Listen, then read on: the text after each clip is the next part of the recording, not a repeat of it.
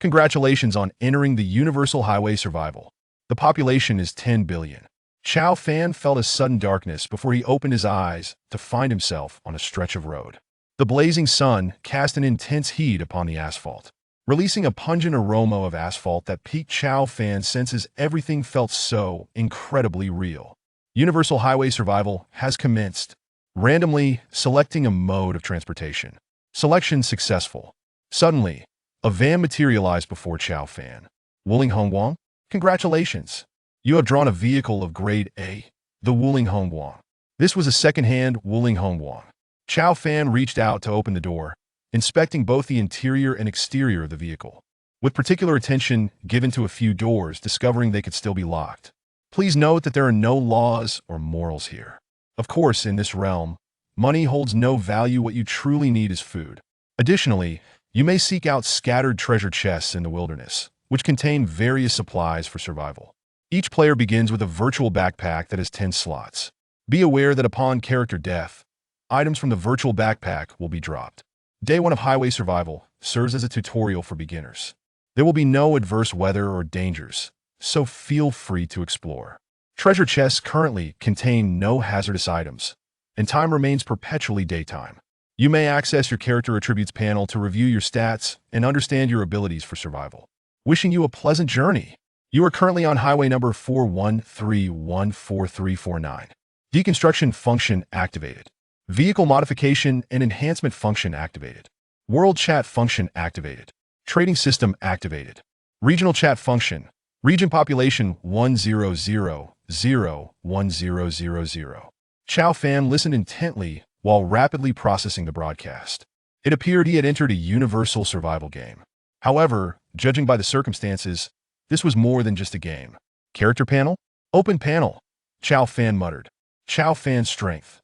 14 intelligence, 10 agility, 10 mentality, 10 stamina, 12 note. The average comprehensive quality of a normal person is 10 points. Evaluation. Your qualities exceed those of the majority. Vehicle. Wuling Hongguang grade A speed. Approximately 80 kmh fuel consumption.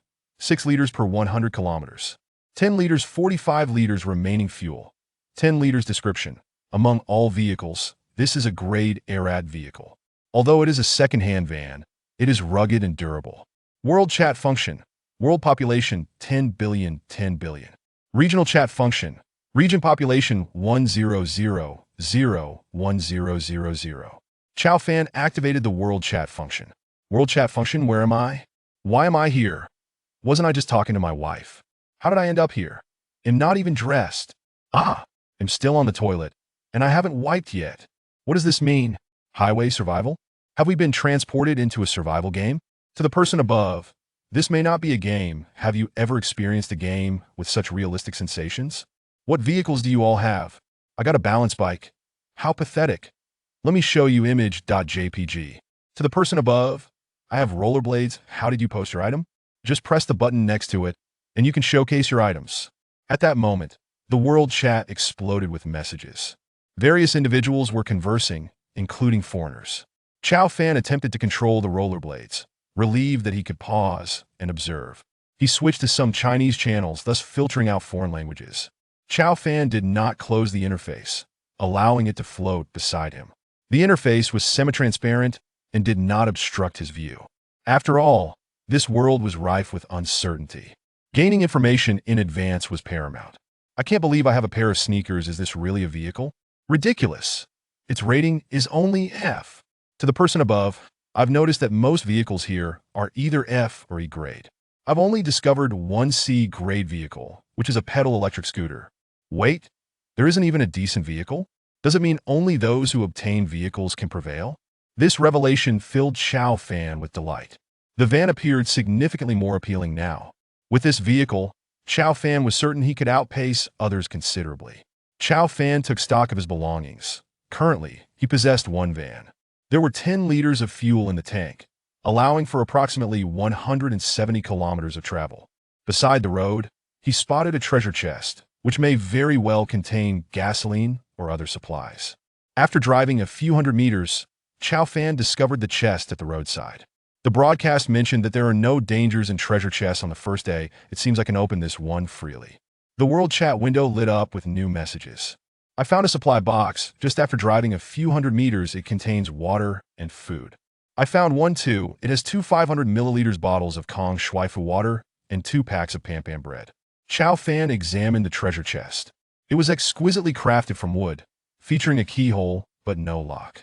Could it be that some chests would be locked in the future? At present, everyone likely shared the same experience, as it was the first day for beginners. It was only natural to have a box to ensure everyone was fed. Ding! Daily ability activated. Today's ability. The first 5 supply boxes contained 10 times the value. Golden Finger? Chow Fan rejoiced. Not only did he have the soul vehicle, but he also possessed a golden finger. Whether it was true or not would be revealed upon opening the chest before him. He reached out, grasped the lock, and pulled upward to open the treasure chest. Kong Shuaifu bottled water, 500 milliliters, 20 Pan Pan bread, 20 tenfold supply, remaining uses for.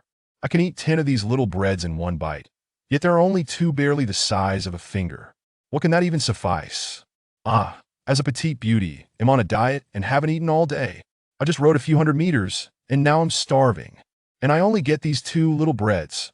Who could survive on that? I'm a beauty. Can someone spare me some supplies? I can send you private photos. To the person above, you're not a beauty, I just verified, and she wouldn't dare show her face. Video?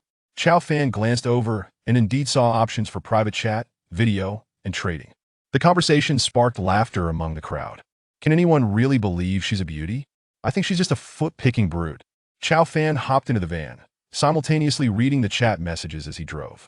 He picked up a bottle of water beside him. Chow Fan noticed text floating above it. Kong Shuaifu, bottled water, 500 milliliters. This is a bottle of water. It can be consumed to quench thirst. Expiration date. 1 year. He then looked at the Pan Pan bread in his hand. Pan Pan bread 60 grams. This is a pack of bread. It is edible. Expiration date. 6 months. However, once he closed the character panel, the text descriptions vanished.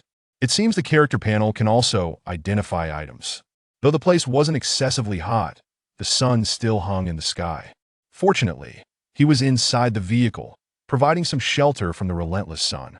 He pondered about others who lacked any cover. How sunburned must they be? He opened a bottle of water and downed it in one go. Refreshing. Water truly is the source of life. Have you all noticed that there's a vehicle modification button next to the panel? I checked, and it allows for vehicle upgrades. Everyone should consider modifying their vehicles to improve efficiency, though it requires a plethora of resources. Currently, we have none. I noticed that too. It seems on the first day, we won't find those resources, as all the treasure chests contain food. Moreover, these supplies are insufficient. 4 pieces of bread would barely suffice for 1 meal. Chapter 2. Tenfold Resources. Chow Fan halted the vehicle and discovered a line of text displayed on the panel. Vehicle Modification Enhancement Function. Upon clicking, he found a floating 3D image of his van. Modify seats. Modify wheels. Modify engine. Modify body. Chow Fan attempted to select the option to modify the body. A plethora of modification schemes was presented before him, ranging from heat insulation to enhanced durability, and even options for ballistic protection. There was also a possibility for customization. Simply inputting text would suffice. Could he really unleash his creativity? Chow Fan tentatively opted for a ballistic steel plate. Required materials, 5,000 iron ingots. Gasp! Chow Fan inhaled sharply, astonished by the staggering requirement of 5,000 ingots. However, the promised bulletproof capability was undoubtedly enticing. As he drove, he scrutinized the modification panel. The road ahead was uncertain, and no one could predict what might transpire. Perhaps a hail of gunfire awaited him. Previewing these modification requirements could prove beneficial. Just then, Chow Fan brought the vehicle to a stop. A glowing red treasure chest materialized before him. Exiting the vehicle, he approached the chest and inspected it. It was a bronze chest. Did this imply that treasure chests had different tiers? Chow Fan glanced at the world chat, noticing no one discussing the bronze chest. Could it be that he was the first to discover it? Holding it in his hands, it felt surprisingly weighty. After a moment's contemplation, he recalled he had 4 tenfold treasure rewards remaining. This bronze chest was undoubtedly superior to the wooden ones. It was also larger, measuring approximately 20 centimeters in length, 20 centimeters in width, and 10 centimeters in height, compared to the wooden chest's 15 centimeters by 15 centimeters by 6 centimeters. Opening his character panel, He read the chest description. Bronze chest. This is a bronze chest, which yields superior resources compared to wooden chests. With a stroke of luck, you might even uncover rare items or materials. Indeed. Chao Fan's guess was correct. The bronze chest was indeed more valuable than its wooden counterpart. If he could unveil something remarkable, it would be a tenfold reward. Chao Fan grasped the lock and gently opened the chest. Plastic tin, electronic components tin, iron ingots tin, iron pot blueprint tin, crowbar blueprint tin, remaining tenfold resources. 3. He was already familiar with the materials, which could be utilized for vehicle modifications. The fact that he had acquired materials indicated that the first day would not solely yield resources. His previous assumption had been shattered. However, he had never encountered these blueprints before. Could he potentially craft these items? Chao Fan retrieved the materials, including the plastic, and placed them in the previous wooden chest, which could serve as storage. Although there was a virtual backpack, he was not inclined to use it just yet. Picking up the blueprints, he examined them closely. Text materialized before him. Description. This is a blueprint for an iron pot, which can be crafted into an iron pot. Note. This design can only be used once. He glanced at the other blueprint. Description. This is a blueprint for a crowbar, which can be crafted into a crowbar. Note. This design can only be used once. An iron pot. This item seemed of little use at present. Yet, as for the crowbar, it could serve as a means of self-defense. After the first day's novice phase, danger would inevitably arise, making it potentially valuable. Were all the requirements iron ingots? Fortunately, Chao Fan had 10 iron ingots on hand. I have stumbled upon a resource chest. It contains iron ingots and electronic components, though only one. I found nothing, and I even encountered an empty chest. What bad luck! Chao Fan returned to the vehicle and scrutinized the world chat. It seemed one could indeed acquire materials on the first day, but he was stuck with a rickety vehicle. He intended to upgrade the riding system. Did anyone know how? The rickety car required him to push it along. This was a hardship. To the person above, I'm not much better off. I have a pair of sport shoes and plan to upgrade to roller skates. But I need 2 iron ingots and 1 plastic. Who has materials? I'll trade for 2 bottles of water. I happen to have 1 iron ingot. I'll exchange it for 2 bottles of water. Dude, you're being too greedy. No deal. It appeared that everyone's upgrade direction aimed toward convenience, enabling them to cover greater distances. After all, the more ground they covered, the more treasure chests they would encounter, increasing their chances of survival. Were they beginning to trade now? Chao Fan clicked the trade button and discovered an array of items displayed in the trading section. Kong Shui Fu 500 milliliters for 1 iron ingot, Pan small bread 60g for 1 plastic. However, why did the water in the Kong Shui Fu icon appear yellowish? How peculiar. Chao Fan clicked the icon. This is a bottle of urine contained in a Kong Shui Fu 500 milliliters bottle. It can be consumed in emergencies, but is not recommended. Who would trade a bottle of Kong Shui Fu for materials? How shameful. The person above. You spoke too soon. I almost traded. I cannot bear to witness such shamelessness as a woman. Ugh. Chao Fan was speechless. Could they really stoop that low? Had there been no description, he surely would have been deceived. Ah, this is infuriating. I misread and inadvertently traded. The urine was still warm. His name is Shun Hao. Remember it, everyone. There's a block button. We can block him, and thereby no longer see the items he posts. Everyone should take note. He has chosen to remain anonymous. Once anonymous, we can no longer see his name. Moreover, he can continue posting. What a scoundrel. The information here is vast. Chao Fan discovered that anonymity was indeed an option in the character panel. One could set anonymity. Observing this farce, Chao Fan nearly burst into laughter. So one could play like that. This Shun Hao is undoubtedly a swindler. Meanwhile, Shun Hao, glancing at the materials in his hands, chuckled.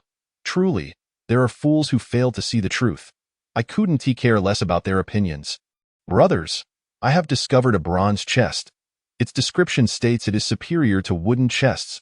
With a stroke of luck, one might uncover rare items.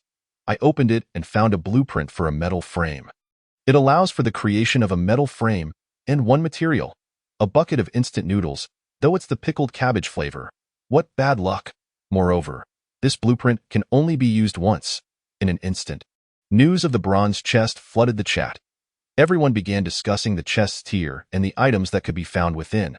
Amidst their discourse, it became clear that wooden chests rarely yielded materials. If at all, And even when they did, the quantity was minimal with a significant chance of encountering empty chests. Typically, one could expect only food items like water and bread, with quantities seldom exceeding 2 bottles of water or 2 small snacks.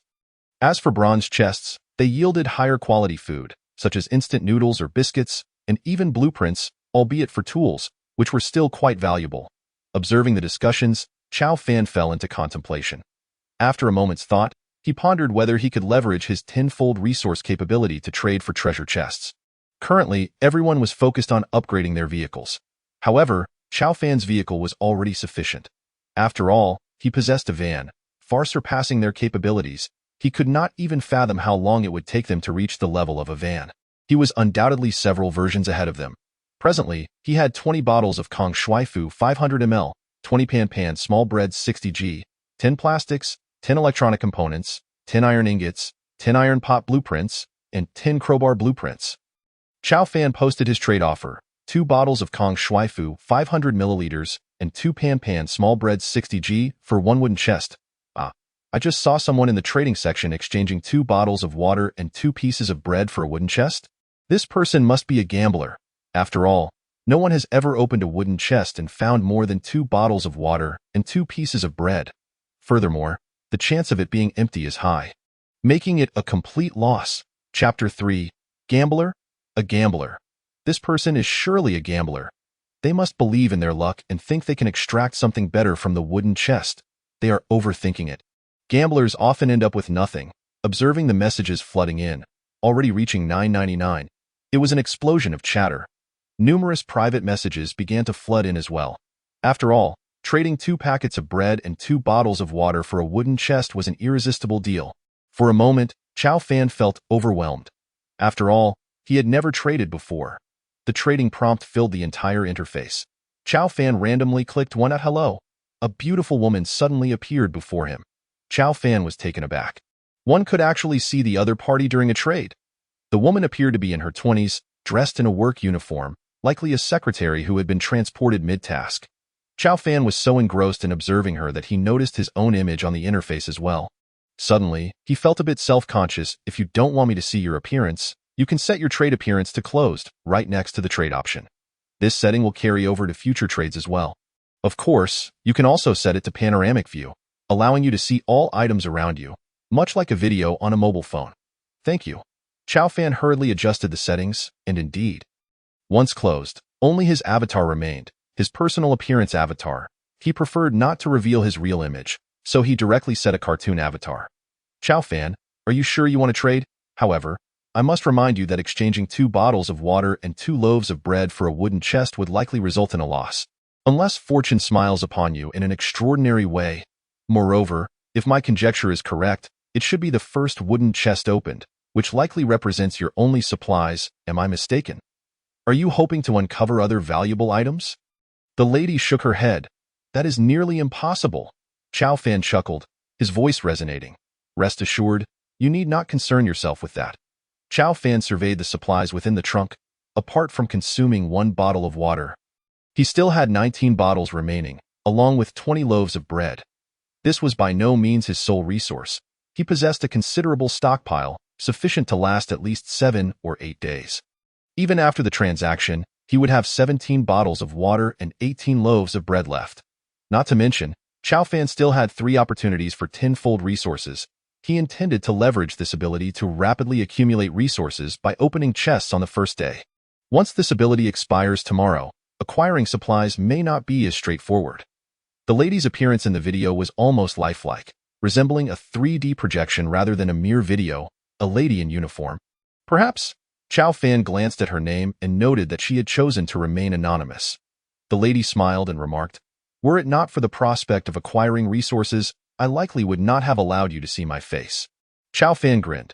A case of uniform allure, is it? Perhaps, as women do possess an advantage in appearance.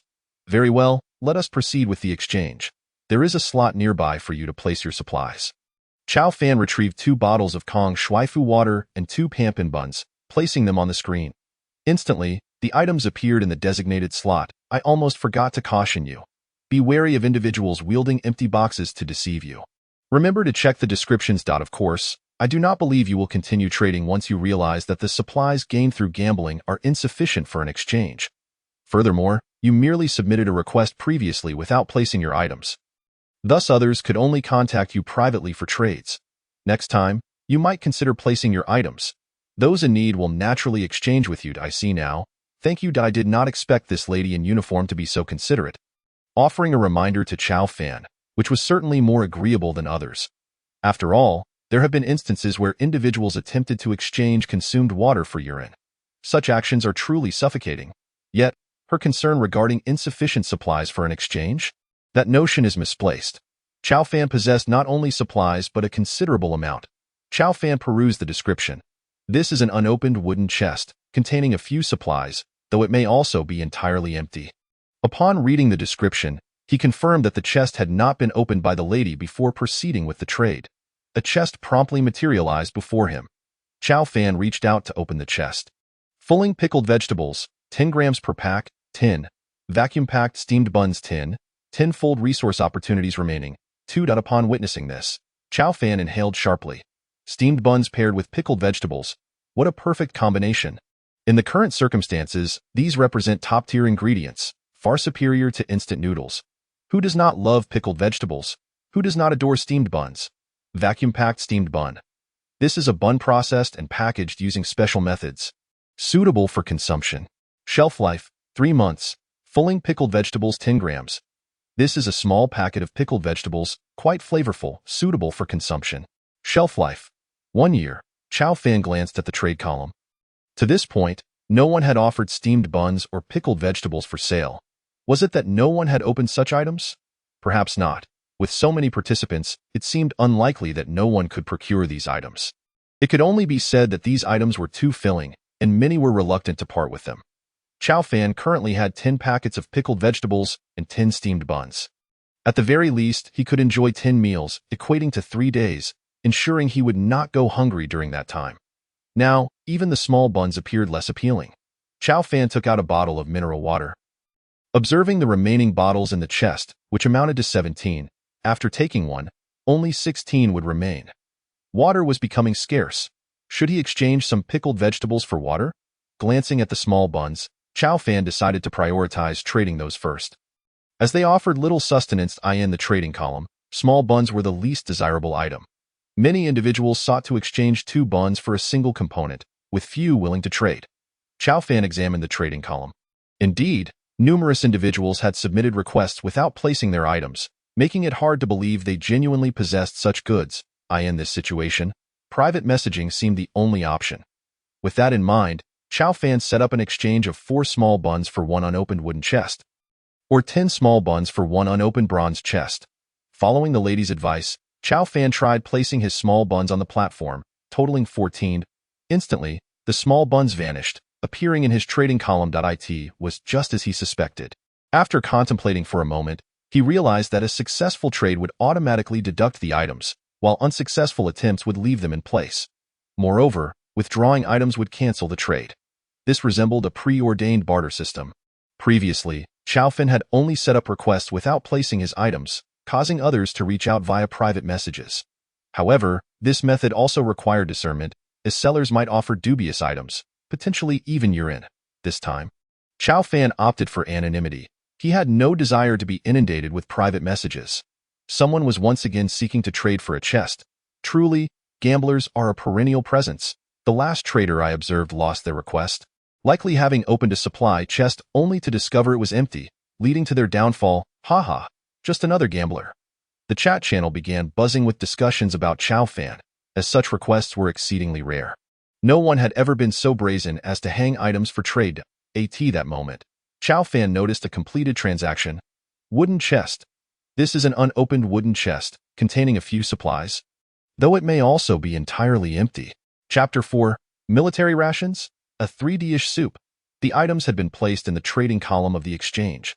Chow Fan retrieved them, and a wooden chest appeared in his hands. For this, Chow Fan had spent 2 loaves of bread and 2 bottles of water, though he was unconcerned. After all, he could open 10-fold resources. He hoped this time would yield some food, preferably not bread or instant noodles, but something of higher quality, though a little less would suffice. Happy Fatty Water 330 milliliters 10-fold resource opportunities remaining. 1. While others can barely quench their thirst, I am enjoying beverages here. Happy Fatty Water 330 milliliters. This is a bottle of Happy Fatty Water, tailored for couch potatoes, allowing only a select few to fully appreciate its flavor. Shelf life, 12 months. Private message alert. A message appeared in Chow Fan's private messaging section. That avatar. Wait, is it the previous lady? No, I have set my anonymity. How could she still find me? Chow Fan clicked to accept. He needed to uncover the reason. Hello, what can I do for you? The lady pondered for a moment before speaking. My name is Zhao Kuer. You may call me Kuer. I have a question for you. Hello, Miss Kuer. Hello. Chow Fan. I wish to inquire whether the request in the trading hall for 10 loaves of bread in exchange for 1 bronze chest originated from you. Chow Fan was taken aback by her inquiry. He chose not to answer directly, instead asking, How did you find me despite my anonymity? The lady's projection appeared on the panel as she explained, Because I had a transaction record with you previously. Although you set your anonymity, it did not apply to past transactions. Oh, I see. So the previous trade does not become invalid due to anonymity. It seems that she had seen his name before he set it to anonymous. Truly, it is you, even with your anonymity. You still have not answered my question. Zhao Kuer looked at Chow Fan with a hint of reproach. Yes, it is indeed me. As expected. Only you could engage in such transactions. I must ask, have you encountered any fortuitous events that have allowed you to amass so many loaves of bread? Chow Fan certainly would not divulge the secret of the 10-fold resources. Merely stating, I have been quite lucky, acquiring numerous components and exchanging them for small buns. Luck, you say? You genuinely surprise me. Zhao Kuer was evidently intrigued by Chow Fan, her expressions becoming noticeably more animated. Chow Fan realized that she likely viewed him as a sudden millionaire. With such a wealth of resources, how could he be anything but? You did not come to private message me solely to ask that, did you? If so, I shall take my leave, as I have matters to attend to. Upon hearing this, Zhao Kuer grew anxious. Wait, what is it? I have a bronze chest here. Instantly, the scene transformed. It was no longer merely a singular projection but a panoramic image. Revealing her vehicle alongside her. At that moment, she happened to have a bronze chest adjacent to her. Chow Fan noticed that her vehicle was crafted from wood, resembling a wooden cow. Your vehicle? Is it the legendary wooden Lu Niu wooden cow? She sighed. Yes, this is a G-grade vehicle, considered the lowest rating among vehicles. It is worth noting that Chow Fan's vehicle was an A-grade. How does this thing even move? Upon mentioning this, Zhao Kuer's expression darkened as she reluctantly grasped the nearby handrail and pushed it forward. The vehicle began to move. However, Chow Fan fell into contemplation, realizing that this vehicle seemed well suited for climbing, with several legs capable of gripping the ground tightly.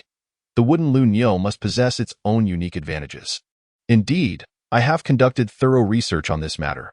It is particularly suited for ascending slopes, yet beyond that, it serves no purpose at present.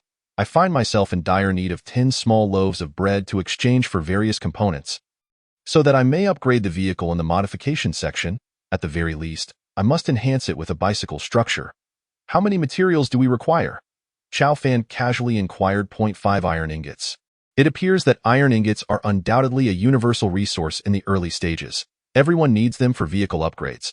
Chow Fan glanced at the trading section and estimated that 2 pan breads could be exchanged for 1 iron ingot. Previously, it was 1 loaf for 1 ingot, indicating a significant demand for iron. Zhao Kuer remarked, I have a bronze treasure chest that I just discovered. As you can see, approximately 10 pan loaves can be exchanged for 5 iron ingots. But I have run out of food that I hope you can spare a little more.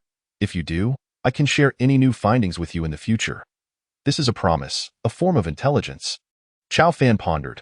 Currently, bronze treasure chests remain scarce, and many prefer to open them themselves rather than trade. After all, within those chests, there may be items of greater value than 10 loaves of bread. And the fact that none have been traded yet is proof of that. Thus, Chow Fan would have to add a few more loaves. If the counterpart requests a small amount, he would not hesitate to consider a trade. How many loaves do you require? 12 will suffice, Zhao Kuer replied. By exchanging 10 loaves for 5 iron ingots, I can upgrade, leaving the remaining 2 for sustenance, enough to last a day, if I cannot survive the first day. It would be truly tragic. Indeed, Chow Fan currently lacks for nothing in terms of food, possessing 17 bottles of water, 10 pickled vegetables, 10 steamed buns, and even 10 bottles of delightful soda. All right, the trade is settled. Thank you, gratitude shown on Zhao Kuer's face. It was not that Chao Fan was overly benevolent. He simply had no desire to consume the bread, so trading it was a preferable option. After all, he still had 14 bags of bread remaining. Following the exchange, Chao Fan retained 2 bags of bread, which he simply tossed into a wooden crate, intending to retrieve them later when hunger struck or perhaps to exchange for iron ingots. Alternatively, they could serve as a snack, which is also quite agreeable. The trade was swiftly completed. Gazing at the bronze chest, Chao Fan was filled with hope. What treasures might it unveil? Ideally, something edible, as he did not currently require any components. For the last time, a tenfold reward. Chao Fan slowly opened the chest. Military ration pack 20, tenfold material remaining. 0. Apart from that, there was nothing else that it. Wow. If Zhao Kuer had opened it herself, she might have ended up with 2 of these, which would surely be devastating. Chao Fan pulled out the contents, a full 20 packs. He took out a plastic bag, which appeared to be made of tin foil. It was entirely silver. There was a tear on one side, suggesting it was to be opened from there. Upon tearing it open, he was astonished. Numerous small packages emerged. Chao Fan counted. There were a total of 8 large packages and 4 small ones. He tore open one small package, discovering it was filled with water. Another small package contained bowls and chopsticks, 4 bowls in total. Tearing open yet another package revealed 4 small bags. Chao Fan was puzzled by the nature of these items. He opened his character panel. Heat release agent. This is a bag containing lime and other aluminum compounds, which, when injected with water, automatically releases heat. It is inedible. A self-heating pot. Chao Fan thought, realizing it must be the heating pack for a self-heating pot. He opened another package, revealing a bounty of dried vegetables, including seaweed, dried eggs, and sun-dried tomatoes. This is a pack of dried vegetables, crafted through a special process that perfectly preserves the nutrients of the food. Chao Fan continued to tear open the remaining packages. Chapter 5. 3 dishes and a soup, a serving of rice, and a drink. 3 dishes and a soup, a serving of rice. The dishes included braised pork, stir-fried garlic shoots with meat, and stir-fried cabbage. The soup was seaweed egg soup. Chao Fan examined the description. Military ration pack.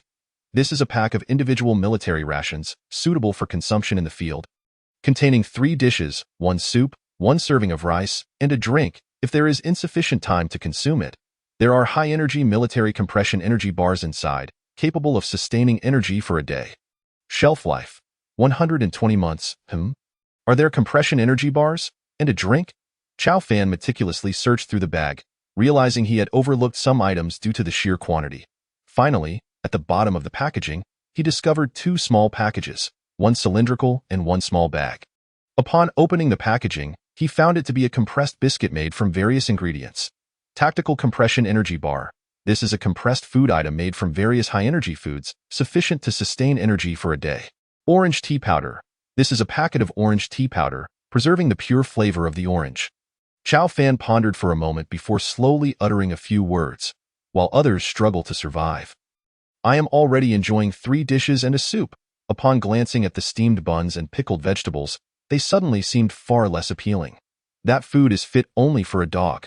Returning to his vehicle, Chao Fan reclined the back seat to create a makeshift table. He placed these items into bowls, added water, and inserted the heating pack. Then, he set a small tray on top and placed the food onto the tray. Before long, steam began to rise, aromatic, incredibly fragrant. On the very first day, he was able to indulge in 3 dishes and a soup. What a delight! Chao Fan let out a satisfied burp. These 20 military ration packs, excluding the tactical compression energy bars, could last him a week. If he included the energy bars, he could survive for at least a month. Chao Fan prepared another packet of orange tea, drinking it down in one go. It was neither too sour nor too sweet. The flavor was just right. Health and wellness are indeed that simple. 3 dishes and a soup, accompanied by a cup of tea. Chao Fan opened his character panel. The world chat was still abuzz with discussions about what everyone had eaten today. Many lamented their lack of options, subsisting on a single pack of pan bread and half a bottle of water. They even had to split that in half to make it last. What else could they eat? Was there anything else? It was still just the small bread. Small loaves are delicious. I have never tasted bread so exquisite. The ones above are simply saying that because they have no alternatives, having anything to eat is already a blessing. Enough said. I must hurry and run further to find a chest. Even pickled vegetables would be welcome. Pickled vegetables? Dream on. I haven't seen many for sale at the auction house. The only pack available was snatched up for 10 small loaves. To think I, the son of a wealthy family, would resort to eating this. Bah, who can spare me some food? When I return, I will reward them with 100 billion. Chow Fan clicked on the avatar and discovered it was indeed him. Wow, it seems that the mighty have fallen. Everyone is now at the starting line, and no one is more privileged than the other. We are all in the same boat. You have misunderstood. Do you not grasp the current situation? You might be struggling for survival yourself. Who would give you anything?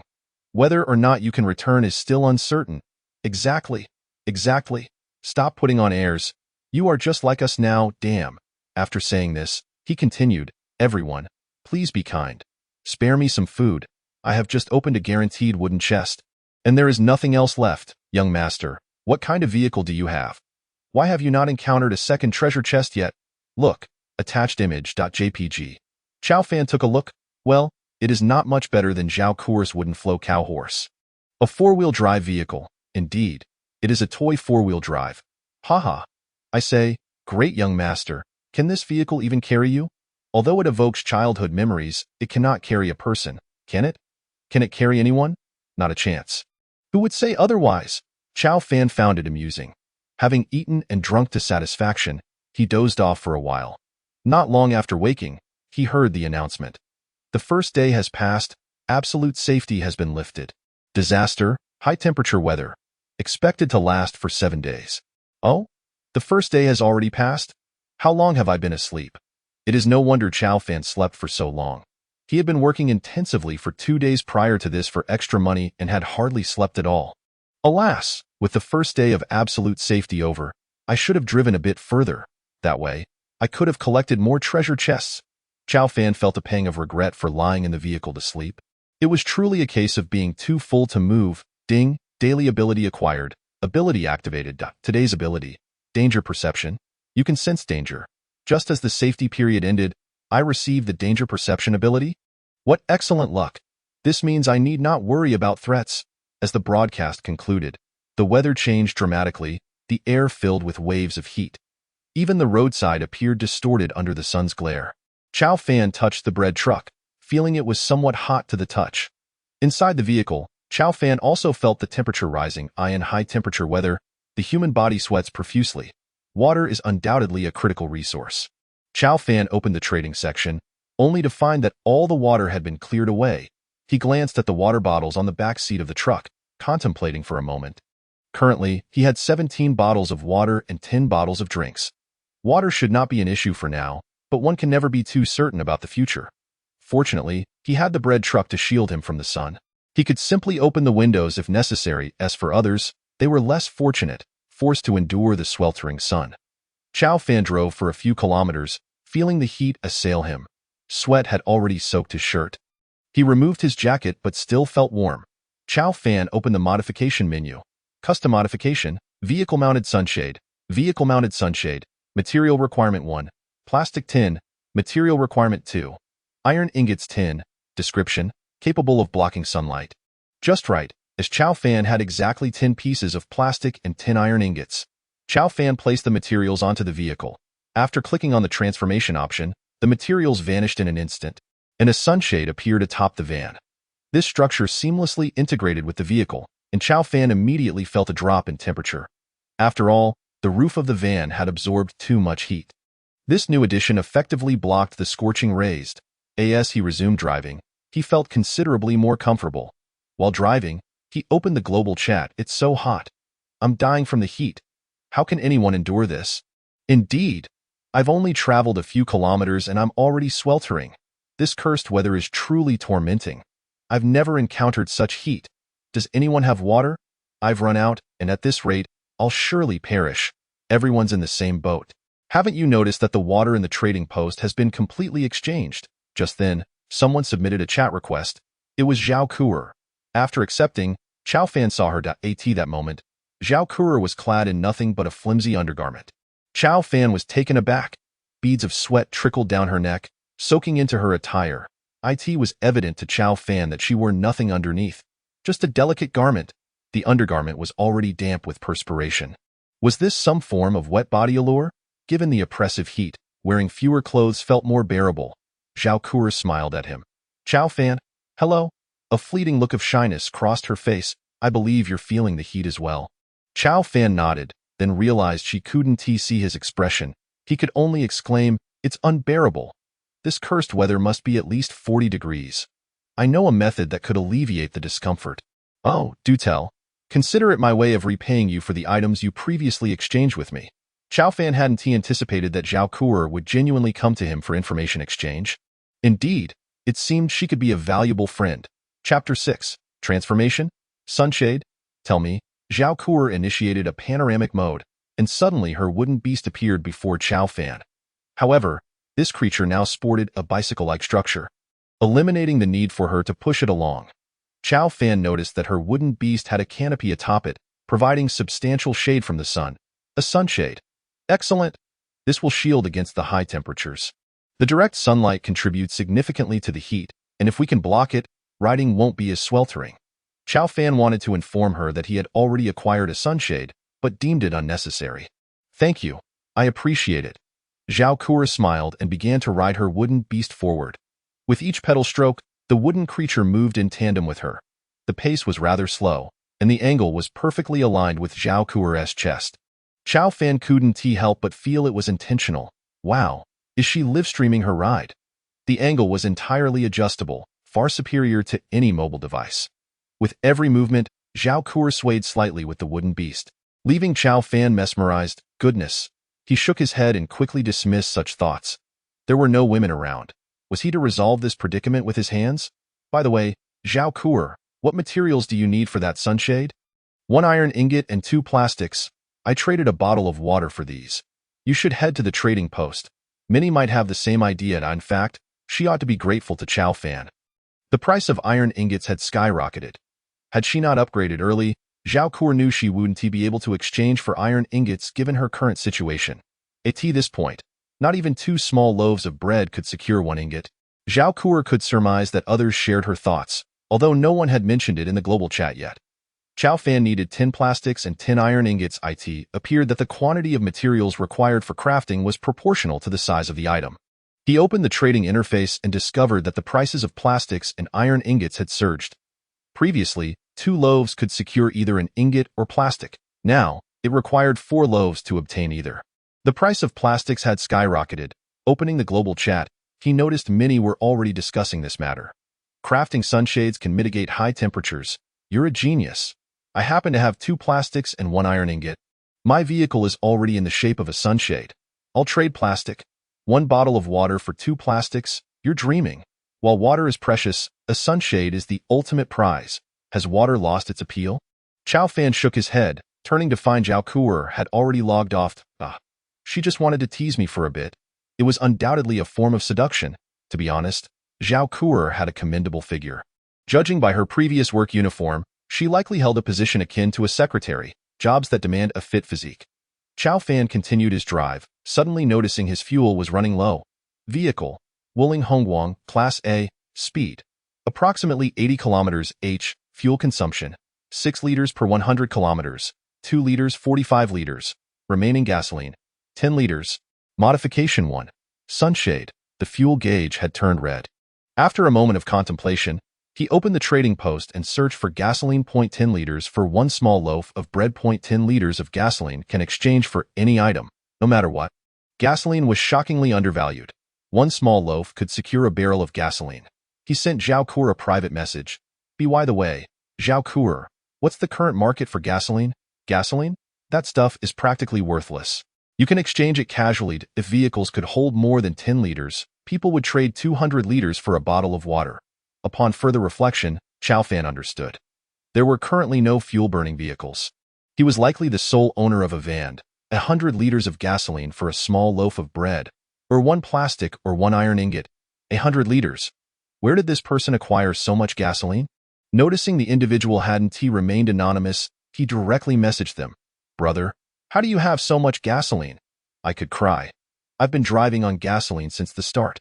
I'm starving. If I can't sell it soon, I'm done for.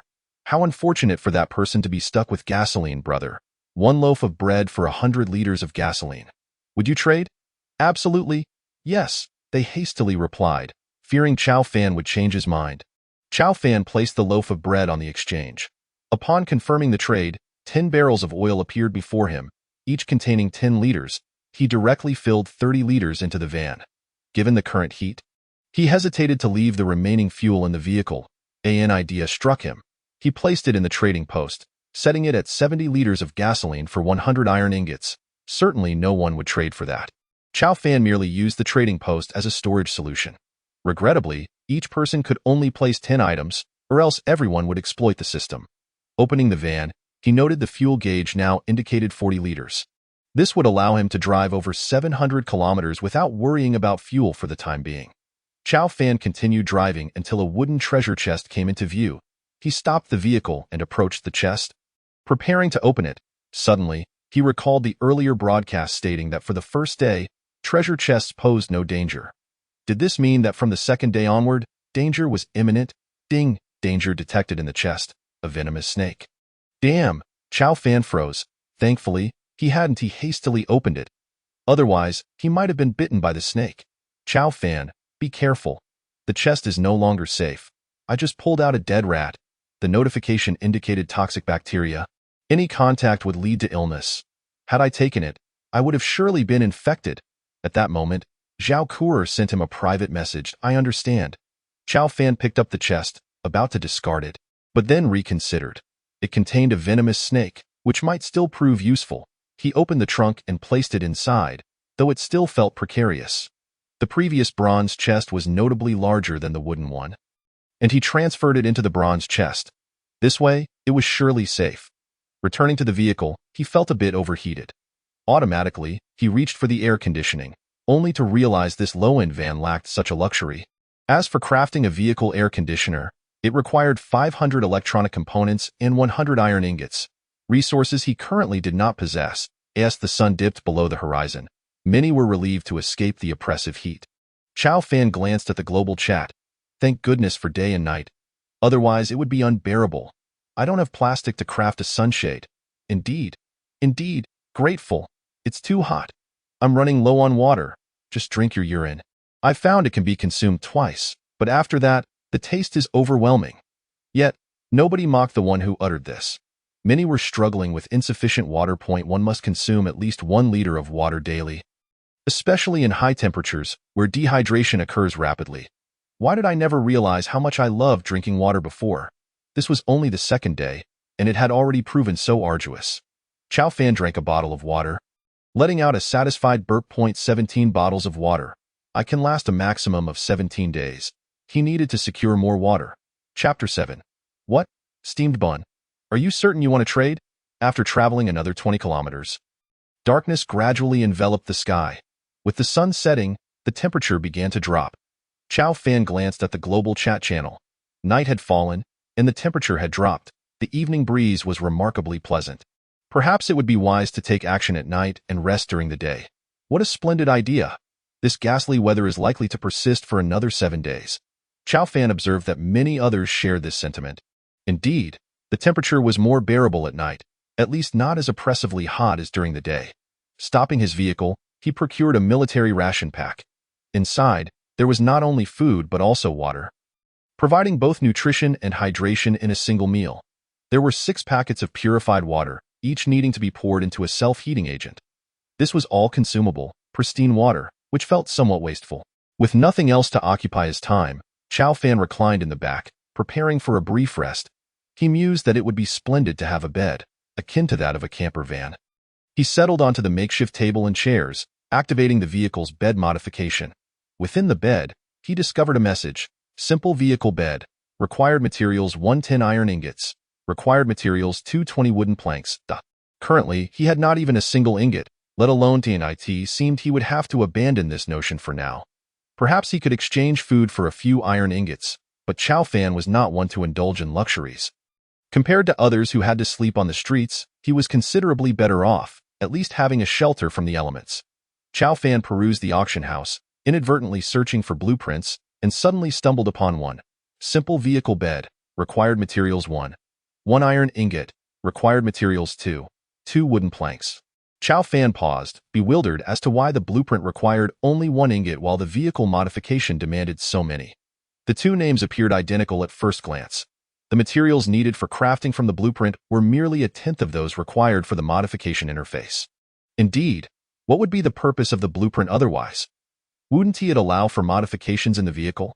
Moreover, the blueprint had the added advantage of enabling the crafting of other items, such as a crowbar or an iron pot, which were 2 different types of blueprints he had previously acquired. The value of blueprints seemed to be on the rise. The blueprint for the simple vehicle bed could be exchanged for any material. Chow Fan privately messaged a user regarding this. After a while, he received no reply. Private messages are easily overlooked, as not everyone is constantly monitoring their panels. Thus, Chow Fan resorted to initiating a video call. Video calls have a conspicuous notification, which should capture the recipient's attention. Hello, hello. Chow Fan discovered that the other party was a young girl, or perhaps it would be more accurate to describe her as a lowly. At that moment, her hair was elegantly styled atop her head, adorned with several decorations. She had a large mouth and gazed at Chow Fan with an adorably naive expression. Of course, Chow Fan did not activate his video. She was merely observing the panel. It was reminiscent of a cosplay. Could it be that she was transported here while in costume? She was clad in a tank top, with few garments, yet it did not evoke any desire within Chow Fan. After all, who would be attracted to a flat-chested individual? Seemingly sensing something, she abruptly closed the video, leaving only a cute avatar. Hello. I would like to exchange for your blueprint for the simple vehicle bed. Hello. Any material will suffice for the exchange. How about a steamed bun? What? The other party exclaimed, immediately reopening the video. What did you say? The accent was unmistakably northeastern. A steamed bun. Are you certain it is just 1 bun? Is that insufficient? Perhaps I could add a fulling pickled vegetable? A steamed bun paired with pickled vegetables is a perfect match. Chow Fan replied, You must be joking. What's wrong? Is it still not enough? Chow Fan inquired. The young girl seemed flustered. No, that's not what I meant. Do you have any idea of the market price for a steamed bun? 1 bun can be exchanged for 4 loaves of bread. And as for pickled vegetables, they can be traded for 1 iron ingot. Are you aware of the price of an iron ingot? It's nearly equivalent to a bottle of water. Exchanging a blueprint for a single bun is an incredible profit. Initially, she had thought that trading for a small loaf of bread would be quite favorable, but she never anticipated that a steamed bun would also include a pickled vegetable. That's how it is. I had thought that after consuming military rations, a steamed bun would be nothing more than scraps, unaware that it remains a delicacy outside. Had she not pointed this out, or feigned a transaction, Chow Fan surely would have fallen for it. Thank you for your kind reminder. However, I believe your suggestion merits a trade value. I am prepared to exchange for your blueprint. I cannot. She continued to refuse, her face displaying an expression of rejection. Chow Fan asserted, If you do not wish to trade, then I will also withdraw. Upon hearing this, she gasped, lowering her head in embarrassment, feeling shy. All right, thank you. Despite her youthful appearance, she was indeed 18 years of age. She recognized that Chow Fan was genuinely being kind to her. Glancing at the lone small bun of food remaining, it would be disingenuous to claim she did not need it. She truly required this meal. Thank you so much. Could we become friends? If I come across any valuable items that I do not need in the future, I will return them to you first. Very well. Please send me a friend request. Your account is set to anonymous, and I am unable to request you. Then I shall request you.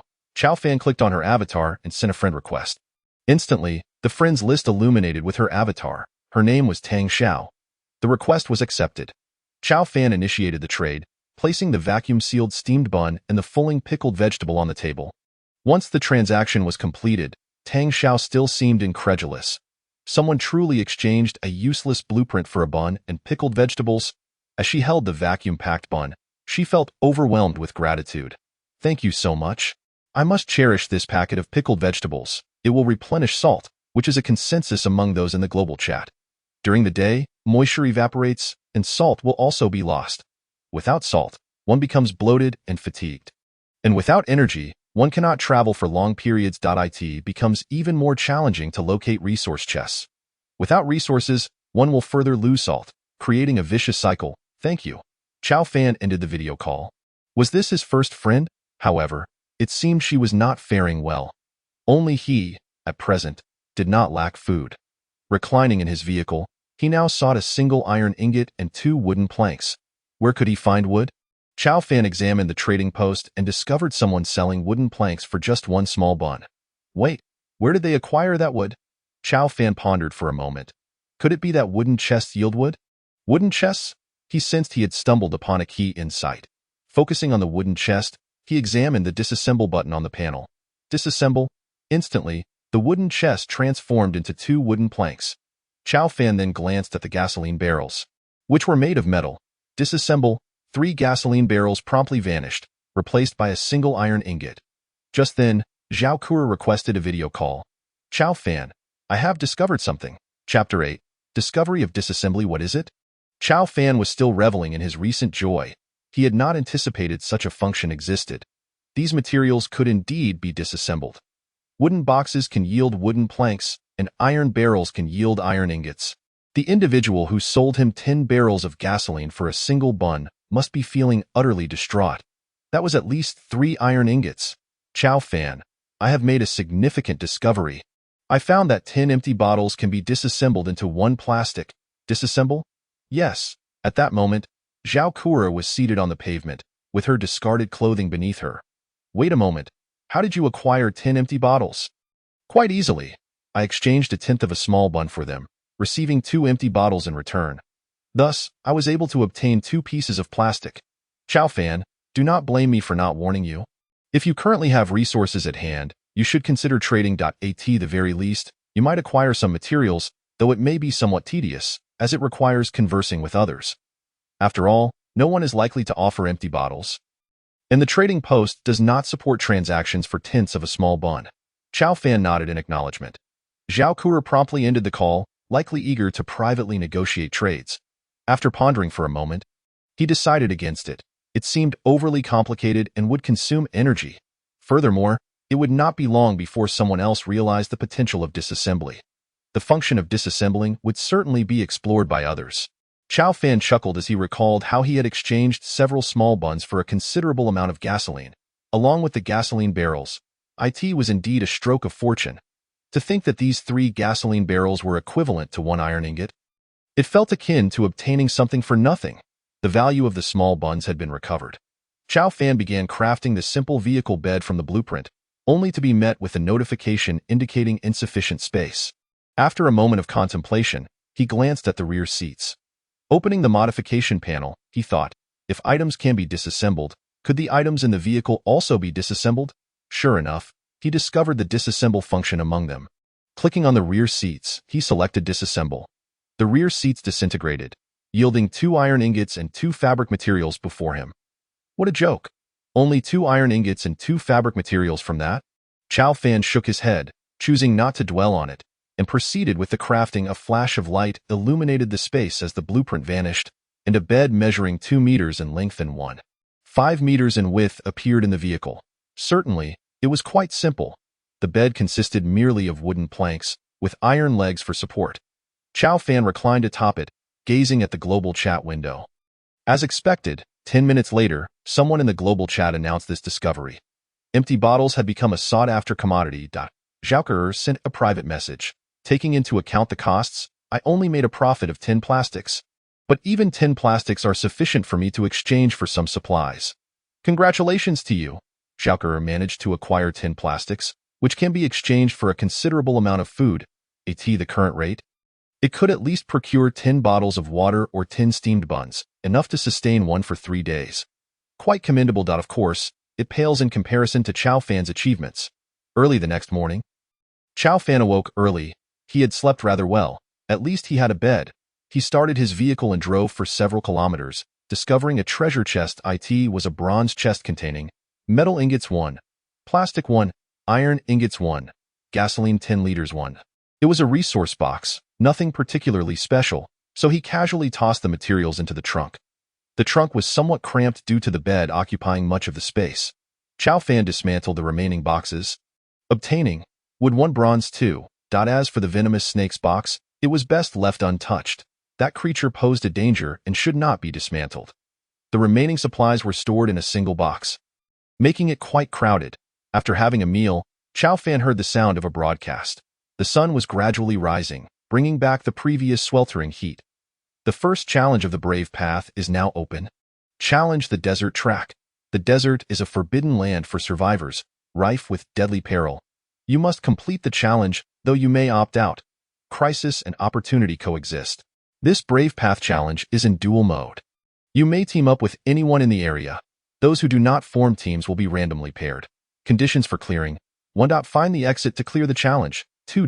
Or remain in the desert for a day. During the Brave Path challenge, all forms of communication, except team chat, will be blocked, and trading will be disabled. You can only use the food and water you carry to complete the challenge. Good luck. Randomly teaming up in the area? Chow Fan opened the regional chat and noticed that no one had been conversing prior. Following this announcement, a flurry of chatter erupted. Everyone was surviving on their own roads. Indifferent to the regional chat.is, this the function of the region? The regional chat had transformed into a bustling conversation. Chow Fan then noticed that the chat had changed to 1980, indicating that 20 individuals had not survived until now. They perished. Hello, is anyone there? Will you participate? It's too dangerous. We might as well continue along the road. Dangerous? We hardly have any food. Didn't you hear that danger and opportunity coexist? Everyone be quiet. I'm Zhou-Tai. I have a fairly abundant supply of resources. Those who team up with me will surely pass this challenge. Who wants to join me? I want to. Me too. Zhou-Tai, let us do a video call. Zhou-Tai fell silent for a moment, then said, I plan to team up with Lu Mei. You all can decide for yourselves. Chow Fan was taken aback. Clicked on Lu Mei's profile and discovered a pure and radiant beauty. Yet, there was certainly something amiss. Why agree to team up just after a video call? Chow Fan glanced at the speaker and was surprised to find someone he recognized. However, he did not apply to join the team.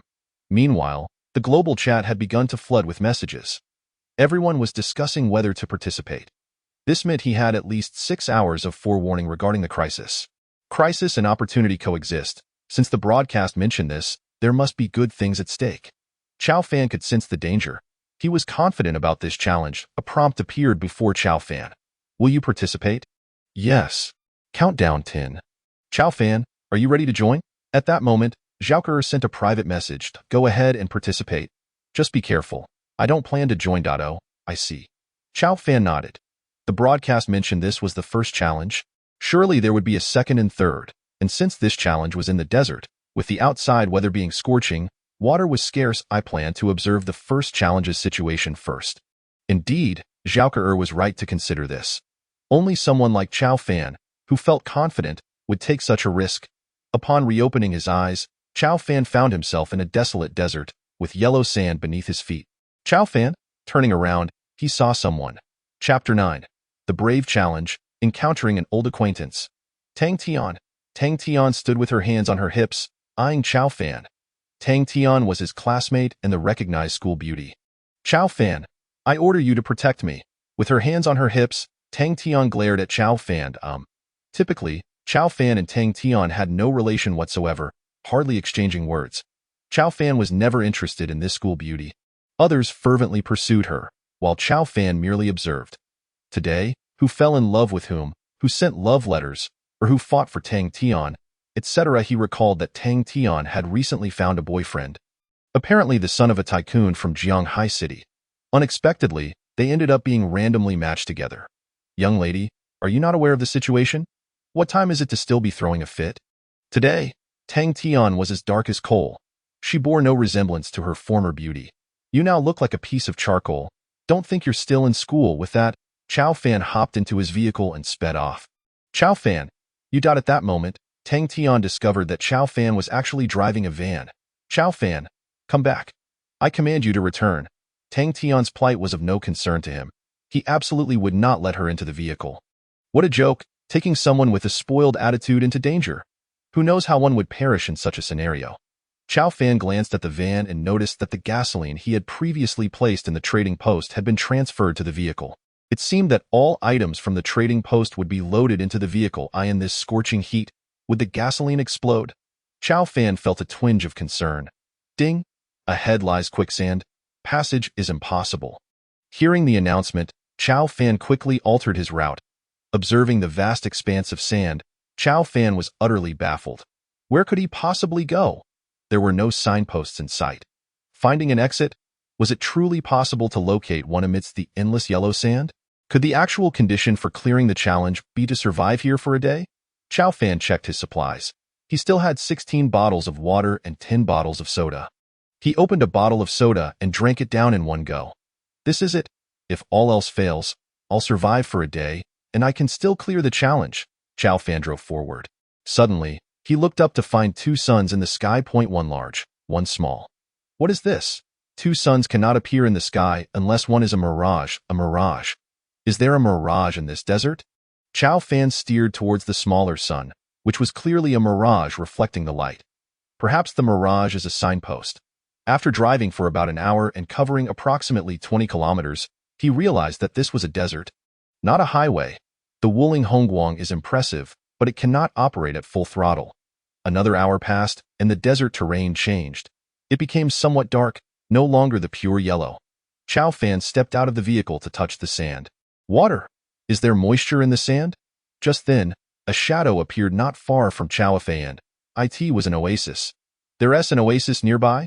A desert oasis. Chow Fan drove towards the oasis, but it vanished shortly thereafter. A mirage again? The scene had been too vivid. Chow Fan could hardly discern the truth. Could it all be an illusion? No. A mirage must have a reference point to be reflected, indicating there must be a real location nearby. Perhaps it lies just ahead. Chow Fan pursued the direction of the mirage, but it disappeared once more. He took out a bottle of water and drank it down, followed by another. It was sweltering. Even with a shade, he still felt the heat. The temperature in the desert must be soaring to 50 degrees. Chow Fan stripped off his clothing, attempting to drive faster, hoping for a breeze against his skin. It was hard to imagine how those without vehicles survived in the desert. Chow Fan suspected many would choose to find a sand dune to shield themselves from the sun, struggling to endure. Only Chow Fan continued to explore. Another mirage appeared, but this one was even clearer. Chow Fan continued to chase after it. He had lost track of how many he had pursued, when suddenly, he saw it. An oasis in the desert. A patch of green, with towering trees and a lake nestled among them. A true desert oasis. It was hard to fathom such a place existed in the desert. Chow Fan drove into the oasis. Ding! Ahead lies danger. A venomous snake is present. Chow Fan was taken aback as he noticed a cave ahead. Something seemed to be writhing at the entrance. He turned on the headlights, illuminating the cave's interior, revealing a sight that made Chow Fan's heart race. There lay a giant snake, over 10 meters long, with a triangular head and glowing red eyes, fixated on Chow Fan. This is perilous. Chow Fan hastily reversed the vehicle. Retreating from the oasis, beside the snake's den lay a lake, its waters seemingly endless. The thought of what could be done with such abundant water was staggering, but obtaining it would require one's life. The snake emerged slightly, flicking its tongue menacingly at this moment. Chow Fan had already exited the oasis and found himself amidst the desert. If the serpent were not dealt with, the water would remain a mere illusion, something to behold but never to possess. What a challenging endeavor it was to survive in this barren wasteland. Chow Fan pondered how, without a swift mode of transportation, he would never have arrived here. Even if he had somehow made it, vanquishing that colossal serpent would have been utterly impossible. Ultimately, he could only lament his fate. Chow Fan glanced at the trunk. A crowbar blueprint? No, utterly useless. Relying on a crowbar to slay a serpent would be akin to throwing oneself into the fire. Suddenly, his gaze fell upon a gasoline canister. 10 liters of gasoline. No, to be precise, it was the gasoline within the canister that caught his attention. Looking back at the oasis, he shook his head. Oasis, perhaps you should not exist here. The only way to eliminate the serpent now was to set it ablaze. However, doing so would inevitably incinerate the oasis. But given the current predicament, the fate of the oasis was of little consequence. What Chow Fan sought was water, and fire would not diminish it in the slightest. With 4 canisters of 10 liters each, he had more than enough to ignite the surroundings. Driving his vehicle, he retrieved a gasoline canister, leaned out partially, and began to douse the area around the oasis with gasoline. even splashing it on the trunks of the trees. To prevent any sudden encounters with the serpent, he exercised caution, careful not to drive off recklessly. Fortunately, the serpent seemed oblivious to his actions. Eventually, Chao Fan drove a considerable distance away, opened the hood of his Wuling Hongguang, retrieved the battery, and soaked a piece of wood in gasoline. As he connected the positive and negative terminals of the battery, a spark leapt forth, igniting the wooden stick. Once the flames were sufficiently ablaze, he tossed the burning wood towards the gasoline-soaked area, and flames erupted into the AIR. At this point, Chao Fan had already returned to his vehicle. The engine was still running, so the absence of the battery was of no concern. As long as the engine did not stall, the battery's function was rendered moot. Hiss, hiss, hiss. The serpent emitted a wretched howl, and Chao Fan observed as the creature elongated its body, towering even above the trees. In that moment, the serpent fixed its gaze on him. This was bad. The serpent lunged forward, seemingly intent on obliterating the intruder that had disturbed its lair. Chapter 10. Danger? So close yet so far. Danger. A venomous serpent is in pursuit from behind. Chao Fan slammed down on the accelerator, shifting from first to third gear in an instant. If it had been any other luxury car, the engine would have stalled by now. Only the Wuling Hongguang could manage to start in third gear. Chao Fan drove at breakneck speed, while the serpent chased closely behind. A dramatic chase unfolded between man and beast. The vehicle's speed reached 30 km/h, which translates to approximately 8.33 meters per second. This velocity was already double that of what he had achieved earlier. Chao Fan could no longer accelerate further.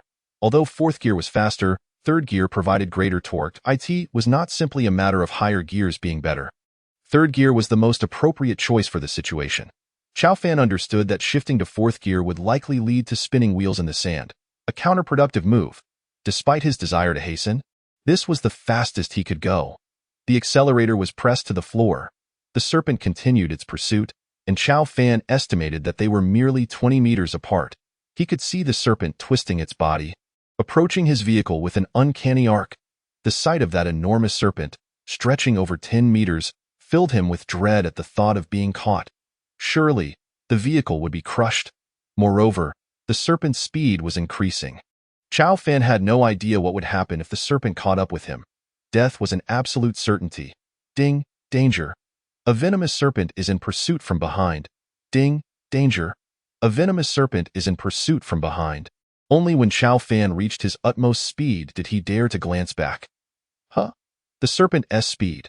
It was so close, yet it could not quite catch him. After all, this was a vehicle.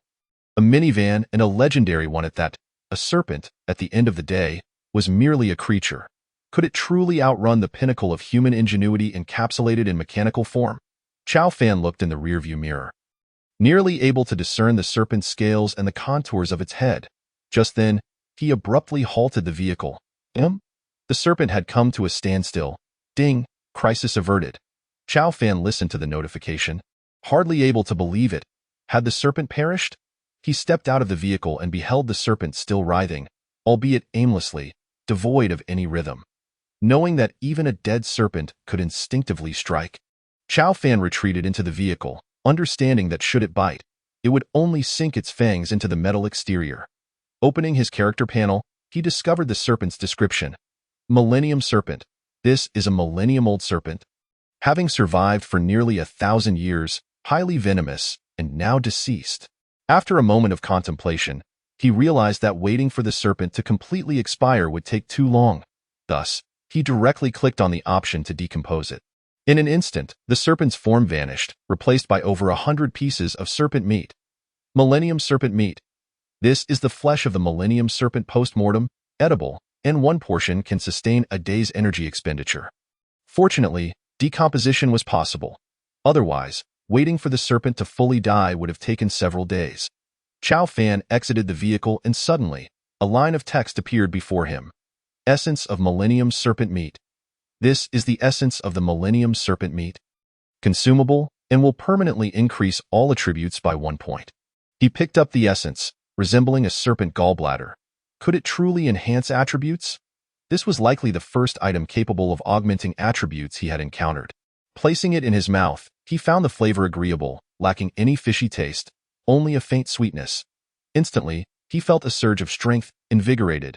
Chao Fan. Strength. 15. Intelligence. 11. Agility. 11. Spirit. 11. Endurance. 13. As for the remainder, he stored it neatly in his virtual backpack, 100 portions of serpent meat arranged in perfect order. Each portion could sustain a day's energy needs, undoubtedly a valuable find.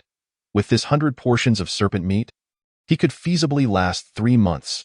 Truly, danger and opportunity coexisted. If Chao Fan's conjecture was correct, this serpent was likely a water snake, entirely unsuited for traversing the desert. After such a prolonged chase, it must have succumbed to the heat.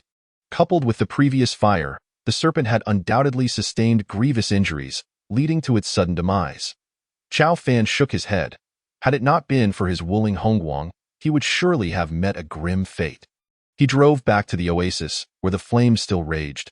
After waiting an hour, the fire finally extinguished. What was once an oasis had transformed into a charred wasteland. Charred remains? A spark of inspiration struck Chao Fan.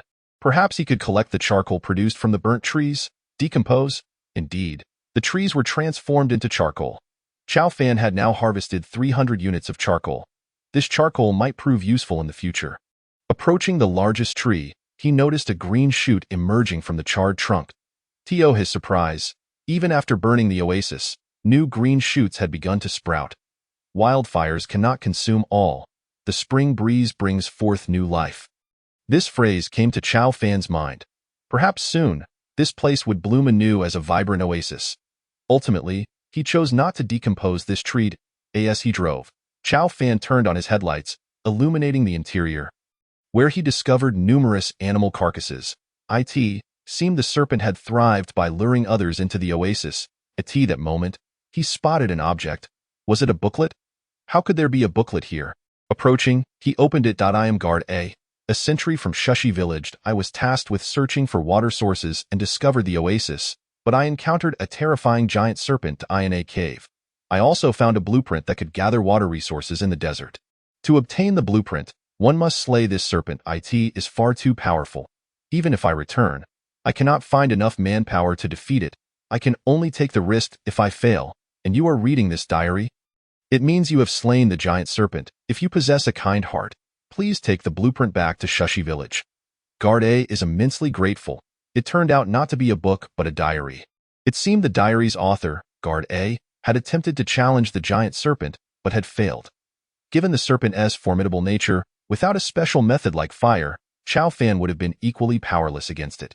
Within the pages of the diary, he indeed found a blueprint. Water Collector Blueprint. Description. This is a blueprint for a water collector, capable of gathering 1 liter of water from the air daily and is reusable. Required materials 1. Iron ingot 1. Required materials 2. Electronic components 2. Required materials 3. Plastic 1. Chao Fan was taken aback. A water collector blueprint. 1 liter a day. That would suffice for daily hydration. Thus, whoever possessed this would never have to worry about water again. Most importantly, it was reusable. This was the first time Chao Fan had encountered a reusable blueprint, and it was for a water collector at that. However, the ensuing dilemma was whether to return it. If he did, it would mean relinquishing the blueprint. After careful consideration, Chao Fan decided to construct the water collector first, then head to Shushi Village to see for himself. Regardless of whether he returned it, he would at least possess a water collector. The materials needed to create the water collector were conveniently on hand. He extracted the materials, and with a flash of light, a water collector materialized before him. He placed it in his vehicle, and before long, droplets of water began to form on its surface. Chao Fan then inspected the cave.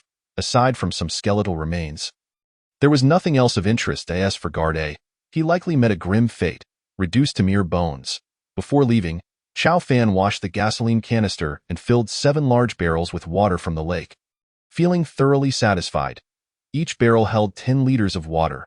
Unfortunately, he had no other containers. Otherwise, he could have gathered even more water. The diary contained a map, and as Chao Fan drove, he soon spotted a cluster of buildings. Chapter 11. Perfectly completing the hero's path. As the vehicle entered the premises, it became apparent that the place was devoid of any life. Nothing but some ochre-hued, antiquated structures surrounded him. Where were the people? World broadcast. Congratulations to the anonymous player, Tang Tian. For being the first to perfectly complete the Hero's Path Phase 1 challenge. Rewards dispensed. Chow Fan felt a wave of darkness wash over him, only to find himself back on the highway. That moment, the world chat erupted. What was happening? Someone had completed it. No, this wasn't the reaction one would expect from a completion. Was there really a world broadcast? This wasn't completion. It was sheer luck that he had stumbled upon a deserted enclave of buildings. He had completed it, yet there had been no broadcast. Did you not see? This is a perfect challenge. It seems that the hero's path can be completed in both a perfect and a simple manner. Have you played the game? The real ending and the false ending. This perfect completion is likely the true ending. The discussions flooded the screen, all speculating about the identity of the anonymous player. However, they all knew one thing. Tang Tian had also completed it. That moment, Tang Tian's private chat was inundated with messages. She was just as bewildered. How had she perfectly completed it?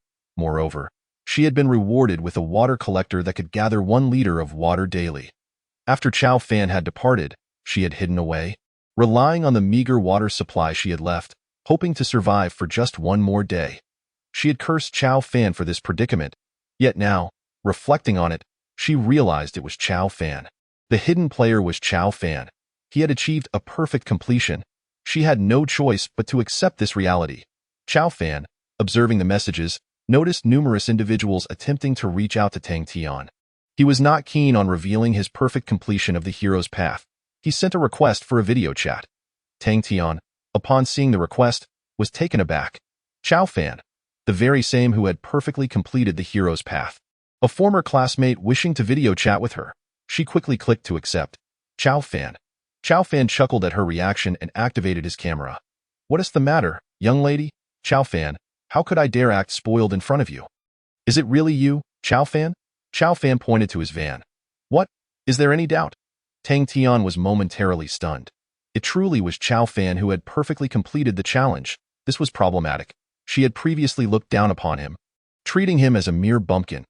Even in school, she had never deigned to acknowledge him. By the way, Tang Tian, it's best you don't mention me to others, or else Chow Fan I understand.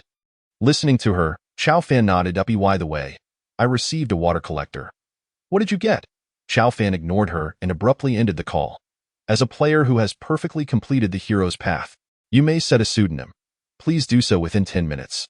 Setting a pseudonym will allow others to view your glorious achievements, but it will remain unknown to them. If not set, it will be automatically cancelled. It won't be known to others? Then I must set one. What should it be?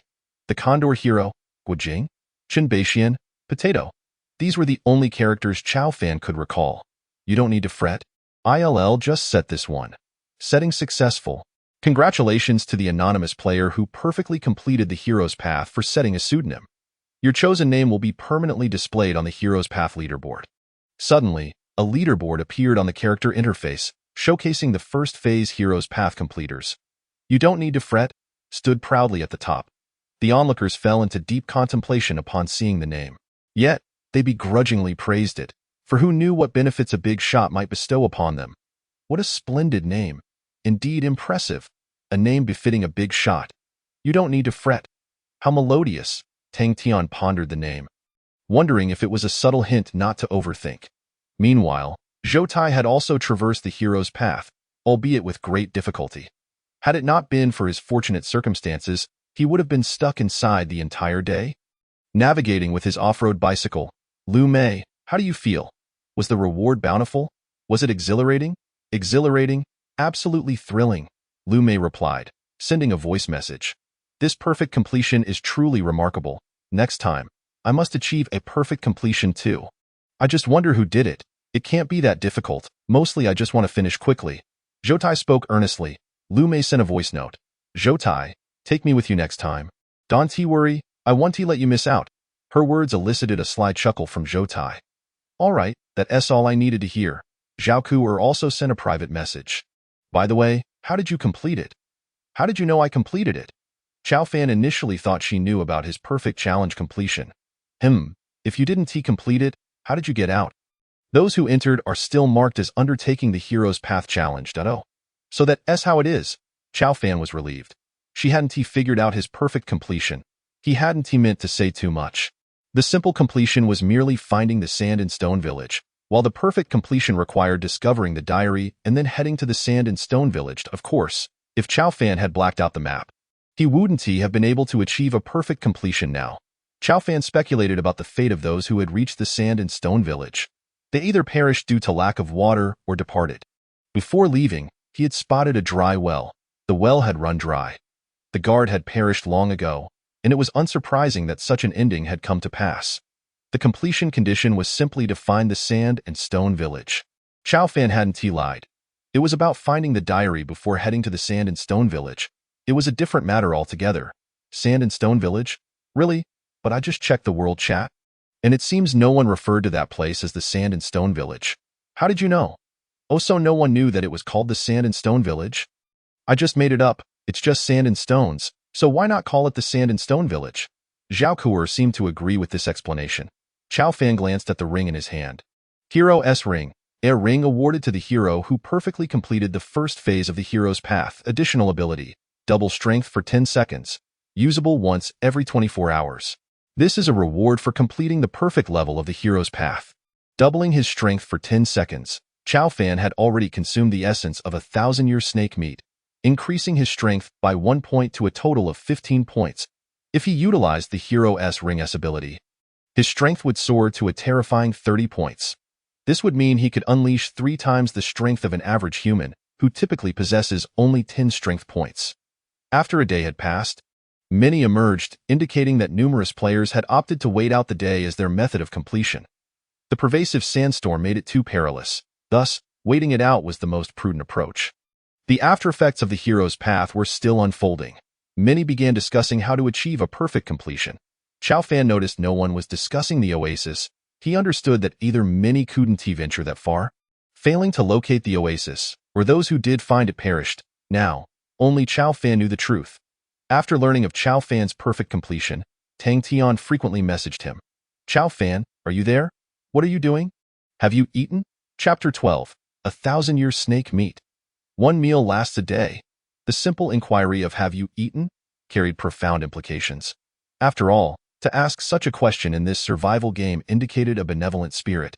However, Chow Fan was on the verge of being overwhelmed. Regrettably, anonymity could not be set in regional chat. It only applied to world chat and the auction house. Tang Tian, if you send me any more trivial messages, I'll block you. Upon sending this message, Tang Tian fell silent. All right, I won't disturb you anymore. At that moment, Tang Tian gazed at her water collector and smiled. How fortunate she was to have matched with Chow Fan. Otherwise, she wouldn't have obtained this water collector. In such sweltering heat, producing 1 liter of water daily was an exhilarating prospect. She could ration it, consuming only 500 milliliters daily and trading the remaining 500 milliliters for other parts to upgrade her vehicle. The mere thought filled her with excitement. However, all of this was thanks to Chow Fan. He possessed a van, making him quite the asset. Chow Fan retrieved the snake meat from his virtual backpack. 1,000-year snake meat. This is the meat of a 1,000-year-old snake post-mortem. Edible. 1 portion can sustain energy consumption for an entire day. Shelf life. 3 days. Staring at the shelf life, Chow Fan felt exasperated. There were exactly 100 portions of snake meat. With a shelf life of 3 days, it would be inedible after that. He needed to devise a plan. A video invitation appeared. Chow Fan was startled that it was Tang Xiao. Hey, Chow Fan, hello, Tang Xiao. What can I do for you? I obtained a blueprint. I wasn't sure if you needed it. Oh, what blueprint? At that moment, Tang Xiao was under a sunshade. Beside a vehicle that resembled a scooter with handlebars requiring pedaling, she sent the blueprint over. Chow Fan clicked on the blueprint to take a look. Drying rack. Introduction. This is a design blueprint for a drying rack, capable of air drying various items, and the blueprint can only be used once. Material requirement 1. Wood 2. Material requirement 2. Plastic 2. Sleepiness has arrived, bringing along a pillow. How come I didn't think of air drying snake meat myself?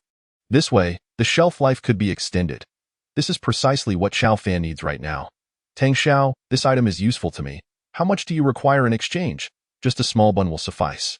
This item is of little significance. After all, everyone consumes instant food, with bread and instant noodles having long shelf lives, and no one possesses cooked meat. Tang Xiao initially held no hopes. If Chow Fan declines, She would simply discard it at the trading post. It's unlikely she would exchange it for anything substantial, at most a mere empty bottle. By the way, how did the steamed bun and pickles I gave you last time fare? Tang Xiao retrieved the bun and pickles from her virtual backpack, revealing that she still had half a bun and had only eaten a little of the pickles. Moreover, I must be frugal, or else I may find myself without food for the next meal. Observing his military rations, Chao Fan pondered how meager the meals of those outside must be. He still had snake meat, totaling 100 portions. Truly, this is a survival game. At least now everyone must strive to fill their stomachs.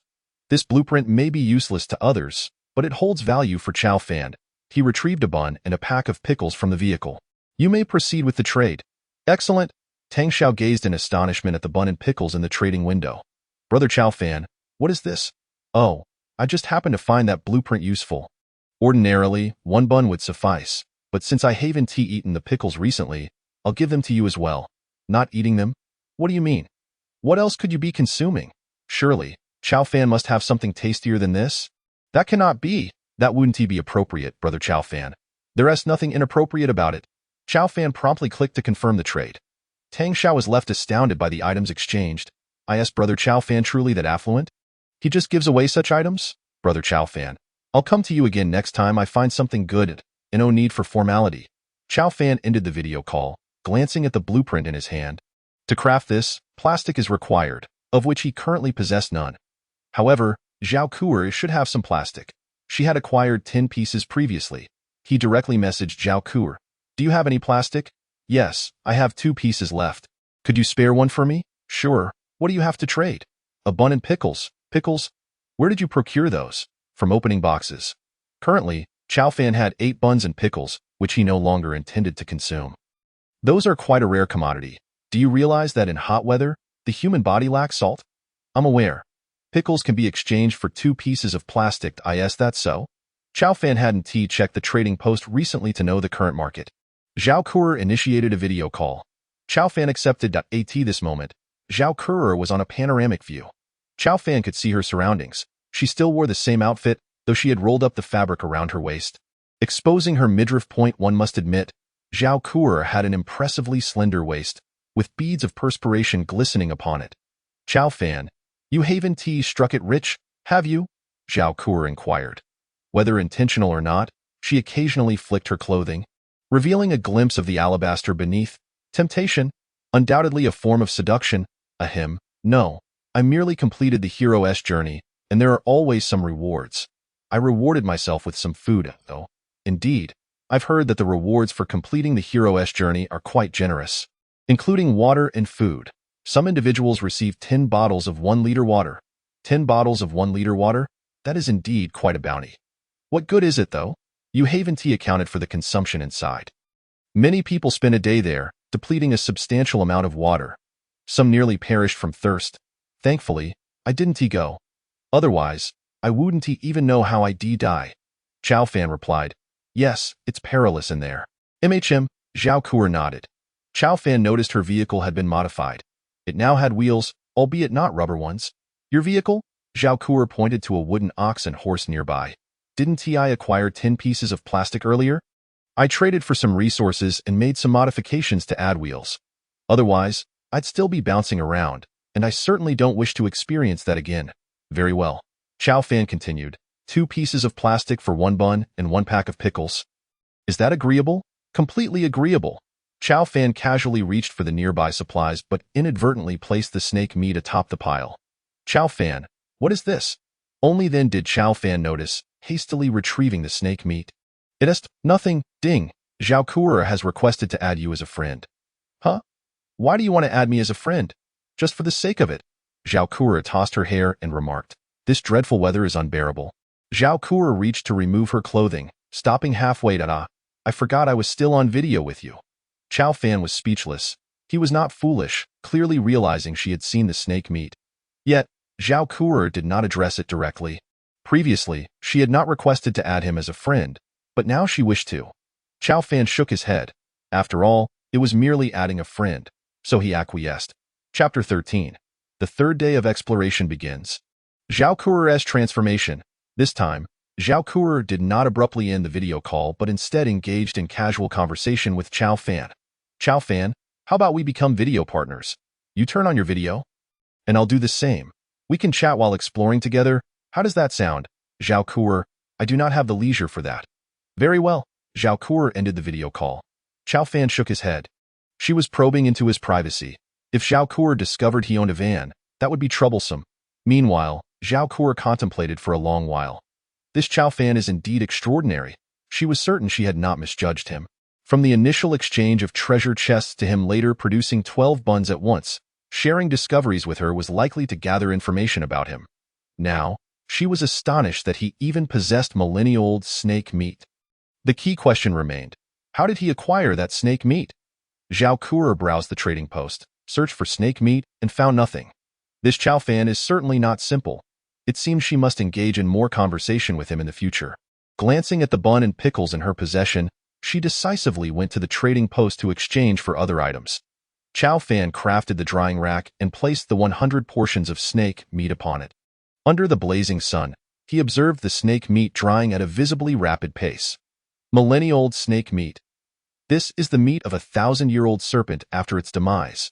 It is consumable, with 1 portion sustaining energy expenditure for an entire day. Shelf life, 3 months. The shelf life has now increased from 3 days to 3 months. There is no longer any need to worry about spoilage. However, the flavor of this snake meat should be quite delightful. Unfortunately, it cannot be consumed just yet, as it remains raw.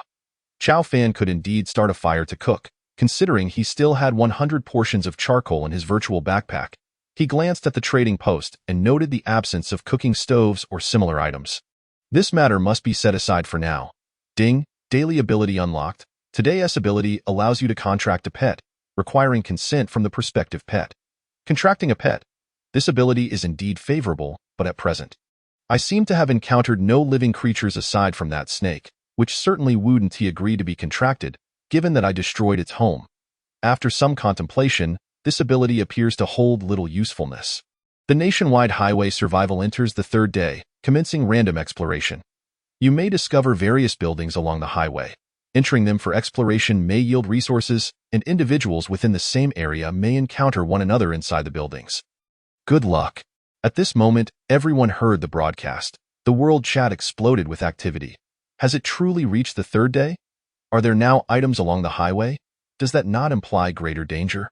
Indeed, my friend's status went dark. He perished after sending me a message, unable to bear his thirst. Who can deny it?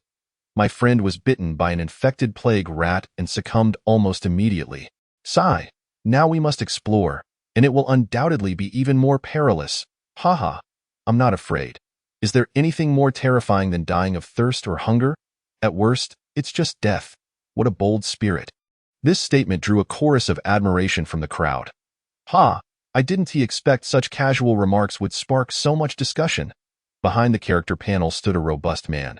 Despite his imposing physique, he was rather timid and fearful of thunder. When it rained, he would most enjoy hiding under the covers with his head covered. However, he merely spoke casually. Who wouldn't he boast online? When faced with real danger, he would be the first to flee. The weather remained sweltering. Chao Fan opened the window. Attempting to do so quickly, he glanced at the fuel gauge, which indicated 10 liters of gasoline. Previously, in the desert, Chao Fan had filled the tank to capacity. Even so, it consumed a full 30 liters of fuel, leaving only 10 liters remaining. It seems he must purchase more gasoline. 1 bun could be exchanged for 100 liters of gasoline. After waiting for a considerable time with no trades, he found it peculiar. After some contemplation, he began to understand the situation. Since the disassembly incident was exposed, many people had stopped selling fuel. Once the gasoline is drained, it is to be discarded, leaving only the empty barrels, and the plan is to accumulate 3 before deconstructing them. The availability of gasoline at the auction house has dwindled significantly. The demand posted by Chao Fan has likely led others to perceive him as a swindler seeking empty gasoline barrels. Indeed, numerous individuals have commented in the trading section, is it possible to deconstruct gasoline barrels? A single steamed bun for 100 liters. 10 liters of gasoline would require 10 barrels. That equates to 3 iron ingots. Do they truly believe anyone is foolish enough to accept that? The individual who posted this demand is a fool. Absolutely a simpleton. Chao Fan, rendered speechless, promptly took down the request and initiated a video call with Zhao Kuo. Within a second, Zhao Kuo answered, currently cycling and capturing the moment. Chao Fan, what's the matter? Well, I wish to acquire some gasoline, but many are no longer trading it, especially since gasoline barrels can be deconstructed into iron ingots. What do you suggest we do in this situation? You need gasoline? Zhao Kuo perceptively picked up on something. Chao Fan hesitated, wondering if she had caught on to something. Regretting reaching out to her, he thought to himself that he was a rather low-profile individual who preferred not to reveal that he owned the only car. If that information were to leak, he could expect to be bombarded with private messages daily. The thought was quite daunting. Before he could respond, Zhao Kuo continued, remember when you privately messaged me about gasoline before? What do you need it for? Is your vehicle fuel-powered? Chao Fan cleared his throat. At a loss for words. Never mind. If you trust me, you can give me a few steamed buns, and I'll help you get some gasoline. How many liters do you need? 100 liters. 100 liters? Zhao Kuo was taken aback, yet her expression remained composed. Chao Fan completely failed to notice. Just a few steamed buns, which he could afford without issue. Besides, if Zhao Kuo vanished after taking them, it would simply mean he misjudged her character. Recognizing someone through a few buns seemed quite worthwhile. How many do you need? 4, and I'll return 3 to you afterward. Chao Fan was puzzled as to why she would request 4 yet only return 3. It wasn't as if he couldn't afford the full Ford. After trading the 4 buns, he waited for 10 minutes. Zhao Kuo initiated a video call again. Ready to commence the transaction? Here are 10 barrels of gasoline. If you wish to use it, please hand over the gasoline barrels. Gasoline barrels? Indeed. 3 barrels can be exchanged for 1 iron ingot, a valuable trade. Give me the barrels, and I'll sell them for steamed buns to return to you. So, you bought empty gasoline barrels and then exchanged them for gasoline? The buns are merely collateral for the barrels. Chao Fan. You are absolutely correct. It dawned on Chao Fan that Zhao Kuo had cleverly acquired the gasoline barrels by initially purchasing 10 barrels with the buns, then trading those barrels with others who possessed gasoline. This effectively negated the value of the barrels. Zhao Kuo was indeed astute. How had he not thought of this himself? Chapter 14. The First Adventure. Zhao Kuo continued, in reality, 100 liters of gasoline can only be exchanged for 1 bun. The remaining 3 buns serve as collateral for the 10 barrels. Chao Fan nodded, contemplating the gasoline barrels in his vehicle, realizing he too possessed barrels but had failed to consider this. However, he couldn't possibly use all the gasoline at once. His Wuling Hongguang could only accommodate a maximum of 45 liters. After filling his vehicle, he found he still had 6 barrels of gasoline left. What to do? Observing the barrels in his car, he recalled they still contained lake water. This water had been collected in the desert, totaling 7 barrels. Disposing of it seemed wasteful, especially since he now had a water purifier, and his need for water had diminished. Zhao Kuo, I can't provide you with the gasoline barrels right now. I can only spare 4 as the remaining barrels are occupied. That's fine. I won't be exchanging the buns back then, Zhao Kuo replied. I can't let you work for nothing. I'll give you a barrel of water. Water? What kind of water? Zhao Kuo halted her cycling, peering at the video. Chao Fan promptly traded a barrel of water, which contained 10 liters. Gasoline barrel containing water. Lake water, safe to drink when boiled. He sent the trade without hesitation. Chao Fan, have you discovered a lake? No wonder you needed the barrels to collect water? Yes. Chao Fan eagerly replied. I never expected your luck to be so good. You found a water source. I estimate this barrel of water could fetch at least 10 iron ingots, if it could be consumed without boiling. It might even be worth 20 ingots, considering that just 500 milliliters of bottled water can be exchanged for 1 iron ingot. Is that so? Chao Fan pondered for a moment. Chao Fan, hurry and collect more. I'll trade it for other supplies. Once I have the materials, I'll trade them back to you.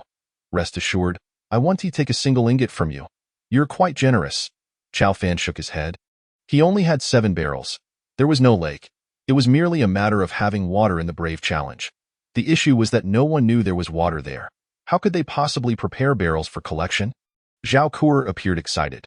Chao Fan poured cold water on her enthusiasm. There are only 6 barrels left. That's all the water available. If there were a giant water source, I would have already struck it rich. Upon hearing this, Zhao Kuo regained her composure, realizing it was unlikely such a location existed. Chao Fan, I just attempted to post a demand and found some interest, but the price is 1 liter of water for 1 component. Iron ingots. Copper ingots? plastic, and so forth. Would you like to exchange? I can help trade it for components or other resources. As Chow Fan lacked water and food, it seemed best to exchange for components. Let us trade for components then. All right, before long, Zhao Kuo applied for a trade point: 5 iron ingots, 2 copper ingots, 3 plastics. Take a look. Aren't you keeping any for yourself? Zhao Kuo replied. This is your supply, not mine. Clearly, Zhao Kuo exhibited no greed, demonstrating commendable integrity. She was indeed someone worth befriending. With that in mind, Chow Fan executed a single trade of 5 barrels containing water. He kept 1 barrel for personal use, perhaps for washing his face or similar tasks. He couldn't trade them all away. Upon seeing such a large quantity of water, Zhao Kuo expressed her astonishment. Please try to exchange for iron ingots, Chow Fan requested. Sure. Half an hour later, all transactions were completed. A feat only someone as meticulous as Zhao Kuo could accomplish so swiftly. If it had been Chow Fan, it likely would have taken him an entire day to finish. 6 barrels of 10 liters of water had collectively been exchanged for 30 iron ingots, 10 copper ingots, 10 plastics, 10 cloths, and 6 empty gasoline barrels. Observing the supplies Zhao Kuo had traded for, Chow Fan gave her 4 portions of pickled vegetables and 2 steamed buns. Having utilized the buns and pickled vegetables, he couldn't allow her efforts to go unrewarded. Chow Fan, thank you. Zhao Kuo smiled at your welcome. It's thanks to you that I wasn't left floundering. Not at all. It's merely that women are suited for such tasks. And I happen to excel in this kind of clerical work. Clerical work? Are you perhaps a secretary? Chow Fan had previously speculated that she held a secretarial position, and now he voiced his curiosity. Zhao Kuo shook her head. I'm an accountant, freshly graduated, and who would have anticipated encountering such a situation? Oh, I had thought you were a secretary. Chow Fan abruptly halted his vehicle as they approached a cluster of buildings. This must be the random structure the system mentioned, right? I can't chat any longer. I'm busy. All right, Zhao Kuo ended the call, shaking her head.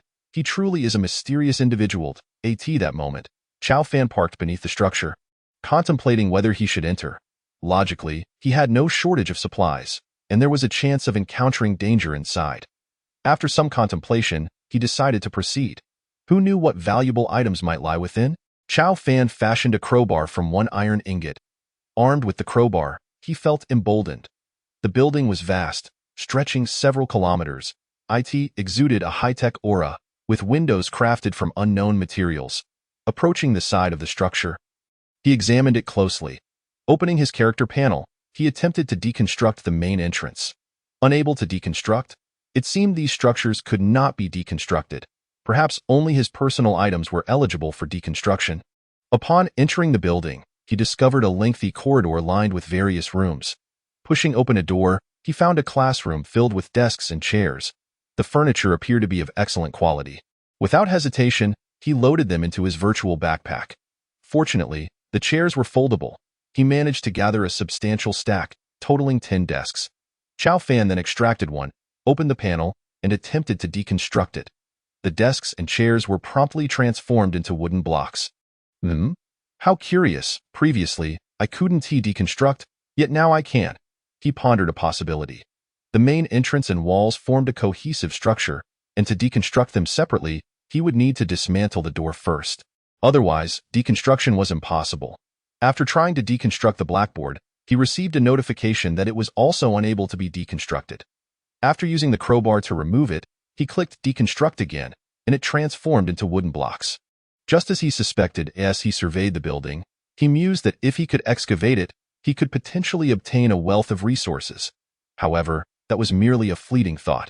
He lacked the capability to dismantle such a grand structure, unless there are missiles or such contraptions.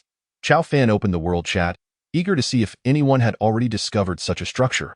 Upon realizing that the world chat was inaccessible, along with the auction house, he felt a sense of deja vu reminiscent of his first journey as a hero. Could it be that these features are unusable here? However, the regional chat remained functional. Chapter 15. All smashed and decomposed. Is anyone there? Chow Fan attempted to send a message. Yes, the reply came from Tang Tian. Chow Fan inquired, what are you up to? Chow Fan, I'm cruising on a vehicle along the highway. She responded, oh. Chow Fan replied. Falling silent. It appeared that among the people in the region, he was the first to discover this place. Chow Fan, what are you doing? Tang Tian asked again. Nothing much, Chao Fan replied. Have you eaten yet? Have you had anything to drink? Are you hungry? Tang Tian's messages flooded his screen, and for the first time, Chao Fan experienced the sensation of being spammed. Still, it was in the regional chat.at that moment. Zhoutai interjected, Tang Tian, have you eaten yet? Oh, Zhoutai, not yet. Why do you ask? Would you like something to eat? I have some small bread here. No, that's not necessary. Zhoutai, observing the chat window, felt somewhat speechless. Why did he need to add bro when addressing Chao Fan, while simply calling Tang Tian by her name, almost neglectfully? Gazing at Tang Tian's avatar, Zhoutai pondered if there might be something more between them. Yet, recalling that Tang Tian was the one who completed the first journey as a hero, he dared not make any impudent assumptions. He could only respond with caution, despite believing that the perfect completion of the hero's journey might involve a stroke of luck. Private message. Zhoutai, who do you think the one who perfectly completed the hero's journey is? Aside from Tang Tian, who else could it be? I have no idea. It could be someone, but we don't know them. Zhoutai, are you daft? That person is right here in our region. Upon hearing this, Zhoutai felt a jolt. Indeed, the first challenge of the hero's journey was to form a team within the region. That person must be among them. Have you noticed that only that person has an alias, while Tang Tian does not? I suspect that person is the key to achieving the perfect path. Tang Tian? I see that girl as merely a young lass. The individual he was messaging privately was an old man in the region, around 60 years old. To survive here for 3 days was no small feat. Who is that person? Just observe how Tang Tian interacts with you and Chao Fan. Could it be? It's possible, but I'm not certain. Zhoutai pondered for a moment. It's just luck. Not true strength, perhaps. Video call. Zhoutai was taken aback. Lu Mei had unexpectedly initiated a video call with him today. He had invited her multiple times before, only to be dismissed. Had he not known that this path was devoid of others? He might have suspected Lu Mei was with someone else. Lu Mei. Lu Mei was scantily clad, leaving Zhoutai momentarily speechless. During the last hero's journey, he had considered pursuing her, but under the tense circumstances, Lu Mei had rejected him. Zhoutai realized it was too physically taxing. If he couldn't find an exit, it would be a futile endeavor. Zhoutai, have you eaten yet? Zhoutai gestured toward his small bread. I'm eating. Lu Mei nodded and struck a seductive pose. Zhoutai was mesmerized by the scene. Lu Mei, about the next hero challenge. We'll talk about that later. After some idle chatter, Lu Mei abruptly ended the call. Dream on. If I don't keep you on your toes, how can I extract food from you? Looking at his 5 bottles of water, 3 of which he had acquired from Zhoutai. She understood the principle well. Video call invitation. Lu Mei clicked to accept. Such sycophants were plentiful in this world. Chao Fan continued his exploration, pushing open a door that resembled a laboratory filled with various vessels. Without hesitation, he initiated the decomposition process. Glass tin glass? Although he was unsure of its utility, Chao Fan resolved to make the most of it, decomposing everything he could find. The corridor was long, and upon reaching the end, he discovered another highway, distinct from the one he had initially traversed. Are the 2 highways connected? No wonder it was said that one could encounter others from the region here. This implied that each highway existed in a parallel manner. If Chao Fan were to drive, could he reach the other road? Perhaps, but he would not take that risk. There was no benefit in seeking survival alongside others. It was far more appealing to survive alone. Continuing his exploration, he found a door that was locked, featuring a glass window. Peering through, he saw a staircase leading upstairs. Locked? Chao Fan took out a crowbar. With a swift motion, the door swung open. Ascending to the 2nd floor, he found an office filled with documents scattered across the desk. Chao Fan picked up a document and began to read intently. Record. September 3 RD. Testing unsatisfactory. Record.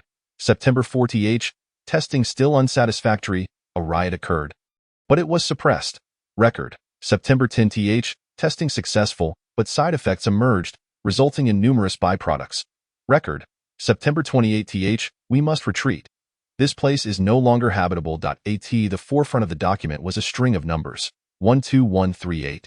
Beyond that, there was nothing else of note. A jolt of alarm coursed through Chao Fan.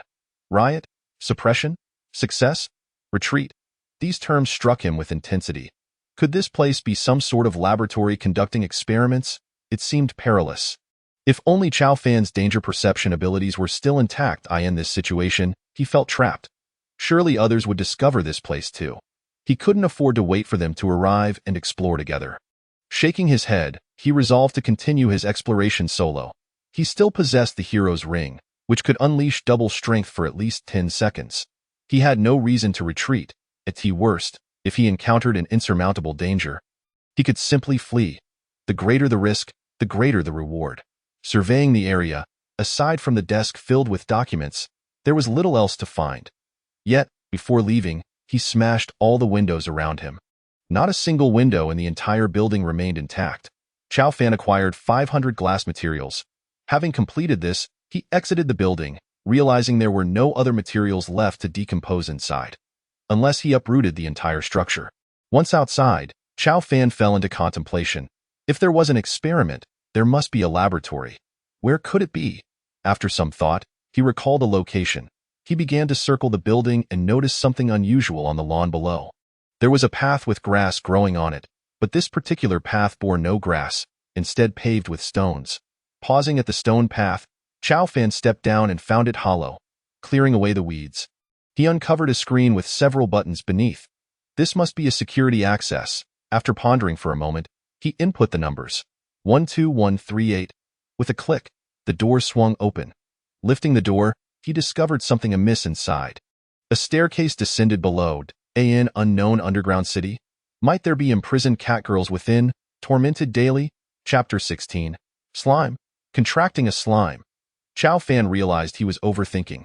Lifting the lid, he descended. The area was not only well lit, but also clearly powered by some source. Upon reaching the underground, he noticed white granules scattered across the floor. Opening his character panel, he found salt. Edible. Shelf life. 3 years. Salt?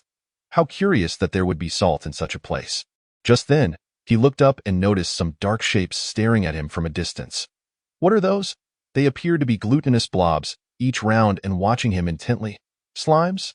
The word slipped from Chow Fan's lips. Indeed, these creatures were all slimes. How strange. He had not anticipated encountering such beings.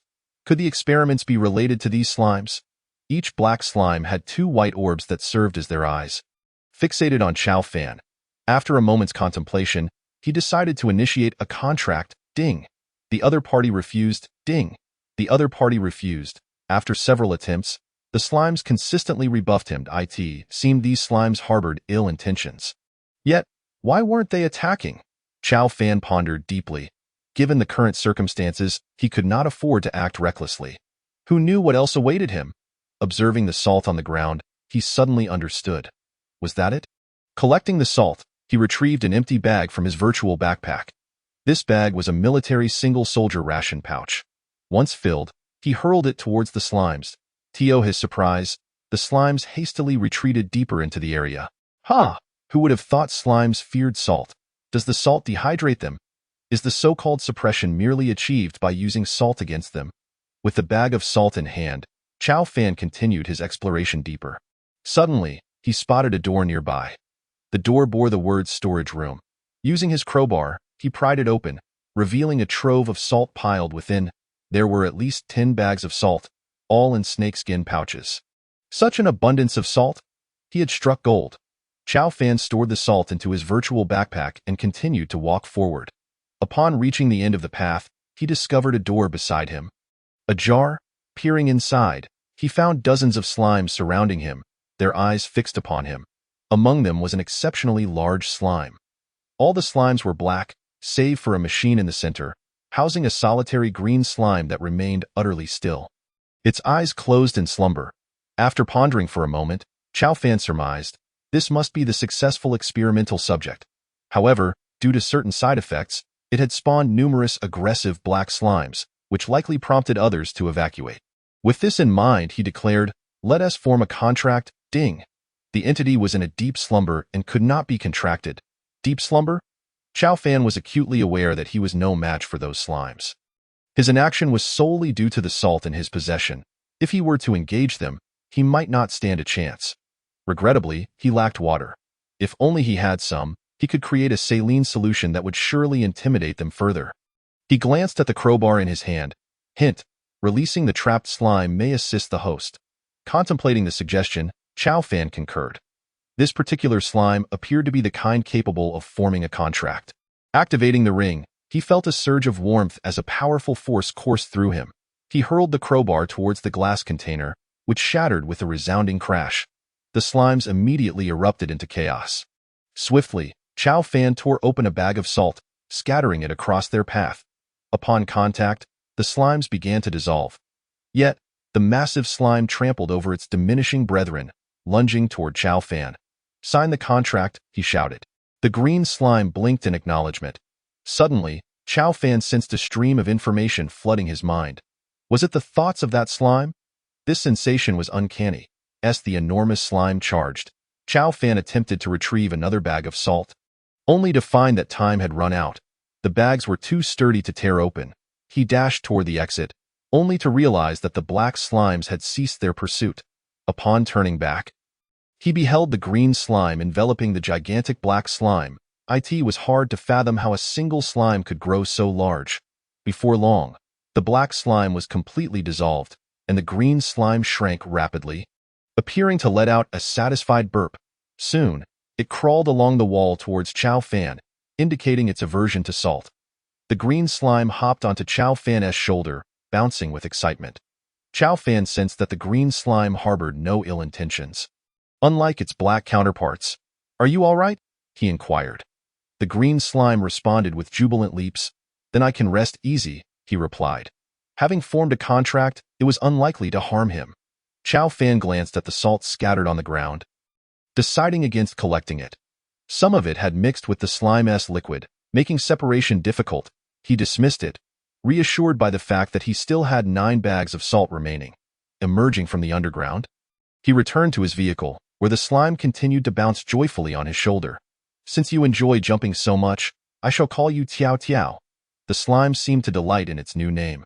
As Chow Fan drove away, he admired the hero's ring in his hand, recognizing it as a valuable artifact capable of unleashing tremendous power. "Tiao Tiao, what do you eat?" he asked. Seemingly understanding, Tiao Tiao leaped into the trunk, landing atop some dried snake meat. "Can it be consumed raw?" Chow Fan pondered, then generously tossed a piece to Tiao Tiao. The slime enveloped the snake meat, which quickly dissolved and vanished without a trace. "Oh, so it can do that? Tiao Tiao, can you drive?" The slime, oblivious to the concept of a vehicle, took some time for Chow Fan to explain. Observing Chow Fan's actions, Tiao Tiao pressed down on the accelerator. "Wow, you actually know how to press the gas. Impressive." Perhaps, in a few days, Tiao Tiao would master driving, allowing Chow Fan to relax in bed instead. At that moment, Zhao Ku'er sent a message to Chow Fan. "Chow Fan, I've discovered a building, but I'm uncertain whether to enter. Please send me a photo." Zhao Ku'er complied, revealing an ancient castle. It appeared that each person encountered distinct experiences. "This is an adventure, albeit one fraught with danger. I suggest you observe from a distance." "Chow Fan, how do you know so much?" Zhao Ku'er inquired, sending a questioning emoji. "Well, I recently explored with a friend and found some valuable items, though it was perilous." Chapter 17. "Could you perhaps introduce me to the hero?" Chow Fan began to weave a tale, knowing Zhao Ku'er had no means to discern its veracity. "Really? Is it possible for people in the area to explore together?" "Indeed, but you may have to wait, as the castle might already be explored by others." Just then, Zhao Ku'er exclaimed, "I see people." She requested a video chat, which Chow Fan readily accepted. Sure enough, several individuals were gathered beneath the castle. Zhao Ku'er hastily dressed, transforming her appearance entirely. With her hair let down, she appeared quite disheveled.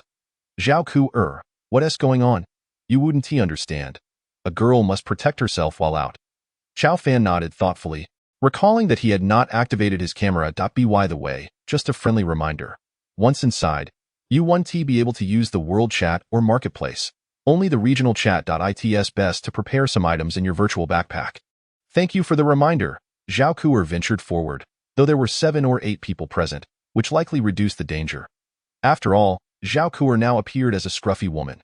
Meanwhile, Chow Fan observed the regional chat, where someone was speaking. "Zhou Tai, I've entered a building. It resembles an abandoned office. Wait, are those traces of lockpicking?" Chow Fan realized Zhou Tai had also entered the area. "Di Chue, the old man is here too?" "Zhou Tai, I see you." The chat erupted with chatter. However, Zhou Tai was cautious, opting to retreat alongside Gu Chue. Everyone be careful. It's best to gather more people before exploring. There's undoubtedly danger here. Yes, let us wait for everyone. Chao Fan chuckled at the regional chat. What danger could they possibly face? They were unaware that the slimes underground had already been dealt with. As night fell, Chao Fan halted the vehicle and began to consume his military ration. While the food was palatable, the variety remained limited. After sipping some orange tea, he sighed. Tiao Tiao, now full of energy, leaped onto the remnants of Chao Fan's meal, devouring every last morsel until the plate gleamed as if freshly washed. Is it wise for you to indulge in such greasy fare? He mused. Delicious, scrumptious. Tiao Tiao's enthusiasm resonated in Chao Fan's mind, revealing its lack of fear towards salt. Chao Fan tossed another piece of snake meat to Tiao Tiao, who gleefully accepted it. Tiao Tiao bounced onto Chao Fan's face, seemingly seeking affection. Satisfied and nourished, Chao Fan pondered modifying the vehicle. After all, it was merely a van, and the space was limited compared to the comfort of an RV. Moreover, there was no air conditioning. Chao Fan searched the marketplace but found no designs for air conditioning units. However, converting the vehicle would require 500 electronic components and 100 iron ingots. Currently, he only possessed 30 iron ingots. Just then, Zhao Ku'er requested a video call. He accepted. What's the matter? Zhao Ku'er appeared fatigued, but upon connecting, her demeanor brightened. There's been a fatality. Someone accidentally triggered a trap, resulting in 2 deaths. I see. Had you not warned me, I might have fallen victim as well. That's unlikely. I trust you would exercise caution. Zhao Ku'er shook her head, then nodded. Did you find anything? Afterward, everyone dispersed, too frightened to continue exploring. Aside from a few useless metal scraps, we uncovered nothing of value. This adventure is far more perilous than the hero's path. At least that offers a chance of survival. This is pure uncertainty. I doubt many complete their first adventure unscathed. Chao Fan assessed his attributes, wishing for items that could enhance his stats. Oh, I have something. Could you help me process it? I need to exchange it for iron ingots. Iron ingots? Yes. How many do you need? 70. What? 70. That's counting the 30 I had before. If I hadn't tea, it would be 100. You'd be in shock? Yes, in return, I'll offer you a service fee. It is not for me to say. What do you have to offer in exchange? This is not a trifling sum. Salt, perhaps? Salt. Zhao Ku'er was taken aback. Do you possess such a thing? Indeed, quite a bit. A whole bag, that might not suffice. While salt is indeed valuable, a single bag contains merely 200 grams, and I estimate it could only be traded for around 20 iron ingots at best. Is that so? Well, fortuitously, I have 2,000 grams of salt. A total of 10 bags. Ah? Zhao Ku'er widened her eyes. Is that for real? Where did you acquire it? Adventure. I was fortunate enough to share an expedition with friends and received a small portion of salt. 2 kilograms is merely the weight of 1 bag. If she were to know I had 9 bags, I shudder to think of her reaction. She would likely be quite astonished. Wow, your luck is extraordinary. Are you perhaps in the same vicinity as the valiant hero who completed the first phase of the hero's journey? Indeed, as it happens. Chao Fan rubbed his nose, aware that if acquaintances were informed, they would know he was about to weave a tale. Goodness, you truly are fortunate. Is he handsome? Handsome, dashing enough to make the heavens tremble and the earth quake. At this moment, Zhao Ku'er was no longer composed. What woman does not admire strength? Especially knowing that this individual had successfully navigated such an adventure and acquired so much salt. I truly hope he is in your area, by the way. Could you possibly introduce me to this hero? Perhaps I could add him as a friend. A little flattery might reveal some resources. Chao Fan did not anticipate Zhao Ku'er's request. Was this truly the Zhao Ku'er he knew? The previous Zhao Ku'er was so pretentious. It appears this side of her was hidden. Oh well, she likely wouldn't be interested in me anyway. Huh. Chao Fan refrained from responding and directly traded a bag of salt. The remainder, she could manage herself. Such matters should be second nature to her. Ding, video call. Chao Fan remarked, hold on, someone is messaging me. Who could it be? It wouldn't happen to be a girl, would it? Zhao Ku'er inquired. Not at all. Someone like me, no girl would ever take notice. In truth, it was Tang Xiao. Chao Fan, greetings. I have 2 blueprints. I wonder if you might need them. Please send them over for me to examine. At that moment, Tang Xiao appeared somewhat darker than before. It seems anyone exposed to the sun would inevitably tan. Vehicle wooden interior modification blueprint. Description. This blueprint allows for the modification of a vehicle's interior, transforming it into a pure wooden structure. Note: this design can only be used once. Required materials: wooden planks 20. Chapter 18 Thoughts on Vehicles. Vehicle Giant Tire Modification Blueprint. Description: this blueprint permits the modification of vehicle tires to achieve greater traction. Suitable for off-road use, although it will increase fuel consumption. Note: this design can only be used once. Required materials 1. Rubber tin. Required materials 2. Metal ingots 10. Required materials 3. Copper ingots 5. Required materials 4. Iron ingots 5. Chao Fan surveyed the blueprints and found them promising. Yet he wondered where Tang Xiao had procured them. Wasn't she in need of them? These two blueprints were indeed not particularly impressive. As he spoke, Tang Xiao lowered her head, appearing somewhat despondent. Chao Fan chuckled. Just because she did not require them does not mean that Chao Fan does not. Just the interior alone is something he desperately needs. At the very least, the transformation would greatly enhance its aesthetic appeal. Chao Fan intended to convert the van into a camper. A camper is truly his ultimate dream. As an orphan, devoid of parents, he naturally has no home. Were it not for the support he receives, he would undoubtedly be homeless. Subsequently, he casually observed others transforming their vehicles into campers, fostering significant thoughts on the matter. A camper equipped with a kitchen, bedroom, washing area, and air conditioning is essentially a mobile room. With solar panels installed, it could generate electricity. Truly delightful, however. Upon glancing at the prices of campers, Chao Fan was disheartened. Even the most basic camper costs tens of thousands, a sum he could never afford. Looking ahead, perhaps here he could realize his dreams and even modify it according to his preferences. What bliss! What's wrong? Are you laughing at me too? Tang Xiao wept quietly, the bitterness of her situation known only to her. Today, she had narrowly escaped death, encountering a perilous box. Had she not fled swiftly, her fate might have been sealed. Chao Fan said, "No, I genuinely need these two blueprints. How about this? What do you require? Food or water? Really? You truly need them? You wouldn't be deceiving Tang Xiao, would you?" As she spoke, tears streamed down her face. It was evident that Tang Xiao was sincere. If it were an act, then fine. Chao Fan acknowledged her performance. Should she be able to feign so convincingly, she would surely deserve an Oscar. I am absolutely not deceiving you. I genuinely require these two blueprints. Not to mention, the wooden interior blueprint is something I urgently need. The giant tire blueprint is undoubtedly useful as well. Should there be desert stretches in the future, like those encountered previously, these tires would be invaluable, ensuring I would no longer be hindered by speed. Regardless, Tang Xiao remained skeptical of Chao Fan's honesty. Furthermore, regarding the drying rack, she wondered what use it served, as it seemed utterly pointless. After all, no one possessed a vehicle, thus, the blueprint was of little value. Chao Fan, observing the situation, shook his head. He would not divulge that he possessed a vehicle. Such matters were best kept to himself. After saying so much, actions would speak louder, convincing Tang Xiao of his sincerity. He directly initiated a trade. "How about this? If you smile for me, I will give you something." "What?" "Check the trade window." Chao Fan placed the dried snake meat into the trade slot. This?" Tang Xiao was momentarily stunned. "Could it be that you dried this millennium snake meat using my drying rack?" "Indeed. Therefore, I only purchase items that I genuinely need. I would not frivolously spend money.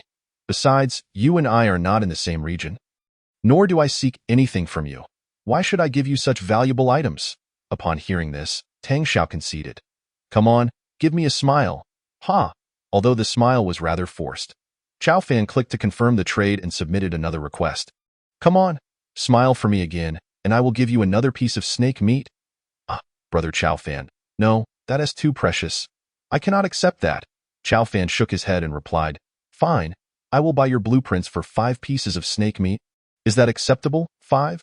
That's too much. 1 will suffice. According to the description, 1 can sustain a day's consumption, which amounts to the equivalent of 3 buns. Chao Fan stated, "This is raw. Raw can still be eaten. As it is dried, it should be fine, given the circumstances." Hearing this, Chao Fan shook his head and crafted an iron pot for her. Then he placed some charcoal inside. By the way, do you have a fire-starting device?" "No, but I saw that a lighter blueprint is available in the trade shop, requiring 20 milliliters of gasoline." one piece of plastic, and an iron ingot. Chow Fan glanced at the trade shop and, indeed, there was a lighter blueprint. Priced at one piece of plastic, he promptly purchased two. However, this item did not appear to be in high demand. After all, who needs a lighter? But Chow Fan certainly did. He needed it desperately, as it would allow him to cook. He crafted the lighter, with gasoline and plastic readily available, leaving him unconcerned. Let us trade, though? Tang Xiao nodded. Chow Fan had yet to place his items in the trade window when Tang Xiao had already uploaded the blueprints and clicked confirm. Just in time, Chow Fan placed the charcoal, lighter, iron pot, 3 pieces of snake meat, and a 500 milliliter bottle of water into the trade window. Tang Xiao stared at the items in her character's inventory, utterly dumbfounded. Brother Chow, what is this? I'm giving you the means to cook the snake meat. Don't eat it raw. It's not good for digestion. Brother Chow. Tears streamed down Tang Xiao's face. Brother Chow, thank you so much. Chow Fan shook his head, deeming it a mere triviality. He said nothing further and ended the call. Chow Fan regarded the 2 blueprints. The resource consumption for modifying vehicles was merely 1/10 that of panel modification. This meant that utilizing blueprints for modifications was indeed cost-effective. For example, the vehicle wooden interior modification blueprint required 200 pieces of wood, while with the blueprint, only 20 were necessary. Chow Fan would not unconditionally assist Tang Xiao. He was not her benefactor. He could only price the blueprints according to their value. 5 pieces of snake meat for 2 blueprints was not excessive. Tang Xiao vowed that should she acquire any blueprints in the future, she would surely offer them to Chow Fan, refusing to sell them to anyone else, even at a lower price. For the first time, Tang Xiao savored cooked food, no longer relegated to cold bread or buns.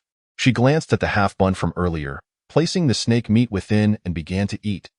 Even the water used to boil the snake meat was collected, as she wished to waste nothing. Chow Fan, observing the salt, realized he had forgotten to provide some for Tang Xiao. With that, she could enjoy her snake meat seasoned. Though it was merely salt, the flavor would likely surpass that of raw snake meat. Chow Fan prepared a portion for himself as well, discovering that the snake meat was remarkably tender. He wondered if it was due to the Millennium Snake's quality. The previously consumed snake essence had been devoid of flavor. Melting in the mouth, with a hint of sweetness, it appeared that such rare delicacies possessed a delectable quality. Zhao Kuo, having toiled tirelessly, finally sold all the salt, leaving her utterly exhausted. Chapter 19 Modifying the van. Zhao Kuo initiated a video call. Accepted. How did it go? Chow Fan inquired. It's done, but I'm utterly drained. A total of 200 iron ingots, 100 pieces of plastic, and 300 units of wood have been exchanged. These materials are piled high around Zhao Kuo, nearly submerging her in a sea of supplies. How can there be so much wood? This exceeds your expectations by an additional 200 units. I encountered some individuals in a certain area who discovered a grove of trees. Instead of exploring, they simply began to fell them, and these are the results of their labor. Is it truly permissible to act in such a manner? It appears that once the exploration area opened, many individuals acquired a variety of resources. Did not Chow Fan himself obtain 9 bags of salt, along with some glass materials? Chow Fan already possesses over 500 pieces of glass in his virtual backpack. Wood is quite inexpensive. 30 grams of salt can be exchanged for 10 pieces. I have facilitated this exchange for you. But if you require something else, do not hesitate to ask. I don't need. I happen to be in need of wood. Chow Fan provided her with 10 iron ingots as a token of appreciation for her efforts. Zhao Kuo glanced at the 10 iron ingots in the trading interface and said, "No, this is too much. Just give me 5 as compensation for your trouble. Take it. Who knows, I may need your assistance again in the future." Zhao Kuo nodded in agreement. She had seen Chow Fan's appearance before, back when he had yet to turn off the video call. In her memory, he seemed even more handsome now. By the way, I just saw someone else selling salt. But what? However, that salt looked rather peculiar. Allow me to send you a picture. Zhao Kuo sent a screenshot, and Chow Fan opened it to see. Salt contaminated by slime. Can be consumed in small quantities. Excessive consumption may lead to poisoning. Shelf life. 10 days. Upon seeing this, Chow Fan immediately understood the situation. It was indeed salt contaminated by slimes. At that time, he had opened a bag of salt to eliminate the black slimes, and it was likely that the leftover salt had been acquired by Zhou Tai and his group. Chow Fan observed the playful Juju, who was now carelessly exploring the interior of the vehicle. At this moment, Juju was darting back and forth through the crevices of the car. As a slime, Jujio could control its bodily transformations. In simpler terms, it was a liquid capable of squeezing through even the tiniest gaps. Strangely enough, slimes never seemed to get dirty from such actions, suggesting they possess some unique characteristics. What do you want to ask? Why did they end up with this contaminated salt while you received the good kind? Well, perhaps the salt we have was not produced here at all. It might have originated from a lake, such as a salt flat, where it was naturally evaporated. Upon hearing this, Zhao Kurer seemed to concur with his reasoning. This indicates that those slimes are indeed toxic. By the way, what is the price of this salt? Zhao Kurer replied, 20 grams for 1 iron ingot. Chao Fan roughly estimated that they likely had no more than 2,000 grams, and in terms of value, it was worth half of what his salt was priced at. After all, no one wishes to risk poisoning, even with the warning of being safe to consume in small quantities. Without this warning, such an item would be considered worthless and unsellable. I understand now. Chao Fan ended the call. Zhao Kurer looked at the 10 iron ingots, exchanged them for rubber, and upgraded her vehicle. Her car now finally sported rubber wheels. She accessed the vehicle modification and enhancement function and expanded the vehicle to a length of 8 meters. With the expansion to 8 meters, the space increased significantly, allowing for a greater volume of supplies. Chao Fan gave a thumbs up at her modifications. Upon realizing the increased space, Jujio was joyfully bouncing around the vehicle. Chao Fan entered the van. It was indeed longer, but still not tall enough. He used 100 iron ingots to increase the height by 4 meters and the width by 4 meters. The van transformed dramatically, becoming a colossal vehicle, 8 meters long, 4 meters high, and 4 meters wide. Chao Fan retrieved tables and chairs from his virtual backpack. Now I can move about freely inside. He placed the bed to the side, no longer in the center of the vehicle, thus creating space for other items. However, the bare metal of the van's exterior seemed unappealing. Chao Fan took out a blueprint, which was indeed the wooden interior modification blueprint from Tang Xiao. Vehicle Wooden Interior Modification Blueprint. Description.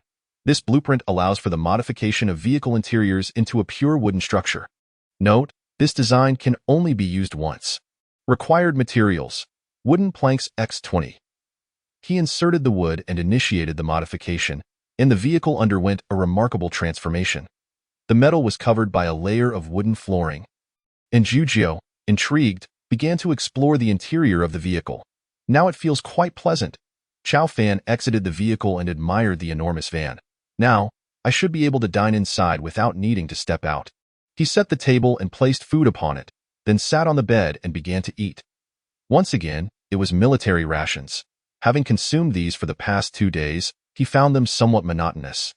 Yet they remained the finest food available on the market in the trading hall. He had only seen one such ration, priced at 10 iron ingots, though no one purchased it since many could not afford it. Perhaps if he lowered the price to 5 iron ingots, it might sell. After finishing his meal, Jujio, as per routine, began to absorb the leftover scraps into its body. Before long, only the uneatable containers remained. Jujio, you truly are a master of cleaning up, delicious, happy. The meaning of Juju resonated in Chao Fan's mind. He chuckled and tossed a piece of snake meat to it. Jujio accepted it eagerly, devoured it, and then fell asleep. Chao Fan gazed at the bare mattress, contemplating whether he should procure some bedding blueprints. Although the weather was currently warm, he had been keeping the windows open and without a cover. His belly felt exposed. Tang Xiao, do you have any bedding blueprints? Chao Fan sent a private message to Tang Xiao. Yes, I have opened a few before. Do you need them? This item seems rather useless. No. Chao Fan clicked to view them. Blanket design blueprint. Required materials. Fabric X1. Pillow design blueprint. Required materials. Fabric X1. Glancing at the nearby wooden box, he found he had exactly 10 pieces of fabric. It seemed that sleepiness had struck, and a pillow was indeed in order. Chao Fan initiated the trade. Tang Xiao insisted on giving him the materials without any compensation. Well, thank you to it was quite peculiar how Tang Xiao always had blueprints. After crafting them, he covered himself and propped his head on the pillow. So comfortable. While others were still exposed to the elements, having to sleep on the streets, he was able to rest in a proper bed, complete with bedding and a pillow. Chao Fan couldn't help but marvel at the unpredictability of life. Meanwhile, Shoutai and his group stood before the entrance to the basement, with a steely resolve. They ventured inside. Surprisingly, they encountered no danger. Chapter 20. Jujio and Snake Meat. They also acquired a substantial amount of salt, albeit all contaminated. However, consuming it in small amounts posed no risk in pursuit of this salt. The group engaged in a fierce struggle, ultimately dividing the spoils among themselves.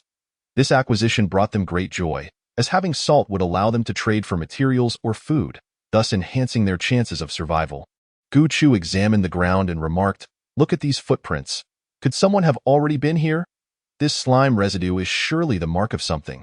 Zhou Tai scoffed dismissively, "Impossible. We are the first to arrive. How could anyone else be here? These footprints must have been here all along, and this area is likely a storage place for supplies," he added. "I am confident that there is little danger here. We are fortunate to have stumbled upon a safe exploration zone." Lu Mei chimed in, "Exactly. Zhou Tai is impressive. He pinpointed this location with such accuracy." Where? In truth, he had merely observed an open container and claimed it as his discovery. Along with the entrance code, Tio Zhou Tai, these trivialities mattered little. What was paramount was acquiring resources. "Let's begin. We need to gather everything and distribute it later," he reiterated. "This area could hold up to 1,000 people. Although many have perished, there are still survivors, and they may find this place, so we must act quickly to avoid sharing these supplies with others." Share? First come, first served. Since we arrived first, we hold the rights. Others need not think they can take anything, Zhou Tai sneered.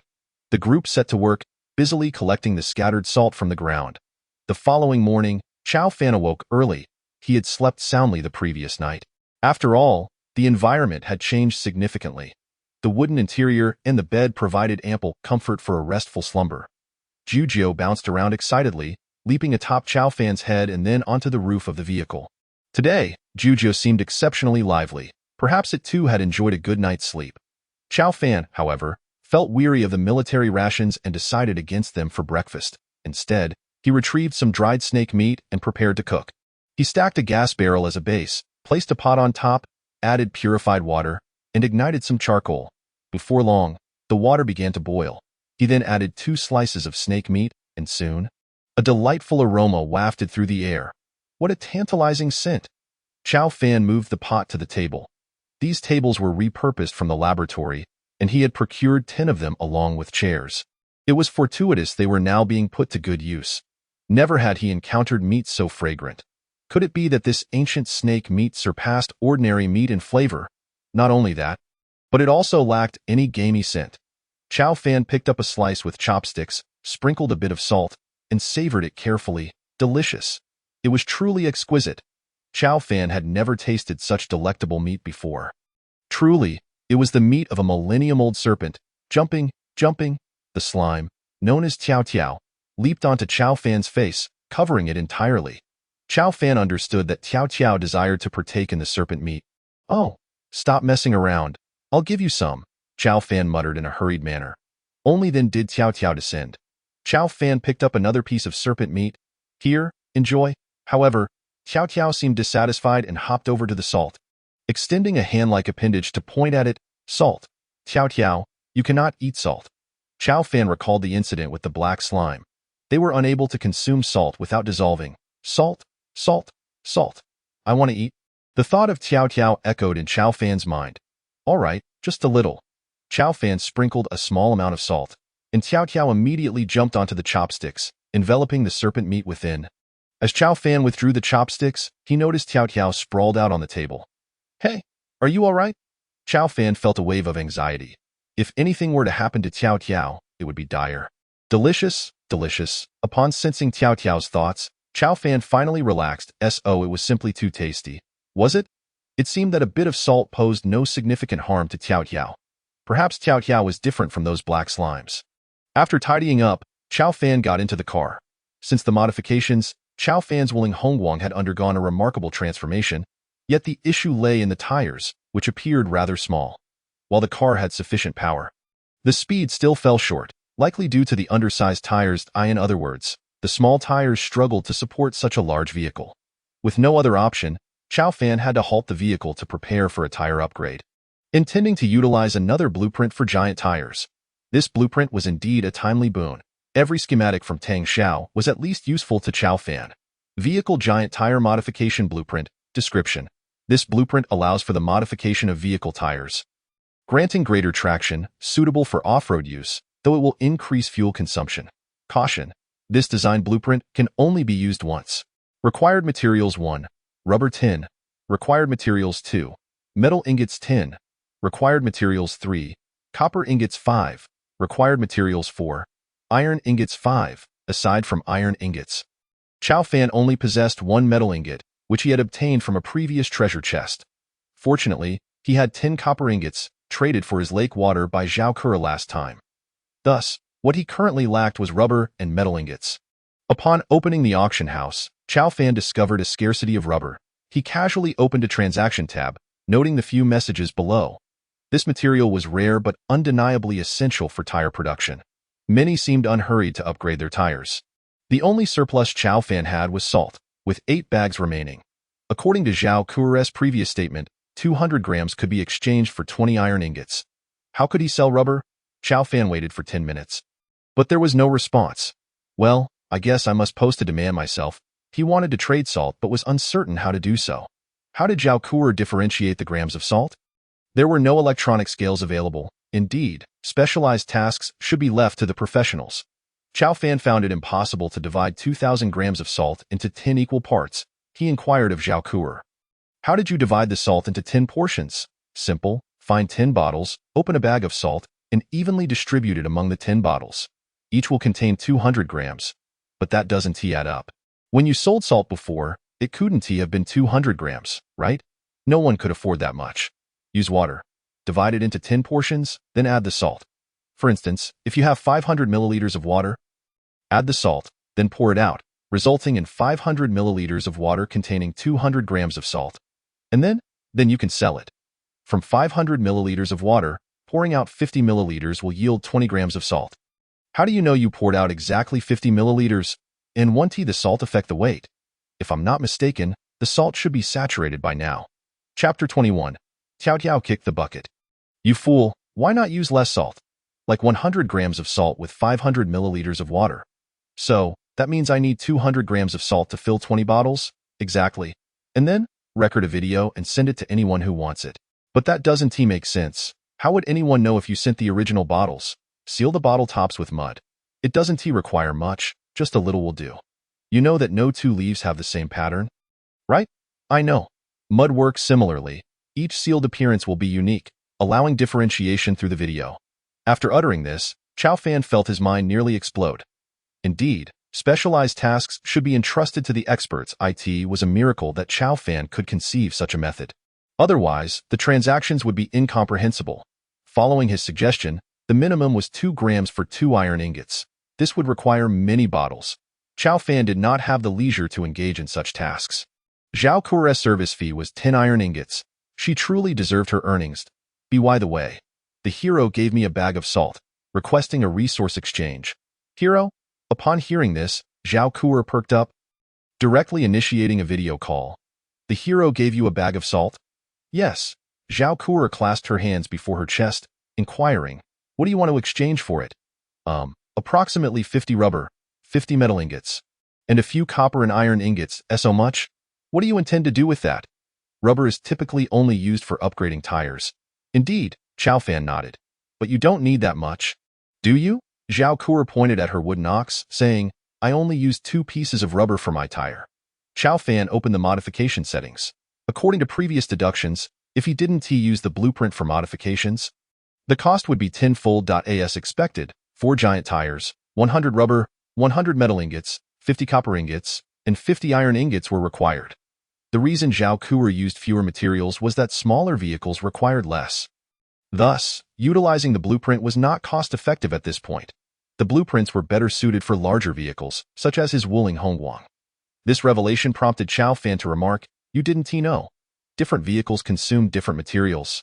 Chow Fan had finally seized upon something Zhao Kura was unaware of, admonishing her with an air of superiority, akin to a teacher lecturing a student. Is that so? If we were to calculate by materials, the hero's vehicle is probably 10 times larger than mine, or rather, it possesses tenfold strength. Tenfold? That seems plausible. The hero is indeed exceptional. I do hope to be included in the next Hero's Journey challenge. But alas, we are not in the same region. Enough of that. Even if we were in the same area, the the hero might not take me along. Chao Fan began to ramble. I'll trade you the salt. And you assist me in obtaining those materials. Assist you? Isn't it helping the hero? Help me, and then I'll give it to the hero. Please refrain from speaking nonsensically. The hero is the hero. You do realize that no one has yet figured out how to perfectly complete the first phase of the hero's journey, right? Is that so? Chao Fan searched through the world chat history and found many speculations. Yet none hit the mark. It appeared that no one truly knew how to achieve a flawless completion. The reasons for their ignorance were straightforward. They all assumed it was merely a mirage. Something that didn't exist. They explored in the opposite direction, and no one ever pursued the mirage. Even those who attempted to chase the mirage nearly perished from thirst. Thus, many believed it to be a figment of imagination.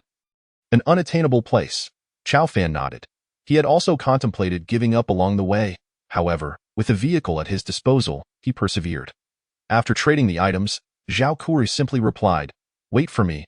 Half an hour later, Zhao Kuer completed the trade with Chao Fan, 50 rubber, 50 metal ingots, 50 copper ingots, and 50 iron ingots. Rubber is hard to come by, priced at twice that of iron ingots.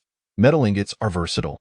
They can substitute for copper and iron ingots, yet they are 1.5 times the price of iron ingots. 2 metal ingots can be exchanged for 3 iron ingots. Do you think this is sufficient? It's enough. It's enough. After all, Chao Fan only required 10 rubber, 10 metal ingots, 5 copper ingots, and 5 iron ingots. To express his gratitude, Chao Fan traded an additional 10 iron ingots to Zhao Kuer.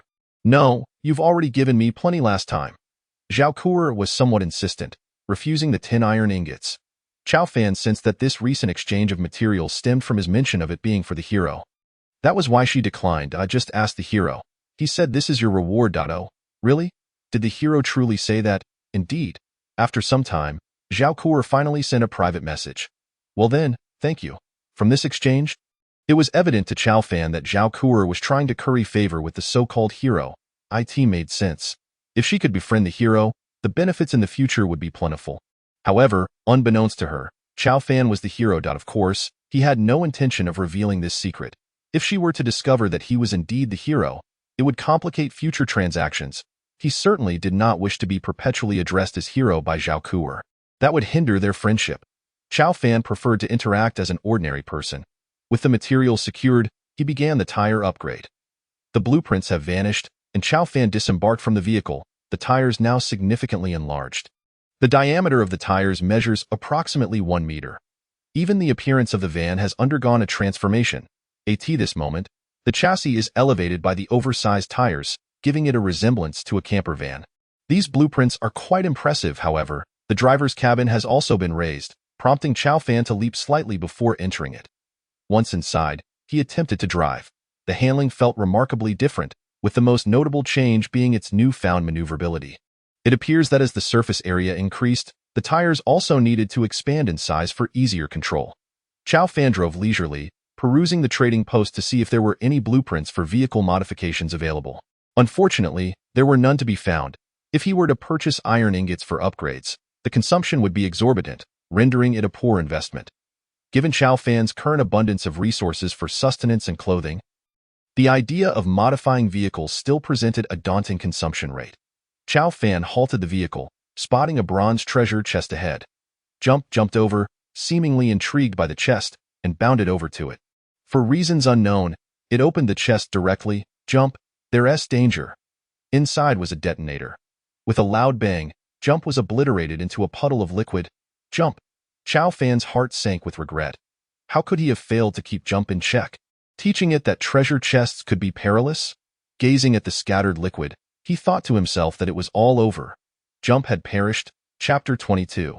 This factory indeed harbors spirits, despite their brief acquaintance. Chao Fan had already come to regard as a friend. The loss of was a source of genuine sorrow for him. Just then, the liquid began to coalesce. The thoughts of flooded Chao Fan's mind. Suddenly, the liquid form fused together, restoring to its previous state. Are you unharmed? Chao Fan gasped in astonishment, realizing that was seemingly unfazed by the detonator's explosion. That was a bomb. After all, the bronze chest had been blasted apart. Remarkably, was unscathed. With a jubilant leap, Jump sprang onto Chow Fan's shoulder. Chow Fan cradled it in his hands for a closer inspection. Indeed, there was not a mark on it. Are you not afraid of this? Jump, please be cautious in the future, understand? Although it seems you are untroubled by explosives, there may yet be dangers that could harm you. Not afraid, not afraid. Hearing Jump's response, Chow Fan exhaled a sigh of relief. Ding! A daily ability has been unlocked. The quality of resource chests obtained during exploration has been enhanced. Chow Fan listened to the voice in his ear, pondering whether this meant that roadside chests could not be upgraded. After driving for several kilometers, he stopped the vehicle. The bronze treasure chest lay before him, but before he could approach it, he saw that Jump had already opened it on its own. Upon closer inspection, it contained a bucket of instant noodles and a sausage. It seemed that only treasures obtained through exploration could yield enhanced quality, while roadside chests provided little more than meager rewards. A bronze chest yielding such paltry items was disheartening. Chow Fan continued onward for a few more kilometers before halting again. A factory district? To his right appeared a sprawling complex of factories, seemingly dedicated to some form of production. Countless containers and immense buildings stretched as far as the eye could see. It appeared that this was to be his second exploration site. After a moment's contemplation, he parked the vehicle, retrieved a crowbar, and gathered some provisions before entering the factory district, with Jump remaining perched on his shoulder. Equally excited, meanwhile, the inhabitants of the area were well aware of the factory's presence. Following the previous exploration, several individuals had obtained the valuable resource of salt, albeit contaminated. This news had spread throughout the region. Anonymous player. Ha, last time I was cautious, but this time I shall join in. Anonymous player. Me too. Last time, I was outpaced by Zhou Tai and his group. This time, I must be the first to find treasure. Anonymous player. Yes, anonymous player. Anyone in need of a team? I have weapons. Chow Fan noted the chatter in the regional chat, realizing that many would come to this site. However, did they truly believe there was no danger here? If Chow Fan's instincts were correct, this exploration would be far more perilous than the last. Entering the factory, he found it eerily empty. What could necessitate such an expansive space for production? Just then, as he gazed forward, a figure approached him with a smile. Tang Tian. It's really you, Chow Fan. Since the last incident, Tang Tian seemed to have transformed entirely, the haughty demeanor of a young lady seemingly gone. She frequently sent private messages, which Chow Fan found somewhat bothersome. How wonderful to see you, Chow Fan. Meeting you here feels like destiny. Jump, appearing apprehensive of strangers, nestled within Chow Fan's clothing, cleverly avoiding Tang Tian's notice. As Chow Fan entered a large room within the factory, Tang Tian followed closely behind him like a shadow. I must ask, Tang Tian, could you refrain from shadowing me? Chow Fan, do you understand? With 10 billion people, sharing the same region is an extraordinary stroke of fate, and being randomly matched together in the first hero challenge is truly fate upon fate. Oh. Chow Fan feigned interest. Attempting to access the world chat channel, he discovered it was unavailable. He must have entered an exploration zone. This area was filled with containers. Using his crowbar, he pried open one of the containers, only to find it empty. How curious, Chow Fan. Have you found something? Shaking his head, Chow Fan surveyed the area. There seemed to be nothing particularly special about it. He decided to dismantle the container, which promptly transformed into 3 iron ingots. Wow, Chow Fan, you're a genius. How did you think to dismantle those containers? Chow Fan chose not to collect the iron ingots. He had no need for them, and it was clear Tang Tian would gather them instead. As expected, she shamelessly placed the ingots into her virtual backpack. Tang Tian, there are about 10 containers here. After dismantling them, the iron ingots are yours, but I have one request. Do not follow me. Is that agreeable? Also, I strongly advise you to leave. This place is dangerous. Chow Fan, do you really dislike me that much? Indeed, very well. With the ingots in hand, Tang Tian departed, allowing Chow Fan to breathe a sigh of relief. Jump peeked out from his clothing once more. For the time being, this area appeared devoid of danger, yet he knew better than to let his guard down. He did not believe that an exploration zone could be entirely safe. The difficulty of acquiring resources earlier had made that abundantly clear. It was improbable to receive such plentiful resources without reason. With Tang Tian gone, Chow Fan could explore freely. He examined the area. Noting the absence of anything remarkable, it was merely a storage facility for containers. Consequently, he decided to exit. Upon returning to the entrance, he approached a nearby security room.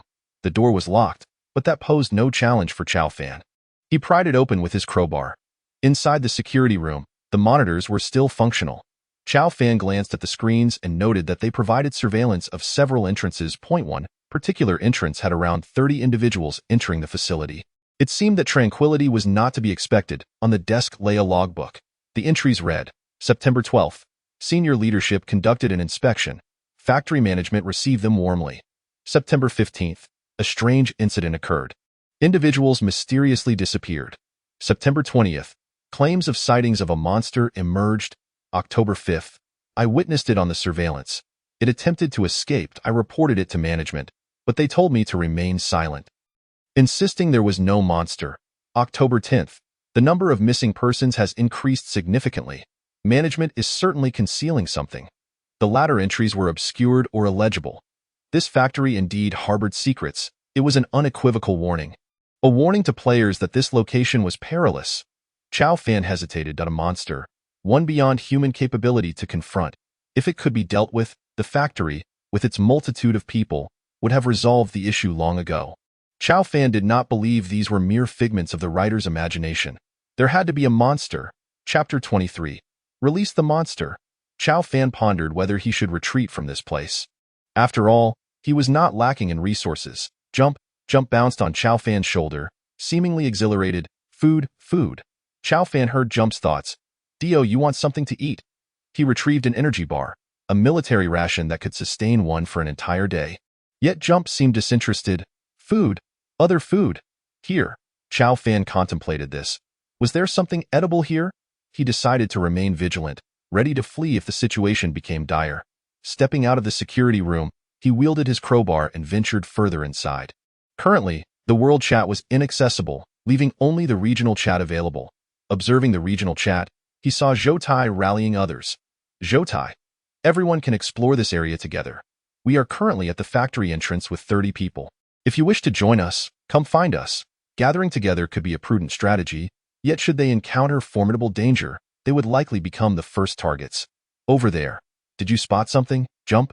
Over there. Food. Tiao extended its hand, pointing towards the distance. After spending a few days with Chao Fan, Tiao had become increasingly anthropomorphic, evidently aware of its ability to manifest a hand. Chao Fan leaped atop a container to observe. And there lay an enormous metallic cylindrical vessel, secured by a chain lock. Chao Fan sensed that something resided within, though its exact nature remained unknown to him. Yet, Tiao claimed there was food inside. Chao Fan approached, but refrained from unlocking the door, choosing instead to wait. Tiao was equally unperturbed at someone's coming. Although Chao Fan had yet to spot anyone, Tiao had already detected their presence. Could it be that Tiao possessed the ability to sense people in advance? Before long, a large group approached. Chao Fan had initially intended to descend and inspect the vessel, but with the arrival of others, revealing himself seemed unwise. Would they secure the ultimate reward? Chao Fan was skeptical. Thus, he too relaxed, hiding atop the container, watching silently. The abundance of resources here is astounding. Just from these containers, one could extract a significant amount of iron ingots. We are destined for prosperity. Once we exit and sell at the trading post, resources will flow in abundance. We shall not lack for food. Upgrading our vehicle is within reach. I can already envision its transformation into a car. Indeed. Zhou Tai interjected, let us not forget that it was I who proposed dismantling the containers. Just look at the hundreds of them here. We could yield countless iron ingots. Zhou Tai's point was crystal clear. Without him, they would not enjoy the current benefits, and thus, the majority of the iron ingots should rightfully belong to him. Many, though inclined to refuse, felt indebted to Zhou Tai in light of the prevailing situation and hesitated to voice their objections. Zhou Tai cast a glance at Lu Mei. What do you think? Lu Mei? Quite a find here, wouldn't you agree? The world chatter speaks of the dangers of exploration, but I believe it is mere exaggeration. Lu Mei chuckled. Zhou, you are indeed impressive. And what of our earlier discussion? Lu Mei? Oh dear, let me ponder that further. Surviving on the same road with you is not out of the question, but it would significantly reduce our chances of finding treasure. Treasure? With exploration, who needs treasure? Lu Mei fell silent. Should she ally with Zhou Tai, her chances of pursuing others would dwindle. She glanced at Zhao Wu, who was also one of her potential catches. Zhao Wu seethed upon realizing that his beloved might partner with Zhou Tai in survival. Zhou Tai, do not grow too arrogant.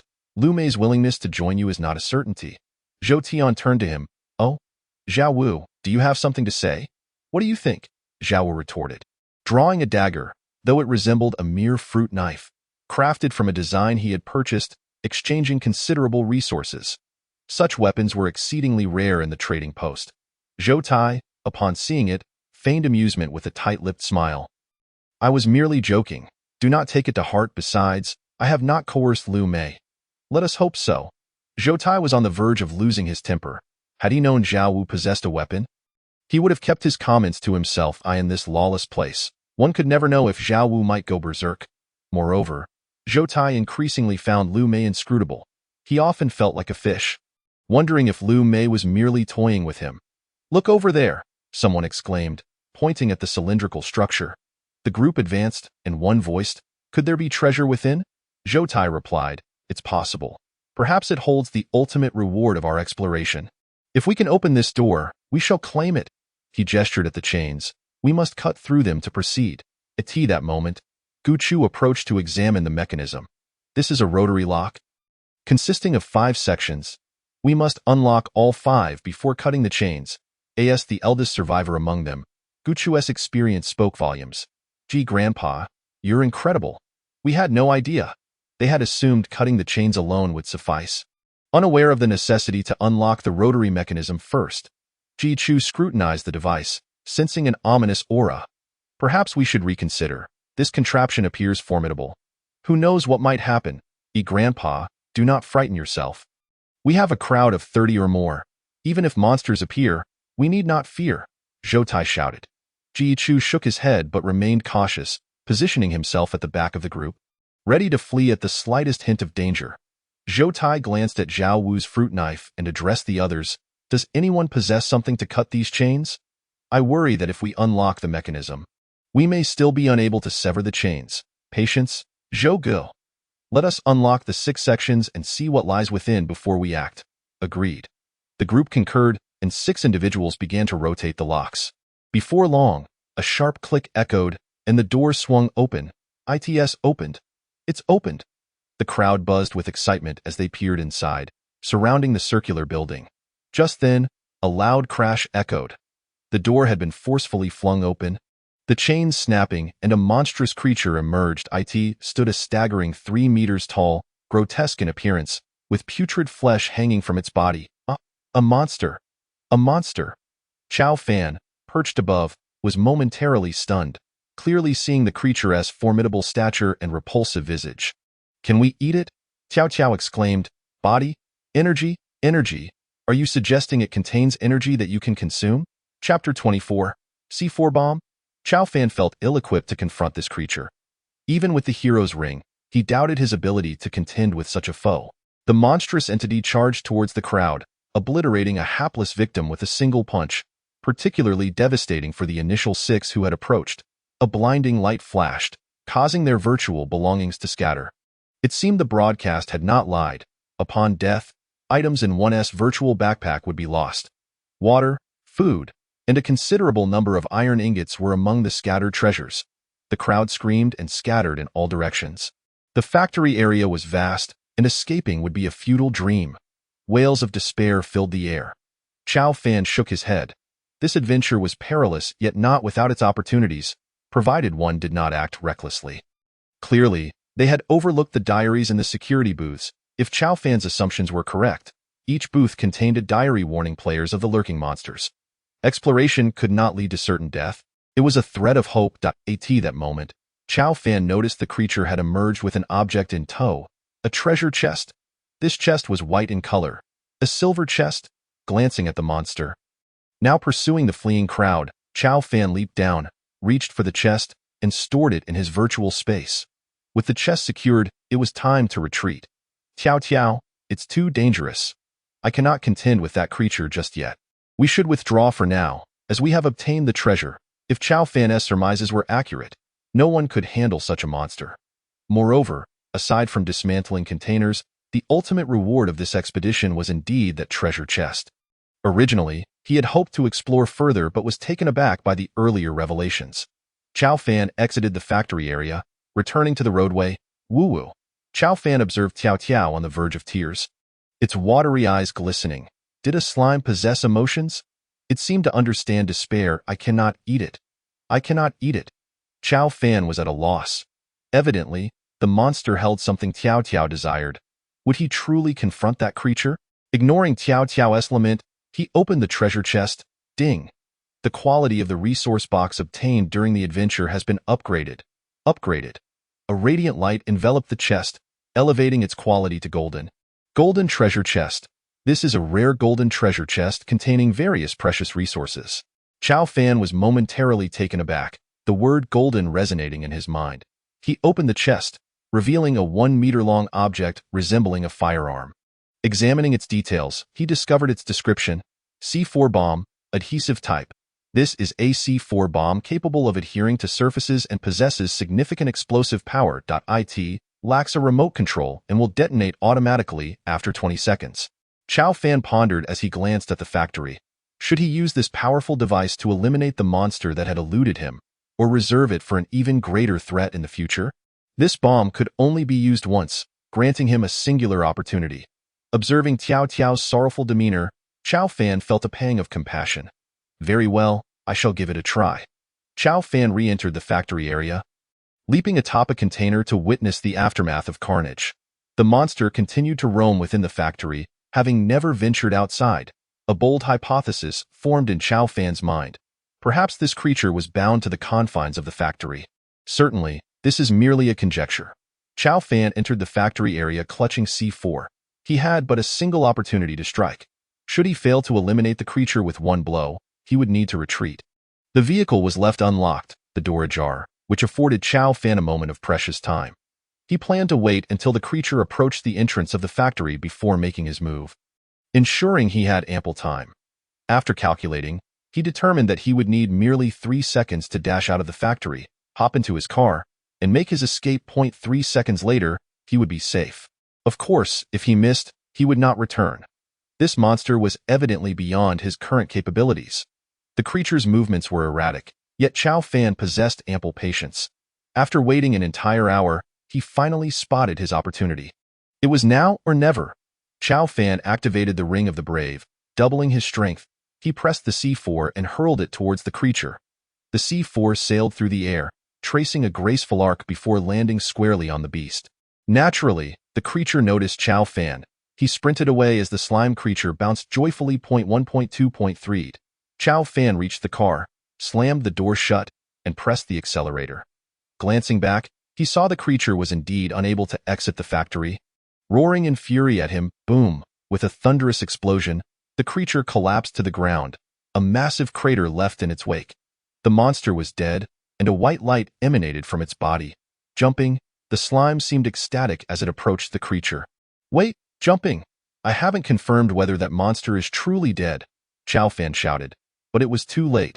Jumping had already reached the creature's side and swallowed the white light, promptly falling into a deep slumber. After half an hour of waiting, Chow Fan observed that the creature remained utterly still, confirming its demise. What was that white substance? Why did Jumping desire to consume it? Chow Fan approached, shaking his head. UVE had your fill, wasting my powerful weapon. That was C4, capable of demolishing an entire building. He held Jumping in his hand and wandered through the factory, collecting any supplies that might have been dropped by the deceased. If it was not on his path, he would forego it. Nevertheless, he managed to gather over 20 iron ingots, 10 plastic bottles, 10 bottles of water, 20 small loaves of bread, and 2 packets of instant noodles, all unopened. He also dismantled nearby containers, acquiring a wealth of materials. Indeed, without the nightgrass, horses cannot thrive. While these items may not be of exceptional quality, their sheer quantity proved beneficial. Those fools, led by Zhou Tai, were quite reckless, carelessly opening the cage that held the monster. The regional chat fell silent. Chow Fan glanced at the numbers. 900-1000. Had at least 80 people perished today? He recalled seeing it at 980-1000 earlier. Perhaps the recent heat wave had claimed more lives. Estimating, he concluded that at least 20 had died in this expedition. Those adventurers were truly overestimating their capabilities, underestimating the dangers of exploration. Sunji, Zhou. This is your fault. So many of us have perished. Chapter 25. Who killed it? Zhou. Me? It was you all who insisted on opening that door. Blame your own greed. Huh? Zhou is so fortunate to still be alive. Tensions flared in the regional chat. Zhao Wu. Zhou, I warn you, you brainless fool. Keep your distance from Lu Mei next time. I fear she may be harmed by you. Zhou. Zhao Wu. I curse you. Do you dare to challenge me to a duel? It was evident that Zhou was furious. Ji Chu. Enough, everyone. Let us not quarrel. This expedition was unfortunate. We encountered an insurmountable monster. Let us be more cautious next time, as there are plenty of supplies in the exploration area that we need to survive. Everyone, the exploration area you mentioned, I have been there too, though I did not enter. From afar, I saw the monster. Is this it? Image.jpg. The group opened the image and were shocked to find the creature lying on the ground, a massive hole in its abdomen. What? For a moment, disbelief washed over them. The monster was dead? It was indeed it, but how did it perish? I don't know. When I arrived, I saw from a distance that the creature was dead. The crowd gasped in astonishment. Chao Fan. Did you kill the monster? Tang Tian sent a private message. If I said it wasn't me, would you believe it? It was you? Chao Fan replied. I suggest you refrain from spreading that around. Do you remember what I warned you last time? Upon hearing this, Tang Tian hesitated to divulge any further information. Previously, when Chao Fan had advised her to leave, she complied. The situation was too perilous. Who knew what dangers lay ahead? Having already secured 20 iron ingots, it was wiser to withdraw than to take risks. Tang Tian, you're not among them, are you? I advise you to leave. Did you truly leave? Yes, I have left. Chao Fan was surprised that Tang Tian had managed to evade this crisis. As events unfolded, just as she had anticipated, many lives were lost. Did they truly believe her foolish? Without Chao Fan present, they would surely perish if danger struck. Who exactly was responsible for the creature's demise? It appeared to be the result of some explosive. Was it a grenade? Not likely. It seemed to be a more powerful bomb. Otherwise, how could it have killed the creature? I suspect it was TNT. Only TNT possesses such devastating power. While the monster was formidable, it ultimately could not withstand modern weaponry. Modern weaponry? You're dreaming. To this day, I haven't seen a single gun. Whoever manages to procure a firearm, I'll trade 10 waters for it. Zhou, I'll offer 40 iron ingots. That's worth far more than water. Gu Chu, currently there are no waters for sale at the trading post. I wonder who will be the first to acquire a weapon. Gu Chu was also concerned. As it stood, everyone was coexisting peacefully, but the absence of weapons rendered any conflict impossible. However, once someone acquired a weapon, the situation would change dramatically. Chao Fan observed the regional chat. As for weapons, he currently possessed only a crowbar, which could be considered a weapon, albeit far superior to a dagger. Private message. Chao Gu, I have a blueprint here. Would you like it? Image.jpg. Chao Fan opened it to find a hand crossbow designed on a weapon. This was the first weapon he had encountered. Although the blueprint could only be used once, it was indeed a genuine blueprint, perhaps the very first for a weapon. How much do you want for this? Chao Gu, I truly appreciate your help last time. I won't charge you this time. Tang Xiao, do you realize the value of this blueprint? Many people currently lack weapons, and even blueprints are scarce. This one is highly valuable that I'm aware. Here's the deal. I'll give you 1 liter of water and 10 pieces of snake meat. Of course, if you prefer materials, I can offer an equivalent amount of iron ingots or metal ingots. Chao Gu, can you exchange that much? Of course. Tang Xiao understood the significance of the hand crossbow design. For iron ingots, I can offer you 30. Then let us go with iron ingots. Deal. Chao Fan placed the materials on the table. The first hand crossbow design was undoubtedly worth that price. He obtained the hand crossbow blueprint. Hand crossbow? Description. This is a blueprint for a hand crossbow that can shoot crossbow bolts with considerable power. It can only be used once. You can insert wood. Each piece of wood produces 1 crossbow bolt. Required material 1. Iron ingot X1. Required material 2. Metal ingot X1. Required material 3. Rubber X1. Required material 4. Wood X1. 1 piece of wood can yield 1 crossbow bolt. Chao Fan immediately inserted 100 pieces of wood. 100 crossbow bolts should suffice. He placed the materials and produced a hand crossbow. Testing it, he shot into the ground. The crossbow bolt penetrated deep into the earth. The power was impressive. If that bolt struck a person, it would undoubtedly pierce right through them. Chow Fan halted the car, assessing the supplies in the back. Currently, he had a fair amount of provisions, but high-end resources were still lacking. He yearned to upgrade his vehicle, yet the cost of modifications was prohibitive. Nevertheless, he felt compelled to make improvements. With this in mind, Chow Fan retrieved the design blueprint from the previous Brave Path Challenge. Water Collector Blueprint. Description. This is a blueprint for a water collector that can gather 1 liter of water from the air each day. Reusable. Required material 1. Iron ingot X1. Required material 2. Electronic components X2. Required material 3. Plastic X1. He traded his previous iron ingots at the trading post for a substantial number of electronic components and plastic, directly crafting 10 water collectors. Currently, the water collectors in the car were full. Chow Fan poured them into a gasoline barrel. 10 water collectors would yield 10 liters of water daily, each liter being worth 1 iron ingot. Thus, he could acquire 10 components each day. Jumping remained in slumber, but Chow Fan noticed its hue had deepened to a more vibrant green. Could it be evolving? Can a slime even evolve? This revelation astonished Chow Fan, who eagerly anticipated the potential changes that Jumping's evolution might bring. After driving a few kilometers, he stumbled upon a bronze treasure chest. Upon opening it, he found 3 metal ingots. Chow Fan shook his head and stored the supplies in the resource box. He organized the treasure chests into categories for storing materials. The inaugural Highway Battle Royale Challenge has commenced. According to the rules, you must proceed to the designated location. The Battle Royale is replete with abundant resources, and it will randomly select individuals from over 10 areas to form a participant pool of 10,000. Within the Battle Royale, you may utilize the trading market and global chat. Wishing everyone an enjoyable gaming experience. E-note: participation in this Battle Royale is mandatory for all.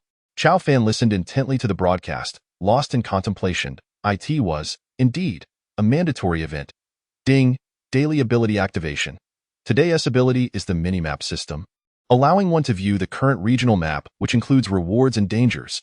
Chapter 26, the Highway Battle Royale Challenge. At that moment, Tiao Tiao also awoke. Hungry.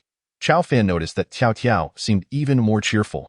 Perhaps that orb of light had enhanced Tiao Tiao's abilities. Tiao Tiao? What can you do? Protect, Tiao Tiao exclaimed, hopping onto Chow Fan and enveloping him completely. Could it be that Tiao Tiao could serve as a bulletproof vest? Tiao Tiao, come out. I wish to conduct an experiment, Chow Fan stated, eyeing the crossbow bolt in his hand. All right, Tiao Tiao, stay outside and remain still. Tiao Tiao bounced about, but the scorching heat from the ground made him jump up and down. Hot, Chow Fan urged, bear with it. He aimed the crossbow at Tiao Tiao. The bolt fell straight down without even penetrating the skin. Impressive. Chow Fan nodded. With this discovery, he surmised that he need not fear bullets. At the very least, small-caliber bullets posed no threat. Tiao Tiao, come up. Having made this discovery, Chow Fan instructed Tiao Tiao to transform into clothing, leaving only a small eye exposed at the neck to peer outside. Observing this scene brought a smile to Chow Fan's face. With Tiao Tiao's assistance, this battle royale seemed all the more intriguing. Countdown 10, 8, 7, 2, 1. Chow Fan's vision darkened, and when he opened his eyes again, he found himself on a road. Many others had also appeared beside him. At first glance, everyone noticed Chow Fan's vehicle. The colossal Wuling Hongguang left them utterly astonished. Everyone. What do I see? This is a true vehicle. They glanced at their bicycles and similar contraptions, disheartened. Big shot. Take me along. I kneel before you. Chow Fan observed them and rolled down his car window. Everyone, I shall take my leave first. In a corner, a few individuals gazed coldly at Chow Fan. Boss, what shall we do? These 3 were from the same region, having already struggled for survival on a road during their initial exploration. The leader, Fugua, possessed a tricycle. Fugua remarked, what do you think? Liao Hua continued, boss, I have an idea. I just recorded a video. Let us send it out. Fugua shook his head. Do you know how many people are in this region? A total of 10,000. Sending it out might make him a target, but it would also increase our difficulty in obtaining that vehicle. Sun Qian licked his lips. Let us follow him and find an opportunity. Go! The 3 were no strangers to taking lives. They had killed more than one person in this desolate place. One could hardly survive without resorting to violence. Relying solely on roadside supply boxes was far from sufficient. Killing was the quickest way to amass wealth. Chow Fan opened his character panel and noticed a mini-map beside him. This must be the ability granted by the Golden Finger. He scanned the map, noting mountains, rivers, and an urban area. A commercial street. Chow Fan immediately adjusted his direction towards the commercial street, anticipating a wealth of resources. Chow Fan's vehicle was swift, and half an hour later, he arrived at the commercial street. Upon disembarking, he beheld a plethora of shops. Approaching an ice cream shop, he discovered an array of ice creams displayed on the table. Ice cream. Delicious ice cream. Just what you need in the scorching summer. Expiration. 12 hours. Entering the counter area, he found it completely barren. Could it be that these supplies were limited in quantity? Chow Fan speculated it was quite possible. Another establishment, a fried chicken shop. He found only a single piece of fried chicken, yet it was still warm. Fried chicken. This is a freshly fried chicken, just out of the fryer. Expiration. 12 hours. It seemed there was indeed a deliberate control over the quantity of supplies. Consequently, while resources were available, they were not abundant. Fortunately, there were plenty of bowls and utensils, which Chow Fan promptly placed into his virtual backpack. He did not rush to indulge in the delicacies, but instead began searching the commercial street. Collecting blankets and other items. In a supermarket, he found several materials. Sichuan pepper, salt, MSG, cumin powder, a bottle of Lao Gan Ma, a bundle of noodles, a whole bag of bread, a bottle of beer, and a pack of cigarettes. Aside from these, there was nothing else. Chow Fan stowed the large bag into his virtual backpack and the smaller one into his pocket. Ding! To his left outside the door, a person wielding a dagger caught his eye. Chow Fan was taken aback. Had someone already arrived here in such a short time? He had driven straight here, guided by the map. A sense of foreboding washed over him. If there was to be a robbery, he would see just how much resolve this individual possessed. Chow Fan felt the crossbow in his clothing, steadied himself, and deliberately walked towards the right door. Stop, if you don't want to die. Hand over everything. A burly man glared at Chow Fan with a cold expression. Chow Fan inquired, "You wish to rob me?" "Indeed. A robbery. What if I refuse?" "Then you shall die." The burly man charged at Chow Fan, who swiftly drew his crossbow and pulled the trigger. A bolt struck the man squarely in the chest. How is it possible for you to possess such a weapon?" The man staggered, collapsing to the ground. Chow Fan asked, "Do you still wish to rob me?" No matter how fierce the man was, he dared not harbor any further thoughts at that moment. Chow Fan readied another bolt. "Please, don't kill me. I have 3 bottles of unopened water and 3 loaves of bread." "Is that all?" "That hardly suffices to buy your life." Chow Fan replied, "Don't kill me. I also have a blueprint for a solar panel. I obtained it during a previous expedition. I'll give it to you." Chow Fan was taken aback. Such an item was indeed valuable. This was something one would not find in the trading market, revealing that many valuable items were not easily traded. Under no threat to their lives, who would willingly part with good items? "Why didn't you mention this earlier, you fool? Facing death, you still wish to hide things? What if I truly kill you and loot your virtual backpack?" The burly man's expression turned grim. Indeed, he could do just that. Throw the items over, and I can guarantee your survival. After all, killing was a last resort. And Chow Fan genuinely did not wish to take a life. Though the laws had vanished in this place, he still harbored a deep-seated respect for the law. The man nodded and retrieved items from his virtual backpack. Chow Fan collected the items and turned to leave. He had honored his word. Ding! Danger! Someone was attacking from behind. Chow Fan's heart sank. He intended to spare the man, yet he harbored thoughts of killing Chow Fan. Reacting swiftly, Chow Fan drew his crossbow and fired an arrow. It struck the man directly in the heart. The burly man clutched his chest, and within 3 seconds, he succumbed to death. "I had planned to let you go, but I didn't expect you to be so ruthless." Chapter 27. Airdrop to the face. Although Chow Fan might not have perished without the guidance of the Golden Finger, especially with Tiao Tiao's constant protection, this encounter weighed heavily on his mind. He refrained from killing, yet others sought to kill him. It seemed Chow Fan needed to reevaluate his strategy. After scavenging the area, he prepared to leave. Just then, an aircraft appeared in the sky, dropping an object accompanied by a parachute. An airdrop? Many witnessed the plane and the airdrop, exclaiming in unison. Chow Fan opened his character panel. Indeed, a white on the map was flashing, presumably marking the airdrop location. Chow Fan gazed at the airdrop above. It was precisely overhead. What a coincidence. He merely needed to wait for the airdrop to descend. Observing the airdrop, Chow Fan estimated it would land in 1 minute. He drove his vehicle closer and noticed a small cart nearby, a makeshift cargo cart, altered with pedals and wheels. He placed the cart into his vehicle. This could serve as a means of transport. This was likely the burly man's survival vehicle, and it was utterly unimpressive. Quite frankly, it was trash. The burly man had perished, leaving behind all his supplies. I didn't expect this man to possess such a wealth of resources. Among them were over a dozen metal ingots, which the burly man had failed to mention. To ascertain whether someone possessed supplies, mere words were insufficient. Only by eliminating a person could one discover the true contents of their virtual backpack. Chow Fan tossed the supplies into his vehicle.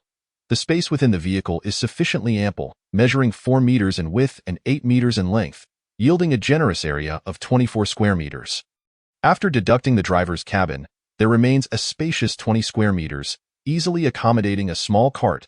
As Chow Fan gazed at the airdrop descending from above, he began to survey his surroundings, wary of any potential thieves. However, it is worth noting that the likelihood of someone arriving here within a mere minute is nearly impossible. The airdrop crate fell, emitting a plume of red smoke.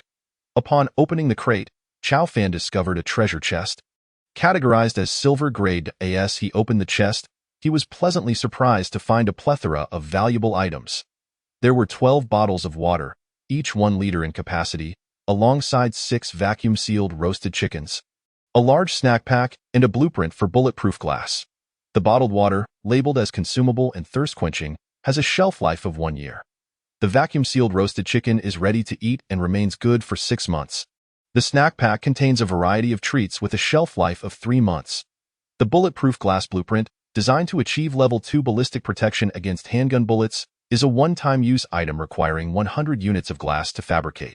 Upon seeing the blueprint for the bulletproof glass, Chow Fan was taken aback. His vehicle felt impervious to threats, except for the fear of its glass being shattered. With this blueprint, he no longer needed to worry about people throwing stones at the car's windows. This item undoubtedly justified the silver-grade treasure chest reward. Chow Fan swiftly transferred the items into his vehicle and glanced at the map, noticing an underground parking garage nearby. He drove directly into the garage, where he made another remarkable discovery: a small 3-wheeled vehicle, akin to a mini-transport. This little vehicle, powered by fuel, could reach speeds of 20 kilometers per hour and was unclaimed, allowing immediate use. "Wow, what incredible luck!" Chow Fan exclaimed, astonished at finding an unclaimed vehicle, and a decent one at that. He also retrieved the cargo cart from earlier. This cart, capable of reaching speeds of 10 kilometers per hour, was similarly unclaimed and ready for use. The presence of unclaimed vehicles implied that their previous owners had perished, and Chow Fan, upon touching the vehicle, found it had become his own. The display panel indicated he now owned a second vehicle. Could it be that one person is allowed to possess multiple vehicles? After a moment of contemplation, he surmised that this must indeed be the case. At this point, the panel displayed 2 vehicles, and Chow Fan selected the first one, resembling his bread van, which was now highlighted. Could it be? Upon clicking, the highlight faded, and the bread van dimmed, vanishing entirely, leaving only the cargo cart. I didn't expect to be able to switch like this, he realized. This meant that switching vehicles made the other one disappear. He clicked again, and the bread van reappeared before him. This way, his vehicle wouldn't attract undue attention. He could easily use the cart when others were around, especially since it had already been modified and included a sunshade. Chow Fan then touched the 3-wheeled vehicle, and it too became his. Now, he possessed 3 vehicles. He promptly switched to the cargo cart and ascended the building to begin scavenging. Inside the rooms, he found a considerable number of utensils, all still usable. He gathered them all, as the ability to switch vehicles rendered spatial concerns moot. This particular aspect of vehicle ownership had not been mentioned in the World Channel, and Chow Fan likely was the first to discover it. Seated by the window, he took out the ice cream and roasted chicken he had found earlier. After washing his hands with a bottle of water, he began to indulge in his feast. It was then that a middle-aged man approached, hoping to seize the opportunity to claim the resources from the airdrop. However, he soon realized he was not alone. "Hey kid, you plan to monopolize the airdrop?" The middle-aged man bristled, noticing 3 others with him. Knowing he stood no chance against them, he retreated, and the 4 began discussing how to divide the resources. "How about we split it 4 ways?" the middle-aged man suggested. "Listen, kid, there are 3 of us and just 1 of you. You think we'll share?" The 3 exchanged glances, preparing to make a move. When suddenly they heard a commotion. "Someone's coming," they whispered, lamenting that if only they could act faster. Unfortunately, their vehicle was merely a 3-wheeler. 10 minutes later, a crowd had gathered below, with no one daring to approach. Fearing they would be the first to be targeted, they began to debate, staring at "This isn't productive. How about we split it up? More and more people are arriving. Shall we just waste time like this? Let's send someone to retrieve the supplies, and we'll divide it among ourselves." To be why now, there were at least 30 people below, with more arriving by the minute. The longer they delayed, the less likely they were to secure anything. "All right, let us just divide it." Chow Fan took a bite of the roasted chicken, followed by a spoonful of ice cream. On such a scorching day, the coolness of the ice cream was a delightful relief. The heat persisted, seemingly intensified by the towering buildings surrounding them. A few individuals approached to inspect the airdrop crate, which contained a box. "Everyone, it's a silver-grade treasure chest, if I'm not mistaken." Treasure chests are categorized as wooden, bronze, iron, and silver. This must be a silver chest, above iron. Indeed, it must be, but we've never even seen an iron-grade chest. So this means we struck it rich. There's bound to be plenty of good stuff inside. Chow Fan watched their animated chatter with amusement, bemused by their belief that the chest contained valuable items. He polished off the last bite of chicken and savored the remaining ice cream. Jumpy, what's wrong? Do you want to eat?" "Eat?" Jumpy seemed particularly interested in the roasted chicken and ice cream, though only bones remained of the chicken, and the ice cream was nearly gone. "Can these bones be eaten?" "Eat, go ahead." At his command, Jumpy hopped out from Chow Fan's side. Interestingly, Chow Fan felt a sudden warmth as Jumpy left him, having felt pleasantly cool while it was on him. Could it be that the slime, Jumpy, had a cooling effect? Jumpy swallowed the bones and ice cream, digesting them swiftly, leaving only some plastic wrappers behind. It appeared that Jumpy had no interest in those. Returning to Chow Fan, he felt the coolness return. "Jumpy, can you control the temperature?" Temperature? It seemed Jumpy had no concept of temperature, merely feeling cooler than the ground. Previously, Jumpy despised walking on the ground, indicating it could indeed sense temperature. Hot. Exactly, Jumpy, it's cooler than the ground. At that moment, Chow Fan felt even cooler, as if Jumpy's presence was enough to lower the temperature, even through fabric. Impressive, Jumpy. With Jumpy's assistance, Chow Fan brimmed with confidence. They opened the box, only to find it completely empty. "What the heck? Where's the stuff? We spent a full 10 minutes dreaming about what could be inside." The crowd reacted with frustration, lamenting the wasted time. "Damn it. If I find out who took the supplies, I'll make them pay." The crowd dispersed, and Chow Fan followed suit, exiting the underground garage with the cargo cart and blending into the throng. The remaining individuals continued to search the commercial district, but their efforts yielded scant resources. Many vented their frustrations against the glass walls, resorting to vandalism. Yet, others salvaged materials, ensuring their time wasn't entirely wasted. As Chow Fan prepared to leave, he noticed 3 individuals whispering behind him. He recognized them as the people he had encountered upon his arrival. Opening the character panel, he accessed the regional channel, which was inundated with messages. "Did you know, when we arrived, we encountered a Wuling Hongguang? The Wuling Hongguang? The legendary vehicle? Yes, but it's different now." "What do you mean?" "That vehicle has been transformed, measuring between 10 and 20 meters long and 10 to 15 meters wide." "Nonsense, that's massive." "Really? Ask others if you don't believe me." "Yes, it's that big." Chow Fan observed the messages with a sense of disbelief. His vehicle was only 8 meters long and 4 meters wide. However, it did indicate that his vehicle was indeed unique. Their vehicles simply could not compare, affirming that his decision to keep it hidden was wise. Otherwise, many individuals covet his vehicle. That moment, 2 fists cannot contend with 4 hands. Chow Fan continued to observe. "Did you capture any photographs? Photos cannot be fabricated." "Photos? I forgot." But indeed, this incident occurred. For a moment, they fell silent. Soon after, the discussion turned to the airdrop event in the commercial district. Everyone was speculating about the whereabouts of the airdrop. Some suspected that the airdrop was entirely empty. Otherwise, why would it be called an airdrop? They were immediately bombarded with hundreds of insults. At that moment, Chow Fan inadvertently glanced back after shutting off the panel and noticed 3 individuals closely following him. Chow Fan let out a cold laugh. He turned down 7 or 8 intersections before merging onto the highway. The 3 remained glued to his rear like a stubborn, adhesive plaster. Once again, Chow Fan veered into a narrow path, arriving at an alleyway and entering a dilapidated courtyard. Big brother, where is he? Gone. He must have taken that route. Pursue him. They intended to chase down another path. But Chow Fan opened the courtyard gate. Ladies and gentlemen, what brings you here?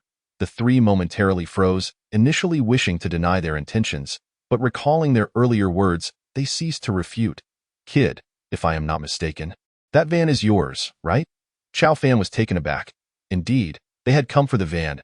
He nodded. Correct, it is my van, and as you can see, it has been modified. Kid, if you had blended into the crowd, we might not have dared to act, but now, just look around. There's no escape here. Kid, my name is Fu Guo. Even before the apocalypse, I was a wealthy coal tycoon, but now, I find myself in this predicament. I used to have a driver. A coal tycoon? Chow Fan nodded. However, it's not easy to be a coal tycoon anymore. Everyone desires to become one, thus the market is not favorable, but judging by Fu Guo's demeanor, could he be a top-tier coal tycoon? Fu Guo continued, I don't mind telling you, to be a coal tycoon, one must be ruthless. It's only natural for miners to perish. Thus, some matters are best kept hidden. Oh, so you have caused the deaths of others? Ha! It's not quite accurate to say that. They sought to risk their lives for profit. Could I possibly stop them? Upon hearing this, Chow Fan shook his head and remarked, I see. However, if you had implemented proper safety measures, there wouldn't be any fatalities. Do you think they would simply work themselves to death? Fu Guo was taken aback and nodded. Kid, you're right. However, implementing safety measures requires funding. If the upper management greases a few palms, it wouldn't cost much. Upon hearing this, Chow Fan's expression darkened. It became evident what kind of person Fu Guo was. No wonder he was so affluent. It is often said that to earn substantial wealth, one must cast aside their shame, and this man had taken that to the extreme. Chapter 29. I said not to let me see you again, boss. Why waste words with him? We're not here for the first time to take a life. That previous individual, wasn't he one we discreetly eliminated? We gained quite a bit from it. Fu Guo brandished a knife, his expression calm as he fixed his gaze on Chow Fan. Kid, do you understand the purpose of my lengthy discourse? Chow Fan was keenly aware that such individuals are the most terrifying. Those who approach with blatant hostility are not as fearsome. One knows their cruelty and malevolence. However, those who present an amiable facade while harboring ulterior motives are the most insidious. Chow Fan nodded. You wish to know where my vehicle has gone, how it has transformed into this mere cart. Clever. Chow Fan smiled. Let me share a piece of information with you. The reason I've engaged in this conversation with you is that I have yet to decide whether to kill you. After all, I hold no grudge against you. But now, I've made my decision. Chow Fan retrieved a crossbow from his pocket and shot it towards Fu Guo. Duck. Fu Guo shouted. Boss. Liao Hua. One of the men unexpectedly leaped forward, taking the hit for him. Chow Fan was somewhat astonished. He hadn't anticipated that a murderer would have 2 fiercely loyal subordinates. This was indeed beyond his expectations. Fu Guo's expression darkened as he advanced towards Chow Fan with a dagger. Chow Fan attempted to ready another bolt but was slightly delayed. Nonetheless, he was not afraid of the strike. He had confidence in his defensive capabilities. The knife plunged firmly into Chow Fan's chest. Kid, die. Chow Fan produced a crowbar, summoning all his strength to strike Fu Guo's skull. With a resounding bang, Fu Guo's head exploded. Chow Fan was taken aback by the sheer force of his blow. Liao Hua, witnessing such a gruesome scene, was left in shock, filled with fear. Boss. Chow Fan pushed Fu Guo aside, brushing off the dust from his clothing. Friend, it's your turn now. Sun Qian watched as Chow Fan appeared unfazed and suddenly fell to his knees. Big brother, spare me. I am willing to offer all my resources to you. I wish to pledge my allegiance to you. Chow Fan sneered. Allowing such a person to pledge allegiance would tarnish his own dignity. He readied the crossbow once more. Seeing this, Sun Qian bolted for the exit. Chow Fan raised his hand and shot an arrow that struck him squarely in the forehead. Upon inspection, The fragments were scattered all around. Among the three individuals, apart from Fu Guo and Liao Hua, Chao Fan did not even know the name of the one who had just perished. Liao Hua was still alive, as his virtual backpack had yet to release any resources. This presented a revelation for Chao Fan. He could ascertain a person's status based on whether their backpack had exploded or not. Liao Hua, do you have any final words? You are doomed. I have already informed the people in the region. They all know you possess a motorhome. A motorhome? Chao Fan was momentarily taken aback, realizing the situation was turning dire. He opened the regional chat and discovered Liao Hua had made a statement, accompanied by a video. Everyone, the individual before me is the owner of a motorhome. He undoubtedly stole the airdrop supplies. The resources on him are so plentiful you could never exhaust them. If you kill him, you will obtain boundless resources. This declaration immediately stirred a commotion in the group, further amplified by the accompanying video showcasing Chao Fan's current appearance. Chao Fan inspected the video. It displayed him in the very same location. This was not good. If people learned of this, he would undoubtedly be hunted down. With a population of 10,000 in the region, the thought of being pursued sent chills down Chao Fan's spine. Zhao Gang. Is this for real? Zhao Gang. I can't believe it. Liao Hua. Everyone. It's him. The one with the motorhome. Chao Fan was speechless. He clearly did not possess a motorhome, so how was he suddenly classified as one? He knew he could not allow Liao Hua to continue speaking without restraint. Everyone, as you can see from the video, my vehicle is merely a cart. It is by no means a motorhome. Furthermore, Liao Hua and Fu Guo robbed me, and I retaliated, which led to this nonsensical talk. I recognize this individual, and there is also a Sun Qian. They have murdered within our region, and we all despise them. Chao Fan realized, well, it seemed he had stumbled upon habitual offenders. Indeed, these three individuals have blood on their hands, Chao Fan replied. Brothers, hurry and eliminate him for the sake of the people. More and more individuals joined the outcry against the trio. Chao Fan observed, well, it turned out that mischief was afoot. Now, speaking the truth had become futile. Chao Fan was not oblivious to the fact that some were suggesting he indeed owned a motorhome. Having seen it upon his arrival, unfortunately, given the current circumstances, no one seemed to believe it. After all, would one trust a murderer over a law-abiding citizen? Everyone possessed their own scale of judgment. Liao Hua was astounded by how the situation had unfolded. Having been struck by an arrow, he watched in fury as the situation escalated. If only Sun Qian had survived, the video evidence he possessed would have undoubtedly vindicated him. Alas, that video was solely in Sun Qian's possession. Please listen to my explanation. I have no desire to hear your explanation. You shall perish, friend. Do hurry and dispatch him. Chao Fan chuckled, inquired, Liao Hua, do you have any final words? Ha ha, you will meet a wretched end. You are destined for hell. Ha, what does a villain have to discuss about hell with a good person? Absurd. It is you who will face damnation. Chao Fan readied another arrow in his crossbow, preparing to deliver the fatal blow. Suddenly, he paused and said, if you genuinely repent, here's the deal. I can spare your life. However, should we cross paths again, do not blame me for my ruthless nature. Really? Upon hearing this, Liao Hua seemed to have grasped a lifeline that, of course, you must send this statement to the region. I will believe you. If you kill someone, they will know you are a treacherous scoundrel. A scoundrel, you say? Chao Fan chuckled. Very well. Chao Fan sent the message to the regional chat. Everyone, if Liao Hua truly repents, I can spare his life. However, if I see him again, I will not hesitate to kill. The crowd, having previously lambasted Liao Hua, now found themselves in disbelief. Chao Fan could overpower them, but they were not certain they could contend with him. Big brother, do not spare him. He is a murderer. Absolutely vile. Liao Hua, witnessing the change in sentiment, was filled with joy that I was wrong. I acknowledge my faults. I have taken lives. Chao Fan activated the video recording feature. Is that so? How many lives have you taken? 3. So many? Who were they? Individuals from a region. We ambushed them and seized their supplies. Liao Hua queried. May I leave now? You may. Chao Fan closed his eyes, then reopened them, shooting an arrow into Liao Hua's back. Liao Hua widened his eyes, fixated on Chao Fan. You, my brother. I had explicitly stated that I did not wish to see you again. Yet the moment I closed my eyes, there you were. This cannot be blamed on anyone but fate. You, Chao Fan merely sought to extract a confession of guilt from him. To his surprise, Liao Hua foolishly acquiesced. Chao Fan shared the video in the regional chat. Upon viewing it, the crowd exclaimed, "A master. Truly a master. Is it possible to achieve such a feat? Brother. Impressive." Chapter 30. Some individuals, under the guise of recruiting others, engaged in acts of robbery. 3 men lay dead, their belongings spilled from their bags. Strangely, among the 3, only one possessed a tricycle, which now became a vessel without an owner. Chao Fan also placed it in the designated slot.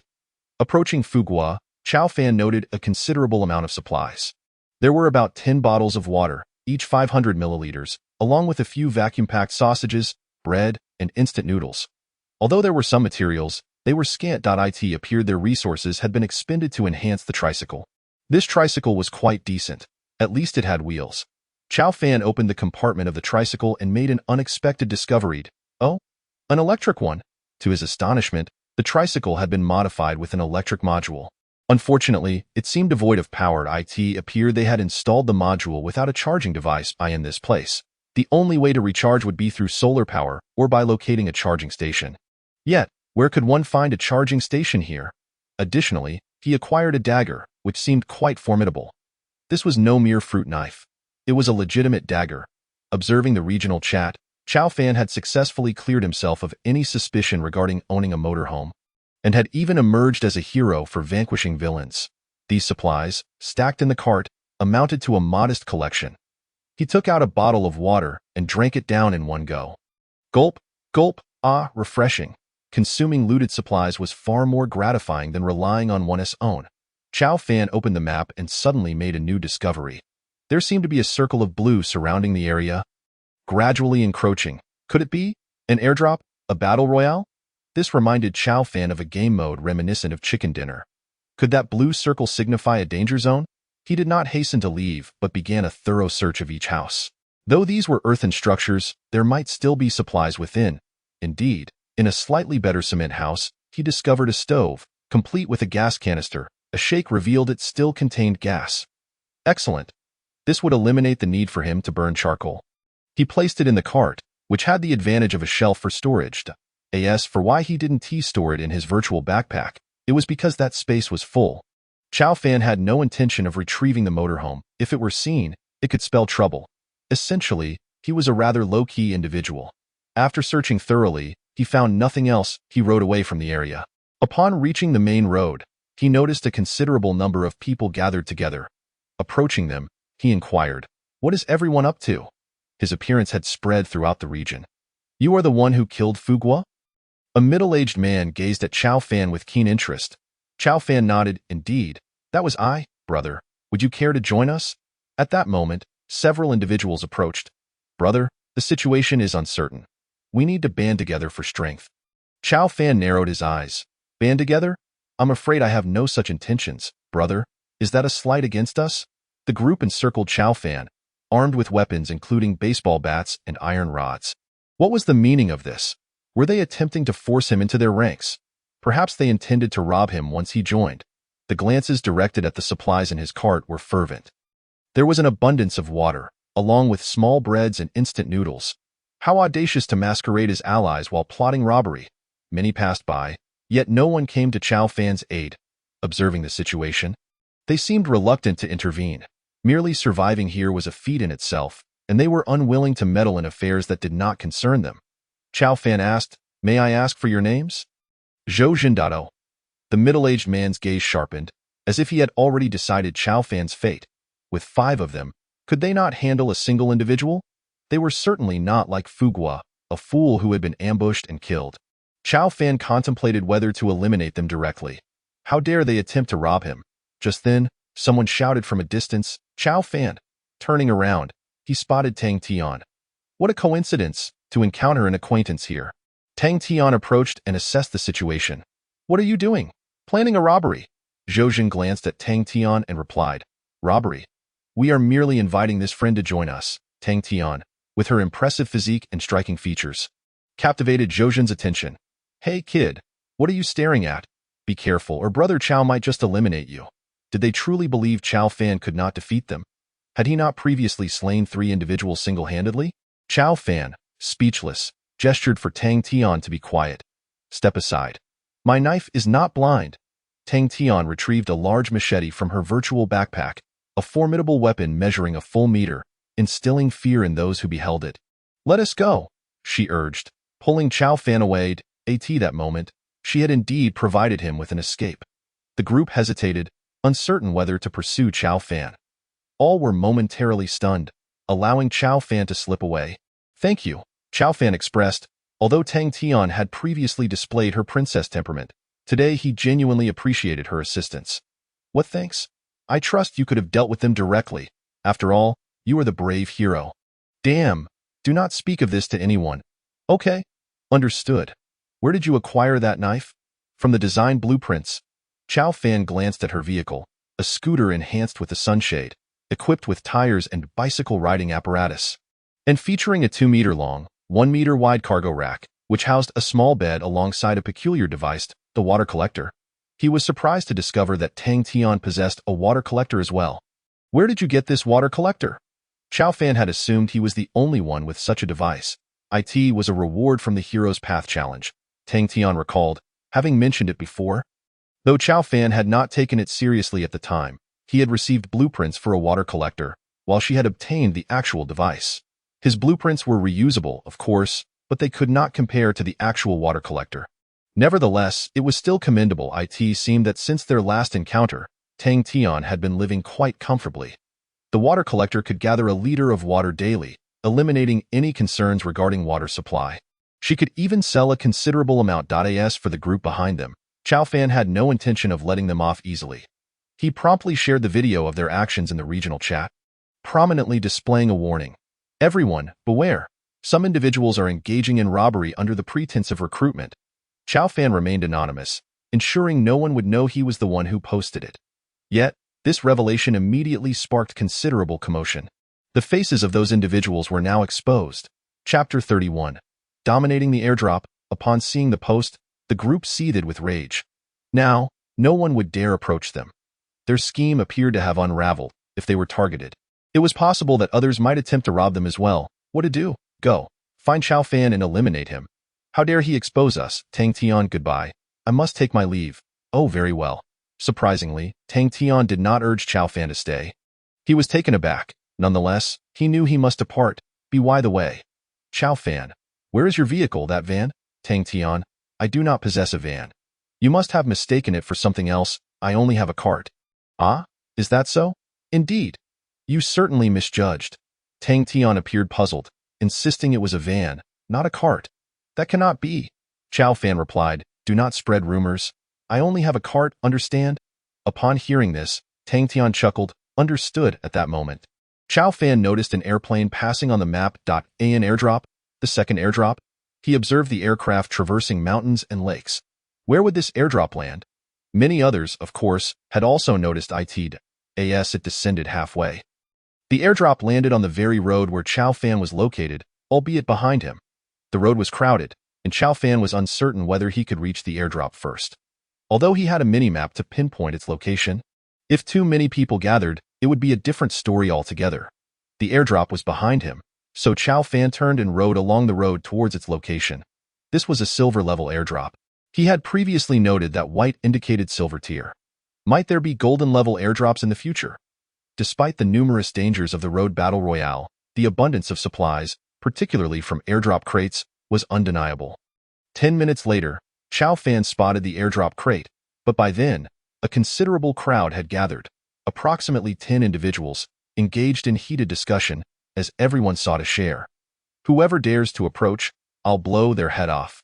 To his surprise, Chao Fan found himself face-to-face with Zhou Zhan and his group once more. They lingered in the rear, naturally positioned to seize the airdrop first. Hey, you are rather arrogant, aren't you? To think you could monopolize the airdrop. Indeed. Indeed. Zhou Zhan's gaze sharpened as he brandished an iron rod, swiftly striking the man with it. In an instant, the man collapsed to the ground, convulsing once before succumbing to death. A few supplies spilled forth. The onlookers were rendered speechless, frozen in shock. Murder. Murder. Zhou Zhan chuckled. Murder? In this world, taking a life is the simplest of tasks. If you cannot kill, How could you possibly acquire supplies? Let us go. A few individuals seized the materials and fled. Only an empty crate remained. Chow Fan pondered for a moment before pursuing them. The group headed down a muddy pathway into a grove of trees. Their vehicle was a modified rickshaw, spacious enough to accommodate several individuals. Chow Fan surmised that they were likely working together, utilizing a single vehicle. This collaboration would expedite the upgrading process, as pooling resources to enhance one vehicle was more efficient than upgrading multiple ones separately. Silently, Chow Fan trailed behind. The group veered onto a narrow path, entering a small forest. Chow Fan concealed the vehicle in a designated area. The target was too conspicuous, and it was more prudent to operate alone at this juncture. He stealthily followed them, noticing the tall grass around him, which could easily conceal a person lying prone without detection. Lying in the grass, he found it perfectly camouflaged his figure. At that moment, Chow Fan resembled a hidden predator.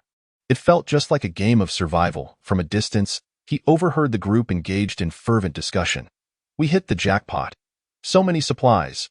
Look at this cooked lamb, vacuum sealed, weighing 4 pounds. We VE struck gold. And this, drinks, it's all drinks, a full 10 liters. Ice cream, 6 ice creams, just enough for us, wow. And a blueprint. You guys wait, let me see what this blueprint is. A vehicle-mounted microwave blueprint. This doesn't seem particularly useful. Upon hearing this, Chow Fan's eyes widened. Wasn't this precisely the blueprint he needed? A microwave. Though it might not serve an immediate purpose, perhaps it could be traded for something else. The sweltering heat made the prospect of ice cream quite appealing. And that Chow Fan, daring to expose us. Once we VE feasted and quenched our thirst, we will find him and eliminate him. Let us see who else would dare to speak of us. Chow Fan paused, initially considering letting them be, but now he realized they must be dealt with. He drew his crossbow, aimed at one of them, and shot. Whoosh! The man fell lifelessly, materials scattering across the ground. One of the 5 had already perished, leaving 4 remaining. Who? The 4 stood and peered outward. Chow Fan contemplated revealing himself to engage them, but they floundered about like headless chickens, failing to notice him. Is it my concealment that is too effective, or are they simply blind? With that thought, Chow Fan stealthily readied another bolt and aimed at one of them. Whoosh! Another arrow flew, though it missed the head and struck the man's arm. Ah! We're being ambushed. Only now did they realize the peril they were in. Chow Fan quietly knocked another arrow and shot again. Whoosh! One man was struck in the head, collapsing instantly, materials spilling forth. Ah! Come out if you dare! Chow Fan expertly seized the opportunity, attacking only when they were oblivious to his presence. 2 of the 5 lay dead, while 1 was injured. Finally, someone spotted Chow Fan. Over there. In the grass. Chow Fan chose to reveal himself. ITSU. That's right. It's me, you bunch. We haven't even sought trouble with you. Yet you dare to ambush us? Chow Fan smiled. If you wish to kill me, why should I not retaliate? You brat. Seeking death. One of them brandished a stick and charged at Chow Fan, who wasted no time and shot another arrow, felling another foe. The remaining 2 were struck with terror, realizing the significant threat posed by Chow Fan's crossbow. You brat. If you have guts, don't use that. Do you think I'm a fool? If not this, then what else would I use? Zhou roared. Charge. The crossbow requires reloading. He doesn't have time. Among the 2, only Zhou remained unscathed, while the other was injured. You brat. Meet your end. Chapter 32. Microwave. Orland's roast chicken. Zhou rushed forward, and indeed, Chow Fan had no time to reload. However, with a strength of 15 points, he was not to be underestimated. Chow Fan wielded a crowbar and struck decisively. Bang!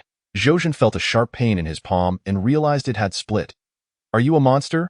Without further ado, Chow Fan delivered a fatal blow, ending Zhou's life.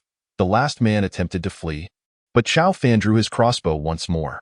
Another arrow flew, and he collapsed, motionless. Chow Fan approached, smirking, playing dead. Are we? Do you really think I'm unaware that items will drop in the virtual space upon death? You 1T die well. Another arrow struck the man's head, finally claiming the lives of all 5. It was a complete slaughter. Having a weapon was indeed advantageous. Chow Fan retrieved his mobile home and loaded the supplies aboard. Except for the ice cream, which was unfit for long-term storage due to its short shelf life and tendency to melt. Jump peeked out eagerly at the ice cream. All right, I understand. Jump, jump, you can have some. Chow Fan indulged in a couple of ice creams, giving the remainder to Jump Jump, who appeared enchanted, almost as if intoxicated. It was clear that Jump Jump had a genuine fondness for ice cream. Chow Fan stored the vehicle in its designated area. Now, he possessed several valuable vehicles. Alongside the bread van, there was a cart, a bouncy car, a tricycle, and the rickshaw. Chow Fan was indeed a master collector. Pondering what other vehicles he might encounter in the future, the rickshaw was a standard model, modified for greater capacity, accommodating 4 individuals, 1 to ride and 3 in the back. It seemed like a rather decent vehicle. Not wishing to linger, for who could tell if someone like Chow Fan was trailing them, he did not tally the supplies just yet, opting to do so once he reached a safer location. Chow Fan gathered the materials and drove into the depths of the forest. Upon arrival, he discovered a significant lack of human presence. Checking the map, he was surprised to find an underground shelter, akin to a bomb shelter. After a moment of contemplation, he maneuvered the vehicle alongside the shelter. The headlights illuminated the interior, revealing ample space, enough for a large truck to pass through. Chow Fan drove inside and was astonished to find that there was electricity here. Previously, in the commercial district, there had been no electricity. Others had tested the outlets, confirming their lack of power. To his astonishment, electricity was present in this location. As he navigated deeper, he stumbled upon a storage area filled with shipping containers. Using his crowbar, he pried open a container, only to find it empty. Just as he was about to give up, he finally discovered an iron treasure chest within one of the boxes. Opening it revealed a bag of coffee beans. Nothing else was found. Coffee beans? Chow Fan shook his head. They couldn't be consumed directly. They required grinding with a coffee machine to become drinkable, and without sugar, they were unbearably bitter. The remaining containers yielded nothing of value. It appeared that resources were indeed scarce, with this being the sole iron treasure chest. Speaking of which, the contents of the iron treasure chest were rather disappointing. Chow Fan dismantled it, obtaining a single iron ingot. He examined the blueprints, one for bulletproof glass, one for solar panels, and the vehicle-mounted microwave. The bulletproof glass blueprint had been acquired from the first airdrop. The solar panel blueprint was contributed by a muscular man. Now, he had obtained a vehicle-mounted microwave blueprint as well. Bulletproof glass design. This is a blueprint for bulletproof glass, capable of achieving level 2 protection, able to withstand handgun bullets, but can only be used once. Material requirements: 100 pieces of glass. Chow Fan happened to possess sufficient glass materials, with more than 500 shards at his disposal. He then examined the next blueprint. Solar panel. This is a blueprint for a solar panel, which can generate 2 degrees of power with 12 hours of sunlight, occupying a space of 20 centimeters 20 cm, requires a battery, and can only be used once. Material requirements: 200 pieces of glass, 20 metal ingots, 10 electronic components. Chow Fan assessed his material stockpile. He had enough materials. Vehicle-mounted microwave blueprint. This is a blueprint for a vehicle-mounted microwave, requiring electrical support and can only be used once. Material requirements: 50 electronic components, 50 metal ingots, 20 pieces of glass. Chow Fan noted that he lacked enough electronic components. Though he had just enough metal ingots, he promptly exchanged 70 iron ingots for 50 electronic components. The value of electronic components was marginally higher than that of iron ingots, but the ratio permitted this trade. He would proceed to manufacture the solar panel, vehicle-mounted microwave, and bulletproof glass accordingly. Chow Fan observed a solar panel atop the van. Yet it conflicted with the awning. Thus, he had no choice but to remove a portion of the awning during the renovation, allowing sunlight to stream through. However, he realized that he currently lacked a battery. Generating electricity would be futile without one. Suddenly, an idea struck him: batteries. He promptly retrieved the tricycle, opened its compartment, and discovered a battery nestled within. Upon checking the renovation interface, he noted the battery's specifications. Battery capacity of 10 kilowatt-hours. 0.10 kilowatt-hours? That's quite substantial. It appears the battery is of excellent quality. A typical laptop consumes between 100 to 200 watts. If we calculate based on 100 watts, this battery could sustain power for 100 hours. Equivalent to 3 to 4 days. That's a commendable capacity. He chuckled to himself, contemplating the extraction of the battery from the tricycle to utilize it in his van. Chow Fan removed the battery and installed it in his van. In the renovation interface, he combined the battery with the solar panel. He then proceeded to create several sockets. However, Transforming the sockets also required numerous electronic components. In fact, crafting one socket consumed 20 components. And he fashioned 3 in total, one for the back seat, one for the front, and another on the wooden floor, of course. Repositioning them later would not necessitate additional components. For now, 3 would suffice. Chow Fan also crafted a microwave and placed it on the table, thus officially becoming an individual with appliances. He took out the vacuum-sealed roasted chicken obtained from a previous airdrop. Although the chicken was delightful, it was ultimately cold. He removed the plate and unwrapped the vacuum packaging, releasing an enticing aroma of chicken into the air. Oh, the flavor of Orleans. Chow Fan placed it in the microwave and pressed start. Ding! After 10 minutes, he retrieved it, and a rich fragrance wafted through the air. Jump, jump, jump, jump. Chapter 33. The Snake in the Treasure Chest. The slime peeked out, eyeing the roasted chicken in the microwave. Chow Fan generously offered, "Go ahead, eat."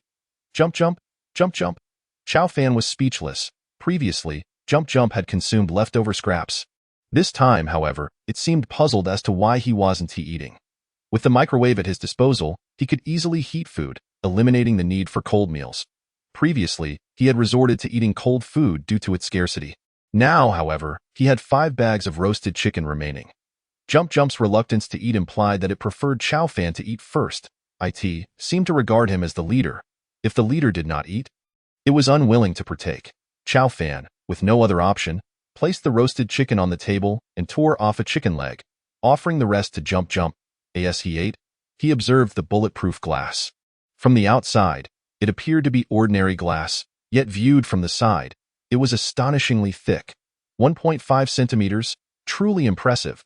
No wonder it was bulletproof. Although classified as level 2, capable of withstanding handgun bullets, it was still commendable. In this world, having bulletproof glass likely made Chow Fan one of the first. Chow Fan continued to sort through the acquired supplies. Those individuals were genuinely impoverished. Aside from the airdrop supplies, they possessed scant food. He discarded leftover food through the window. Feed Jump Jump? What a ridiculous notion. That could lead to illness. Jump Jump was his precious treasure, a cherished little darling. Among the airdrop supplies were 6 packs of cooked lamb, which, of course, smelled delightful. Chow Fan laid out the various jars and bottles he had found in the supermarket, including spices. Eyeing the lamb, he pondered the prospect of acquiring a barbecue grill. Moreover, he had charcoal, which, once ignited, produced virtually no smoke. Perhaps the trees in the oasis were unique, or perhaps it was simply high-quality grilling material. Vacuum-cooked lamb, 4 pounds 6. This is a 4-pound vacuum-sealed pack of cooked lamb. Ready to eat, and extraordinarily flavorful. Shelf life, 6 months, a total of 6 packs. When compared to the previous vacuum-sealed roasted chicken, Chow Fan believed this vacuum-cooked lamb was superior. Not for any particular reason, but the quantity was more satisfying, especially with lamb. Each pack contained 4 pounds, a hefty 2 kilograms of meat, weighing heavily in his hands. Chow Fan contemplated opening a pack but decided against it, reasoning that he had already eaten enough for the day. Better to save some for later. He then picked up a bottle of drink and examined it. Magic Grip, 600 milliliters 18. This is a sports drink that replenishes the energy required by the body. Shelf life, 12 months. Chow Fan opened a bottle and found the flavor quite pleasant. Previously, he had been reluctant to indulge in such beverages, but here he was, enjoying one for the first time. However, in comparison to his earlier airdrop, he felt each had its merits. The second airdrop contained Magic Grip, 600 milliliters 18. Vacuum-cooked lamb, 4 pounds 6. Ice cream 6. Car, microwave oven design. The first airdrop had included bottled water 1L12, vacuum-sealed roasted chicken 6, snack gift pack 1, bulletproof glass design. If pressed to choose, Chow Fan would lean towards the first airdrop as the better option, particularly due to the inclusion of an extra snack gift pack. The second airdrop had 6 ice creams, yet without a refrigerator. He could not store them. After this organization, Chow Fan's virtual backpack became quite empty. Among the supplies, one item drew his attention. The treasure chest containing a snake that he had previously discovered during a road survival scenario. He reasoned that he could not leave it here indefinitely. What if he accidentally opened it? Thus, he decided to take it outside. Chow Fan exited the van and stored it away, opting instead for a cargo cart. As he contemplated how to deal with the snake-filled treasure chest, he suddenly heard voices nearby. Ding! 2 individuals were peeking at him from the entrance. each wielding a wooden stick. Chow Fan was taken aback. Before he could react, the two approached him. "Hey, is there something valuable in there?" Chow Fan shook his head. "There's nothing of worth inside. Just trash." He spoke the truth. Inside was merely a steel treasure chest, which yielded only a bag of coffee beans. Indeed, there was little of value. "Who are you kidding? It's obvious there are treasures in there, or else how could this place exist?" Chow Fan shrugged. "Well, think what you will. Hand over the goods." The duo, a man and a woman, stared intently at Chow Fan. The woman, with an air of arrogance, commanded sharply, "Stop wasting time and kill him. All the loot is ours." Chow Fan froze. Were they attempting to rob him? "Please, don't kill me. Hand over the items." Chow Fan nodded, picking up a bronze treasure chest from nearby. "Look at this bronze chest. While it may not be anything extraordinary, it is still decent. Here, take it. Just don't kill me." He set the chest on the ground and nudged it toward them. The man hastily opened the chest, but Chow Fan seized the opportunity to dash away.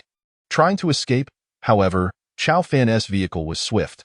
Without utilizing a means of transport, the two could not catch up if they pursued. The treasure they had just acquired would be compromised, and there was no telling who might discover their presence. "Forget the chase, just open the chest." The man opened the bronze treasure chest, exclaiming in anger, "You little scammer. It's just an empty box." "Ha!" Just as expected, he managed to escape. "Break it down." The man dismantled the bronze chest, extracting a copper ingot. Yet, when he attempted to break down the wooden treasure chest, a notification appeared, indicating it could not be dismantled due to items inside. The two exchanged glances. Could there be something inside? It seemed likely. That kid intended to deceive us but left a genuine wooden treasure chest behind.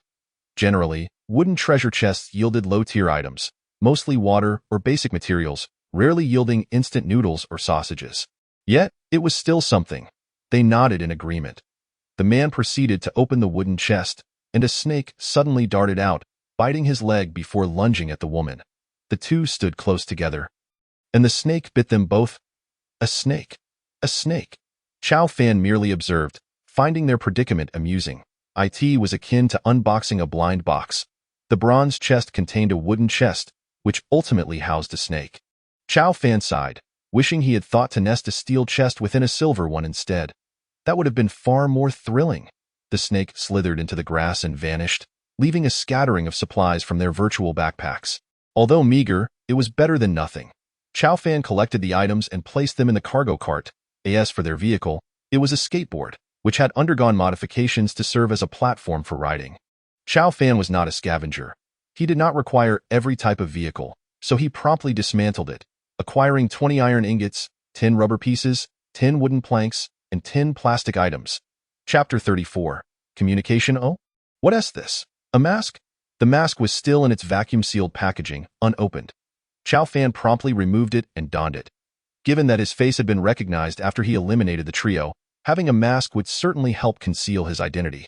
As for the other materials, iron ingots, plastic, rubber, he stored them in his virtual backpack, while water and small bread, which took up too much space, were placed in the cargo cart. Riding a cargo cart, Chow Fan made his way towards the mainland. Upon reaching the main road, he noticed in the distance a purple-black light curtain approaching him from afar. A few individuals were stopped along the way, watching intently. What could that be? He pondered. Chow Fan glanced at the map. He had previously observed that object moving almost imperceptibly, but now it was accelerating rapidly on the map. He could visibly see its movement. Surely, it couldn't be anything good, could it? As the light curtain drew nearer, a few brave souls ventured forth to meet it. Upon arriving beside the curtain, they were taken aback, feeling their strength ebbing away, their life force swiftly diminishing. This is bad. This is no good. The group hastily mounted their bicycles, barely managing to match the light curtain's speed. Hey, what do you think that is? At that moment, someone approached and inquired of Chow Fan. Shrugging, Chow Fan replied, I have no idea, but it certainly doesn't seem like a good thing. The individual nodded in agreement, saying, the broadcast earlier mentioned a battle royale. There's only one thing that could be termed as such, akin to eating chicken. If one lingers within that light curtain for too long, they will perish out of course. The speed is currently slow, but who knows what it will be like later. This phenomenon resembles a poison circle. As time progresses, its potency will only increase. Chao Fan nodded. This aligned with his previous conjectures, and he regarded the man with newfound respect. Admittedly, he had not played the game eating chicken much himself, having mostly watched streamers engage in it. I am Zhuge Kongming. Pleased to make your acquaintance. The man said from a distance of 10 meters, clearly maintaining a cautious space given the current circumstances. After all, the bond of friendship was rather tenuous in such a situation, and Chao Fan was merely a stranger to him. Who could say what the other was contemplating? Perhaps thoughts of treachery and plunder. Chao Fan asked, "Are you inquiring about my real name or my alias?" "Alias?" Zhuge Kongming responded. Chao Fan casually remarked. He surmised that Zhuge Kongming was indeed an alias, as everyone could set an alias allowed for anonymity while still permitting others to add one as a friend and engage in private chats or transactions, all while concealing one's true name, a level of privacy greater than that of a true name. Yet less so than complete anonymity. No one would bear the name Zhuge Kongming without paying homage to Zhuge Liang. Thus Chao Fan was certain this was an alias. Nowadays, many people had adopted aliases. Some called themselves Crazy Thursday, while others chose Little Spicy Pepper, among various other peculiar monikers. Zhuge Kongming scrutinized Chao Fan and then his cargo cart, pondering. The ability to set an alias was reserved for the first batch of heroes. Could it be that he was the sole victor of the initial hero's path? Unbeknownst to Chao Fan, what he believed to be an alias was, in fact, merely a nickname. Nicknames could be set by anyone. While only heroes could establish aliases, in essence, Chao Fan had misunderstood this concept. Zhuge Kongming's expression fluctuated. How could this heroic figure be so forthright? Was he not afraid of drawing attention? Many speculated about the rewards of the first hero's path, which were undoubtedly rich, with conjectures of them being items of profound significance. Zhuge Kongming concluded through analysis of world chat that finding the exit was not the true completion. One must discover a certain key item to achieve genuine success, what might be termed the true ending. There were surely secrets unknown to them, such as the nature of that place and why it was devoid of life. This must have a reason. After a thorough analysis, Zhuge Kongming concluded that the area had once been inhabited, but the inhabitants had vanished, likely due to a lack of water resources. Zhuge Kongming had privately consulted numerous individuals, seeking critical information. Several had reported seeing dry wells devoid of water, which served as the basis for his deductions. Moreover, Zhuge Kongming believed that amidst the vast desert, there must be something significant. These items were the key to achieving the true ending. Zhuge Kongming's gaze was fixed upon Chao Fan, a matter that had long troubled him. Would he dare to ask this individual, the one who had genuinely conquered the first hero's path, for answers? Chao Fan observed him, wondering why he had fallen silent and continued to stare. Moreover, Zhuge Kongming could not fathom why Chao Fan would divulge such information to him. It was akin to inviting others, saying, "Come, join the game. I possess treasures." Zhuge Kongming chuckled, convinced that the man before him was jesting. How could he possibly be the hero with an alias from the first hero's path? Who would be foolish enough to admit such a thing? Yet, he recalled having received intel that Tang Qian, who shared the same region as the hero, was indeed present here. This indicated that a hero was indeed nearby, but it could not possibly be the man before him. With this thought in mind, he stated, "Then it's best not to pursue it, no?" Chao Fan nodded, relieved that he did not have to conjure up an alias anew. He examined Zhuge Kongming's cart. A fine wooden vehicle. "This cart, it resembles a wheelchair?" Chao Fan remarked. "This cart is actually modeled after the wooden cart of the Chancellor from the television series, though I have modified it a bit," Zhuge Kongming explained. He took a seat and pressed a button, causing the cart to move forward automatically. Chao Fan observed a lever in front of him. Pushing it forward propelled the cart onward, while pushing it to the left caused it to turn. "Impressive! This cart is remarkable," Chao Fan exclaimed, hopping onto the cargo cart to follow suit. By the way, I have a friend who possesses a vehicle that is also related to Zhuge Liang." "Oh? What is it?"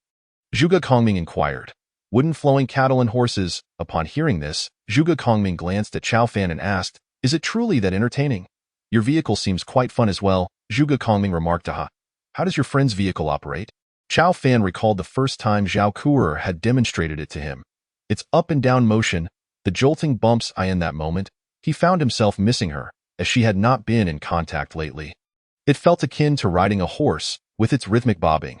Zhuge Kongming elaborated, "The wooden flowing cattle and horses are designed to emulate the behavior of cattle, the ancient livestock that represented the productivity of our ancestors. In ancient times, cattle were revered creatures. Not even farmers could consume them, as it was prohibited by law. Oh, why is that? Chao Fan asked. Consider this. Cattle are capable of plowing the fields, which is the very foundation of our ancestors. A single cow can till the soil, turning the earth, reclaiming wasteland, and rejuvenating old fields, thereby increasing the yield in subsequent years. People rely on food for sustenance. Would you not deem them sacred? Oh, I see the connection now. Zhuge Kongming continued, even today, many regions still utilize cattle for plowing. What does this have to do with Zhuge Liang's invention of the wooden flowing cattle and horses? Chao Fan inquired, his curiosity piqued. Zhuge Kongming elaborated, this brings us to the second function of cattle. Not only can they plow fields, but they also serve as vital transport animals. Oh, how so? Cattle can transport goods, carrying parcels, and the like. Although they are slow, they possess immense strength, capable of hauling substantial loads. This is their second function. And what does this have to do with Zhuge Liang's creation of the wooden flowing cattle and horses? Zhuge Kongming continued, however, you must understand that cattle are scarce. Each cow typically gives birth to only 1 or 2 calves at a time. After giving birth, they become quite weak, making them precious commodities. The price of a single cow is approximately 20 taels of silver. He proceeded, 20 taels of silver is roughly equivalent to a common farmer's annual income. That does sound rather expensive. Thus, Zhuge Liang invented the wooden cattle to substitute for real cattle. Oh, I understand now. Zhuge Kongming continued, in truth, no one knows exactly what such a contraption looked like. No one has ever seen it. However, historical records suggest its existence, and it was notably successful in the mountainous regions of Bashu. Chao Fan reflected that this invention would indeed be well suited for climbing slopes, particularly in rugged terrains. Remarkable, he exclaimed. Indeed, Zhuge Kongming replied. Chao Fan regarded him thoughtfully, realizing that this young man was quite knowledgeable. Chao Fan had merely skimmed through the romance of the 3 kingdoms, while Zhuge Kongming seemed well versed in its intricacies. It was a rare opportunity to engage in such a discussion. Concealing his identity with a mask, Zhuge Kongming remained unaware of Chao Fan's true persona. Thank goodness for the mask. Otherwise, he might have been recognized. By the way, what are your thoughts on this battle royale? Upon mentioning this, Zhuge Kongming's expression grew solemn. It's hard to say. Why is that? This battle royale has largely replicated the format of eating chicken. Are you aware of the final circle in that game? I know. That only involves hundreds of players. But here we have a staggering 10,000 participants. It's bound to be chaotic. With so many people, conflicts are inevitable. When everyone is herded into one location, who knows if there will be a stampede? It was no wonder he was concerned. Chao Fan shared the same apprehensions. What truly preoccupied Zhuge Kongming's mind was the possibility that this battle royale might culminate with only one survivor.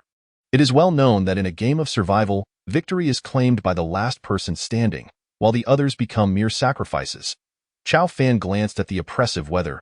Even within the confines of the vehicle, the heat was stifling. He retrieved a bottle of water and drank heartily, although it was a beverage from the second airdrop. Zhuge Kongming observed this and frowned. This young man possessed a drink that could replenish stamina, a luxury in such dire circumstances, as it was laden with sugar. Though sugar is not the healthiest of substances, in the context of this survival game, restoring energy was undeniably paramount. Chao Fan looked at him and offered, "Would you care for a bottle?" His willingness to share stemmed from the numerous enlightening discussions they had engaged in, making the gesture seem trivial. Yet, to Zhuge Kongming, it was astonishing. This was a genuinely premium drink. More precious than cola, a single can of cola could yield enough energy to trade for 2 or 3 components, and here it was being offered so casually. For a moment, Zhuge Kongming regarded Chao Fan with newfound respect. Could he truly be so unconcerned? Zhuge Kongming squinted against the blazing sun. Although the wooden cart had a sunshade, the heat still bore down upon them. Chao Fan tossed a bottle over, and Zhuge Kongming, eschewing any pretense, promptly opened the metallic tab and took a sip. Refreshing. Just then, Chao Fan halted. For ahead lay 3 individuals who had barricaded the path with a wooden chest. It appeared they were intent on highway robbery. Chao Fan nodded, understanding the gravity of the situation. He had previously been accosted under the guise of joining a group, but now it was evident that these individuals were brazenly engaged in thievery. Help! Help! As Chao Fan and Zhuge Kongming approached in their vehicle, they witnessed the 3 men dragging a woman. her clothing torn in the sweltering heat, leaving her almost bare. The scene was appalling, and the men mocked her plight. "Scream all you want. No one will come to your aid." Zhuge Kongming, observing the scene, fell into deep contemplation. Just as Chao Fan was about to intervene, he heard a notification. Ding! For robbers ahead. Chao Fan was taken aback. He had only seen three, and upon closer inspection, he noted the absence of anyone else nearby. Unless, a chill ran down his spine as he realized that these robbers were employing tactics. It was clear that the four were working in concert. At that moment, the woman, seemingly freed from her captors, made a beeline for Zhuge Kongming. He smiled and produced an object, addressing Chao Fan. "What do you think of this?" "There is something amiss." Zhuge Kongming shot Chao Fan a knowing glance, leaving him uncertain whether Zhuge Kongming was aware of the woman's true intentions. If she were to launch a surprise attack, would Zhuge Kongming fall victim? Just as Chao Fan contemplated warning him, he noticed Zhuge Kongming deftly producing a bamboo tube, blowing into it to release a fine needle. Chao Fan furrowed his brow. Was there truly such a thing as a blow dart? The woman gasped in shock as the needle struck her chest. "Stop the charade." "What is this?" she exclaimed. Zhuge Kongming reassured her. "Do not worry. You will not perish. This is merely a tranquilizer." The remaining three men, realizing their ruse had been uncovered, charged forward with their weapons drawn. "UVE chosen death," they shouted. Chapter 36, the third airdrop. Faced with the menacing figures, Zhuge Kongming remained unperturbed, retrieving another needle from his virtual backpack. He blew once more, and another assailant fell. The distance was surprising. Zhuge Kongming's aim was precise even from 30 meters away, leaving only two robbers standing. Without exiting the vehicle, he addressed them. "Are you certain you wish to proceed with this robbery?" The two, now visibly shaken, exchanged anxious glances. "We were foolish not to recognize your worth. We apologize." Zhuge Kongming narrowed his eyes, nodding slightly. "That is more like it." The two men breathed a sigh of relief, grateful that their lives were spared. They offered, "We regret the trouble we caused. Here are some supplies as compensation." They retrieved a few components from their virtual backpacks, 3 iron ingots, for plastics, and 2 electronic parts. Zhuge Kongming remained silent, fanning himself with an unexpected feather. "It is sweltering. If only we had some water, don't you agree?" He turned to Chao Fan, who nodded in agreement. "Indeed, quite so." The two men internally cursed. This was a blatant act of extortion. Zhuge Kongming's casual mention of needing water was an implicit demand. One of them, gritting his teeth, produced 3 bottles of water. "Sir, will these suffice?" Zhuge Kongming smiled and began sipping the beverage Chao Fan had provided. The two men were taken aback. This was a premium drink, far superior to mere soda. Zhuge Kongming continued to fan himself, remaining silent. The two men, exasperated, produced 3 more bottles of regular soda. "Sir, this is truly our last supply." Zhuge Kongming remarked, "Is that all? I hardly consider this worthy of our attention. Please, do not resort to violence. Let us discuss this amicably," one implored. Zhuge Kongming replied, "Oh, is that so?" The two exchanged glances, and moments later, a vehicle appeared before Chao Fan and Zhuge Kongming. It was a modified skateboard equipped with riding and sunshade components. "Would this be acceptable? You may sell it or keep it for yourselves. It should be worth a good number of components." Zhuge Kongming pondered for a moment, then said, "Hand over the needles from your companions, 1 from the neck and 1 from the chest." "Understood." They searched and soon produced the needles, tossing them to Zhuge Kongming. "Now, be gone. Should I see you again, I will not hesitate to eliminate you." Chao Fan recalled Zhuge Kongming's earlier actions and wondered if he intended to execute the same plan.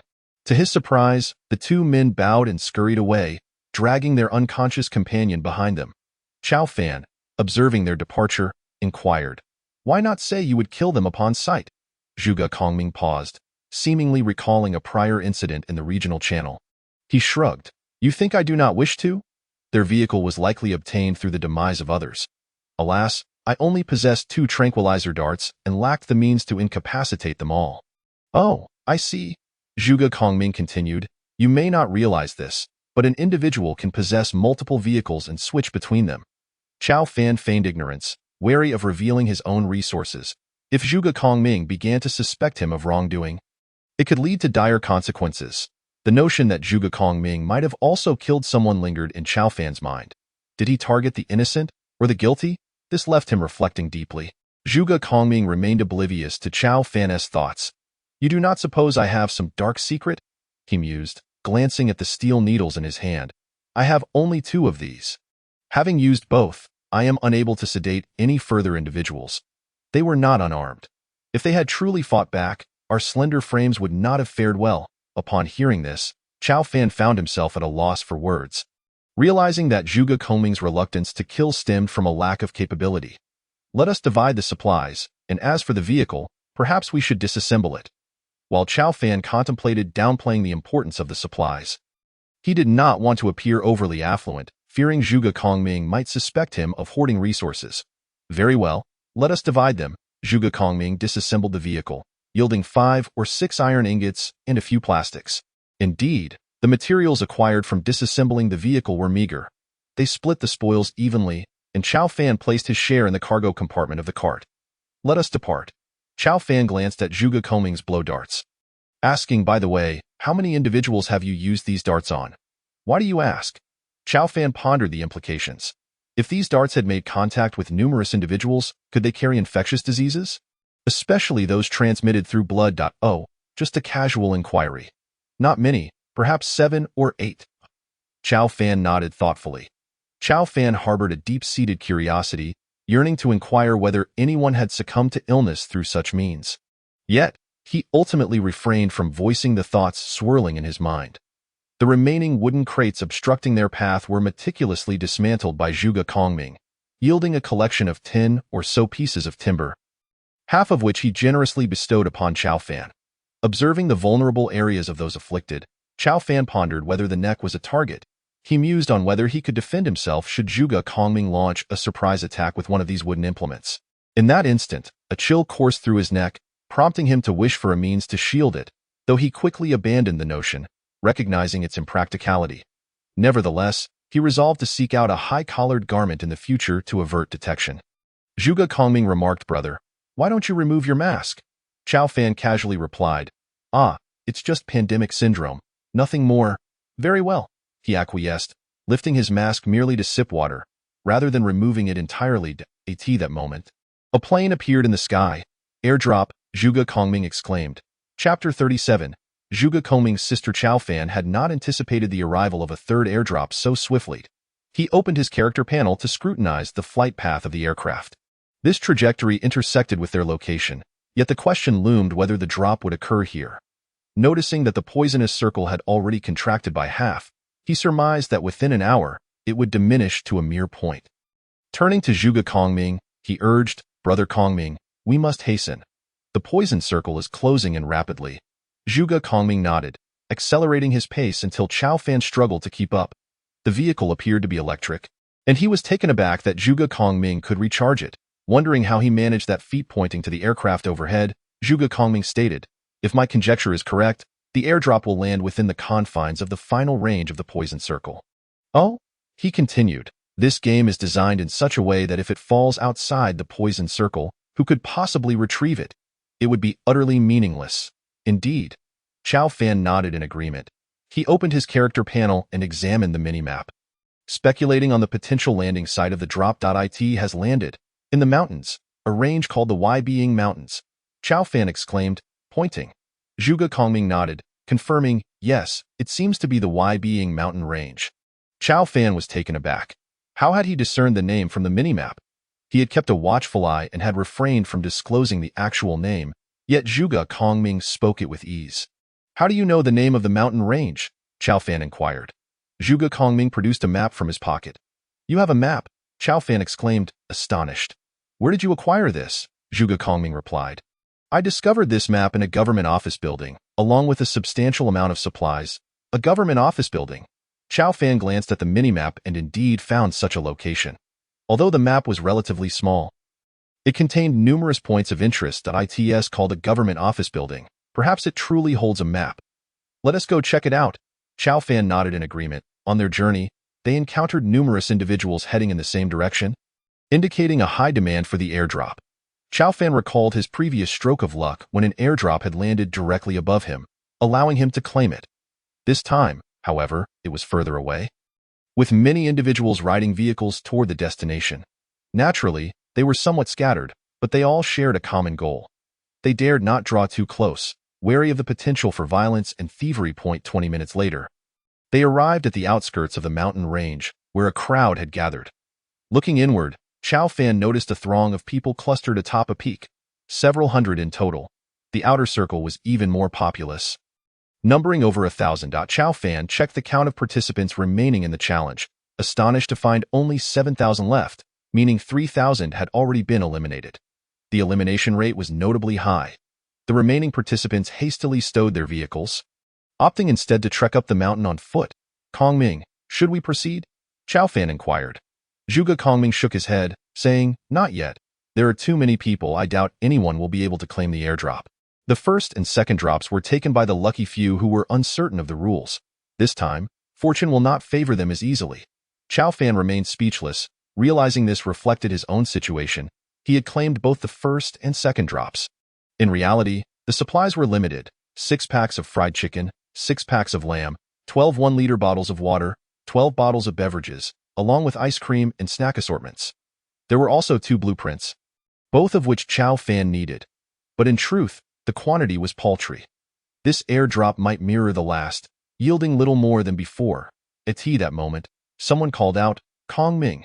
Chow Fan turned to see a tall, striking woman accompanied by several others approaching. Zhuge Kongming turned, waving. Who is this? He asked. This is my sister, Zhuge Kongming replied. Oh. Chow Fan nodded, pondering the peculiarities of familial recognition in such a context.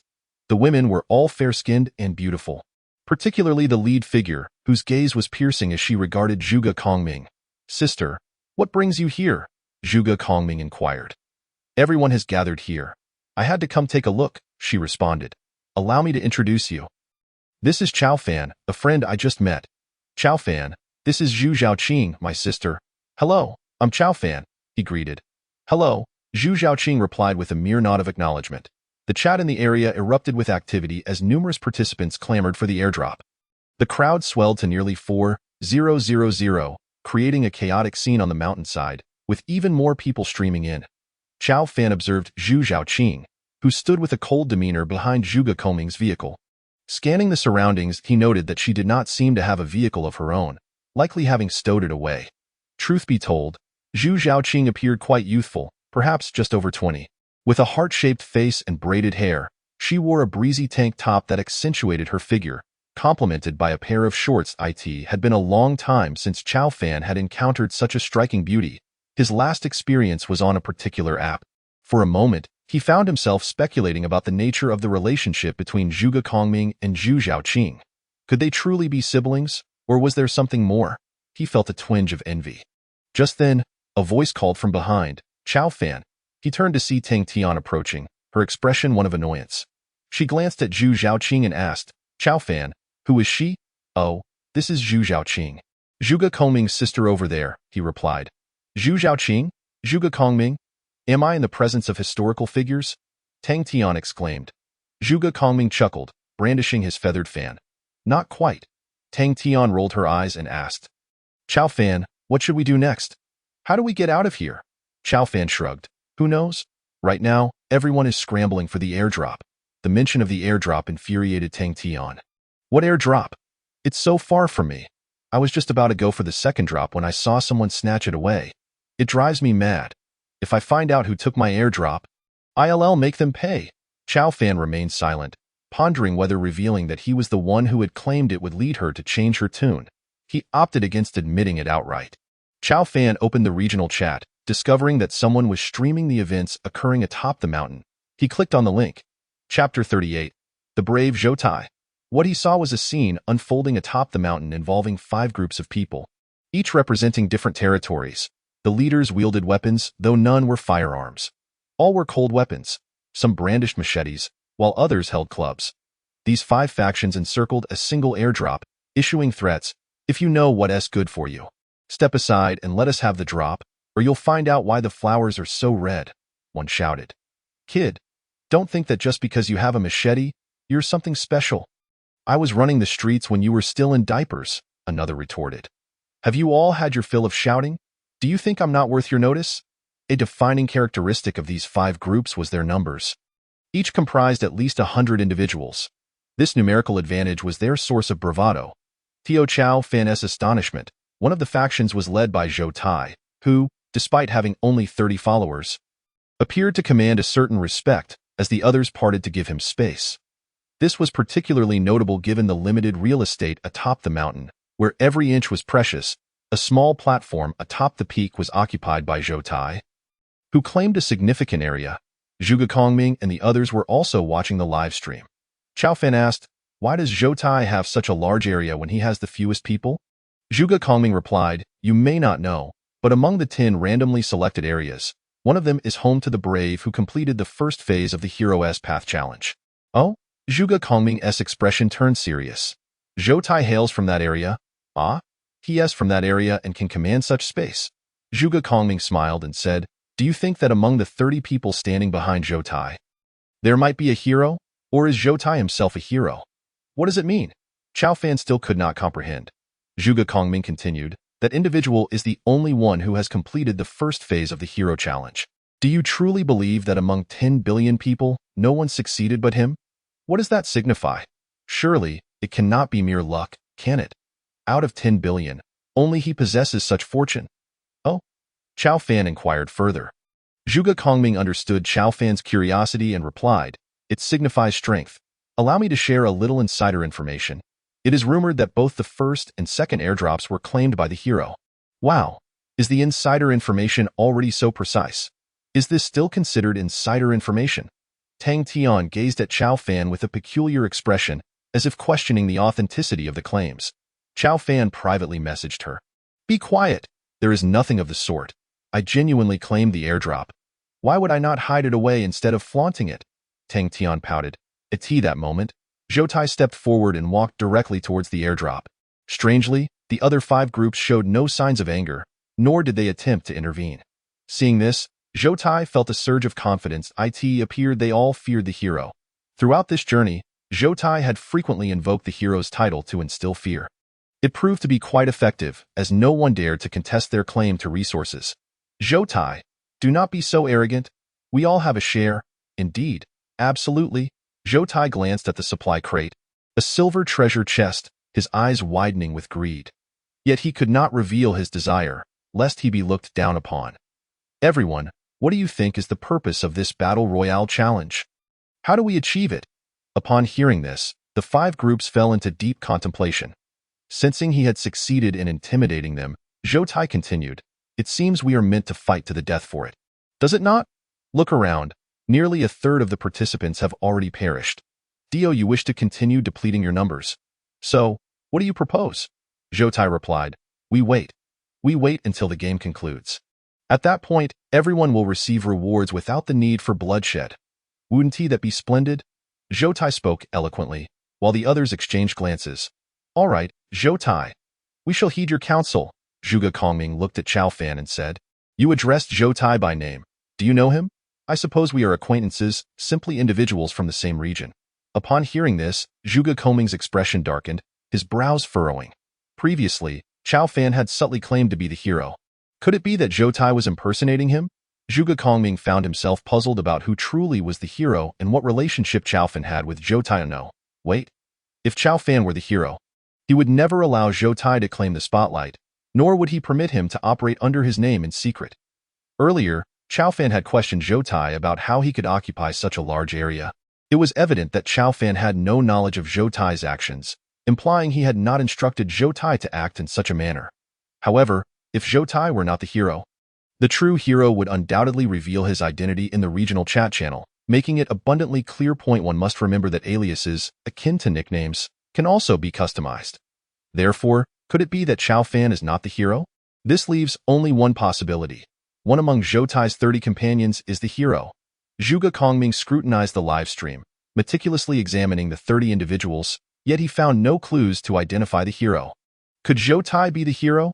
The more Zhuge Kongming observed Zhou Tai, the more he seemed to fit the bill. The 2 parties waited, enduring a full 10 minutes, during which the poisonous circle became increasingly visible. They were trapped here, unable to move. The remaining participants were herded to this location, all standing idly in the sweltering heat. Some were clever enough to find a shady tree and fan themselves. The individuals on the mountain grew restless. Zhou Tai, are you certain that staying here will lead us to victory? Zhou Tai, taken aback by the question, realized he had merely expressed a casual opinion. Who knew if they would succeed? But now they were stuck here. They couldn't simply endure without a plan.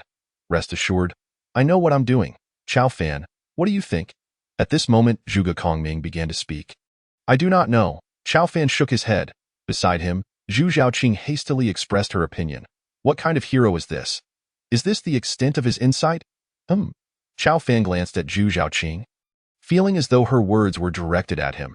Could she possibly know he was the hero? That seemed implausible. Chao Fan had never disclosed such information. The only possibility was that Tang Tian had leaked the news. This Tang Tian was utterly untrustworthy. For the next hero challenge, Chao Fan would ensure not to bring along Tang Tian, the big mouth. Chao Fan looked at Tang Tian, wanting her to offer an explanation. Tang Tian shrugged, saying, What's wrong? Zhu Zhaoqing stared at the panel and remarked, So Zhou Tai is the hero. Nothing extraordinary. Upon hearing this, Chao Fan realized that the previous comments were not aimed at him. Everyone was speculating about who the hero might be, leaving Chao Fan feeling paranoid. He truly wished to leap forward and declare that he was the hero, the only one who had flawlessly completed the hero's journey. Chapter 39. The True Conditions for Completion. After waiting an additional 10 minutes, Chao Fan could visibly see the poisonous circle closing in. The number of people around him was increasing. Zhuge Kongming was beginning to feel restless. Zhu Zhaoqing exclaimed, What kind of hero is this? Weren't we supposed to be able to clear the game soon? The poisonous circle is about to kill us. Many began to curse Zhou Tai in the regional channel. Zhou Tai, are you capable of this? Zhou Tai, how much longer? At this rate, we might perish in the poisonous circle. Zhou Tai was feeling the mounting pressure as well. Chao Fan realized that this could not continue. The poisonous circle had shrunk so much, and since they had not cleared the game, there must be additional conditions. Zhaoqing, let us go. We are heading up the mountain. Zhuge Kongming retracted his vehicle for the first time and exited the ground, using a fan to hurry up the mountain. Chao Fan, are you coming? Chao Fan shook his head. You all go ahead. I have matters to attend to. Zhuge Kongming did not press the issue and directly led Zhu Zhaoqing and several other ladies up the mountain. Soon after, more groups appeared on the mountain, causing Zhou Tai's small area to shrink considerably. After all, people cannot simply stack their resources together without leaving space for themselves. Chao Fan, where are you going? Chao Fan was climbing towards another mountain. As he ascended, he observed the World Channel. The individuals in the World Channel were also lamenting, unsure how to break the deadlock. Was there truly no one who had cleared the game in the World Channel? It appeared that the conditions for completion remained a mystery to all. Chao Fan was not without ideas. He recalled a possible hint. You need to go to a designated location according to the rules. The previous Battle Royale had provided such guidance. According to the rules, Chao Fan glanced at the minimap.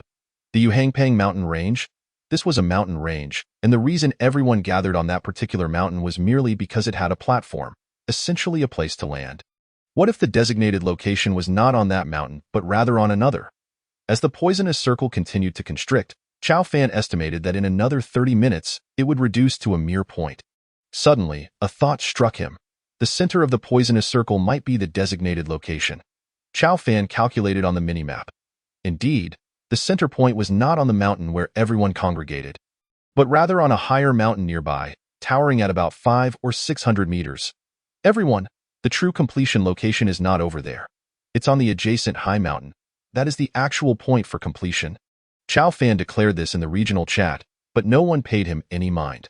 Feeling helpless, Chao Fan continued his ascent. After climbing for 10 minutes, the people below grew increasingly impatient as the poisonous circle continued to close in at a visible rate. Showing no signs of halting, many began to clash violently over territory.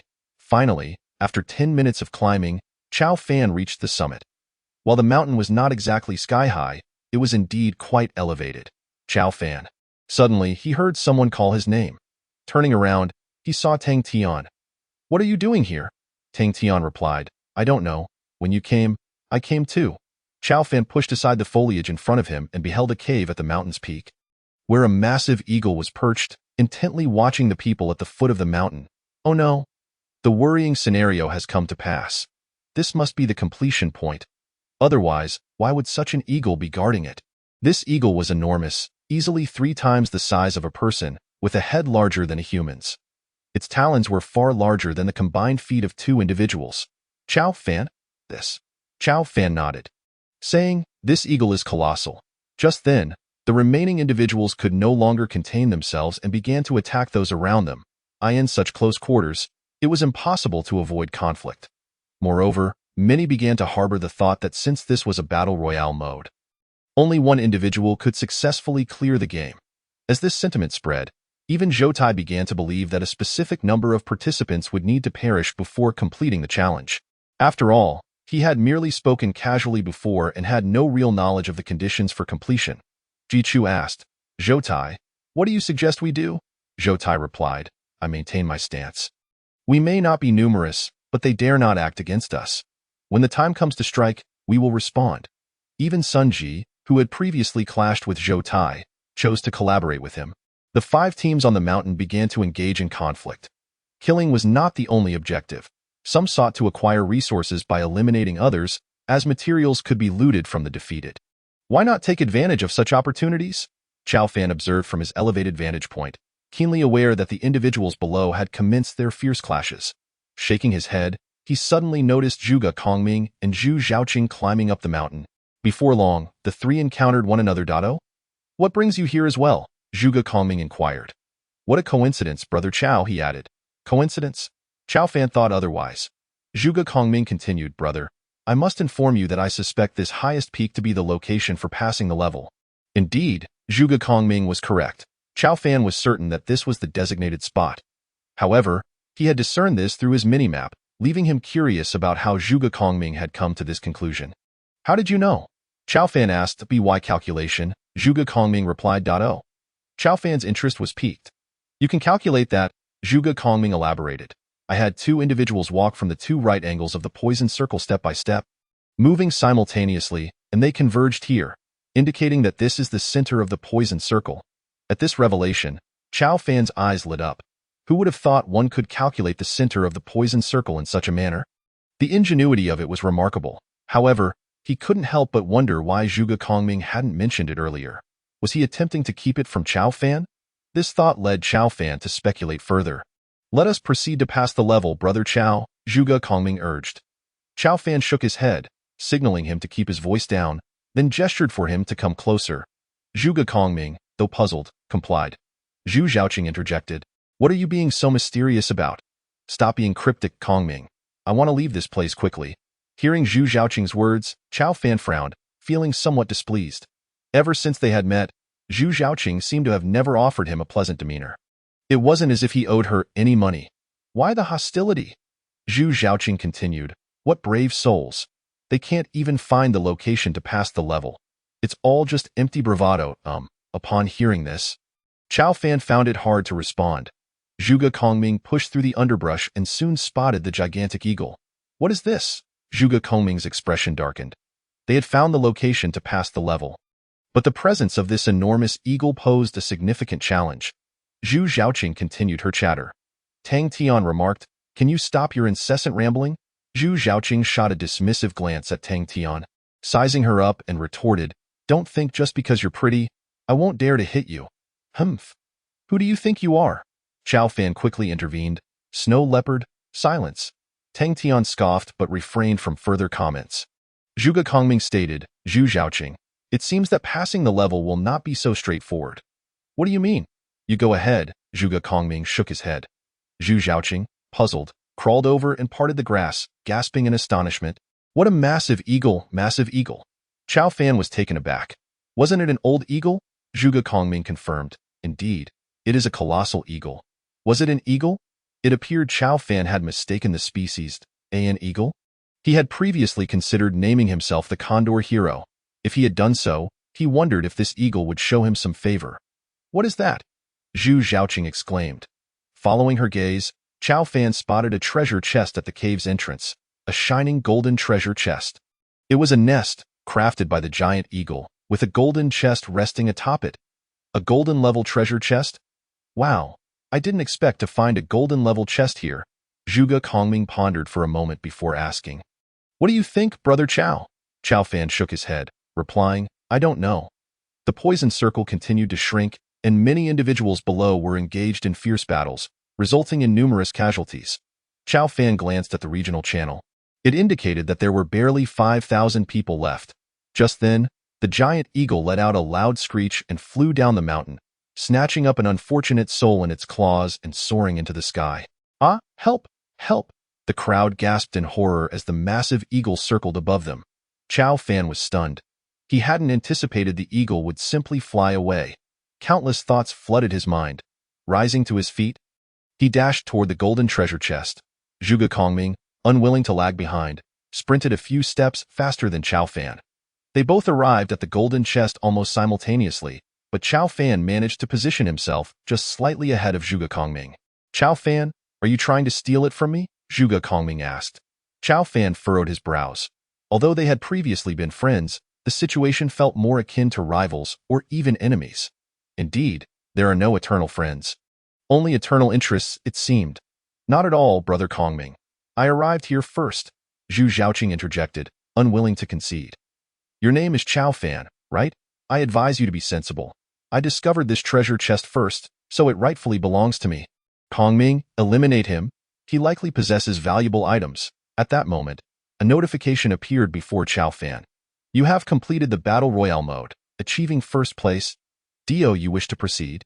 Zhuge Kongming furrowed his brows, evidently receiving a notification as well, albeit for second place.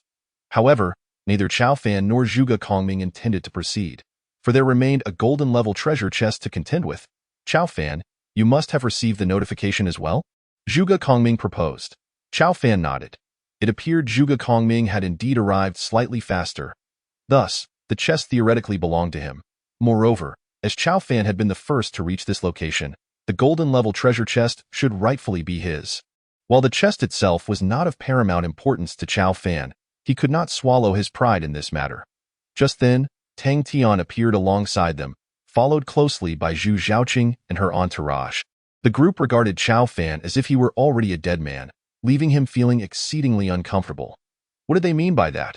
Did they truly believe Chao Fan could not contend with Zhuge Kongming? "Kongming, take out your blow dart and incapacitate them. When the giant eagle returns, they will surely meet their end." This remark was undeniably sinister. Once Chao Fan was struck by the tranquilizer dart, it would be too late for him to pass the level. Chao Fan had first-hand experience with blow darts and knew they were quite troublesome. Zhuge Kongming nodded, producing a blow dart from his cloak. "Brother Chao, how would you respond if I were to use this blow dart?" In truth, he intended to do just that, aiming the blow dart at Chao Fan. "Chao Fan, this is bad," Tang Tian warned. Chao Fan had no time to respond to her. He simply said, "Wait a moment. Someone is calling me." Just then, a video call from Zhao Kuer came through. "Hold on." Chao Fan addressed Zhuge Kongming. Zhuge Kongming was taken aback. "Someone is video calling me. Please wait." Upon hearing this, Zhuge Kongming's expression darkened. And the same went for Zhu Zhaoqing and her group of young women. Zhu Zhaoqing felt insulted, utterly humiliated. In such a dire situation, he still had the presence of mind to answer a video call? Chao Fan, being a courteous individual, couldn't ignore a video call, especially from the beautiful Zhao Kuer. His thoughts drifted to her professional attire. "What is it, Chao Fan? Do you know how to pass the level? Things here have descended into chaos." Chao Fan saw Zhao Kuer crouched in the grass, surrounded by chaos, cries of battle echoing around her. It was indeed a scene of utter bedlam. The location to pass the level is on the highest peak nearby. "But there's a giant eagle up there. You need to hurry. If my assumptions are correct, the giant eagle will take flight shortly." Chao Fan realized the urgency of Zhao Kuer's situation and decided not to dwell on the specifics of the eagle species, be it a giant eagle or a giant condor. "All right," Zhao Kuer nodded, bending down to dash toward the peak. In doing so, she inadvertently revealed her fair skin, leaving Chao Fan momentarily mesmerized. "Wait." Chao Fan ended the video call. "Chao Fan, are you done playing around?" Zhuge Kongming exclaimed. Chao Fan had no time to respond, simply stating, "Hold on. I have another call coming in." Zhuge Kongming's face turned pale at this. "Damn it," he cursed, an unusual outburst for him. "Tang Xiao? Brother Chao? I'm so scared." At that moment, Tang Xiao was within the poison circle, almost able to witness the poison closing in. Logically, no one would dare to walk so close to the edge of the poison. One misstep could lead to disaster. However, Tang Xiao was able to remain close to the poison's edge, likely due to the fact that no one else would dare approach it. Don't panic. Let me explain how to pass the level. Do you see that highest mountain over there? Climb up and hide carefully. Wait for the giant eagle to take off, then run over. Also, there's a golden treasure chest. After you obtain it, place it in your virtual backpack. And then confirm your completion to pass the level. Is it really that simple? Of course not. This is a guide. If you follow the instructions, it will indeed be easy. Chapter 41. Either you perish, or you vacate this place at once. In front of Zhu Zhaoqing and Zhuge Kongming, Chao Fan was audibly engaged in a phone conversation with another party. Zhuge Kongming's complexion turned a shade of green with distress. Chao Fan, you underestimate people far too much. How dare you converse with others while facing me? Zhu Zhaoqing exclaimed angrily.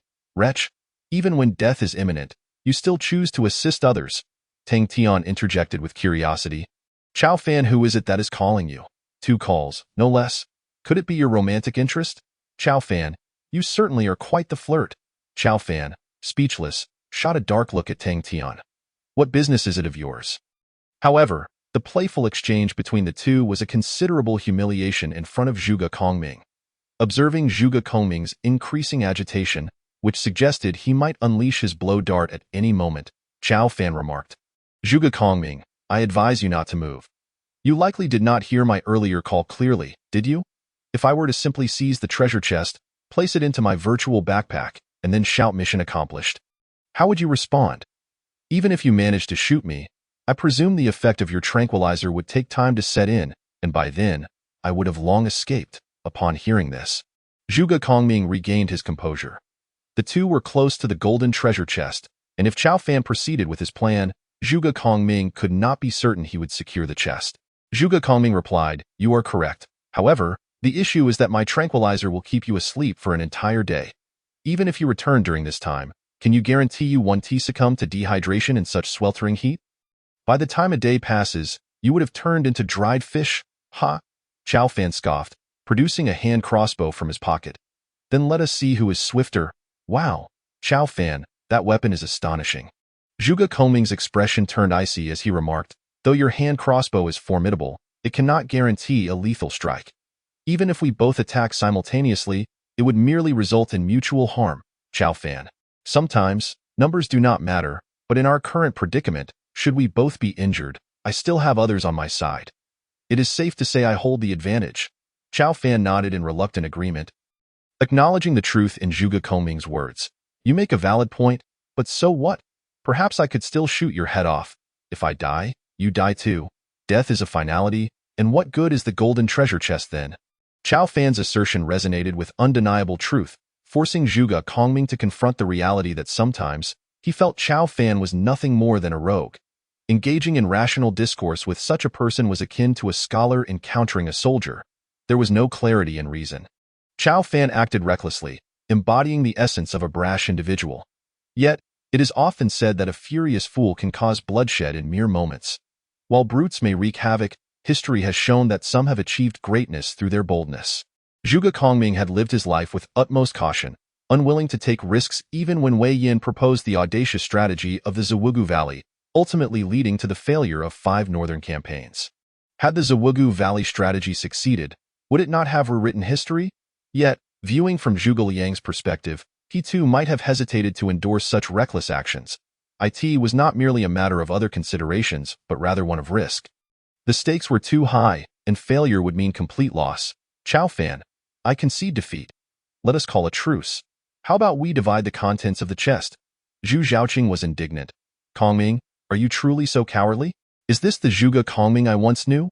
Rest assured, if you truly fall, I shall take Chao Fan as companion and torment her day and night.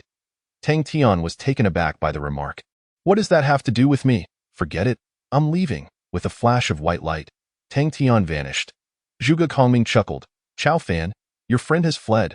Tang Tian truly was unreliable, however, with her departure. Chao Fan found himself smiling, relieved that his secrets remained concealed. Just then, a giant eagle screeched from above, snatching yet another person into the sky. Moments later, the eagle circled and swooped directly toward Chao Fan. Not good, Zhuge Kongming exclaimed. Quick, hide. Chao Fan recognized the gravity of the situation. Should the eagle return, their lives would be forfeit. Thus, The group hurriedly retreated. Nevertheless, Chao Fan kept his hand crossbow trained on Zhuge Kongming, while Zhuge Kongming aimed his blow dart at him. The two maintained their standoff, crouched yet locked in tension. Chao Fan, I advise you not to make any sudden moves, be wary, or I shall shoot your skull to pieces. Zhuge Kongming, that warning ought to be directed at you. Be cautious of my blow dart.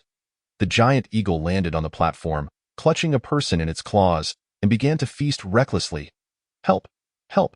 Chao Fan was momentarily stunned. He had not anticipated such gruesomeness. This was a true demonstration of savagery. Zhu Zhaoqing's face turned ashen, and the nearby woman dared not make a sound. The remaining individuals ceased their infighting, uniting against the giant eagle. Everyone, cease hostilities. Our immediate concern is to deal with this giant eagle. Let us slay the eagle and avenge ourselves. Chao Fan was perplexed. Moments ago, they had been at each other's throats. And now they sought unity? Weapons were drawn, yet the problem remained. The eagle could fly, and unless it descended, none could inflict harm upon it. Only when it landed or swooped down would there be a slender chance to strike. Yet, the group had no intention of climbing the mountain, merely shouting from the base. Some brandished their weapons, gesturing menacingly at the eagle. After a hearty meal, the giant eagle took to the skies once more. Diving toward a particularly boastful individual, the man, upon seeing the eagle approach, was paralyzed with fear, abandoning any thought of resistance. Another person was seized into the air, and the eagle did not descend, simply dropping its prey. The unfortunate soul was reduced to a bloody pulp. The eagle was too powerful, far beyond anyone's capability to contend with. Even though the onlookers wished to unite, they could not consolidate their efforts against the giant eagle.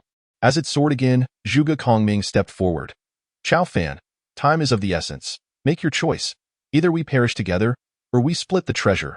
Logically, Zhuge Kongming's proposition was reasonable. Yet, Chao Fan replied, due to Zhu Zhaoqing's earlier insult, I refuse. We have two choices. Either you all die, or you vacate this place immediately. You? Zhu Zhaoqing seethed with rage, pulling an object from her pocket. Chao Fan, you have enraged me. I have decided to end your life and feed your corpse to the eagle. What is that? It is a firecracker, indeed, a colossal firecracker. Chao Fan, this is black powder. While it may not rival military-grade explosives, it possesses considerable power, sufficient to obliterate you. Chao Fan's countenance darkened. He was no stranger to such devices.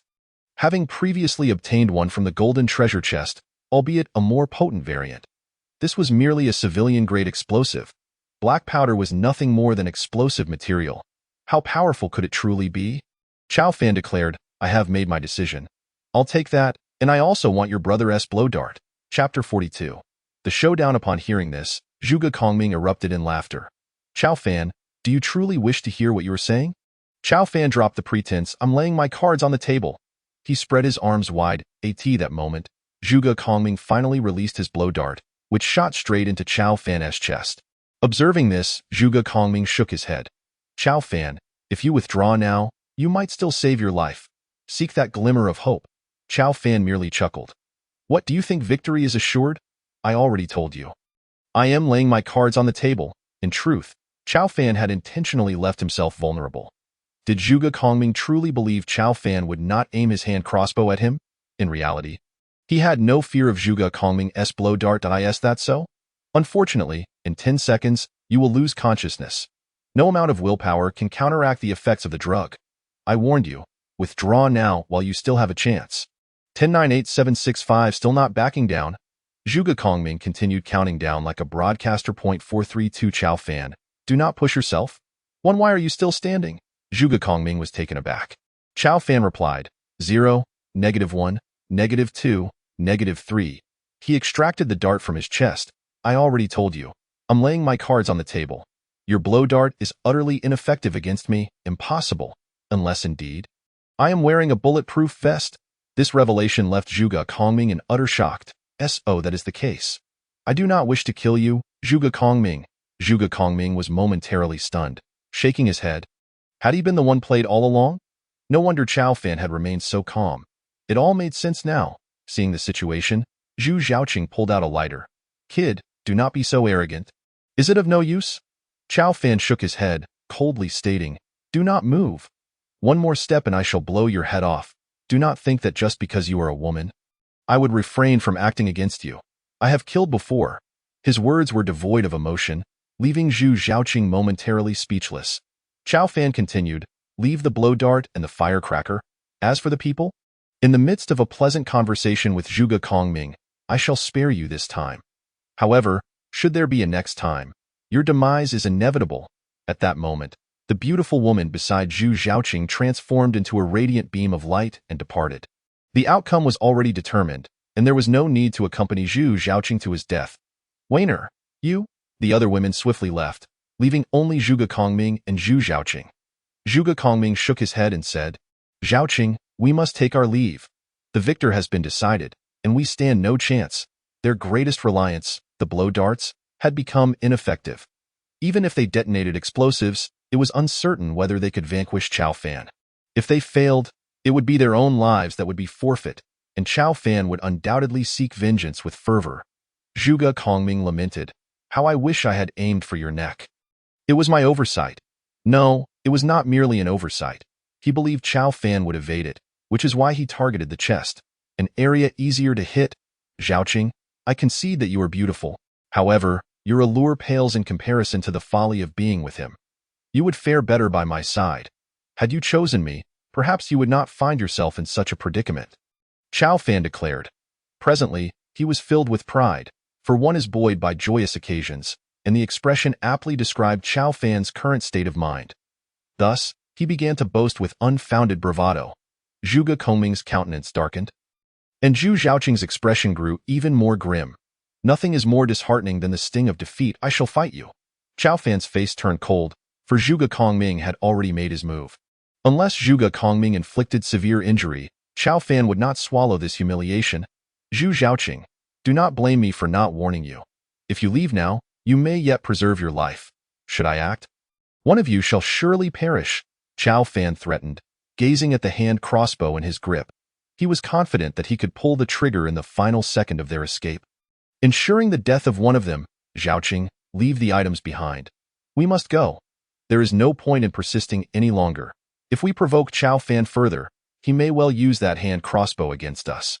Zhuge Kongming seized the explosives and tossed a blow dart before Chao Fan.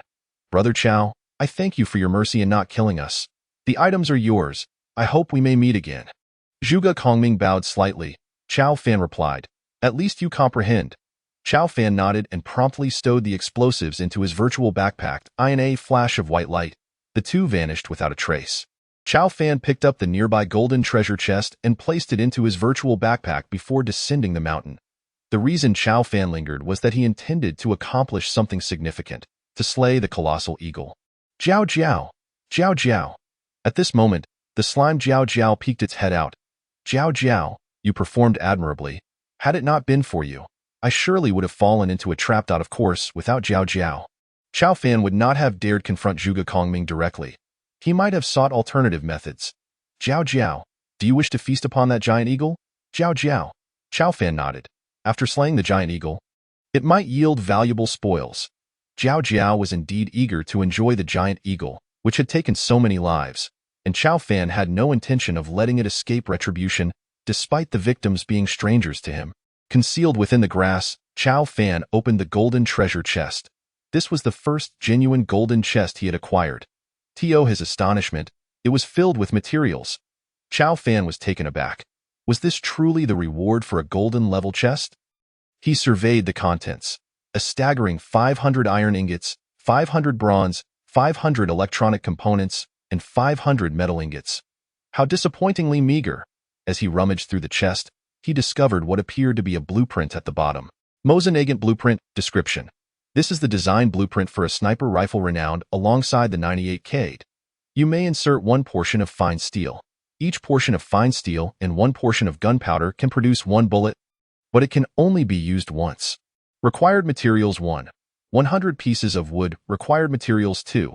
500 metal ingots. Required materials 3. 500 iron ingots. Chao Fan examined the material requirements. The rest seemed manageable, but what exactly was fine steel? Furthermore, creating bullets necessitated gunpowder.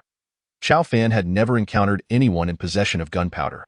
According to the design blueprint for the hand crossbow, the first crafting would yield ammunition, namely bullets. However, once the blueprint vanished, creating bullets again would become impossible. Currently, Chao Fan possessed 88 crossbow bolts. Wood was not a rare material. Yet, the fine steel and gunpowder were clearly extraordinary items. Chao Fan could only place them into his virtual backpack for now. His focus must be directed entirely toward the giant eagle. With the explosives and blow darts in hand, Chao Fan fell into contemplation. If utilized wisely, these two items might prove effective against the giant eagle. Thankfully, he had not confronted Zhuge Kongming openly. Otherwise, he might not have secured these items. The giant eagle continued its rampage, and many hid in fear, yet some were still spotted and snatched into the air. Chao Fan was merely fortunate that the giant eagle had overlooked him amidst the chaos, as many others remained present. Just then, someone had a sudden idea. Since the ground below was a live target, why not climb the mountain? Thus, they clambered up, and this ascent proved to be their salvation. Upon emerging, they broadcasted the news in the global chat channel. I made it out. I made it out. Head to the nearby mountain. The true escape route lies atop. A ripple of excitement spread. The crowd finally understood where the genuine exit was. Chapter 43. Cooperation? Consequently, many began to ascend the mountain. As more people climbed, the giant eagle took notice and redirected its attention toward the heights. Even so, despite the inherent dangers of continuing to climb, it was still preferable to remaining below, where death was certain. It was better to take a chance than to remain stagnant, as perhaps one might carve a path to survival. Eventually, some reached the mountain summit, and naturally, some spotted the golden treasure chest. However, the giant eagle was enraged, for intruders had encroached upon its nesting grounds, an area it fiercely protected. The giant eagle stood guard beside its lair. Anyone who approached was swiftly seized. Many faltered and tumbled down the cliff. Now was the moment. Numerous individuals seized the opportunity to scale the peak. In a flash of white light, they escaped this perilous place. Thus, while many met their demise, others emerged. Zhou Tai assessed the unfolding situation. It was evident that defeating the giant eagle was an impossible task. The only viable option was to escape, much like the others. Lu Mei, Zhou Tai, Guchu, and Sun Ji exchanged glances. With the reinforcements they had received, even though many had perished due to the giant eagle's onslaught, there were still 2 to 3 dozen remaining. Let us go, Zhou Tai shouted as he ran, glancing at the world chat channel. A golden treasure chest? Is it in the giant eagle's lair? By now, they had seen neither the first nor the second airdrop. As for the third, it had mysteriously vanished. Chao Fan also recalled the third airdrop, which was located on the adjacent mountain. He approached it only to discover the airdrop box was already empty. Damn! Someone took the airdrop box amidst the chaos. What a miscalculation! He wondered who had snatched it away. More and more individuals began to climb the mountain. Chao Fan noticed Zhou Tai and his companions starting their ascent as well. The earlier stretch of the journey was manageable, but the latter part posed a significant threat. With the giant eagle lurking, it was impossible to avoid casualties. As Zhou Tai's group reached the mountain, for reasons unknown, Zhou Tai abruptly hurled a corpse at the giant eagle. The giant eagle, drawn by the distraction, viciously attacked the lifeless body. Quick, go! Several individuals scrambled up the mountain, and in a flash of white light, they too vanished. Yet Zhou Tai was unwilling to accept defeat. Having failed to secure any of the 3 airdrop boxes left him feeling aggrieved. The runners dashed toward the giant eagle's lair. But halfway there, they found nothing. No golden treasure chest, only emptiness. Could it be? Turning back, he saw the giant eagle had pivoted and was charging at Zhou Tai. Run! Hurry! Zhou Tai shouted desperately. He could only place his hopes on quickly teleporting back. In a flash of white light, Zhou Tai reappeared on the road. The giant eagle's beak had nearly grazed him. The thought of those who had perished under its attack haunted him. A single peck could pulverize their skulls. A sense of dread washed over him. Despite the sweltering heat, cold sweat drenched his back. Even if there were a golden treasure chest, Zhou Tai had no chance of claiming it. Thankfully, Zhou Tai let out a long sigh of relief. Meanwhile, Chao Fan surveyed the shrinking toxic zone, uncertain whether it would hold until he could slay the giant eagle. The toxic zone had already diminished significantly, barely encompassing 2 mountains. It was a mere few hundred meters in radius. If he could not defeat the giant eagle in time, Chao Fan would likely succumb to the poison.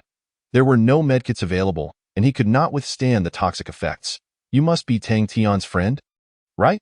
Just then, Chao Fan spotted someone rising from the grass nearby. The figure uttered this phrase. Who are you? Allow me to introduce myself. My name is Gongsun Shengnan. Chao Fan was taken aback, pondering who this individual was and how she knew Tang Tian. I attend the same school as Tang Tian.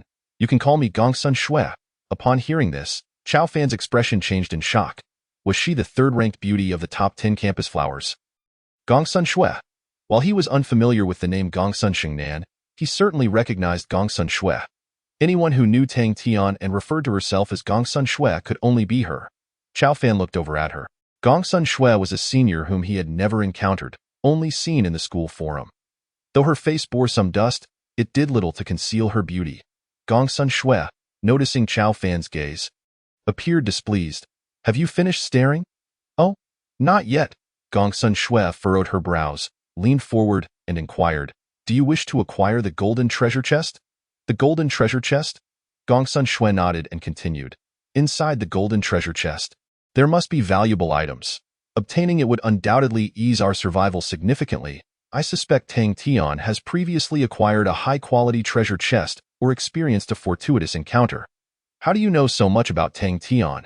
Unfortunately, because I'm in the same area as her. Thus, Tang Tian's affairs cannot escape my notice. Ah? Chao Fan was taken aback that such a small area, with barely 1,000 people, could accommodate both talents. Wulong and Feng Chu. Impressive, you don't understand. Tang Tian was the first to flawlessly complete the challenge in the initial phase. Perhaps she has acquired a high-quality treasure chest or received commendable rewards, and so what? You have no concept of the situation. Currently, Tang Tian need not worry about food at all. She sells 500 milliliters of water daily. Aren't you envious? Chao Fan was aware that it must be due to her having acquired a water collector. The collector could gather 1 liter of water daily, so selling 500 milliliters was entirely plausible. Don't you desire an endless supply of food? An inexhaustible source of water? Gongsun Shui spoke with eloquence. Her rhetoric compelling. Chao Fan found himself swayed.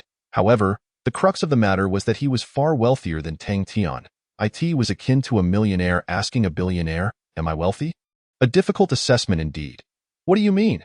Chao Fan sought clarification from Gongsun Xue. My proposition is simple. We collaborate. You draw the attention of the giant eagle while I seize the golden treasure chest from the nest. Once accomplished, we shall split the spoils evenly. Is that it? Let us not forget that the golden treasure chest has already been claimed by me. Why would I need to collaborate with you? Would I not retrieve it myself? With my current strength, I cannot claim absolute certainty, but I possess a 9 out of 10 likelihood. Apologies. Not interested. Upon hearing this, Gongsun Shui frowned. She crawled closer, brushing her hair aside. You might want to reconsider. Don't be so hasty to refuse. I, Gongsun Shui, am a woman of my word. Chao Fan glanced at Gongsun Shui, now mere meters away, and began to suspect her intentions. At that moment, he too was crouched in the grass. Their proximity felt oddly unsettling. He could even detect a faint fragrance emanating from her. Why choose me? Chao Fan pondered, aware that there were many others present. Why had Gongsun Shui singled him out? Chapter 44. Do you know I am a hero? Could it be that Gongsun Shui knew something, since she and Tang Tian were from the same school? It followed that she and Chao Fan were as well. The 3 of them were indeed alumni.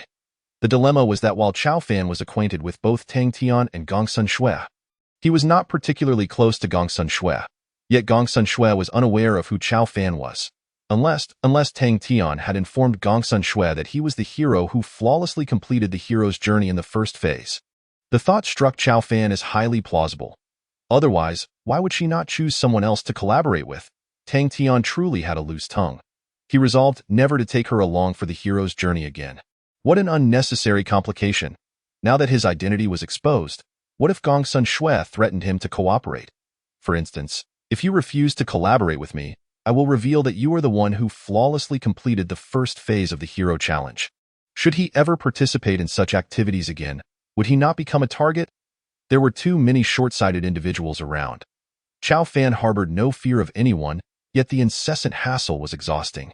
Moreover, while one could dodge a direct assault, a covert threat was far more challenging to evade. Who could maintain constant vigilance? There is no wisdom in guarding against a thief for 1,000 days.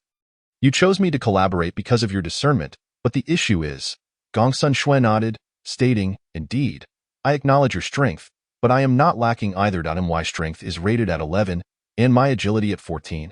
Ordinary individuals are no match for me. This revelation left Chao Fan astonished. He had not anticipated that Gongsun Shui possessed such formidable combat prowess, particularly in agility, which surpassed his OWN. It is worth noting that Chao Fan had only achieved a strength rating of 14 and, after consuming a millennium's worth of snake essence, had barely reached 15. The average person typically scored around 10. Listening to Gongsun Shui's response, Chao Fan confirmed one thing. She was aware of his identity as a hero. Gongsun Shui assessed Chao Fan, considering that had she not witnessed him ascend the mountain and return safely, she would not have opted to collaborate with him. However, she had been forced down by the giant eagle. Surviving once under the giant eagle's watch was indeed a testament to skill. Chao Fan interjected, but the issue is, enough. Why must men be so indecisive? I have a plan. You will not perish so easily. Chao Fan intended to express that the golden treasure chest had already been claimed by him, yet Gongsun Shui would not allow him to utter a word. Damn it. I have 5 corpses here. I will ascend the mountain from the side, you will climb from the other. After I pass you the corpses, you will attract the giant eagle's attention by tossing them out, just as Zhou Tai did earlier. This way, I can secure the golden treasure chest, and once acquired, we can teleport out. Upon returning to the road, I will trade the items with you. Gongsun Shui elaborated on her plan with fervor. Chao Fan believed that it was destined to fail. The giant eagle was not foolish and would not easily fall for the same trick twice. Earlier, when Zhou Tai approached the nest, the giant eagle had abandoned the corpse without a second thought. Unless these 5 corpses were living beings, success was improbable. Enough. Just focus on this. It is a test of your courage, understand? Once your courage is honed, who knows, you might become the next hero to complete the hero challenge like the first. Chao Fan was taken aback. What? His face was a tapestry of confusion. He directly messaged Tang Tian. Does Gongsun Shui know? What is wrong? She does know. Chao Fan, you must stay away from her. She is quite cunning and adept at deception. Really? Absolutely. You are not familiar with our circle, but in our school beauty circle, she has the worst reputation. Do not engage with her. Oh, I have a question for you. Go ahead. You didn't tell her about my identity as a hero? Did you? How could I? That kind of scheming individual. I would never disclose your matters to her. Receiving a definitive answer, Chao Fan ceased his pretense. Damn it, I was overly cautious. It turns out Gongsun Shui knows nothing. He donned a grim expression as he looked at Gongsun Shui. Gongsun Shui was taken aback, asking, what is wrong? Apologies, but I do not wish to collaborate with you. Gongsun Shui swiftly sensed something amiss. Did Tang Tian speak ill of me? Not at all. Chao Fan shook his head. That wretched girl. She is merely a pretentious bimbo. Do not heed her. Heh, Gongsun Shui, somewhat irked, retorted. Tang Tian ranks merely 10th in the school beauty circle, while I am 3rd. Only those in the top 3 are truly considered school beauties. You are aware of this, right? In general, during events, we do not include Tang Tian. She hardly counts. She employs numerous underhanded tactics. Do you understand? Such individuals are nothing but scum. Oh, the two began to hurl accusations at one another, which surprised Chao Fan. Regardless of who possessed worse character, he was determined that this plan would lead to failure. And he would not risk a venture destined for disaster, and no matter how Gongsun Shui argued, he remained resolute. Seeing his stubbornness, Gongsun Shui seemed to steel herself and proposed. How about this? I will offer you a silver treasure chest as collateral, which should demonstrate my sincerity. If Tang Tian were in my position, would she offer you a silver treasure chest as a guarantee? A silver treasure chest? Ah?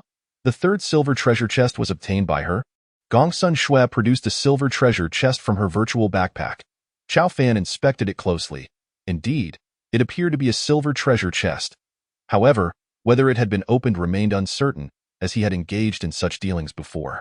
You need not doubt. Amidst the chaos caused by the giant eagle, I had no time to open it. Consider this. If Tang Tian were in my position, would she dare to use this treasure chest as collateral? Chao Fan pondered carefully. Given Tang Tian's temperament, she might indeed not have the audacity. Simply put, she was overly self-assured. A typical spoiled rich girl. Gongsun Shui regarded Chao Fan with disbelief. You are not still hesitating? Are you? Chao Fan observed Gong Sun Xue. Be frank, if she were to perform a seductive dance before him, that might be a more enticing offer. A mere silver treasure chest was too trivial to sway Chao Fan. Furthermore, the golden treasure chest was no longer in play. Chao Fan declared, "Do not harbor any more thoughts of the golden treasure chest." "Why not? Do you not desire a treasure chest of golden caliber? There may well be valuable items within. Valuable items? In truth, there isn't too much. Perhaps a design blueprint or two, but the rest is merely trashed, not worth more than the silver treasure chest." Yet, Chao Fan could not disclose that he had already claimed the treasure chest. Fundamentally, he preferred to remain low-key. Otherwise, he would have revealed that he was the hero long ago.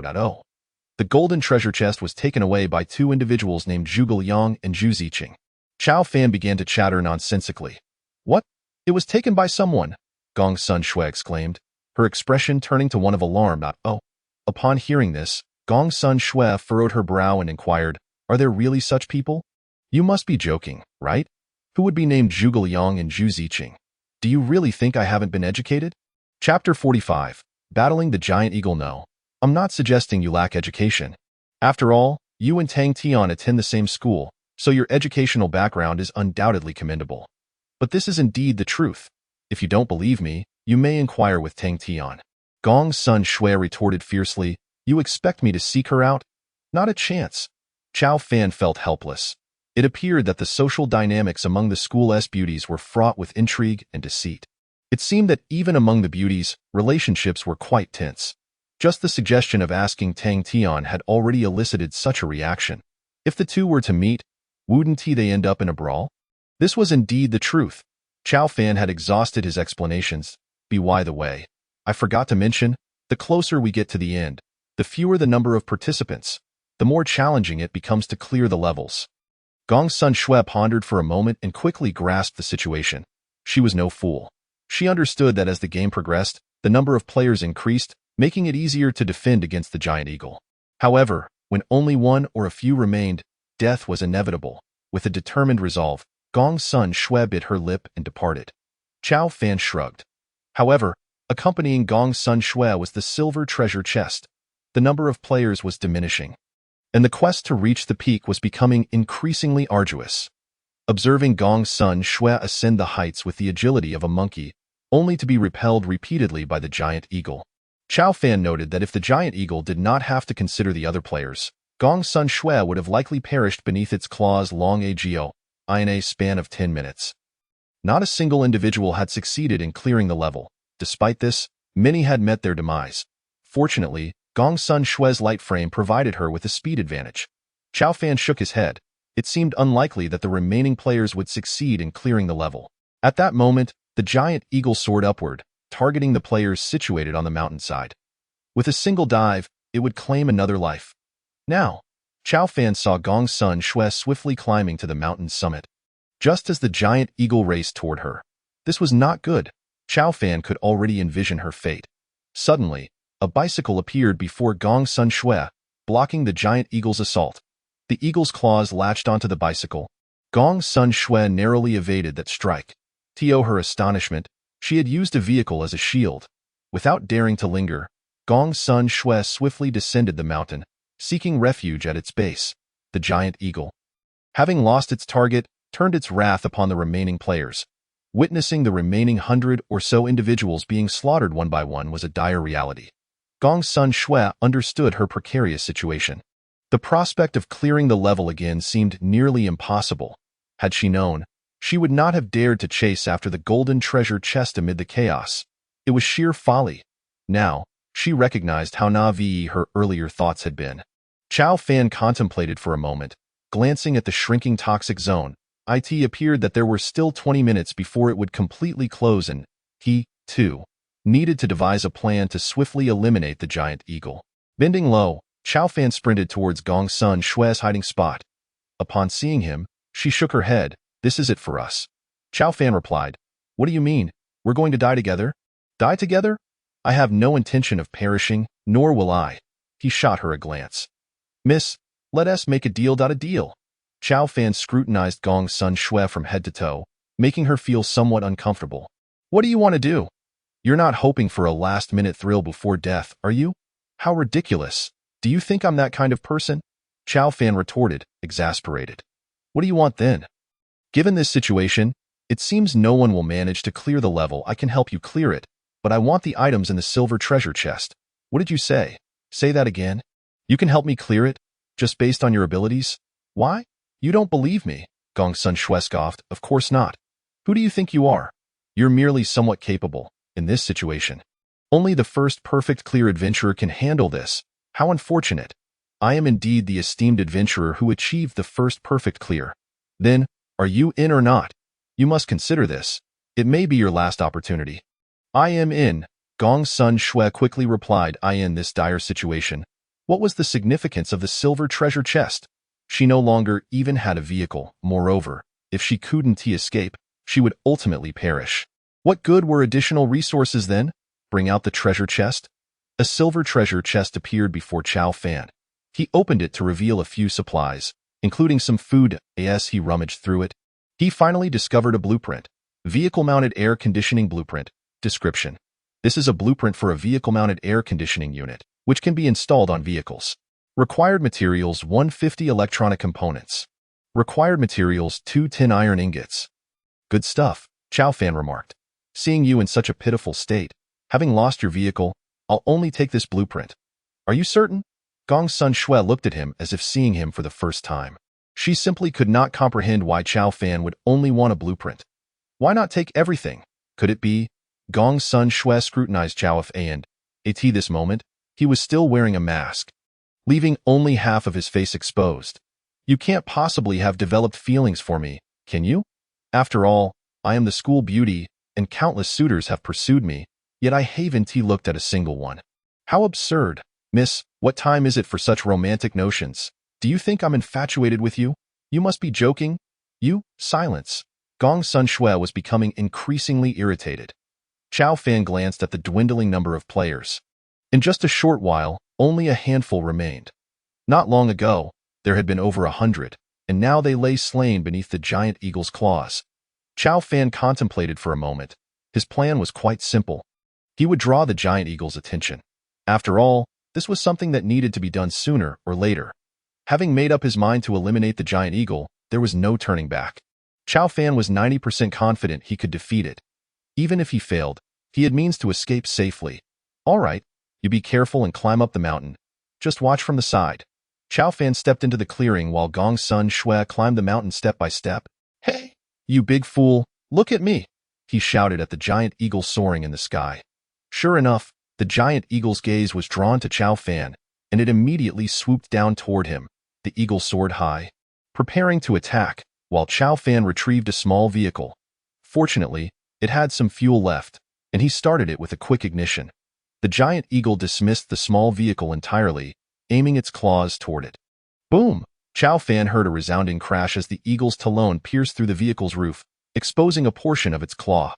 Chow Fan couldn't help but marvel at its strength. The eagle's claws could pierce through metal sheets. Though the vehicle's roof was thin, it illustrated the might of the giant eagle. With a loud screech, the eagle lifted the small vehicle high into the air. Chow Fan realized the peril of the situation. He quickly opened the vehicle's door and leaped out. He had initially planned to maneuver the small vehicle to divert the giant eagle's attention and buy time for Gong Sun Shui to escape. But now, it seemed he had been overly optimistic. Chapter 46.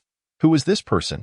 As the giant eagle flapped its wings, it lifted the small vehicle to a height of 100 meters before releasing it. Crash! The small vehicle crashed heavily to the ground, instantly becoming a pile of scrap metal. Gong Sun Shui watched in disbelief. She never imagined this person would use his vehicle as bait for her sake. It was evident now that his vehicle was undoubtedly ruined. Even if he managed to escape, how could he survive on the road without a vehicle? A strange sentiment stirred within Gong Sun Shui.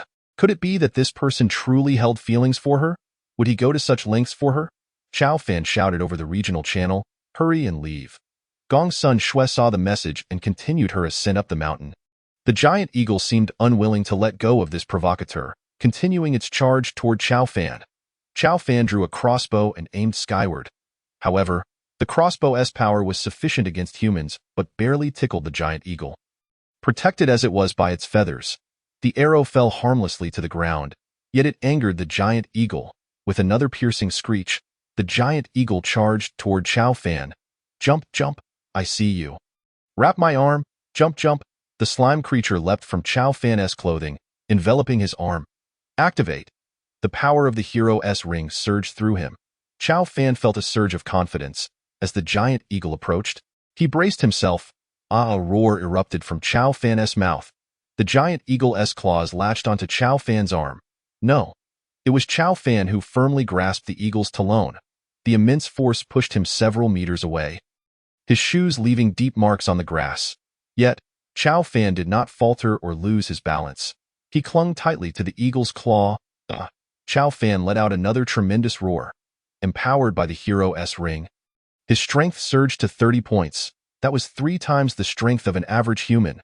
With a swift twist of his waist, he hurled the giant eagle forcefully to the ground. Following this, Chao Fan produced a blow dart and aimed it directly at the eagle's eye. That was the giant eagle's most vulnerable spot, and the only area where he could effectively use the blow dart. Gongsun Shui stood by, utterly astonished. What is this? Is this truly the power of humanity? How could he possibly accomplish such a feat? After all this, Chao Fan intended to retrieve firecrackers and thrust them directly into the beak of the colossal eagle. This was the only means he could conceive to inflict harm upon the giant creature. Regrettably, the eagle flapped its wings a few times and soared back into the sky, circling menacingly above Chao Fan. He cast a glance at the eagle and then at Gongsun Shui, who was halfway up the mountain. "Hurry and leave," Chao Fan shouted. Only then did Gongsun Shui awaken from her stupor and scramble up the mountain. Upon reaching the summit, she did not venture out but stood there, staring blankly at Chao Fan. Shaking his head, Chao Fan urged, "Make haste. Your presence here will only distract me." Gongsun Shui nodded heavily. "Don't die. I hope you can make it out." A flash of white light enveloped Gongsun Shui, and she vanished from the mountaintop. At this moment, the area was left with only Chao Fan and the giant eagle. The remaining onlookers witnessed this scene but had no time to ponder it, swiftly seizing the opportunity to ascend the mountain and escape. At that moment, a recording appeared on the World Channel. "Brothers, you won't believe what I just saw." It was a clip of Chao Fan bravely resisting the eagle's might. The individual responsible for the live stream had not yet ended the broadcast, thus capturing this remarkable event. Without him, the others would have had no chance to escape. What did you see?" Many voices echoed with curiosity. Upon opening the recording, everyone was left dumbfounded. Though the angle of the recording was poor, one could still vaguely discern the scene, primarily capturing Chao Fan's silhouette. Yet, amidst the chaos, one figure stood resolute, defiantly facing the eagle's diving assault. That creature was thrice the size of a human. How could it possibly be vanquished by mere mortals? Who is this person? In the eyes of the onlookers, Chao Fan's presence loomed like a colossal mountain. Moreover, he triumphed. The giant eagle lay defeated upon the ground, and then the footage abruptly ceased. Terrifying, simply inhuman. Could this individual be the valiant hero who flawlessly completed the first phase of the hero's path? A theory emerged, planting a seed of speculation in the minds of those who witnessed the event. It was a notion that could not be easily dismissed. He was either the hero or someone else of great prowess. Only these two possibilities existed. Could he truly be the hero? They were uncertain.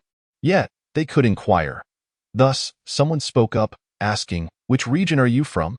"I am not from the region of the heroes." This declaration stunned the crowd. Could there be someone even stronger than the hero? After all, participants in this survival challenge hailed from all corners of the globe. Perhaps there were indeed 2 formidable individuals. This seemed entirely plausible. However, there was one region among the several dozen that was home to the hero. And Zhou Tai and Tang Tian could attest to it. Upon hearing this, the crowd gasped.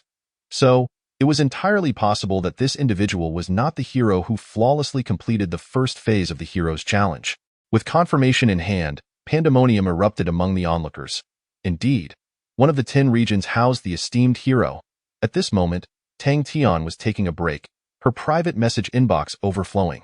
Ever since she and Chao Fan had perfectly completed the hero's path challenge together, she had disabled video invitations. After all, she had grown weary of the daily barrage of video requests. However, she had not turned off private messages, as she still wished to communicate with Chao Fan. Now, millions of private messages flooded in, most of which inquired about the identity of the hero. How peculiar. In the past, she would receive a few hundred to a few thousand messages, but recently, such inquiries had dwindled. Yet now, the volume was unprecedented. Tang Tian, look at the video in the world chat. Observing the influx of messages, Tang Tian decided to investigate. Upon doing so, she stumbled upon the footage of Chao Fan confronting the giant eagle. Tang Tian, who is this person? Is he the hero? For a moment, she was at a loss for words. It was indeed him, and how could she not recognize his attire? Yet she remained silent, for Chao Fan had instructed her not to disclose his identity. Tang Tian, I ask you again, who is he? What is your relationship with him? A friend's message appeared prominently on her screen, its color distinct from the private messages, catching her attention immediately. What do you want? Mind your own business, Tang Tian retorted, echoing Chao Fan's words. The sender of the private message was Gongsun Shui. Upon returning, she too had witnessed the video. This was a sight she had seen with her own eyes. It was no fabrication.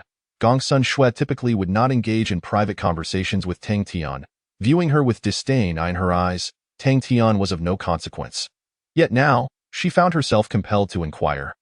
The feelings swirling within her were difficult to articulate. Could that person truly achieve such feats for her? Gongsun Shui now questioned if this individual genuinely harbored feelings for her. Chapter 47. The Millennial Eagle. It is important to note that while the contents of the silver treasure chest were scarce, they were still valuable.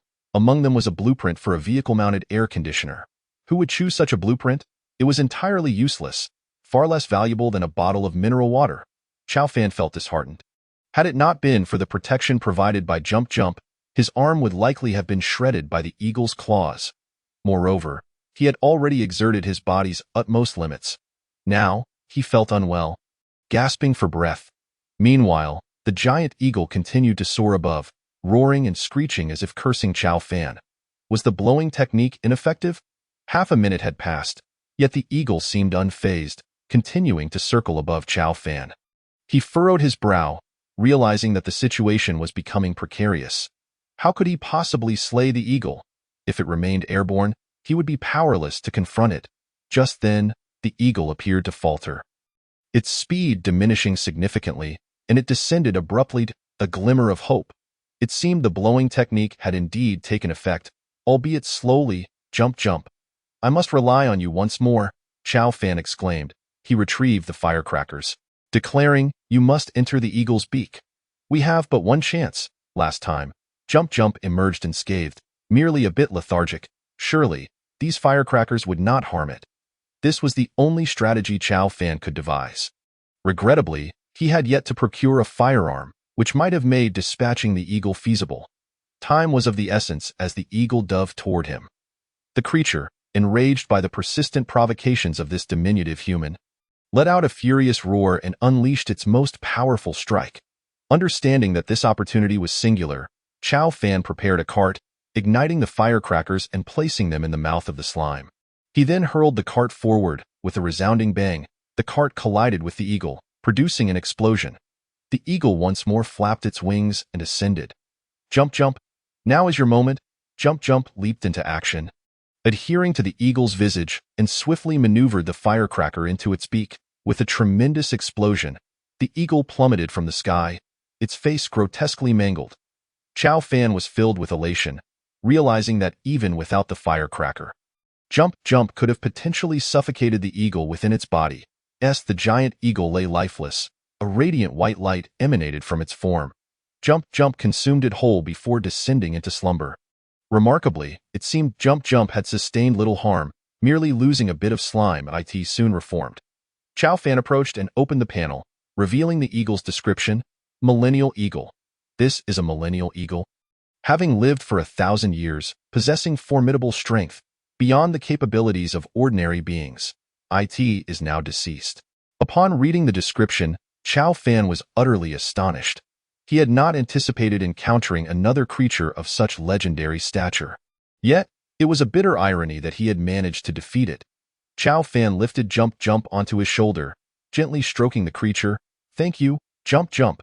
As the toxic zone encroached ever closer, Chao Fan wasted no time and opted to decompose the remains of the eagle. Decompose. Millennial Eagle meat.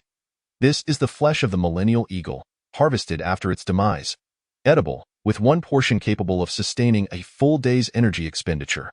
Indeed, it was akin to the 100 pieces of snake meat he had encountered earlier. Just then, he noticed a particularly exquisite piece of meat, tender and pink. Could it be another essence? He approached and carefully examined it. Millennial eagle meat essence. This is the essence left behind after the death of the millennial eagle, edible. Consuming it will increase all attributes by 1 point. As anticipated, Chow Fan swiftly placed both the eagle meat and its essence into his virtual backpack. There was no time to savor the spoils. The toxic zone had shrunk significantly, and he needed to maximize the time available to collect materials scattered from the fallen. Scanning his surroundings, he noted the multitude of corpses, as well as scattered resources and vehicles. Chow Fan was unselective, gathering whatever he could. If it could not be carried, he decomposed it and stored it in the cart. Iron ingot 10, iron ingot 1, iron ingot 10, iron ingot 8, electronic component 1, electronic component 10, metal ingot 10, 500 milliliters mineral water 20. Chow Fan spent a full 10 minutes scavenging debris. Regrettably, the area outside the toxic zone held many more resources that he could not retrieve. He had no choice but to cease his efforts and secure the vehicle. Chow Fan cast a glance at the cargo cart, which had now sustained damage. The wheels were askew and deformed. However, considering that this contraption had accompanied him throughout the day, he decided to stow it away. Pondering that it might yet be reparable, climbing the lofty peak, a flash of white light enveloped him, and he found himself outside. Breathing in the fresh air of the outside world, a sense of tranquility washed over Chow Fan. He began to organize the supplies he had gathered from the recent survival endeavor. Among them were 4 blueprints, 3 of which had already been utilized. The blueprint for a vehicle-mounted microwave, a solar power panel, bulletproof glass, and an air conditioning system for vehicles. Additionally, there was a battery capable of storing 10 kilowatt-hours of electricity. Chow Fan retrieved the blueprint for the vehicle-mounted air conditioner. Vehicle-mounted air conditioner blueprint. Air description. This blueprint outlines the design for an air conditioning system that can be installed on a vehicle. Required material 150 electronic components. Required material 210 iron ingots. These materials were of little consequence to Chow Fan. He could manage without the blueprint's modifications. Yet, it would be a waste of resources. Why not conserve when he had the blueprint at hand? Thus, he proceeded with the transformation. Shortly thereafter, an air conditioning unit was successfully installed. With a flick of a switch, it activated, cooling the interior, as he closed the windows and reclined on the bed. The refreshing breeze was immensely pleasant, eliciting a sigh of contentment from Chow Fan. How delightful! As dusk settled, Chow Fan proceeded to modify several light bulbs and switches, expending 60 pieces of glass and 50 electronic components. He did so without batting an eye. Comforting, however, there remained 10 water collectors in the vehicle, taking up space. He placed them directly beneath the sunshade atop the vehicle, crafting a few cages to secure them. These cages alone consumed 100 iron ingots. Yet Chow Fan remained unfazed, for his stockpile of resources was substantial. Currently, he possessed over 1,000 iron ingots and electronic components, along with a considerable quantity of copper and metal ingots. At that moment, Chow Fan noticed a flurry of private messages had arrived. Gongsun Shui had sent a friend request. Zhao Kuo inquired, Chow Fan, are you all right? Have you come out yet? Why did it take you so long? Tang Xiao added, Chow brother, are you there? Please video call me when you see this message. Zhao Kuo and Tang Xiao were manageable, but why had Gongsun Shui sent him a friend request? He recalled that she was unaware of his true name. Chapter 48, Baka. How could this be? It was truly perplexing. Chow Fan ignored Gongsun Shui. After all, they were not close. Furthermore, he was certain that Gongsun Shui had witnessed his battle against the giant eagle. If he were to be recognized, it would mean the exposure of his identity as a hero, something he wished to avoid. Thus, he did not accept her request, opting instead to call Zhao Kuo. Upon their meeting, he could see the astonishment reflected on her face. Chow Fan, you finally called me. Was that urgent? What's the matter? Nothing much, Zhao Kuo replied, brushing her hair back. At that moment, she was on the road, her vehicle now resembling one clad in metal. Inside, a small bed was furnished with bedding and a pillowcase, where she had been resting. Oh, you've modified your vehicle? Yes, Zhao Kuo nodded. She was clad in nothing but a thin garment. And given the current heat, there were still 3 days until the weather would change. Yet, Chao Fan already felt a chill inside his vehicle thanks to the air conditioning, a fact unbeknownst to Zhao Kuo. By the way, Chao Fan, who was that person in the video? At this question, a cold sweat broke out on Chao Fan's brow. Fortunately, he had kept the camera function off. Otherwise, he would have surely been recognized. I heard he was from your area. He couldn't possibly be a hero, could he? Chao Fan nodded. It seems so. Of course, only a hero could withstand the might of the giant eagle, by the way. Why did it take you so long to come out? The longer you wait, the harder it becomes. How did you manage to escape? Zhao Kuo continued her inquiry. Chao Fan's expression faltered. Well, I figured it out. You must have slipped out while the hero was battling the giant eagle. I heard that the hero risked everything to allow the people from your area to escape. Chao Fan was taken aback. Such rumors had spread beyond his knowledge. The hero truly had a noble spirit. So compassionate. I wish to meet him. If I could meet him, it would be a stroke of luck, Zhao Kuo exclaimed. Her face brightening with admiration. Chao Fan refrained from commenting, allowing her to express her thoughts freely. After all, he would never admit to being the hero who had successfully navigated the path to heroism. By the way, Chao Fan, how did you learn about the conditions for clearing the challenges? And did you know there is a golden treasure chest in the giant eagle's lair? At this revelation, Chao Fan pondered for a moment. Indeed, how had he come to know such information? Back then, he had been among the few privy to that secret. It was a challenging lie to maintain. He felt a bit uneasy. What's wrong? Are you unwilling to share? Let me guess, you had a good relationship with the hero, and he told you. At this, Chao Fan was momentarily stunned. He had not expected to spin such a tale. Therefore, he emphatically replied, yes, it was him. The hero. Oh, praise the hero. Zhao Kuo burst into laughter, playfully tossing her hair again. And here I thought you were serious. She chuckled, lowering her head, though Chao Fan couldn't catch a glimpse of her fair skin beneath her clothing. Baka, how could this happen? Zhao Kuo has changed. Why isn't she flirting with him anymore? Did you know? The golden treasure chest contains many materials. Could it be? Did you obtain the golden treasure chest? Zhao Kuo nodded. Thank you so much. No, thank the hero. I'm planning to share 2/3 of the supplies with you and keep 1/3 for myself. Thank you for informing me about this. Please pass on the remaining third to the hero. Oh? You won't keep any for yourself? Zhao Kuo shook her head. No, if it weren't for you and the hero, I wouldn't have made it out. I must give it. Chao Fan shook his head, thinking it unlikely.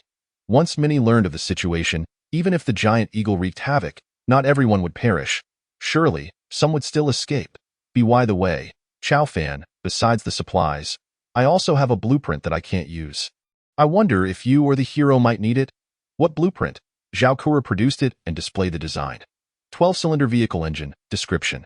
This is a design for a 12-cylinder vehicle engine capable of delivering powerful performance with a maximum speed of 240 km/h, featuring 8 gear options, and a maximum fuel consumption of 30 liters per 100 km, with a minimum of 10 liters per 100 kilometers. Required material 1. 100 iron ingots. Required material 2. 50 copper ingots. Required material 3. 100 steel. Upon reading the description, Chao Fan fell into contemplation. 2. 40 km/h. That was 3 times the speed of a Wuling Hongguang. The original van could barely reach 80 km/h. This speed rivaled that of professional racing cars. Yet, he had yet to encounter such steel. Before Chao Fan could respond, Zhao Kuo sent a trade invitation, directly offering the blueprint along with the materials. Chao Fan felt no sense of unfair advantage. After all, Zhao Kuo's ability to escape and acquire the golden treasure chest was also thanks to the information he had provided. I will convey your thanks to the hero. Great. Zhao Kuo smiled. Even so, she still had plenty of supplies. These resources were sufficient for her vehicle modifications. With these materials, she had finally created a shelter from the elements, allowing her to sleep with greater peace of mind. By the way, what is this steel? Steel is a rare material. I've only seen one piece in the trading post, but no one is buying it since most people have no use for it. Is this something the hero wishes to know about? Zhao Kuo continued to inquire. I suppose so. These materials were similar to those found in the golden treasure chest, indicating that the materials were fixed while the blueprints were random. Given the current situation, Chao Fan suspected that many blueprints would require this steel. He began to search the trading post for unlimited purchases of steel. Scanning the trading post, he soon found the sole seller of steel. However, This seller demanded 100 packets of instant noodles in exchange, enough to last for 30 days if consumed 3 meals a day. The price was exorbitant and utterly unworthy. Just as Chow Fan contemplated reaching out to Tang Xiao, a message appeared in the trading post. "Brother, I'm the one selling steel. I see you're in need." "Yes, do you have steel? Here's the deal. Since I see you need it, I happen to have one piece of steel I can sell you for 100 packets of instant noodles or equivalent food. Water is also acceptable. What do you think? 100 packets of instant noodles for a piece of steel that no one wants? That is far too expensive, brother. This is a unique piece of steel. Can't you see that no one else has any?" "Ha, don't call me brother. I can't bear that title." Chow Fan ignored him entirely. "You, unappreciative. You have no idea what you possess." The material known as fine steel holds value for Chow Fan. Yet for others, it is merely a useless trinket. Although he recognizes it as a rare resource, its practical application eludes most, rendering even the finest items nothing more than scrap metal, not even worth a single cup of instant noodles, let alone the audacious notion of selling 100 portions. Such aspirations are indeed fanciful. Chow Fan, feeling indifferent, chose to ignore the matter and promptly opened a video call with Tang Xiao. "Hello, Brother Chow Fan?" At that moment, Tang Xiao was sprawled on the grass beside the road, preparing a meal. "Brother Chow Fan, why did it take you so long to contact me? I was on the verge of panic. Had I not seen your status indicating you were outside, I would have thought you'd." As she spoke, tears welled up in her eyes. "Everything is fine. See? I'm here now," Chow Fan reassured her, gently patting his head. At that moment, Tang Xiao was still savoring the snake meat that Chow Fan had previously given her. After not seeing him for a while, she felt she had lost weight, though she was uncertain if it was merely an illusion. "Brother Chow Fan, I shall entrust you with that golden treasure chest. I haven't touched its contents, not even dared to." Upon hearing this, Chow Fan was somewhat taken aback. Unlike Zhao Kuer, who was aware of Chow Fan's connections to the enigmatic heroes, Tang Xiao was oblivious to his social network. Her intentions were purely to provide him with resources, untainted and untouched. Chow Fan pondered for a moment before responding, "Let us do this. You keep 1/3 of the resources inside, and I will take 2/3. The blueprints Tang Xiao had previously exchanged with him had proven immensely beneficial, particularly the design for the hand crossbow, which had allowed him to eliminate several threats during the road survival competition. In order to maintain a good rapport with Tang Xiao, Chow Fan felt it prudent to refrain from claiming everything, as there might be rare blueprints in the future. Moreover, he was not in dire need of resources. Having recently procured a 1,000-year-old giant eagle meat, which provided ample sustenance, he still had plenty left from before. "Isn't that a bit much? If it weren't for your golden treasure chest, I wouldn't have been able to obtain it." Tang Xiao hesitated momentarily. It's nothing," she insisted. Despite her repeated assertions, Chow Fan remained resolute. "All right then, how about I dance for you?" "Huh, dance? One-on-one?" "Yes, one-on-one. Are you serious?" Chow Fan thought to ask, but he presumed it would indeed be sincere.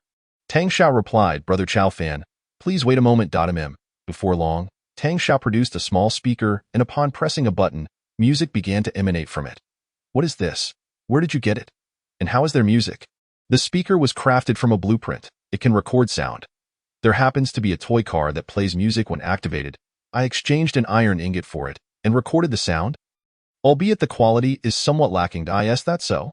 Chow Fan glanced at the radio in his vehicle, realizing it couldn't play music unless modified, and even then, it lacked USB capabilities. Tang Xiao adjusted her clothing and pressed a button, and a familiar tune filled the air. "Hey, pure land of ultimate bliss. Wow, I didn't expect this song." As the music commenced, Tang Xiao began to dance. "Color, color, color." Chow Fan couldn't help but exclaim, "What a splendid performance." To his astonishment, he found himself reveling in such enjoyment amidst the struggle for survival. This truly was a form of spiritual sustenance. "Color." Chow Fan whistled. When the dance concluded, Tang Xiao appeared somewhat bashful. "Brother Chow Fan, what do you think? I can dance other styles too. If you wish to see, I shall perform for you. Perhaps next time. You seem a bit tired." "Oh, very well then. All right, go ahead and open the chest." Tang Xiao opened the chest, revealing a trove of resources. Wow, so many supplies. She was overjoyed, having never encountered such an abundance before. Surely, there must be thousands of items here. By the way, could you check if there are any blueprints inside? Blueprints? Tang Xiao rifled through the chest. Yes, there are two too. Chao Fan was astonished, bewildered by how Tang Xiao managed to procure a golden treasure chest that yielded not one, but two blueprints. It seemed she had a knack for obtaining blueprints specifically. What are they? Quickly, tell me. Oh. One is a bullet blueprint, and the other is for an A2 level armored vehicle chassis. Upon hearing this, Chao Fan was taken aback. Bullet blueprint? He retrieved the Mosinagant blueprint. While the blueprint could indeed create bullets, it was ultimately a one-time use, and given the scarcity of fine steel, acquiring the necessary materials would be no small feat. However, if this bullet blueprint were reusable, then it would change the game entirely. He would need to gather enough fine steel to craft the blueprint in one go. Let me take a look. Oh. Tang Xiao promptly initiated the trade. Chao Fan examined it and was filled with elation. Indeed, it was a reusable blueprint. Bullet blueprint. Description. This is a bullet design blueprint. Reusable. Required material 1. Gunpowder 1. Required material 2. Fine steel 1. Seeing this, Chao Fan beamed with joy. With this in hand, he directly took out the design for the Mosinagant sniper rifle. Placing the materials on the blueprint, a radiant light flickered, and a firearm materialized before him. Now that he possessed the bullet design, he could produce bullets directly without needing to incorporate gunpowder and fine steel during the creation of the Mosinagant sniper rifle.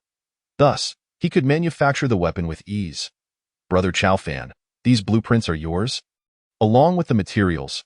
After all, it was your guidance that led me to discover the existence of the golden treasure chest, so it is only right that these belong to you. Chao Fan chuckled.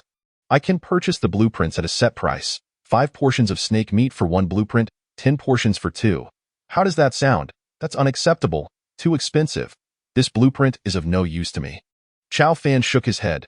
As the quality of treasure chests improved and more activities emerged, it was inevitable that someone would acquire firearms, and when that time came, bullets would certainly be a rarity. Particularly with a reusable bullet design, its value would be undeniable. However, at present, its worth was not fully recognized, as many were still entrenched in the era of cold weapons, with most individuals relying solely on wooden sticks for defense. Fortunately, each road was isolated, devoid of others. Otherwise, it would likely be bustling with activity. Tang Xiao, please accept this. After all, those meats are trivial to me now. With another 100 portions of eagle meat at his disposal, he could sustain himself for another 100 days. Chapter 50. Trading fine iron and gunpowder. By the way, Tang Xiao, don't blame me for not warning you. You should keep 1/3 of those resources. If you don't rapidly upgrade your vehicle or set aside some supplies to face the impending disasters, it could become quite dire. It was only the 5th day, and according to the previous broadcasts, a cycle would complete in 7 days. After 7 days, who knew what calamities awaited? It was imperative to have protective gear, such as the iron plating crafted by Zhao Kuer. On one hand, it would shield against the elements and allow for the construction of a sleeping area, providing rest. On the other, it would offer protection from adversaries. Chao Fan was 80% certain that there would be entities capable of damaging vehicles in the days to come. Tang Xiao replied. Brother Chao, that seems inappropriate. She lowered her gaze, clearly having acknowledged Chao Fan's perspective deep down. Enough with the hesitations. Let us proceed with the trade. Oh, all right. Tang Xiao transferred the supplies. At this juncture, Chao Fan had amassed a considerable stockpile of resources. He picked up the design for the armored vehicle chassis. A2, level armored vehicle chassis design. Description. Capable of withstanding bullet impacts. This design can only be used once. Required material 1. 500 iron ingots. Indeed, the blueprint required only 1/10 of the panel modification interface. Previously, Chao Fan had noted that upgrading to an A2 level armor required a staggering 5,000 iron ingots. Now, however, only 500 were necessary. Yet, 500 iron ingots were not a sum that just anyone could afford. It was only due to Chao Fan acquiring over 2 sets of items from the golden treasure chest that he could afford these resources. Additionally, by scavenging the materials left behind by others after their demise, he could nonchalantly present them. Chao Fan placed the iron ingots atop the blueprint. 500 ingots piled high. A flash of white light illuminated the area. The vehicle underwent a significant transformation, now adorned with a sleek black paint job, exuding a sense of durability. Chao Fan entered the vehicle, ignited the engine, and drove a few 100 meters, only to encounter a dilemma. While the vehicle was indeed bulletproof, its weight had also increased. The maximum speed had plummeted to merely 40 km/h, signifying a 50% reduction in velocity. Chow Fan opened his character information. Chow Fan, Strength, 15. Intelligence, 11. Agility, 11. Mentality, 11. Endurance, 13. Note: the average person's overall quality is rated at 10 points. Evaluation: your qualities surpass the majority. Vehicle: Wuling Hongguang A-Class. Speed: approximately 40 km/h. Fuel consumption: 20 liters per 100 kilometers. 5 liters 45 liters.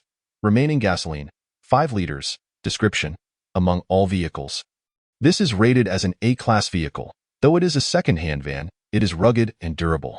Automobile modifications: sunshade, level 2 bulletproof glass, level 2 bulletproof body. Interior modifications: wooden flooring, solar panels, capable of generating 2 kilowatt-hours with 12 hours of sunlight. Battery, maximum capacity of 10 kilowatt-hours, microwave oven, air conditioning unit, vehicle light bulbs, wooden bed. Upon noticing the fuel consumption of 20 liters per 100 kilometers, Chow Fan was momentarily taken aback. This fuel consumption had nearly tripled compared to before, which was merely 8 liters per 100 kilometers. In essence, traveling 100 kilometers previously required only 8 liters of fuel, whereas now it had surged to 20 liters. Was this due to the colossal tires and the weight of the vehicle? It seemed that a thorough redesign was in order. While the increase in fuel consumption was not overly concerning, the primary issue lay in the inadequacy of the fuel tank size. The original fuel tank of the Wuling Hongguang was merely 45 liters. In Chow Fan's view, a vehicle of such magnitude ought to have a fuel tank capacity of at least 450 liters, an increase by tenfold. Chow Fan opened the auction house, intending to seek 3 items: a fuel tank expansion blueprint. Materials such as gunpowder and steel. One item pertained to how much fuel the vehicle could store and how far it could travel, while the other was critical for weapon functionality. Both were significant concerns. Opening the trading post, he instinctively checked the acquisition messages, only to find another individual had left a comment: a class-skipping frog. Brother, I have steel, just 3 iron ingots, or 3 servings of instant noodles. Brother, my steel sold for 30 iron ingots. The subsequent comment came from someone who had previously sought to sell 100 servings of instant noodles. It appeared that others were becoming anxious. However, the price was scarcely reduced. Chow Fan directly messaged the class-skipping frog, who was likely using a pseudonym. Pseudonyms could indeed facilitate private transactions, while anonymity precluded them. This was one of the advantages of using a pseudonym. Brother, I am from the trading post. I saw your comment on my acquisition post. Is it 3 iron ingots for 1 steel? The class-skipping frog replied, correct, 3 iron ingots for 1 steel. Deal. Chow Fan responded. All right, let's proceed with the transaction. The class-skipping frog promptly initiated the exchange. 1 steel was placed in the trading slot, and Chow Fan casually tossed in 3 iron ingots. After confirming, the transaction was completed. Chow Fan's need for iron ingots was not for crafting a 12-shot engine, as that required an excessive amount. He would be better off locating gunpowder to create bullets for self-defense. Weapons in hand, one feels secure. By the way, brother, where did you acquire this steel? The class-skipping frog hesitated. Well, it's inconvenient to say. Not really. I obtained it from an iron treasure chest, and besides steel, I also procured some gunpowder, though that might not be of interest to anyone. Upon hearing this, Chow Fan was taken aback. It was indeed a stroke of luck to stumble upon gunpowder so effortlessly. So, how much for the gunpowder? You want that? Yes, just 2 iron ingots. Without hesitation, Chow Fan completed the transaction. The class-skipping frog quickly placed the gunpowder in the slot, seemingly anxious that Chow Fan might reconsider. Seeing his eagerness, Chow Fan speculated that the class-skipping frog was pleased since 1 portion of gunpowder could be exchanged for 2 iron ingots. Although this item held little value for others, it was immensely beneficial for Chow Fan. After the transaction, the class-skipping frog beamed, initially fearing he had drawn the short straw with the iron treasure chest, but now he had managed to exchange it for 5 iron ingots. What a profit! Additionally, after dismantling the iron treasure chest, he would receive 1 more iron ingot, totaling 6. Quite commendable. Chow Fan gazed at the black gunpowder and promptly retrieved the bullet blueprint. He placed 1 steel and 1 portion of gunpowder into the crafting interface. A flash of white light appeared, revealing a bullet before him. Chow Fan took out a Mosin Nagant, a bolt-action rifle akin to the 98K, which could also be classified as a sniper rifle, requiring a bolt action to reload after each shot. However, he currently possessed only one bullet and lacked other firearm accessories such as scopes, flash hiders, and silencers. Essentially, he had only a bare rifle and a single bullet.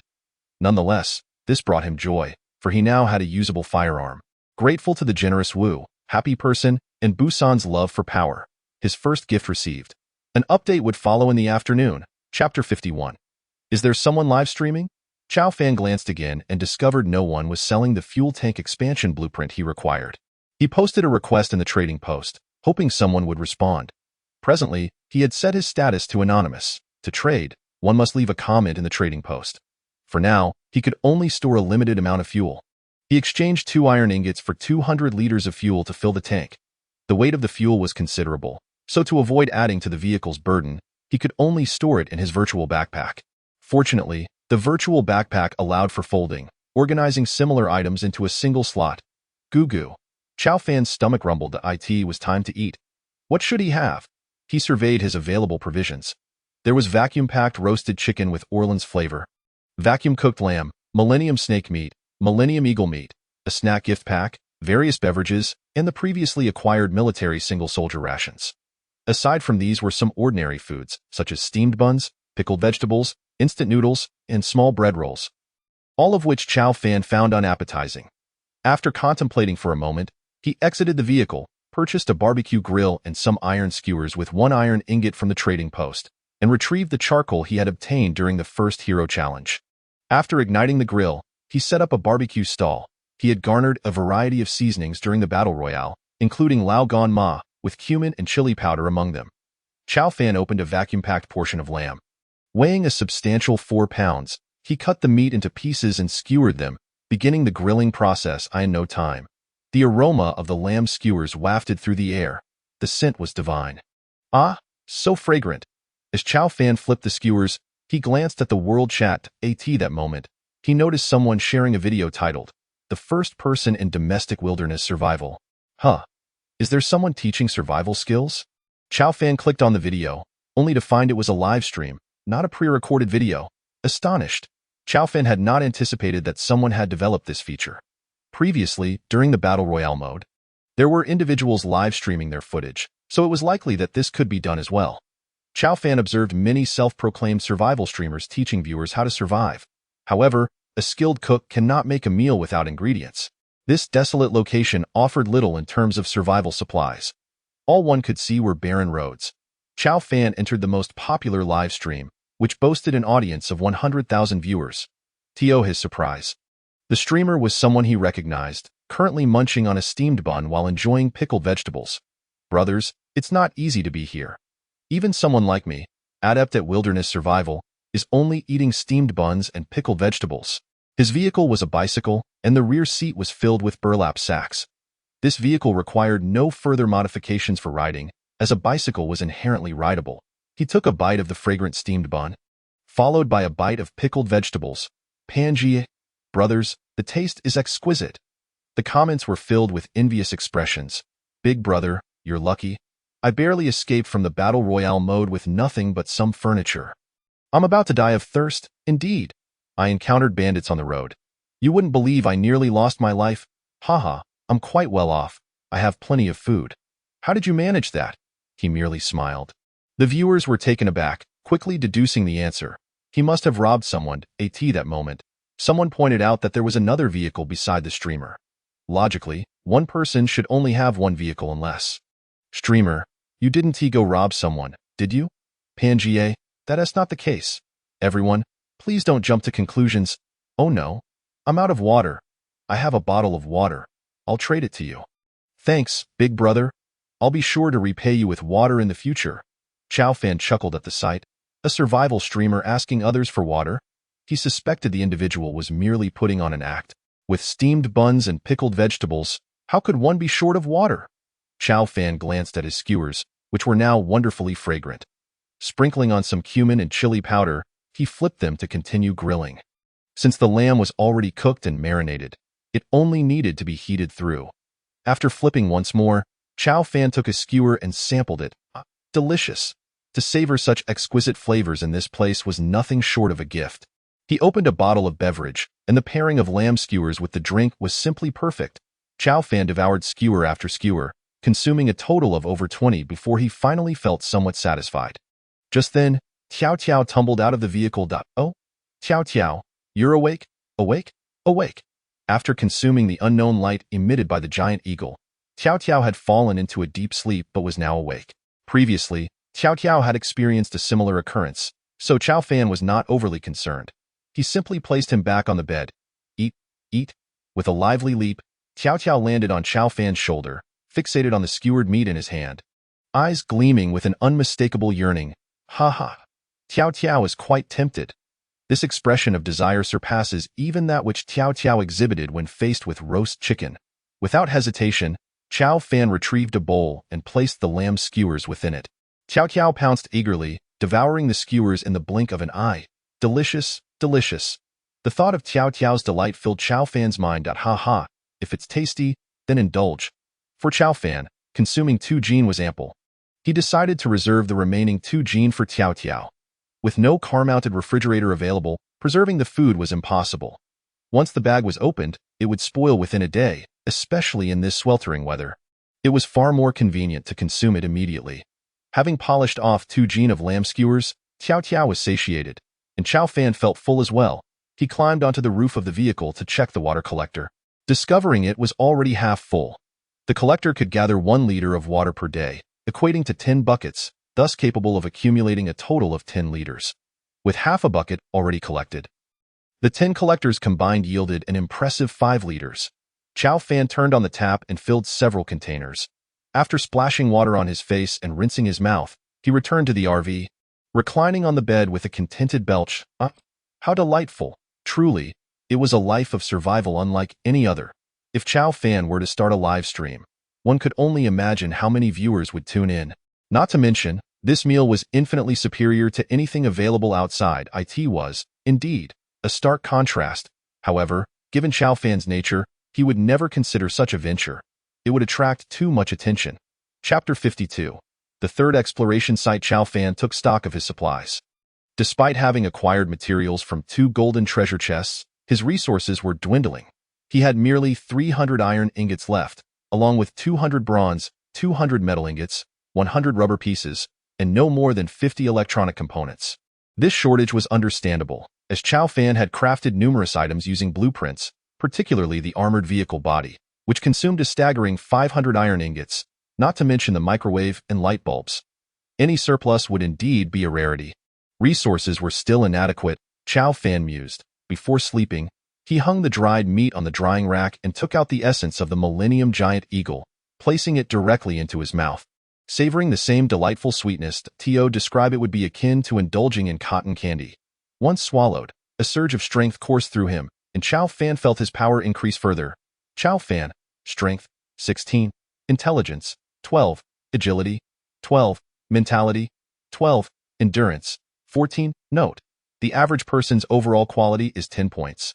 Evaluation. Your attributes surpass those of the majority.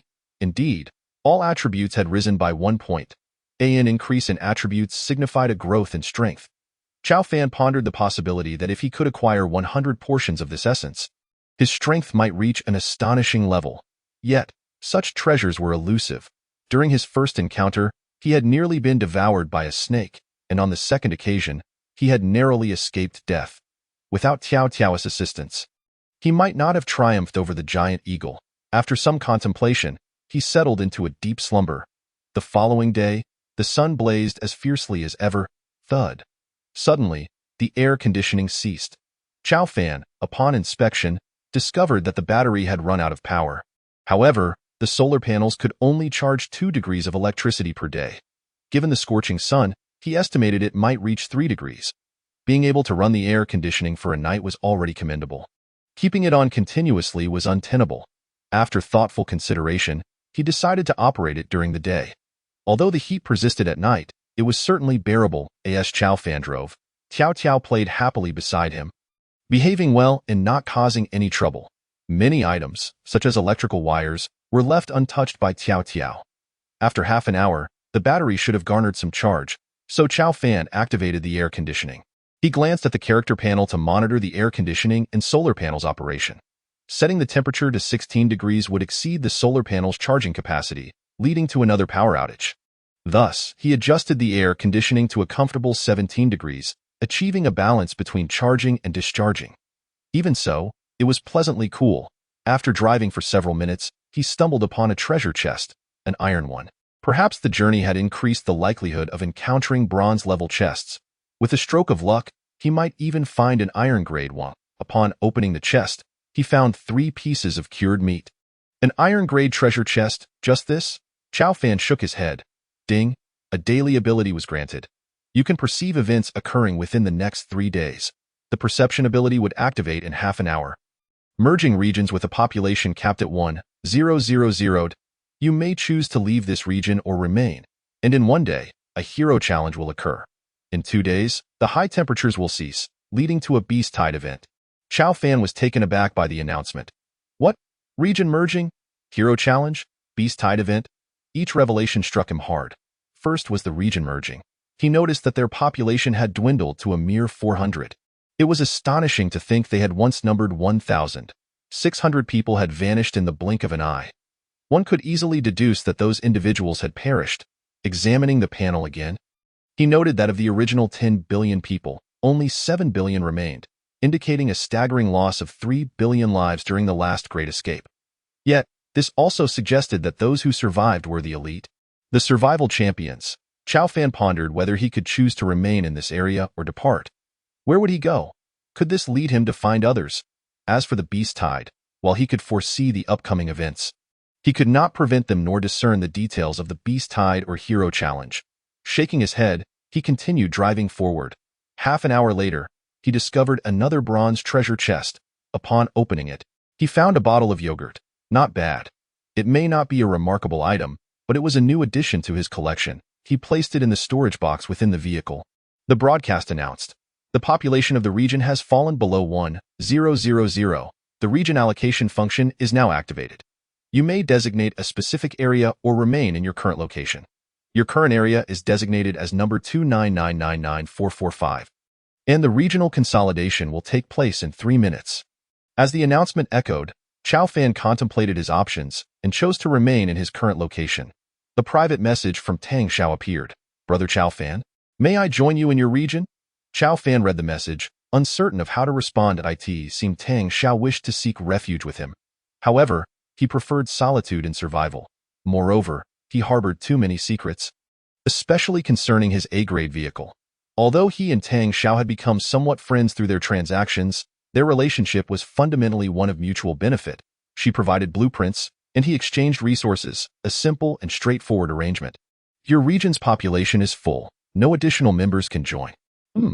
Chow Fan checked the panel and confirmed that the population had indeed reached 1,000. It appeared that many had arrived in his region. Without further thought, he replied to Tang Xiao, my region is already full, to be frank. I prefer to survive alone and am not inclined to accompany others. Oh, I understand. It was evident that Tang Xiao felt a tinge of disappointment. Yet, there was little that could be done. Chow Fan had no desire to venture into someone else's territory. He firmly believed that in a lawless and morally ambiguous environment, even the closest companions could not be trusted. Though Tang Xiao seemed harmless and their interactions had been pleasant, Chow Fan was unwilling to take any risks. Even a 1 in a million chance was too great a gamble. Human nature is inscrutable, and one must remain vigilant against potential betrayal. This principle is timeless.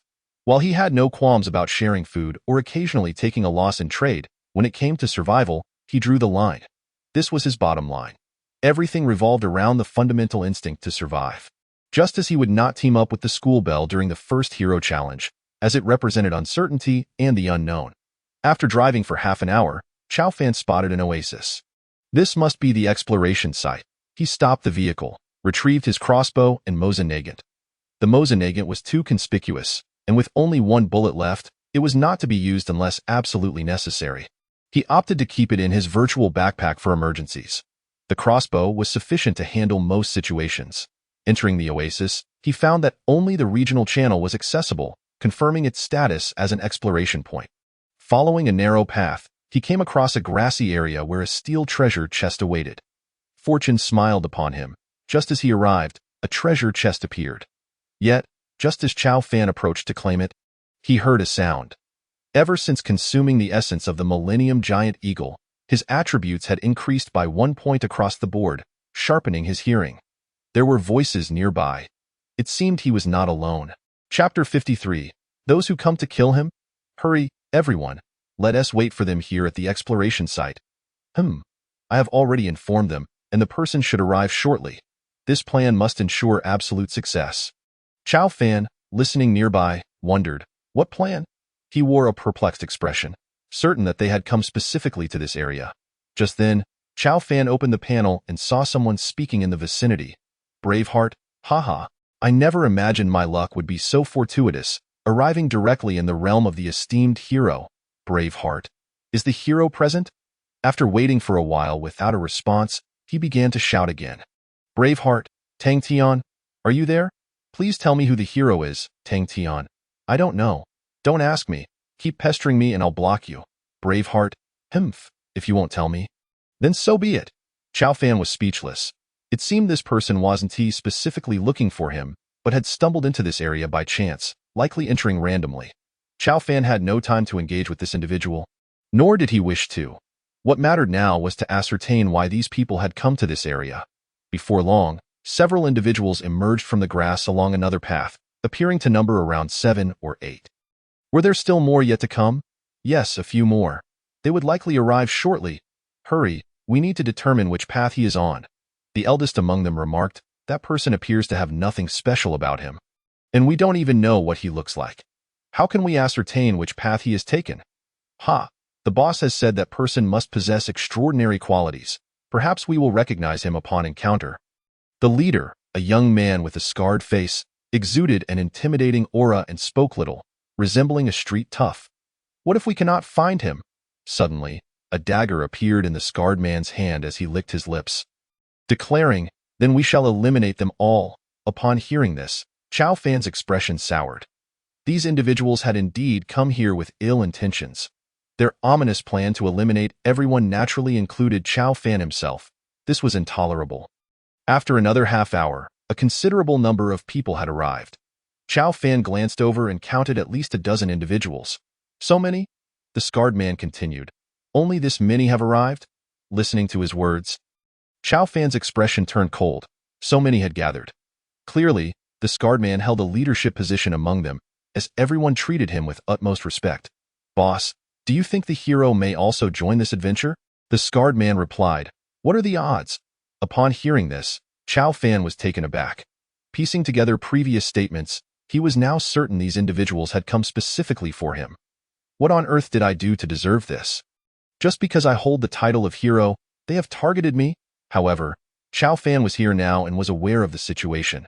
This was a stroke of misfortune turned into fortune. If he had been ambushed by so many, it would have been quite difficult to deal with them.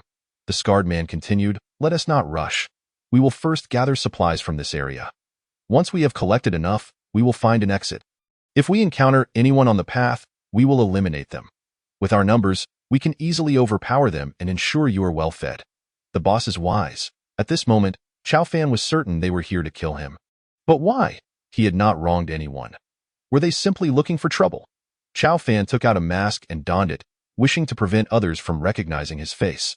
Knowing these individuals harbored malicious intent and had come solely to kill him, he felt no need for mercy. Just then, the group approached Chow Fan, not to find him, but rather to discover an iron chest nestled in the grass ahead. Oh, what luck! To stumble upon an iron chest right upon arrival. Chow Fan felt a surge of frustration. If only he had arrived sooner to claim the chest, it was likely this group targeting him would seize it instead. Some among them dashed forward, rushing to the iron chest and embracing it that moment. Chow Fan was startled. Something felt amiss about the grass. As the person lifted the chest, they suddenly found their legs immobilized. Chow Fan observed, realizing that this was no ordinary grass but rather a swamp. How could anything be that easy? Everything had been meticulously marked with peril. In an adventurous scenario, how could there be no danger? Help! This is a swamp. The more I struggle, the deeper I sink. Someone cried out. In such a situation, it was impossible for anyone to remain calm. The individual clutching the iron chest began to thrash, quickly sinking to their waist. Don't move. Don't move, the others shouted in alarm. The scarred man barked, throw the chest over here. Holding it is too heavy. Upon realizing this, the person understood. Indeed, carrying the chest was weighing them down. Oh! Saying this, they hurled the chest aside. The scarred man caught the chest and initiated a rescue operation. Someone else attempted to assist, but as they approached, they too became ensnared. Boss, save me. The remaining individuals wished to help but were prevented from doing so. Dante, go over. You'll get stuck too. Chow Fan let out a sigh of relief, grateful he hadn't gone for the chest, or he would be the one sinking now.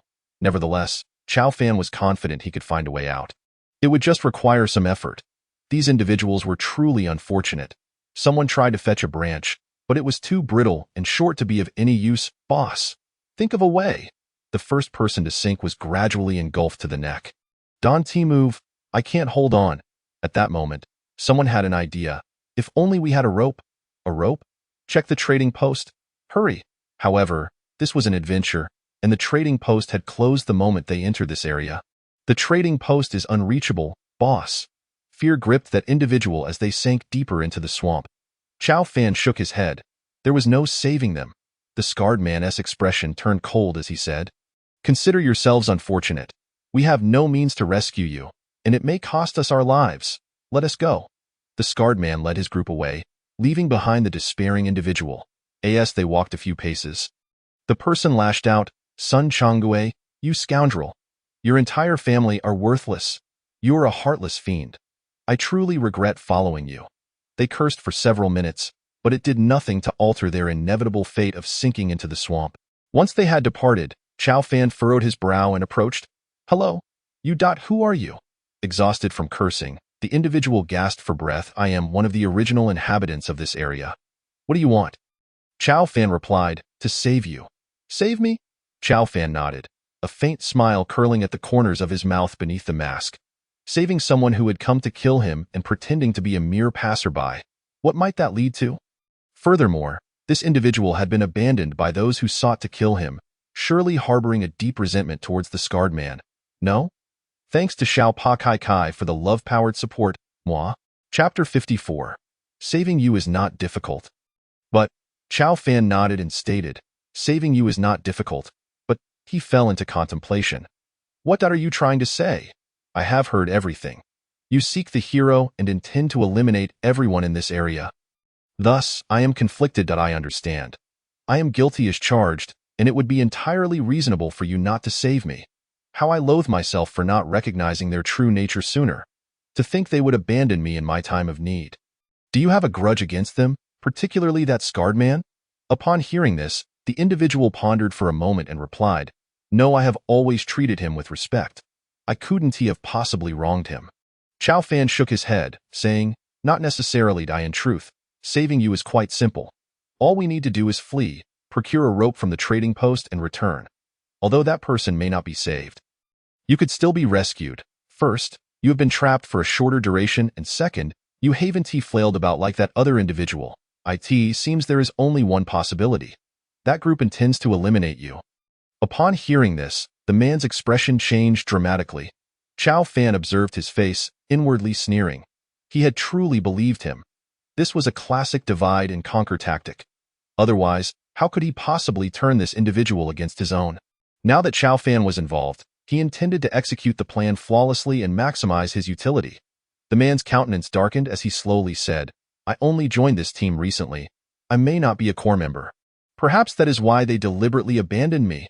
This individual appeared to be no younger than 20, while the scarred man looked like a fresh high school graduate. Very well, I shall rescue you. Our people are generally decent, Chow Fan continued, adding this last remark with intention. What decent meant was irrelevant.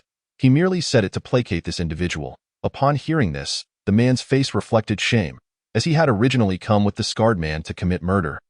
Little did he anticipate that the one seeking to save him would be the very target of his intended violence. What a bitter irony.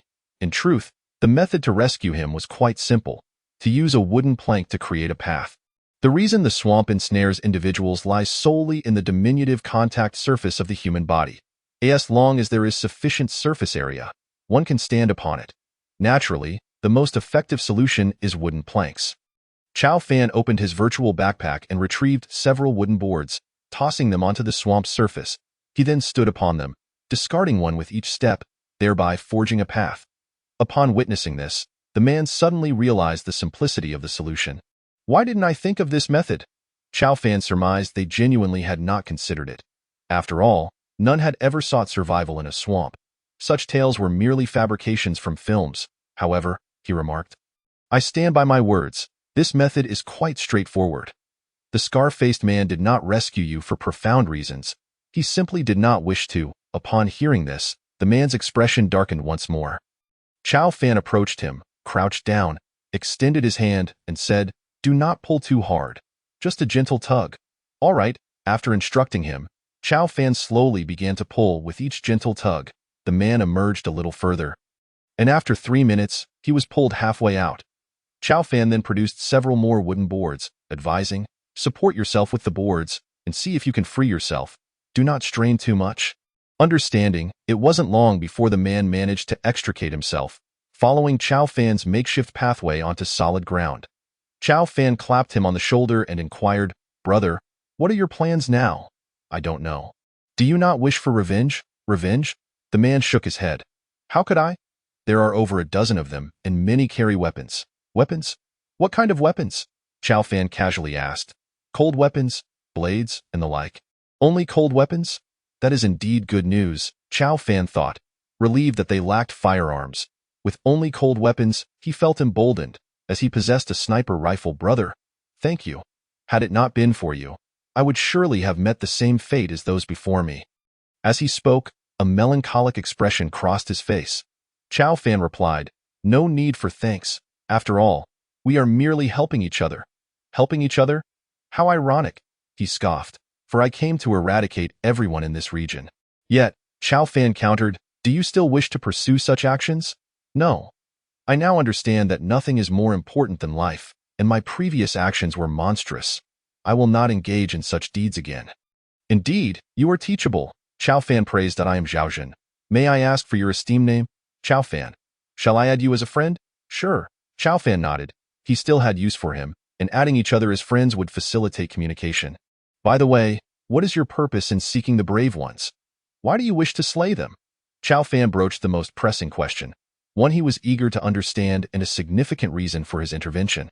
Knowledge of both oneself and one's enemy ensures victory in every battle. Now, he aimed to gather intelligence. Zhaojun pondered for a moment before responding, It is quite simple, really. Some people merely find him displeasing. Moreover, many speculate that the brave possess substantial resources. Killing him would yield considerable supplies. With this merger of regions, we could choose our territory, and those above us decided to target the area where the brave resides. Upon hearing this, Chow Fan nodded but fell into contemplation.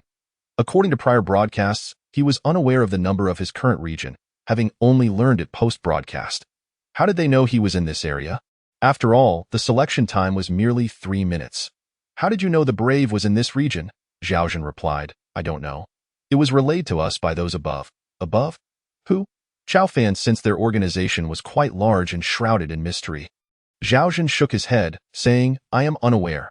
I only know my leader is the scar-faced man, Sun Changwei.as for who is above him.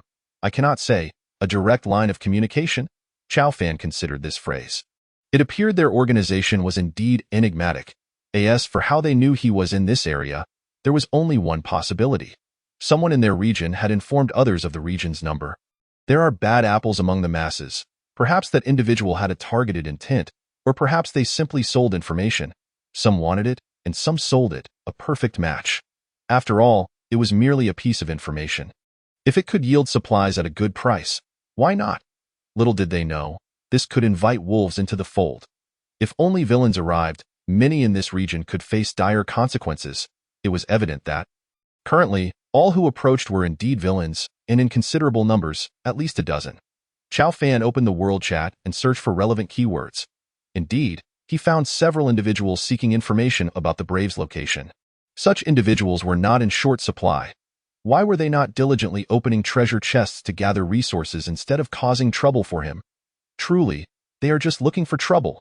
Chow Fan patted Zhaojun's shoulder and said earnestly, Zhao, what do you intend to do now? Will you simply let them go? How else is there to act? Chao Fan extracted a hand crossbow from his cloak, a mischievous grin spreading across his face as he regarded Zhao Zhen. Would you fancy taking a shot at them? You possess such a thing? Zhao Zhen inquired, astonished. Chao Fan nodded. What of it? It is merely a small item. Zhao Zhen looked utterly flabbergasted. This is not something easily acquired.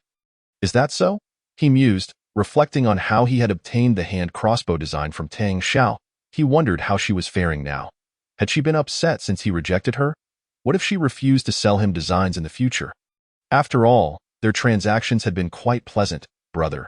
How shall we proceed with this? Zhao Zhen asked. Are you willing to kill? Kill? Yes. Chao Fan dropped the pretense. These individuals were targeting him. Would he wait for them to strike first before retaliating? It was better to nip this in the bud. Zhao Zhen, gritting his teeth, said with a hint of sorrow, Alas! The state of the world. Chao Fan noticed the sincerity in his desire to amend his ways. He seemed conflicted about the notion of taking a life. We are targeting only villains. There is no need for a moral burden in slaying evildoers. Upon hearing this, Zhao Zhen's eyes brightened. Indeed, we shall vanquish the wicked. Chao Fan nodded. How shall we proceed? By the way, do you have any means of contacting them? I do. Chao Fan instructed. Delete all their contacts to prevent them from discovering you are alive. This remark sparked an epiphany in Zhao Zhen. Right? I should indeed delete them. He promptly began to operate his panel and soon announced, Done. Chao Fan nodded. Let us move quietly. Avoid gunfire. Do you understand? Understood. The two men crawled through the grass in this exploration area. As long as two individuals were present, they could still communicate through their friend list. They were unaware of the dangers lurking within this region. So Chao Fan remained cautious. Of course, he still had Tiao Tiao, his secret weapon, safely tucked beneath his clothing. Earlier, when someone approached, Tiao Tiao nearly sprang into action. Had Chao Fan not calmed it in his mind, he could not guarantee Tiao Tiao wouldn't harm Zhao Zhen.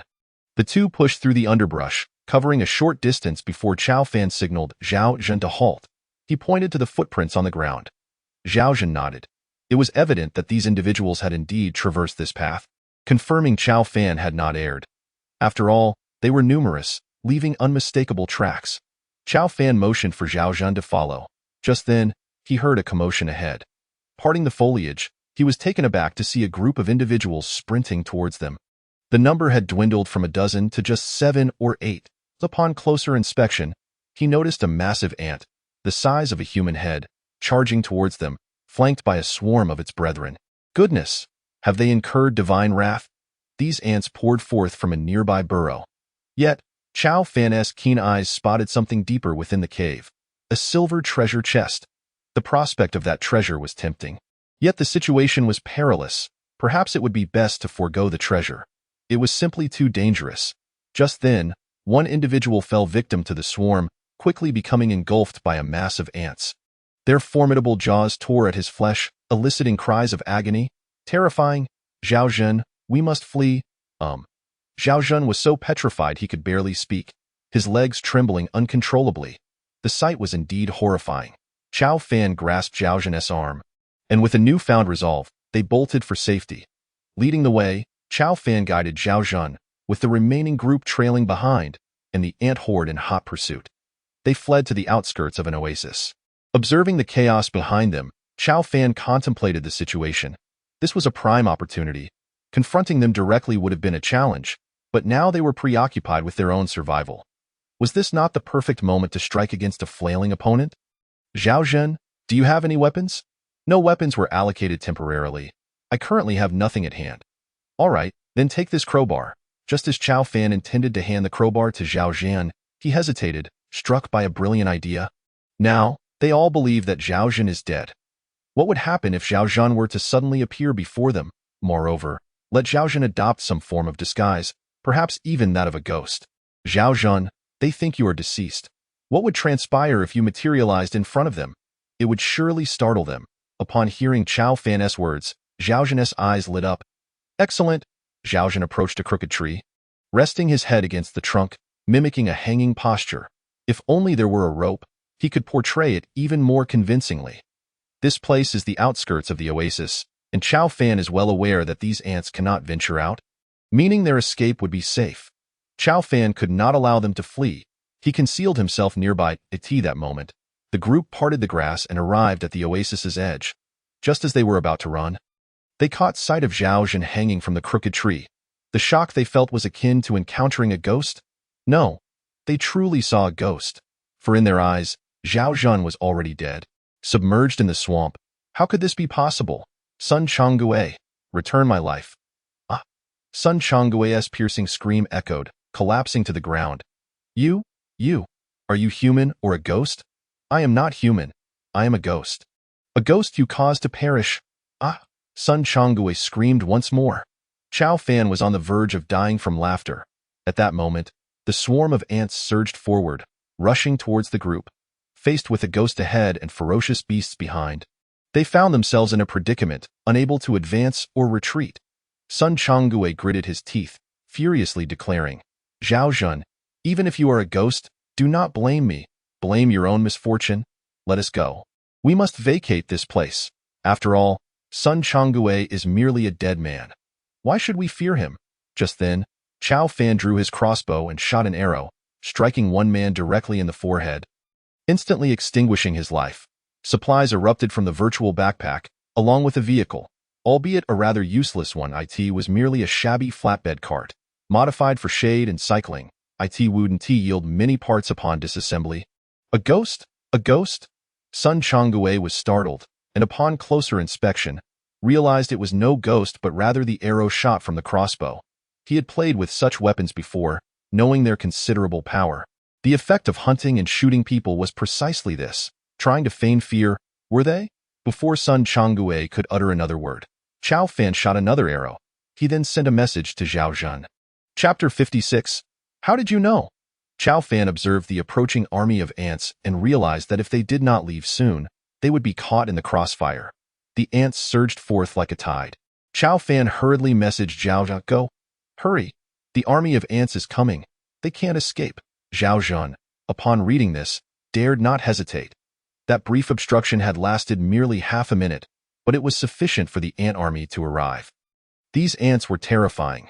Zhao Zhan hung from the tree, witnessing their sharp mandibles, resembling sickles. He could hardly fathom the sensation of being bitten by one. It would undoubtedly be horrifying. Chao Fan led Zhao Zhan to flee outward. But Zhao Zhan was pulled back by Chao Fan. Wait.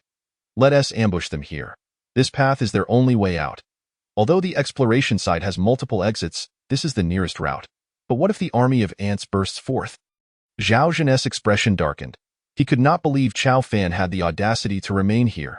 Chao Fan, unfazed, replied, There's no rush. The army of ants cannot escape. They are confined to the exploration site. Chao Fan had long been aware of this. It was a rule.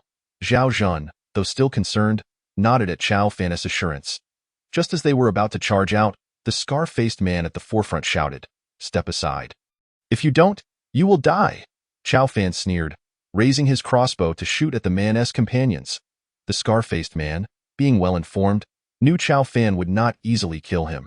He would first deal with those beside him. The arrow struck one of them, and the ants immediately pounced upon him, screams resonating through the forest. Enraged, the scar-faced man drew a large machete and swung it towards Chao Fan. At that moment, Jump was ready to strike. Chao Fan urged it to remain calm. He was not concerned about close combat. He then produced a crowbar and advanced to meet the attack. With a resounding clash, the crowbar met the machete, sparking upon impact, startling the scar-faced man. Such strength! The force was so great that the scar-faced man stumbled and fell to the ground. He never imagined the person before him possessed such immense power. At this moment, 5 or 6 others were still by the scar-faced man's side. Charge! Kill him! We must escape, or we will all perish here. Chao Fan fired another arrow. Another man fell, injured, and given the circumstances, Chao Fan's aim was merely adequate.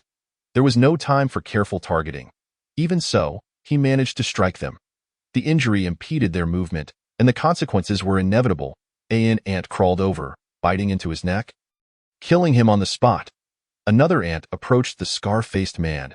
He had yet to rise, and attempting to dodge was futile. He thus pushed aside the person next to him, who became a shield. Sun Changguei, you, fear not, go in peace. I will survive. Chao Fan was taken aback by Sun Changguei's cowardice, allowing another to take the brunt of the ant's attack. truly shameless to the extreme. Upon witnessing this, Zhao Zhan recalled his own plight and angrily shouted, Sun Changwei, facing death, do you still harm others? Truly a beast, Zhao Zhan, you traitor. It seems now you have been saved by someone. Yet you wish to kill us. Zhao Zhan coldly laughed. I have merely abandoned the darkness for the light. How I despise that it took me so long to recognize your true nature.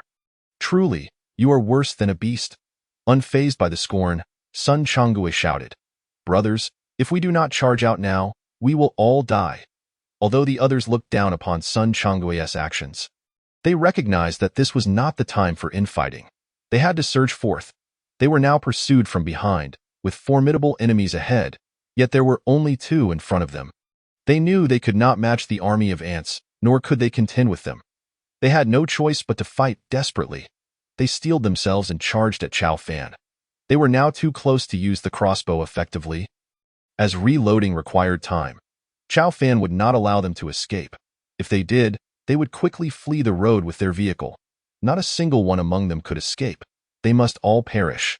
Chao Fan smiled, producing the crowbar, activating the Ring of the Brave. He felt an overwhelming surge of strength coursing through him. His strength value had reached an astonishing 16 points. The Ring of the Brave doubled his power. Thus, Chao Fan's strength surged to 32 points, more than 3 times that of an ordinary person. Even a professional boxer would hardly compare. Chao Fan felt as though he could fell a bull with a single punch. Charging into the fray with the crowbar, the others were oblivious to Chao Fan's might. One man brandished an iron rod in defense, but Chao Fan struck him down alongside the rod, killing him instantly. In just 3 seconds, 3 men fell, becoming food for the ants. Ah, such power! Chao Fan swiftly turned, and another man was slain on the spot. Even the seasoned Sun Changwei was paralyzed with fear. Was this truly the strength of a human? He was nothing short of a monster. Some attempted to launch a sneak attack, but Chao Fan retaliated with a punch, causing the assailant to crumple and convulse on the ground. Uncertain of his fate, observing the advancing army of ants, Chao Fan realized he could not linger and quickly retreated. Thus, from a group of over a dozen, only Sun Changwei remained. Chao Fan asked, Sun Changwei, do you wish to live or die? Zhao Zhan stood by, utterly astonished. Was this still human? He questioned whether Chao Fan was a monster clad in human skin. Sun Changwei fell to his knees, despair evident in his eyes. I wish to live. Chao Fan stepped forward, lifting him as one would a chick, guiding him out. Upon seeing them emerge, the army of ants did not pursue but instead dragged the remaining corpses back to their nest. As Zhao Zhan watched the retreating army of ants, he exhaled a sigh of relief. Truthfully, he now suspected Chao Fan might be a true hero. No, perhaps he was even more formidable. The cunning strategy he devised had obliterated over a dozen individuals intent on harming them. These were not mere insignificant creatures but real people, Chao Fan stated. I will ask, and you shall answer. If you do not speak the truth, you shall die.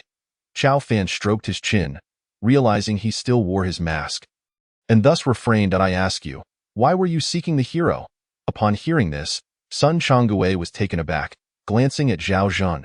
Surely, it was Zhao Zhan who informed him. Yet, little did he know, from the moment they entered, Chao Fan had heard everything clearly. How did you know? Chao Fan recalled Sun Changwei's previous words about the hero not being able to come here. Such coincidences were implausible, but as it happened, it was indeed a coincidence, for not only had the hero arrived, but he stood right before them. Chapter 57. Even the smallest mosquito is meat. Facing imminent death, you still dare to question? Chao Fan coldly laughed, delivering a slap across his face. You do not go too far. Too far? Chao Fan continued. Was it not excessive when you turned a blind eye to others in peril? Did you not think it excessive to push your companion into the ants? Zhao Zhan was equally furious. Indeed. What a disgraceful scoundrel. Chao Fan looked down upon him. Speak, who sent you here?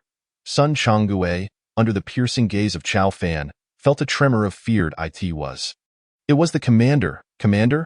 What does that mean? Chao Fan inquired. I said, spare me. I'll tell you. After a moment of contemplation, Chao Fan replied, very well. As long as you speak, I can let you go. I will not kill you. Upon hearing this, Sun Changwei's eyes lit up, and in a somewhat questioning tone, he asked, really? Indeed. Sun Changwei paused for a moment before asking, "But I have one question to—" "Oh?" Zhao Zhan shouted in anger. "Are you truly daring to question us now? Did you not hear what was said earlier?" "Ha, it is merely a question," Sun Changwei replied with a cold smirk. "Go ahead and ask," Chao Fan said. "Are you a hero?" With these words, Sun Changwei fixed his gaze intently on Chao Fan, as if trying to penetrate the mask to discern his expression beneath. Zhao Zhan also glanced at Chao Fan, for he too wished to know if Chao Fan was indeed a hero. After all, Zhao Zhan had just witnessed Chao Fan display remarkable prowess. One must wonder who else could achieve such feats if not a hero. The thought that Chao Fan might be a hero began to take root in Zhao Zhan's mind. Echoing incessantly within, Chao Fan chuckled and said, "Ha! Am I a hero? If I were a hero, you would all be dead by now. I have heard everything you said. If I were truly a hero, how could I risk exposing myself by approaching Zhao Zhan? You must understand, Zhao Zhan is someone who seeks to kill me. Although you have abandoned him, what Chao Fan did was entirely counterintuitive. And indeed, it was the most unreasonable of actions. How could one possibly rescue someone who wishes to kill them?" Upon hearing this, Zhao Zhan nodded in agreement. It was indeed true that if they were determined to kill heroes, how could a hero ever be inclined to save anyone? It would be remarkable enough if they did not seek to kill. Chao Fan should have acted then. There was no way Chao Fan could be a hero. He was merely an ordinary player. "Very well, Sun Changwei, now you must answer my question. Who was the commander, and why does he wish to kill heroes?" Sun Changwei nodded and replied, "The answer to your question is quite simple. I do not know who the commander is. I only know that his nickname is Rampaging Motorcycle." Upon hearing this, Chao Fan was taken aback. "Nickname? Is that not a pseudonym?" "A pseudonym? That is a title reserved for heroes. Ordinary people can only use nicknames." With these words, Chao Fan was momentarily stunned, as if he had confused the term pseudonym and nickname. So, does that mean that when he previously spoke of a pseudonym to Zhuge Kongming, he believed he was a hero? No, Zhuge Kongming could not possibly think of him as a hero. After all, heroes cannot directly reveal themselves. It would be akin to announcing to others, "I am a hero. Come seize my resources." Moreover, he never suspected Chao Fan of being a hero. He even mentioned that Zhou Tai might be a hero, which further supports this notion. He must have thought it was a slip of the tongue. Regaining his composure, Chao Fan continued, "Are you certain you know nothing?" Sun Changwei shook his head and said, "You know this is a confined area. No one can enter another's territory, so we are only able to communicate through the interface." After a moment of contemplation, Chao Fan deemed it plausible. After all, each area accommodates only about 1,000 individuals, making it improbable to organize so many people. Perhaps it was merely a matter of developing connections online. "Why did you choose to join this group?" "Because the commander promised to allocate supplies daily, allowing us to survive." Allocate supplies? Develop offline connections? This undeniably resembles a tightly knit organization. Has someone already begun to win hearts and recruit personnel by the 6th day? Chao Fan had indeed underestimated these individuals. "How much supply can you obtain in a day?" "Not much, just half a bottle of water and a small piece of bread." Upon hearing this, Chao Fan nodded. That amount was not substantial. What worried him most was if this organization possessed the means to secure stable resources, which would pose a danger. This would imply rapid development, and perhaps thousands or tens of thousands lurk behind the scenes. However, considering the current situation, Chao Fan was acutely aware that even he could not sustain such a large number of people. It appeared that this organization was still in its infancy. "Zhao Zhan? Does Sun Changwei provide you with supplies?" Zhao Zhan shook his head and said, "No, but we will organize actions together." And Sun Changwei assured us that he would allocate supplies. However, since I joined recently, I have yet to receive any allocation. Only individuals at Sun Changwei's level can obtain supplies. Are the rest merely receiving empty promises? Chao Fan nodded. "All right, I understand. I promised not to kill you, but I never vowed that Zhao Zhan would not kill you." "Zhao Zhan, do you wish for revenge? You cannot kill me. You promised?" Sun Changwei shouted in protest. Upon hearing this, Zhao Zhan hesitated. He was not Chao Fan and lacked such strength. If he offended them, it would spell disaster if they sought revenge later. Chao Fan noticed Zhao Zhan's hesitation, while Sun Changwei continued to plead anxiously. Yet Chao Fan said, "Zhao Zhan, allowing such a person to remain in our territory may invite others from his faction in the future. And you too could perish in a trap. Moreover, he has undoubtedly taken many lives. Killing him would serve to rid the world of a menace." Upon hearing this, Zhao Zhan gritted his teeth and said, I understand. Chao Fan handed him a crowbar. Sun Changwei burst into laughter. Kid, I was just on a video call with the commander. You're finished? He already knows. Ha ha. Upon hearing this, Chao Fan was momentarily stunned. He had let his guard down, however. Upon further reflection, it mattered little, for Chao Fan was wearing a mask, and it was impossible for him to discern Chao Fan's identity. It seemed that Sun Changwei's inquiry about whether he was a hero was likely prompted by the commander. Thankfully, Chao Fan had prepared a response. Otherwise, he might have been easily suspected. Zhao Zhan was enraged. Sun Changwei was indeed untrustworthy. Kid, you shall die. Ha ha, Zhao Zhan, you will await your doom, as our organization is not the only one interested in heroes. Upon hearing this, Chao Fan's heart sank. Could there be more than one organization? It appeared that many others had infiltrated this area. If Sun Changwei were to die, resources would spill out. Chao Fan glanced and shook his head. It was merely a few iron ingots and 2 bottles of water. It seemed that this organization's resources were not particularly abundant. However, there was also a unicycle vehicle and an iron treasure chest. Chao Fan immediately disassembled the unicycle, yielding 2 iron ingots and 2 pieces of plastic as for the iron treasure chest. Chao Fan approached it and noted that it had not yet been opened. It seemed Sun Changwei had refrained from doing so, perhaps out of fear that others would claim the resources. That was highly likely. Even if this vehicle were disassembled, it would yield little in terms of resources. Chao Fan could not be bothered to give it a second glance, yet even the smallest morsel was still meat, so he collected it. Chao Fan asked, "Do you wish to join me inside?" Chapter 58. The Ant Army. Brother Chao, why should we go in? Did you not see those ants larger than human heads? They are terrifying, Chao Fan replied. One must enter the tiger's den to catch the tiger cub. You must know there is a silver-level treasure chest within the ant nest. Do you not desire to obtain the treasure? Upon hearing this, Zhao Zhan hesitated, but then gritted his teeth and followed Chao Fan inside. At this moment, there were several supplies scattered from the deceased at the entrance, though they were not plentiful, a few unsealed small loaves of bread and some leftover water. Naturally, Chao Fan had no interest in these consumed items. Zhao Zhan, do you want these supplies? No.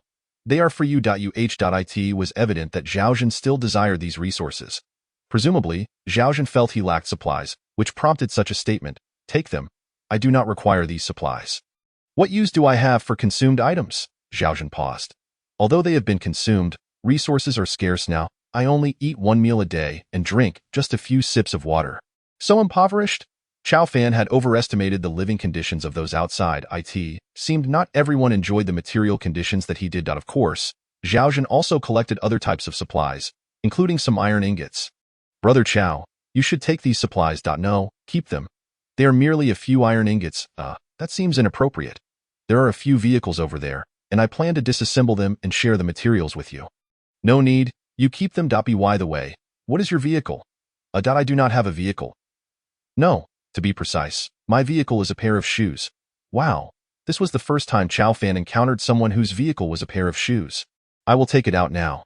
Suddenly, a pair of shoes appeared beneath Zhao Zhan's feet, featuring a set of rollers connected to a stick with a sunshade on top. Roller shoes? And with a sunshade? Yes, they have been modified. This is quite unfortunate. At least they allow you to glide along. Not too shabby. At least there is a sunshade. Without it, Zhao Zhan might perish from sun exposure. How about this? There are plenty of vehicles here. It seems there is a bicycle over there. Would you like to switch vehicles?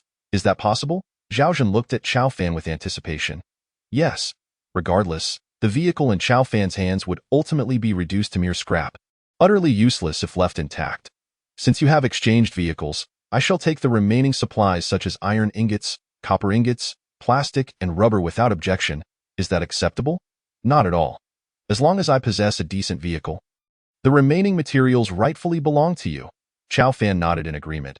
After dismantling several vehicles, he had acquired about 10 iron ingots, along with an additional 20 or 30 from the scattered materials.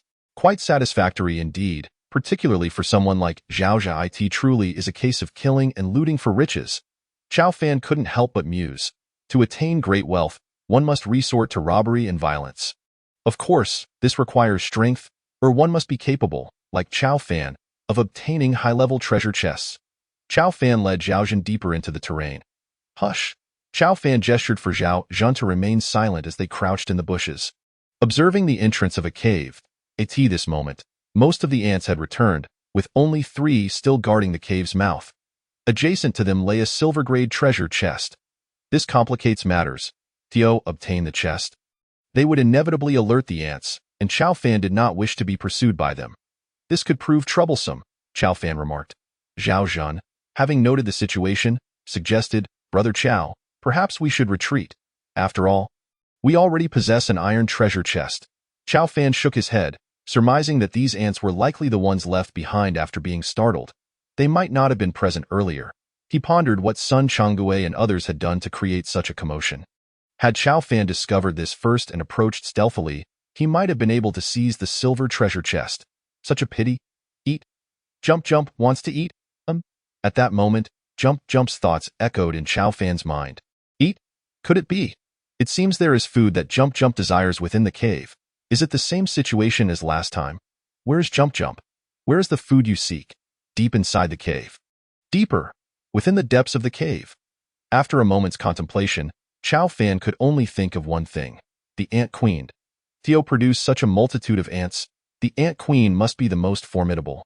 Zhao Zhan, you go ahead. I will remain here and wait for an opportunity, Zhao Zhan replied. All right, I shall take my leave then. Brother Chao, should you require my assistance in the future, do not hesitate to ask. I, Zhao Zhan, will not hold back. Very well. Chao Fan nodded, while allying with Zhao Zhan. He had effectively placed a pawn on the board. After all, Chao Fan had little to lose. Perhaps he would find a use for such a person later on. Once Zhao Zhan departed, Chao Fan inquired, Jump Jump, can you handle these ants? Yes. How will you manage? Eat. Upon hearing this, Chao Fan chuckled. If Jump Jump could consume food, surely it could also devour these ants. How many can you eat? A dozen. A dozen, you say? It seems Jump Jump cannot consume them all. After all, there appear to be at least 100 ants. Relying solely on Jump Jump would be unrealistic. It seems I must resort to the old method. Chao Fan retrieved a gasoline barrel.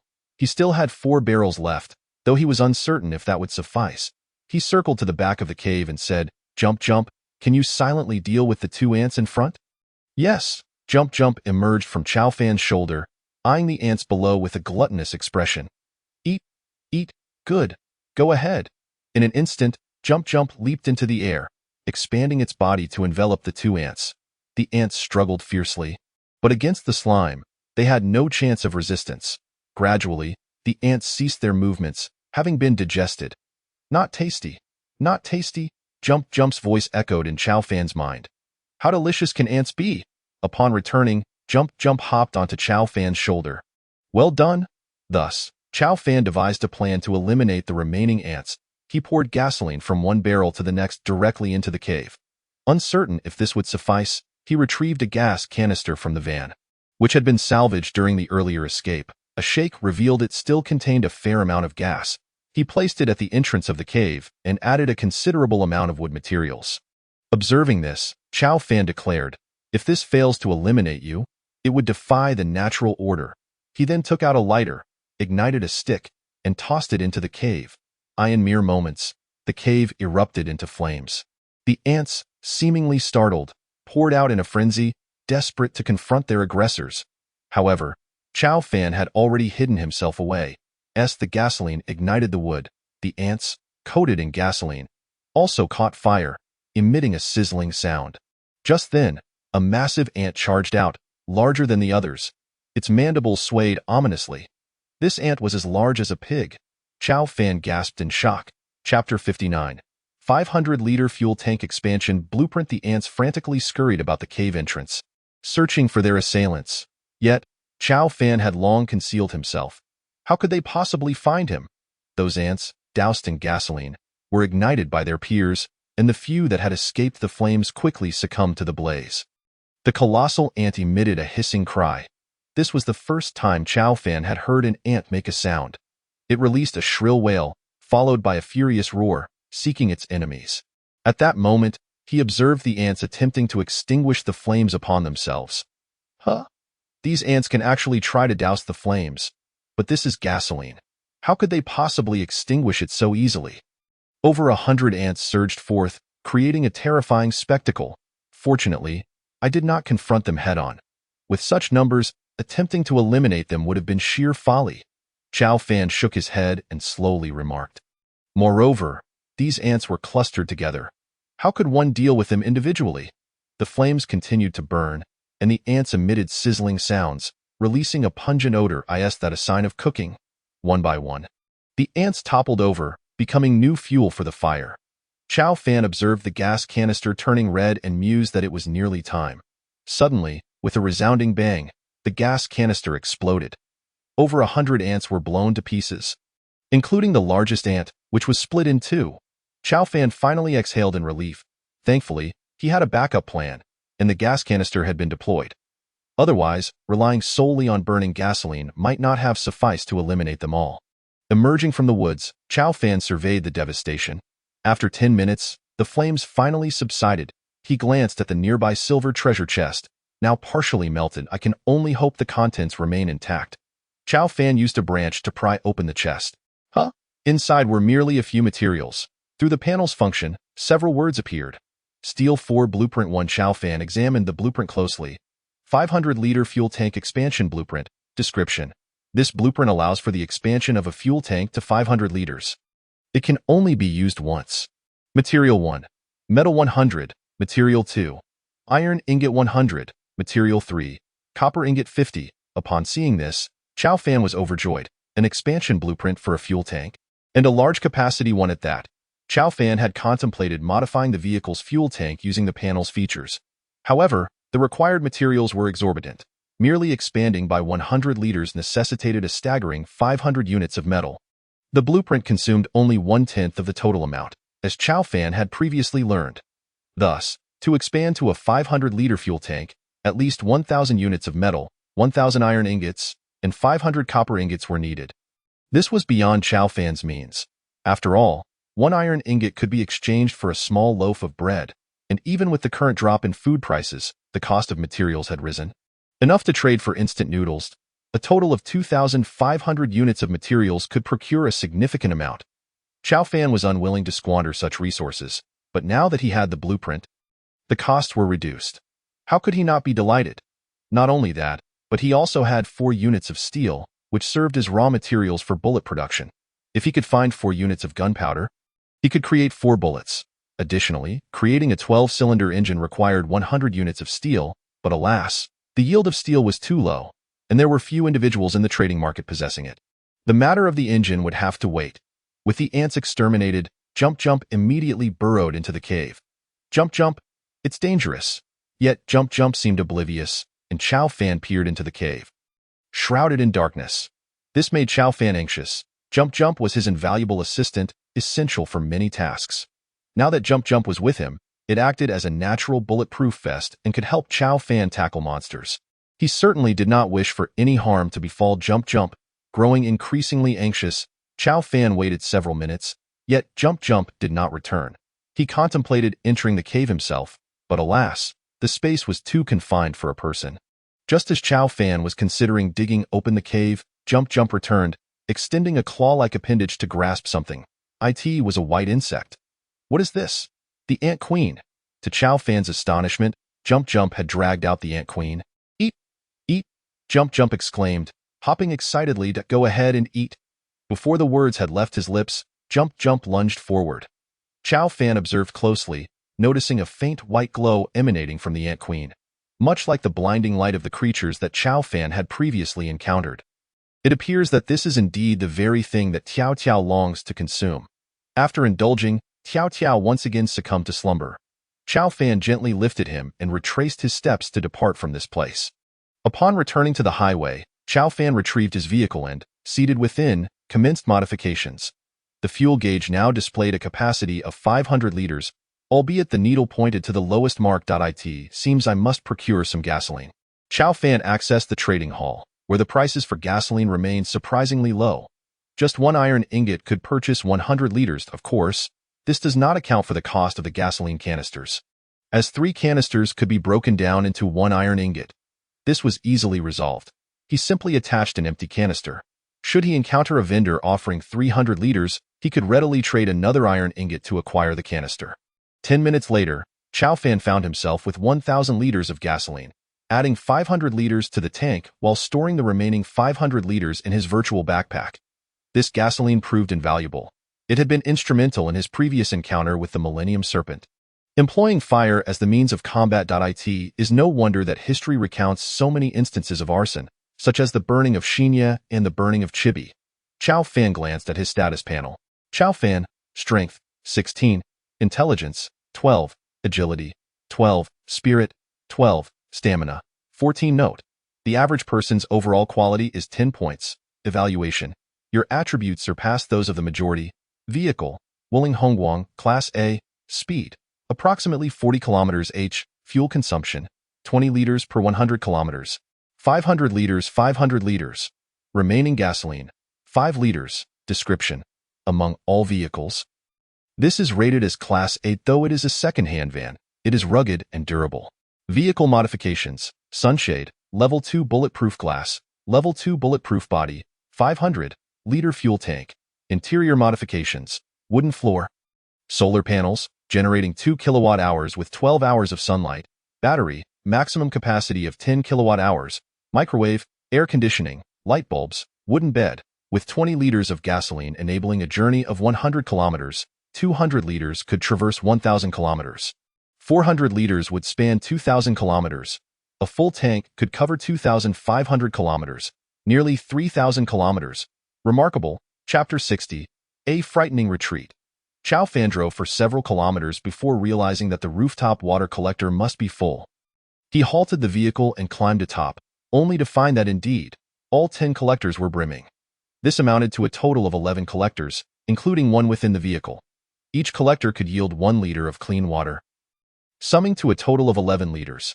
Chao Fan opened the trading hall, where the current market price dictated that 500 milliliters of water could fetch 1 iron ingot. Thus, 1 liter equated to 2 iron ingots, and 11 liters would amount to 22 iron ingots. While not an insignificant sum, it was also not trivial, given that many individuals could scarcely afford water. However, the method of selling posed a challenge. An idea struck him. What if he requested that they provide empty bottles to fill with water for trade? Chao Fan promptly posted his request in the trading hall. Clean, pure water for sale. Simply trade an empty bottle for 500 milliliters of water. Offering either iron ingots, plastic, rubber, copper ingots, or any other material of choice. As he surveyed the attention-grabbing title, Chao Fan nodded in approval. This would resolve the issue of acquiring empty bottles. Yet, after a brief wait, no inquiries surfaced, only a barrage of scathing remarks. You little rascal, trying to swindle empty bottles? Everyone, beware. This person is deceiving for empty bottles. Don't think we're fools. Trading empty bottles will surely lead to being blacklisted. Where's the water? Exactly. He is a fraud. 10 empty bottles yield but 1 plastic. This shopkeeper only needs to fool 10 individuals to extract 1 plastic. Everyone, beware. I've been duped. Such a lowly scheme. Those who fall for it must surely lack intelligence. Chao Fan's expression darkened as he read these comments. Damn it. When have I ever deceived anyone? At that moment, the regional channel erupted with cries for help. Help! Help! A group of 7 or 8 individuals has found me on this road. Please, someone help. They want to kill me. Upon hearing this, Chao Fan quickly turned his attention. A live broadcast was underway, revealing a group of menacing figures besieging a middle-aged woman. Scream all you want. No one will come to your aid, they taunted, clearly intent on nefarious deeds. Fury surged within Chao Fan. Truly, these beasts. Help!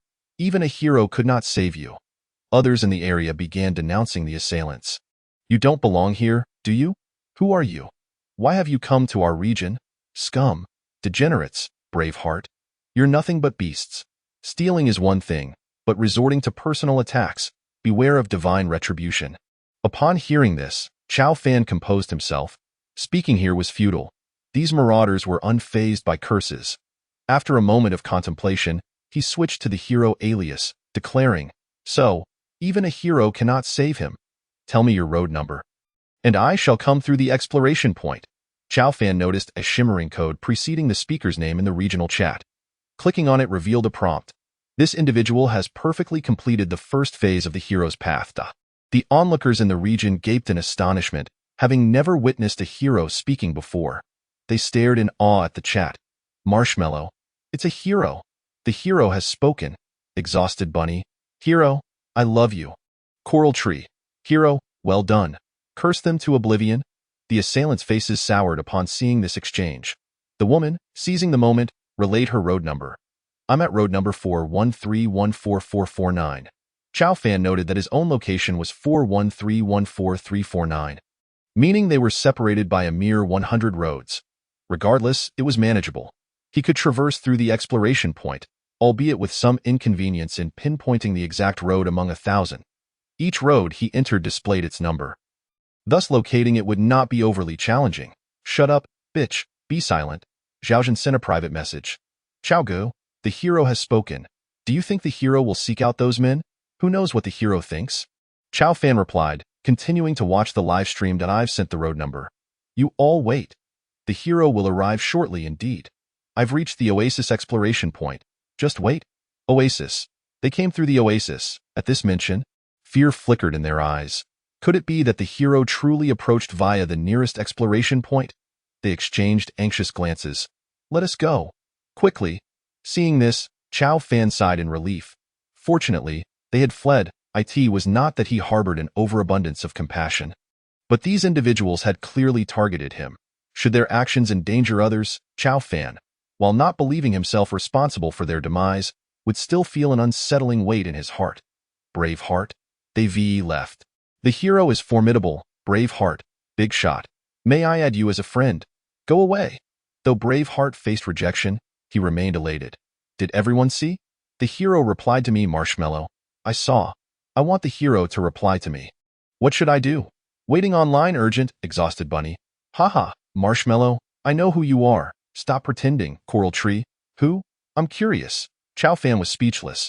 Now that their nicknames were revealed, they need not use their real names. It was simpler before. With fewer tricks, a private message arrived. Chow Fan, you finally spoke in the regional channel, and using the hero identity at that. This message needed no inquiry to identify its sender. Tang Tian was the only one aware of his identity as a hero. Having participated in the hero's path alongside him. Enough chatter. Chow Fan remembered the matter of Gongsun Shui adding him as a friend. Let me ask you something. You didn't disclose my identity to Gongsun Shui. Did you, Gongsun Shui? She should have added you by now, Tang Tian replied. Remember, Gongsun Shui mentioned her real name is Gongsun Shengnan. Wait, what is her name? Is it Gongsun Shengnan or Gongsun Shui? Gongsun Shengnan. Gongsun Shui is the name she chose for herself. You know how it is, Gongsun Shengnan sounds rather unappealing. Why would she choose that name? That is simply what her family named her. They have no male heirs, hence the name. Family? What family? You're unaware? Liang International is her family's enterprise. What? Liang International, that Fortune 500 company? Indeed.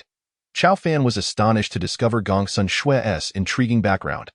However, at this moment, it matters not whether one hails from a prestigious family or not. All are treated equally, with no distinction between the highborn and the lowly and the past. No matter how wealthy one was, the absence of resources rendered wealth meaningless. Let us not dwell on trifles. I ask you, have you disclosed my true identity to Gongsun Shui? Chapter 61. A warning. No. Why would I reveal it to her? Your true identity. Are you suggesting she might try to seduce you? That woman revels in enticing others. Tang Tian continued speaking. Chow Fan was left speechless. Why is it that women are so antagonistic towards one another? Truly, her words flowed effortlessly. Then let me ask you. Why did she add me as a friend? Well, speak. Chow Fan commanded Tang Tian. Dealing with someone like Tang Tian, who pretends to be innocent, requires such firmness. She sought my assistance, and in return, she offered 6 packages of cooked beef. 6 bottles of 1-liter mineral water. Chow Fan, do you understand? 6 whole packages of cooked beef. 6 bottles of 1-liter mineral water. I was reluctant to inform her, but the compensation she provided was simply too generous. 6 packages of cooked beef. 6 bottles of 1-liter mineral water. 6 packages of cooked beef. 6 bottles of 1-liter mineral water? Haha. Who would have thought she possessed so many resources? I was initially unwilling to tell her. Yet she offered far too much. Those 6 packages of cooked beef and 6 bottles of 1-liter mineral water must surely be treasures from a silver chest. Indeed, they represent all the resources contained within it.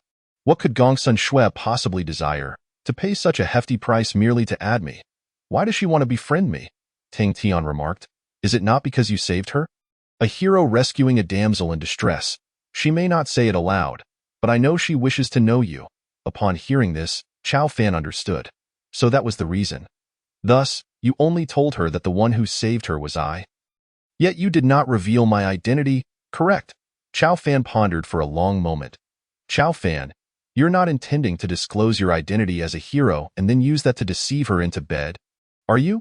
What are you thinking? Am I that kind of person? That said, it is true that Gongsun Shui is more beautiful than Tang Tian. To say otherwise would be sheer nonsense. Chao Fan still recalls the fragrance that enveloped Gongsun Shui, unsure if it was merely her natural scent.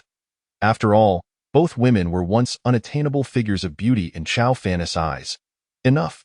Tang Tian, cease your prattling, I warn you. Do not disclose my identity to anyone.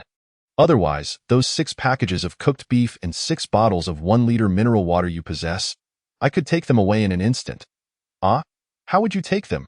Hee. I will search for you along the roads.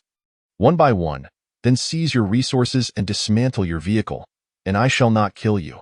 I will merely cast you onto a desolate road, leaving you to fend for yourself. Upon hearing this, Tang Tian was taken aback. No, please don't. I won't tell anyone, I promise. Chao Fan was quite pleased with Tang Tian's reaction. Indeed, the strategy of searching for someone along the roads was rather frightening. After all, everyone was currently scouring desolate roads for treasures. If suddenly someone appeared on her path, who wouldn't he be terrified? It's akin to being in a restroom and suddenly finding someone beside you. How could anyone possibly maintain composure? Especially when that person intends to take away your toilet paper, leaving you to resolve matters on your own. Is that not terrifying? Most horrifying of all, this is the women's restroom. Of course, Chao Fan's analogy may have been somewhat inappropriate, yet it conveyed the essence of the situation. So, Gongsun Shui remains unaware of his identity. Chao Fan shook his head. To learn his name? She expended 6 packages of cooked beef and 6 bottles of 1-liter mineral water. All this just to know Chao Fan's name. Would it not be more advantageous to exchange those 6 packages of cooked beef and 6 bottles of 1-liter mineral water for resources? Then utilize those resources to upgrade her vehicle. Why not simply give them directly to Chao Fan, allowing her to add him as a friend without needing an intermediary to profit from the transaction? Truly absurd. Chao Fan shook his head and glanced at the regional chat, where conversations flowed aimlessly. Numerous discussions pertained to Chao Fan. Some praised him, while others were curious about the nature of his vehicle. Of course, there were also those who questioned the prowess of Chao Fan as a hero. Nevertheless, many people had gathered, including those who might harbor ill intentions towards him. Thus, Chao Fan sent a message in the regional chat under his heroic alias. I am aware that there are several individuals in this region who wish to do me harm, but as you plot against others, remember the risks associated with being targeted. Do not assume that you have allies at your back. The next regional merge is uncertain, and do not presume that they will assist you. The name of Chao Fan's heroic alias shimmered brightly in the regional chat, visible to all. It was exceedingly conspicuous. Upon hearing this, those lurking in the shadows with malicious intent were taken aback. Upon reflection, the statement held considerable truth.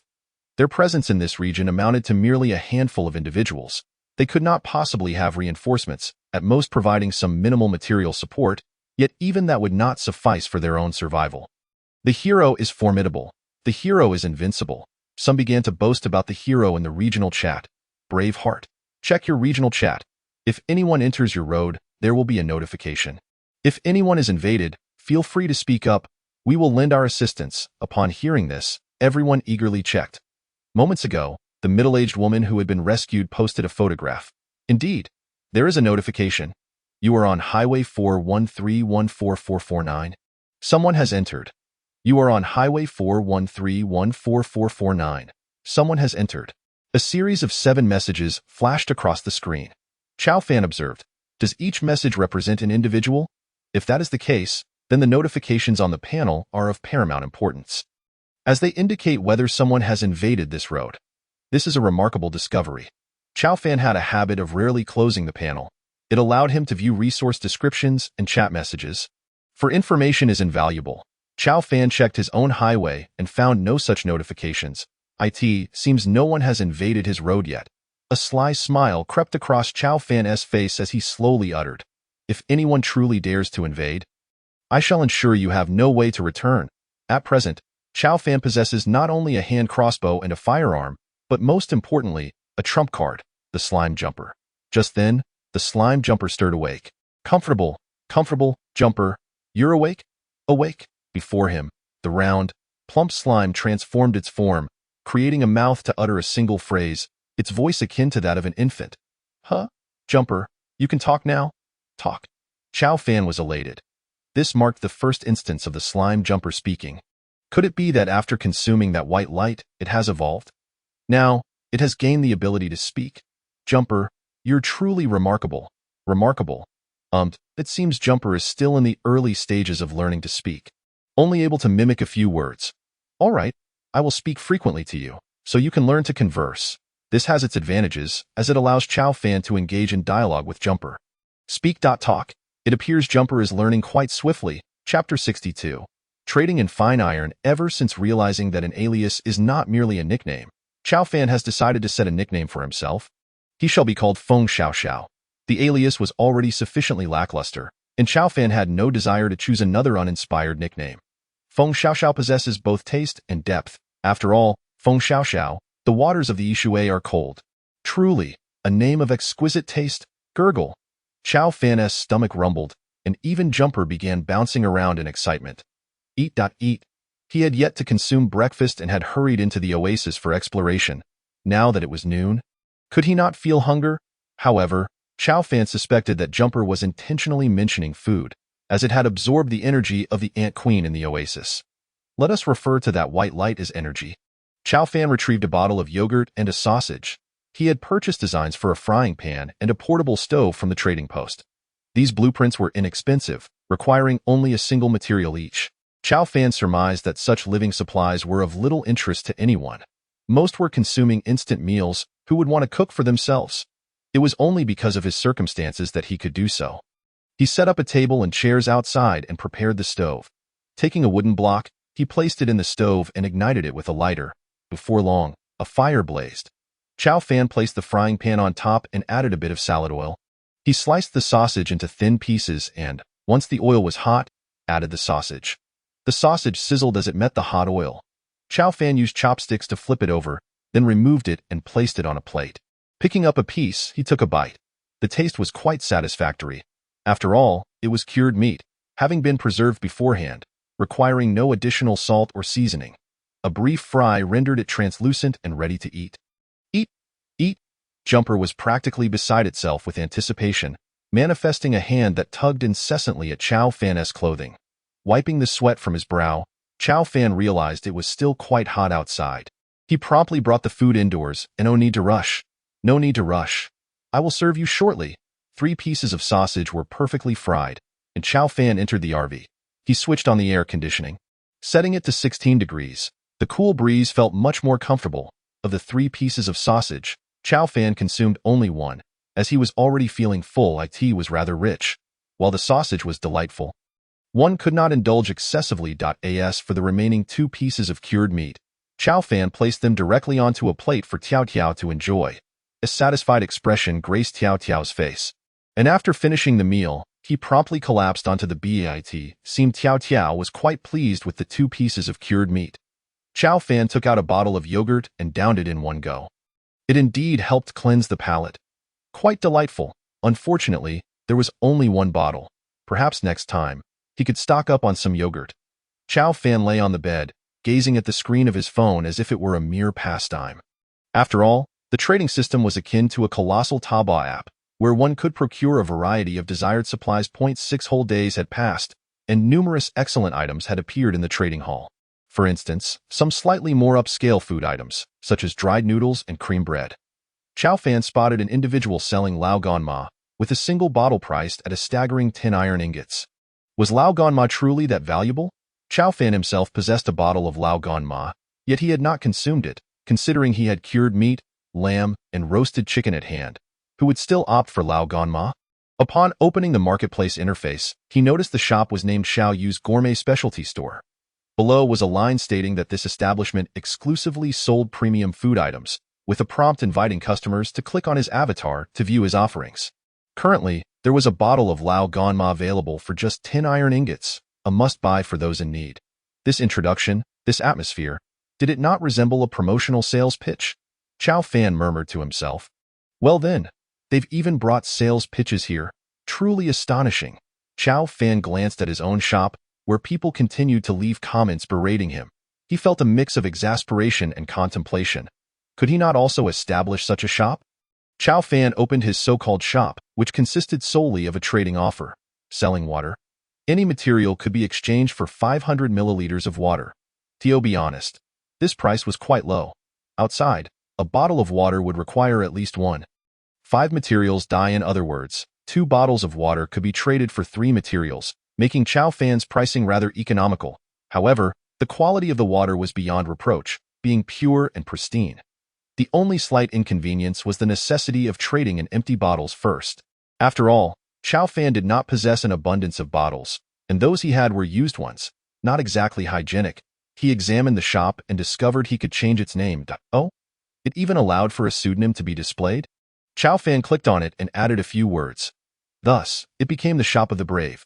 No nonsense, just pure water, 500 milliliters for any material, provided you bring your own empty bottle. The preceding text resembled a title adorned with colorful effects. Just as he finalized the setup, Chow Fan noticed a sudden influx of tens of thousands of visitors to his shop. The comments began flooding in, resembling a scrolling ticker. Initially, he could still comprehend what they were saying. However, after a minute, it became a blur. Call me General. Wow. So this is the Shop of the Brave One. Rider of the Wild, Brave One. I want water. Running Gorilla. Everyone, stop chatting. Look at what the person ahead is saying. Someone actually doubts the Brave One would swindle his bottles. Upon hearing this, many began to scroll back through the chat history. 7 little chubby ones. Do you believe this? Grieving love? Nonsense? It's undoubtedly slander. Watching as they inundated the chat, Chow Fan felt a headache coming on and promptly set the chat to mute. Allowing only himself to speak, he added a note stating, I am selling water. No idle chatter. If you want water, simply trade me your bottles. Only 22 portions available. Upon this announcement, Chow Fan immediately received thousands of trade requests. Stunned by the sheer number, he could only select the first 22 individuals in line. Some even included materials in their offers, though this was a minority, as despite Chow Fan's status as a brave one, who could truly know whether he might not swindle a material, clearly, skepticism lingered. However, Chow Fan opted not to explain himself. He simply accepted the bottles, climbed onto the roof of his vehicle, and filled them with water. Naturally, he included one material as the trade currency. Thus, 11 liters of water were rapidly sold out. Just then, someone left a message on another trading platform. Brother, do you still need iron ingots? Chow Fan recognized the individual as the one who had previously claimed to sell iron ingots for 100 instant noodles. What? Just give me what you see. I'll sell you the iron ingots. Chow Fan chuckled coldly. It seemed he was wary of his reputation and now sought to sell him iron ingots. Quite amusing. Without hesitation, Chow Fan initiated the trade, offering 2 iron ingots. These were the ones he had just earned from selling water. Such individuals should not be coddled. Previously, he had needed 3 iron ingots to buy iron ingots from this person. Now, he was offering only 2, short by 1. Thus, the individual could either buy or not. After all, he had just opened 4 iron ingots from a silver treasure chest. He certainly did not need this one. Will you sell it or not? If not, then don't. Sir, could you spare me a bottle of water? I can offer you 2 iron ingots. Oh, are you trying to haggle? Sir, I beg you. I truly have no food left. For the past few days, I've only eaten 1 meal a day. I'm absolutely starving. Chapter 63. The car-mounted induction cooker. Brave One. I have a blueprint here. Would you consider trading me a bottle of water for it? He placed the blueprint in the trading section. Car-mounted induction cooker. Description. This is a design blueprint for a car-mounted induction cooker, which can only be used once. Required materials 1. Plastic 50. Required materials 2. Glass 50. Required materials 3. Iron ingots 50. Chow Fan chuckled upon seeing this. Such an item existed? While others may find it useless, it was invaluable to him. With this, he wouldn't need to exit the vehicle to cook on a stove. He could prepare meals right inside. Given the wretched weather, cooking outdoors would be unbearable. This was a significant solution to a major problem. After a brief contemplation, Chow Fan realized that tomorrow marked the commencement of the Brave Challenge, and the day after would herald a Beast Tide event. Who knew what this Beast Tide would entail? Would anyone attack his vehicle? Not having to exit the vehicle for cooking, especially at night. was most convenient. Sir, you wouldn't want it, would you? Well, this item is utterly worthless. Chow Fan replied, well, as long as you understand. Ah, then forget it. Just give me 2 iron ingots, and I'll accept a small loss. Chow Fan was determined not to let this blueprint slip away. He had to acquire it. Hence, he said, well, however, at seeing your plight, I shall reluctantly accept this. Please trade over the water bottle, iron ingots, and blueprint. Upon hearing this, the other party quickly responded, thank you, brave one. He placed the items in the trading section, and Chow Fan leisurely clicked on the trade button, presenting his materials. Previously, the renovation of solar panels had consumed 200 pieces of glass, along with dozens of microwave components and several bulletproof glass pieces, totaling over 400 pieces of glass. However, during his explorations, Chow Fan had acquired a remarkable 500 pieces of glass, having shattered them from buildings for decomposition. It was akin to using a slingshot to break your own windows. Chow Fan could not help but marvel at how fortunate he had been to gather a significant amount of glass materials. Otherwise, he would have had to purchase them from the trading hall. While glass was not particularly expensive, 50 pieces were still a considerable quantity, and these were now his last remaining materials. Not to mention, he still needed 50 pieces of plastic and 50 iron ingots. Even the landlord had no surplus grain. Nevertheless, Chow Fan produced the few remaining pieces of glass. He directly crafted the induction cooker, opened the renovation interface, and positioned it appropriately to it. Was then that he realized there was hardly any suitable space for the induction cooker. Ultimately, he had to create a wooden table to place it on. Having completed these tasks, Chow Fan nodded in satisfaction. The furniture in his van had increased, making it resemble a mobile living space. Sir, are you there? Chow Fan opened the trading hall and found the other party urging him. What is the hurry? Chow Fan exited the van, retrieved a bottle of water, and traded it along with 2 iron ingots. Is this acceptable? Thank you, sir. No need for thanks. Chow Fan closed the trading hall, marking the transaction as successful. An ever-growing number of individuals flocked to Chow Fan's trading shop, eager to leave comments praising him. However, they soon discovered that he had muted the chat.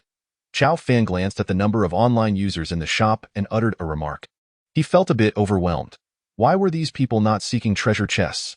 What were they doing in his shop? Consequently, he closed the shop and disabled the pseudonym feature. After closing, Chow Fan reopened a new shop, changed its name, and vanished from the auction hall. No one knew where Chow Fan's shop had gone. After all, the online world is virtual. It cannot be grasped. The trading hall did not require real name authentication, allowing anyone to set up a shop. Once a shop was closed, it became nearly impossible to locate the owner, which was precisely why Chow Fan dared to reveal his name in the future. Should he need to sell items in this manner, he could certainly employ this strategy. As for ordinary situations, such methods were unnecessary. After all, Chow Fan did not wish to be inundated by tens of thousands of visitors to his shop all at once. The feeling of being overwhelmed was rather unpleasant. Nonetheless, Chow Fan still established a small shop without revealing his identity as a brave one. The shop was aptly named Purchasing Gunpowder and Iron Ingots, exchanging for any 2 basic materials. Now, although he possessed 5 pieces of iron ingots, he had yet to secure any gunpowder. The Mosin-Nagant sniper rifle only had a single bullet remaining. To establish a foothold, it was best to produce more ammunition. Just then, Tiao Tiao hopped onto Chow Fan's shoulder. Tiao Tiao, jump, hey, Tiao Tiao, how did you learn to speak like me? Speak. Words. Chow Fan chuckled, and since that's the case, Tiao Tiao, extend 2 hands and 2 feet. Place 1 foot on the accelerator and 1 hand on the gear shift. Pause. Ishin. Although Tiao Tiao didn't fully comprehend the meaning, it still extended 4 tentacles from its body parts, resembling a viscous syrup. Following Chow Fan's instructions, it placed them on the car's accelerator and gear shift. Yes, and the other hand should hold the steering wheel. Turn, wheel, the steering wheel. Not turn wheel, turn, wheel, Chow Fan was at a loss for words, realizing that Tiao Tiao could only echo the last 2 phrases, right? Nevertheless, Tiao Tiao complied with Chow Fan's directions. Yes, step on the accelerator, XL, air adder. Tiao Tiao's hand pressed down forcefully, causing the van to lurch forward. Don't push too hard, be gentle. Chow Fan sensed Tiao Tiao was trying to control itself, and the force lightened a bit. Yes, just like that, this way. Then this is the steering wheel. By turning it, you can steer left or right. Before long, left and right turns began. Chow Fan merely demonstrated. Yet Tiao Tiao appeared to have discovered a new world. The vehicle followed the turns, and Chao Fan nearly felt nauseous. Slow down, slow down, slow down. This time, Tiao Tiao simply focused on one word, completely disregarding the earlier slow. This left Chao Fan speechless. Fortunately, Tiao Tiao seemed to understand that the vehicle shouldn't be driven recklessly and began to stabilize. As for shifting gears, that could be addressed later. After all, it could still drive in a single gear. Chao Fan reclined the passenger seat and lay down in the passenger compartment, watching the road beside him, ready to pick up any boxes he might see. Tiao Tiao, hit the brakes, brake. The accelerator next to it. Just press down lightly. Ji. Tiao Tiao jumped and pressed all the way down, and Chao Fan nearly toppled over. Tiao Tiao, next time, be gentler when hitting the brakes. Don't slam it down like that, understand? No. Ji. Tiao Tiao jumped over and pounced onto Chao Fan's face. Oh dear. Tiao Tiao, get down. It was as if Tiao Tiao were saying that he was speaking too much for it to remember. Being a slime that can talk is already impressive, let alone driving to IT. Seems Chao Fan cannot be too demanding. Just being able to drive simply is quite good. After getting out of the vehicle, Chao Fan used a branch to pry open a treasure chest. One by one, large sausages appeared before him. However, these sausages were of the oversized variety, resembling large sausages rather than the typical ones. There were also 3 bottles of water, each 1 liter of mineral water. Quite average. Chapter 64. The second phase of the Hero Challenge begins. A premium iron chest contained just 1 packet of sausage, which felt a bit lacking. Moreover, it was a small packet of sausage. Sausage 800G, spicy flavor.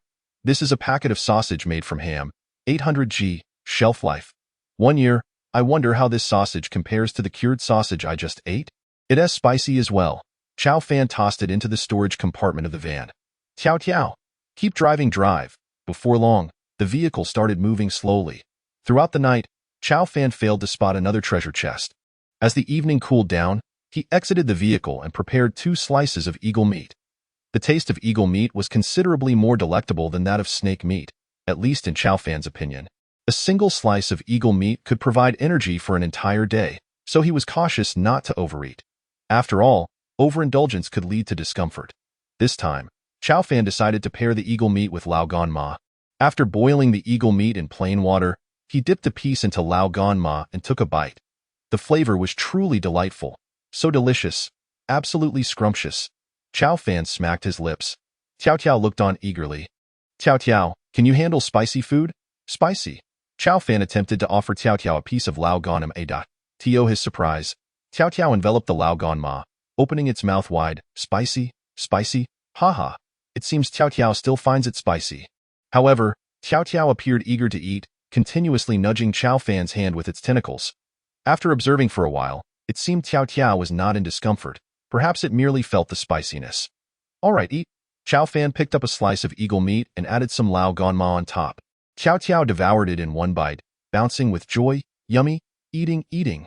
While hopping about, it also murmured to itself. After the meal, Chao Fan lay on the bed of the RV.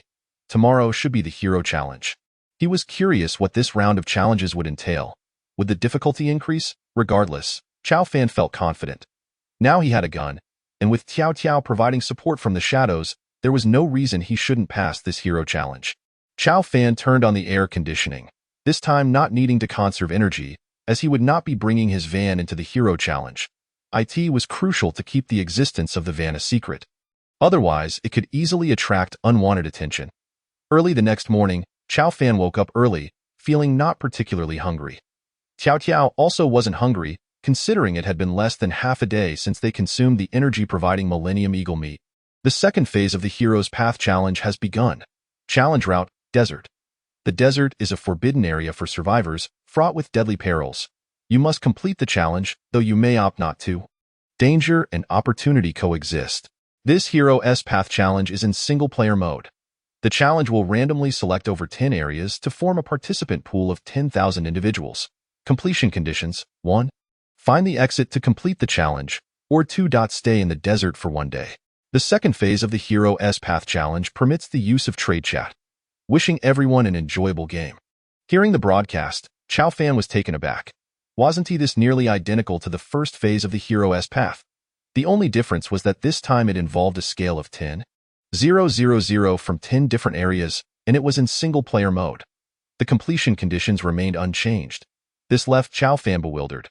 However, recalling that he had been the only one to perfectly complete the first phase of the Hero's Path, this new challenge would undoubtedly be no simple feat. Moreover, with 10,000 participants, it resembled a battle royale.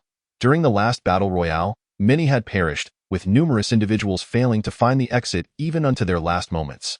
He wondered how the difficulty would compare this time. Ding! A daily ability has been activated. Today's ability, Natural Affinity.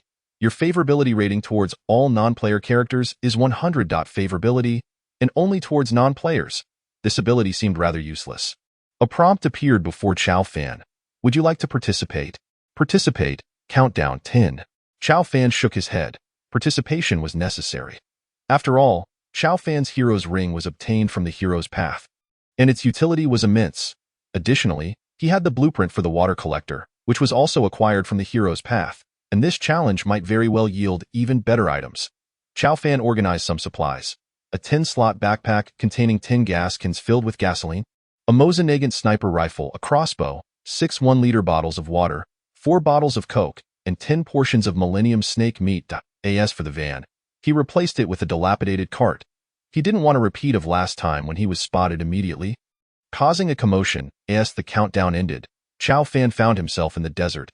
He was momentarily stunned by the sight of a grand structure before him. This place? Looking around, he noticed a few other individuals. It seemed everyone was randomly teleported, and it was not impossible to be transported together.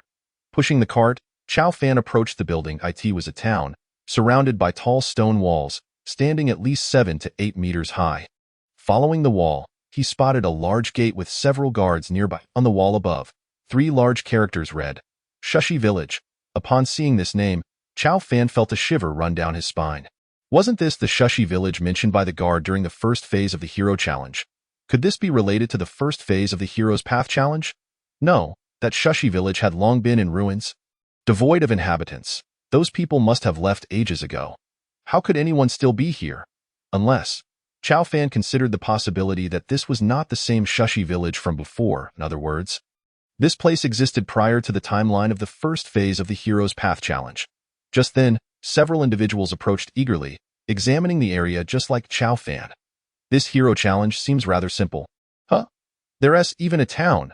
Doesn't that mean we merely need to stay in the town for a day to pass the challenge? Chow Fan glanced at them, and they returned his gaze. Brother, shall we go in together? Several people chimed in agreement.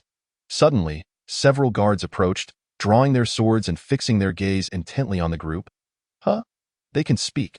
The key point is that we can understand them. These guards, clad in armor with weapons at their sides, were on high alert as they regarded the group. Who are you? Why have you come to Shushi Village? We are merely travelers passing through, seeking a place to rest for the night. A figure bent low, head down, addressed the guards with utmost respect, saying, I do not care who you are. The village of Shushi does not welcome outsiders. Depart at once. Otherwise, do not blame me for being merciless with my sword. The guards, their faces obscured by veils, bore sharp gazes that clearly conveyed their disdain for these intruders. Chow Fan stood to one side, while they occupied the opposite, forming 2 distinct factions. Strangely, the guards only directed their ire towards the group, seemingly oblivious to Chow Fan's presence. And you are?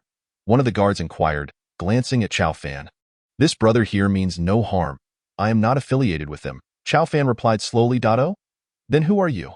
The guard's tone softened considerably, catching Chow Fan off guard, as he realized that his favorability with all non-player characters was at a perfect 100. Could it be that this would yield an effect? This revelation filled Chow Fan with delight. Chapter 65. I am merely a thirsty traveler. I am but a passerby, seeking water, which is why I wish to enter the town. Chow Fan echoed their earlier words, adding a justification. Oh, so you seek water? You may enter, but you cannot stay the night, the guard replied. Chow Fan nodded, contemplating the effectiveness of his approach.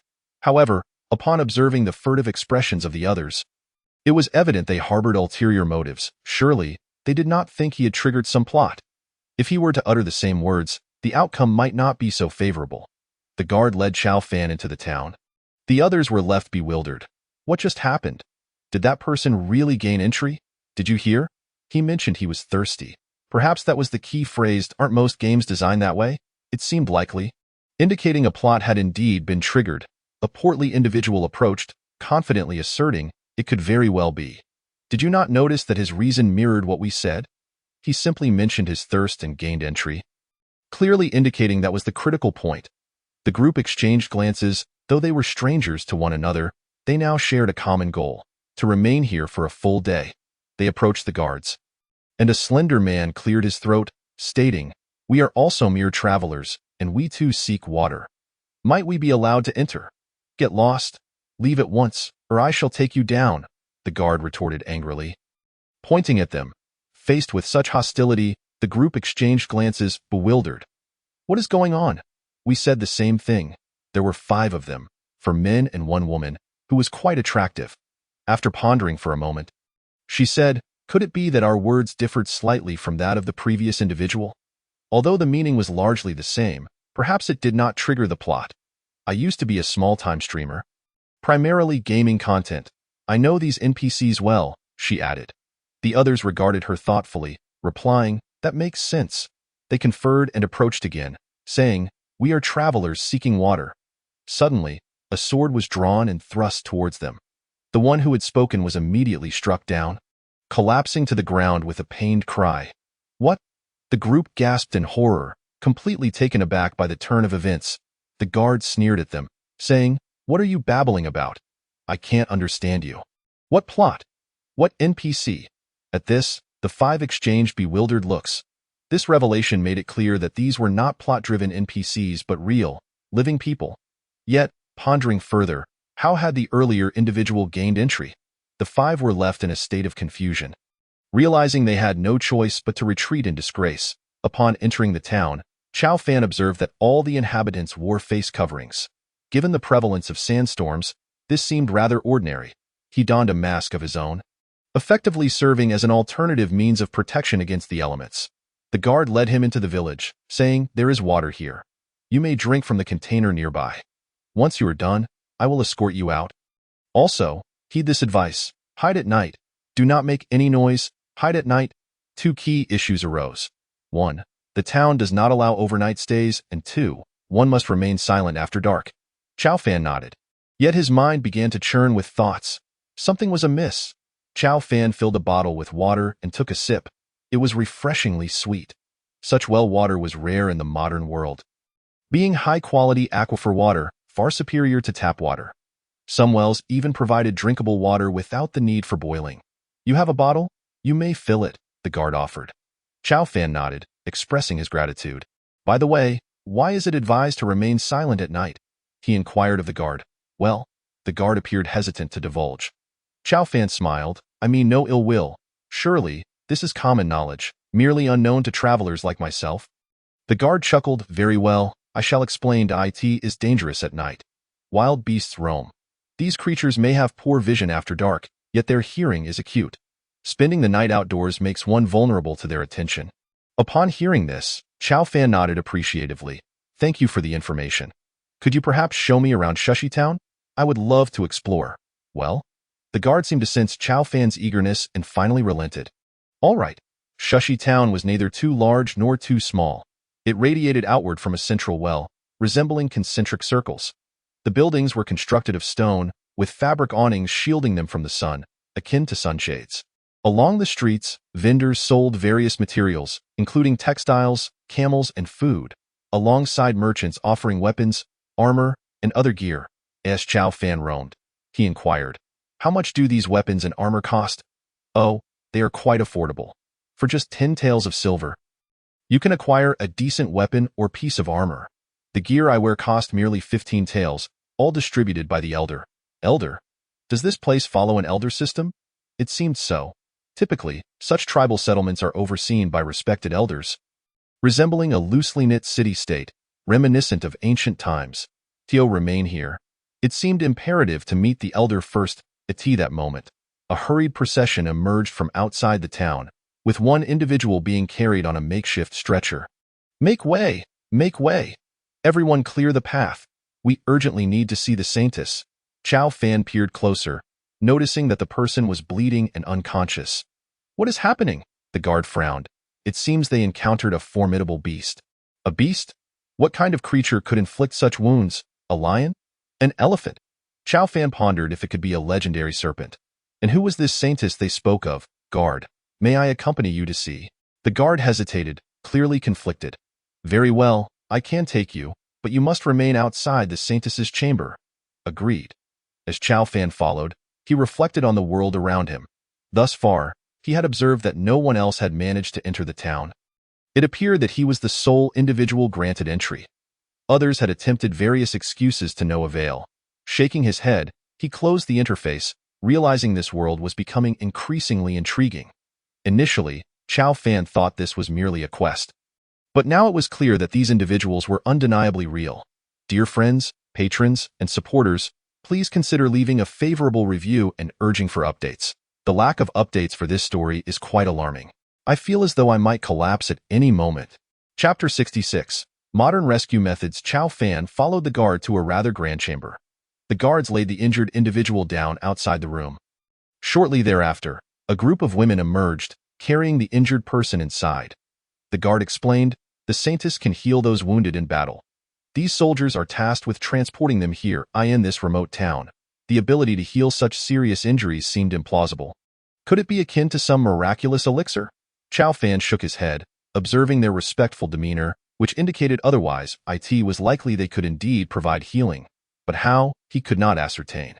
Chow Fan watched quietly as the stretcher was soon brought back out. To his dismay, the individual showed no signs of life. They had succumbed to their injuries. The sight of the pallid face, drained of color, suggested significant blood loss. At that moment, a middle-aged man and a woman rushed forward. Weeping, my child, my child. The soldier stepped forward to console them. Sir, he died a warrior's death for Shushi Town. He is a brave soul. Witnessing this scene, the onlookers bowed their heads, enveloped in a somber atmosphere. Clearly, the individual was beyond saving.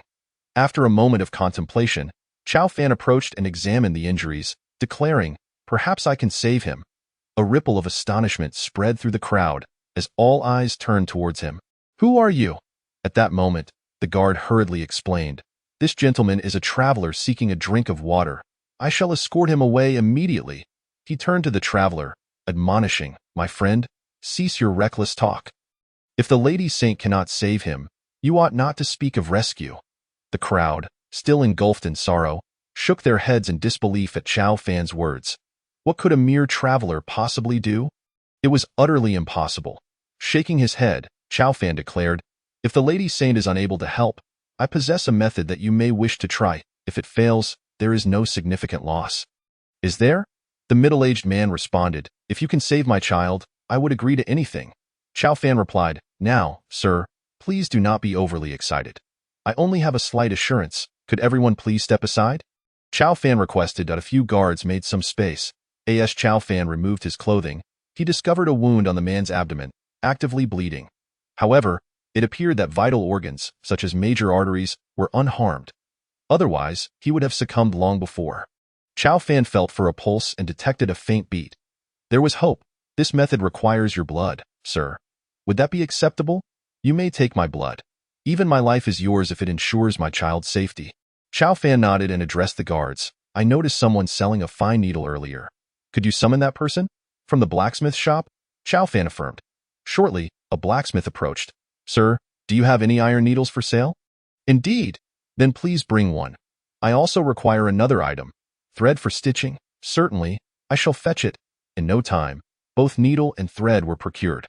Chow Fan deftly threaded the needle, prompting murmurs of curiosity among the onlookers, who were perplexed by his intentions. Indeed, what Chow Fan aimed to do was to stitch up the wound. He carefully began to sew the injury, inquiring of the blacksmith beside him, Sir, is it possible to create a needle with a hole in the center? A hole in the center? Chow Fan nodded affirmatively. No problem. How large should it be? As small as possible, akin to a needle. This. The blacksmith had never encountered such a request. In truth, Chow Fan's method was quite simple. First, treat the wound, then administer a blood transfusion. Naturally, the blood type must match. The parent's blood would likely be the most compatible, with an approximate 80 probability. Is there any issue? Chow Fan inquired.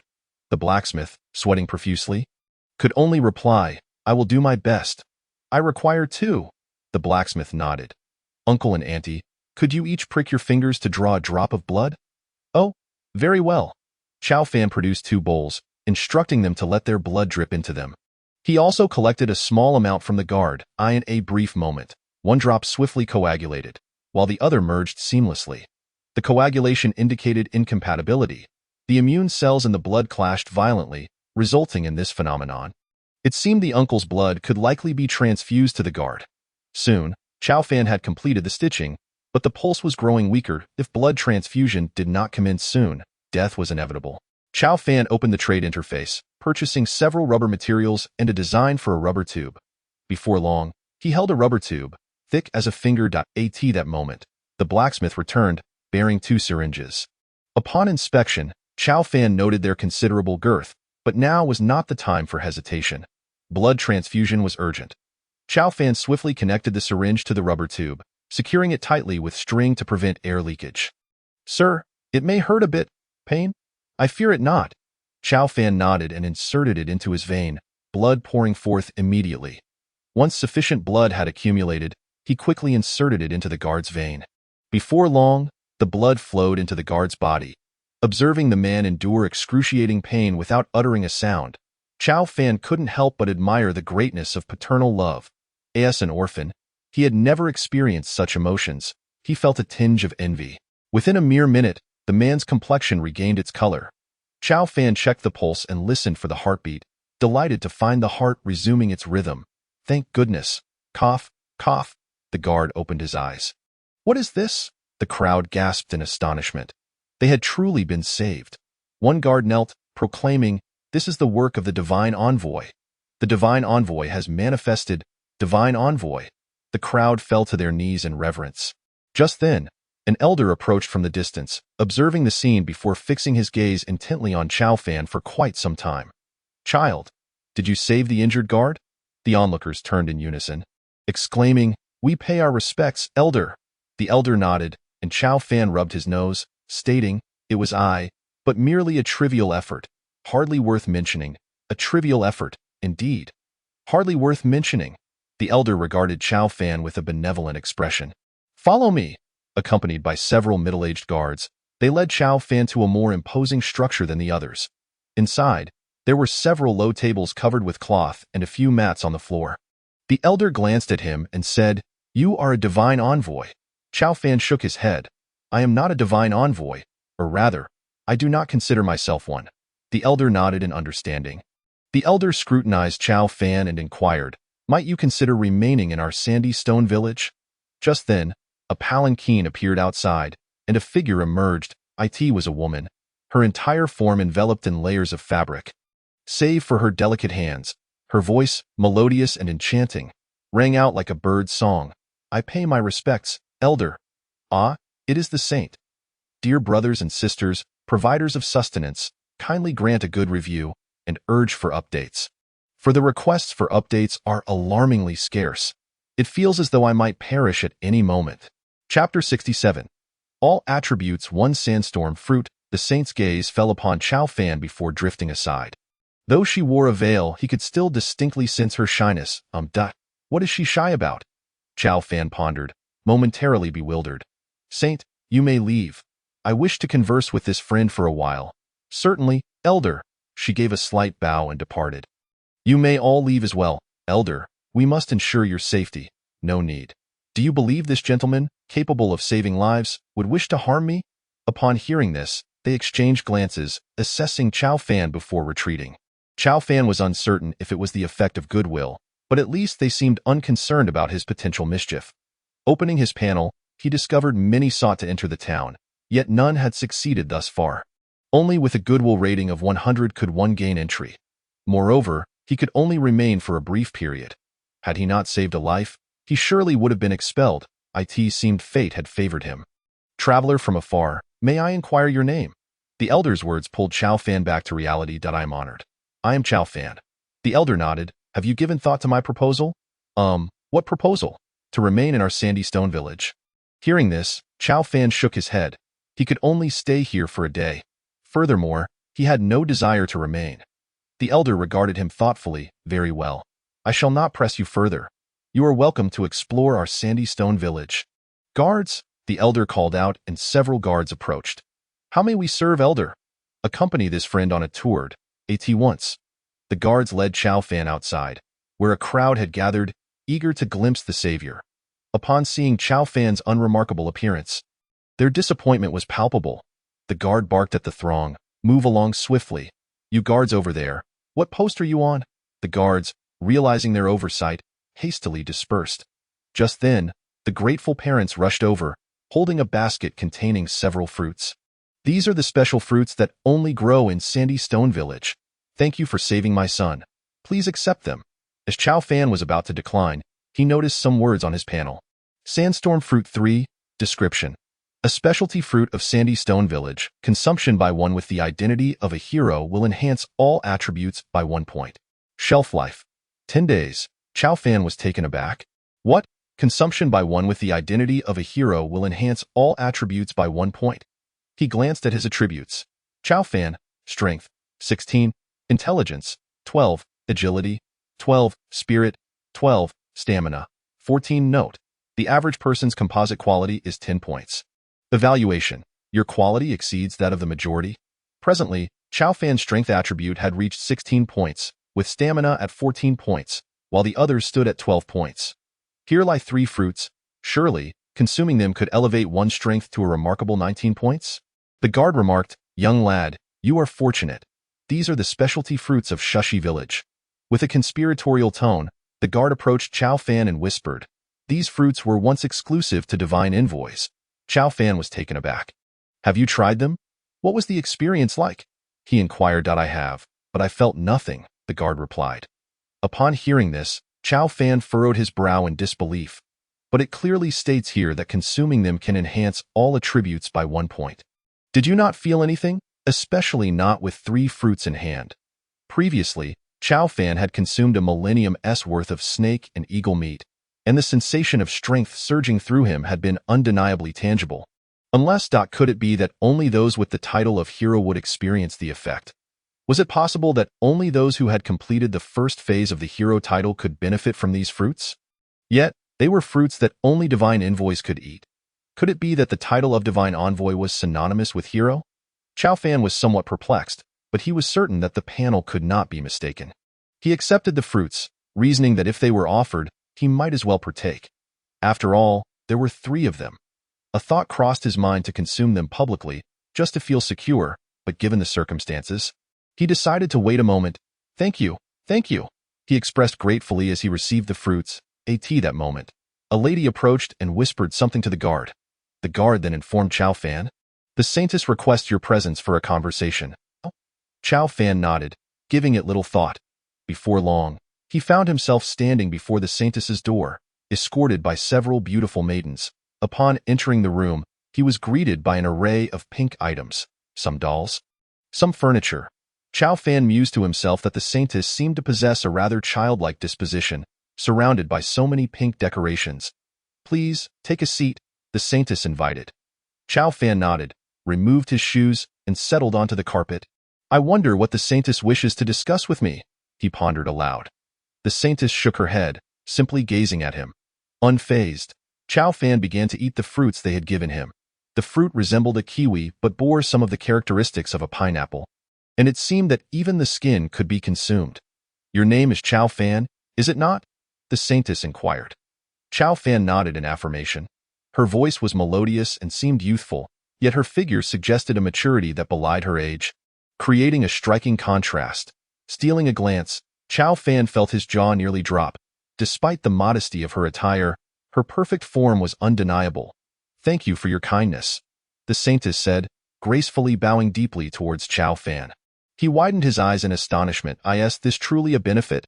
This is far more exhilarating than Zhao Kuer." Zhao Kuer had her motives, but the Saintess seems entirely genuine. Moreover, it appears that her standing in Shushi Village is quite significant, possibly second only to the Grand Elder. I wonder what her visage looks like beneath the veil. Is it a delicate and enchanting face? He realized that such thoughts had little relevance, for he still intended to leave this place. And acquiring 3 attribute-enhancing fruits was already a considerable boon.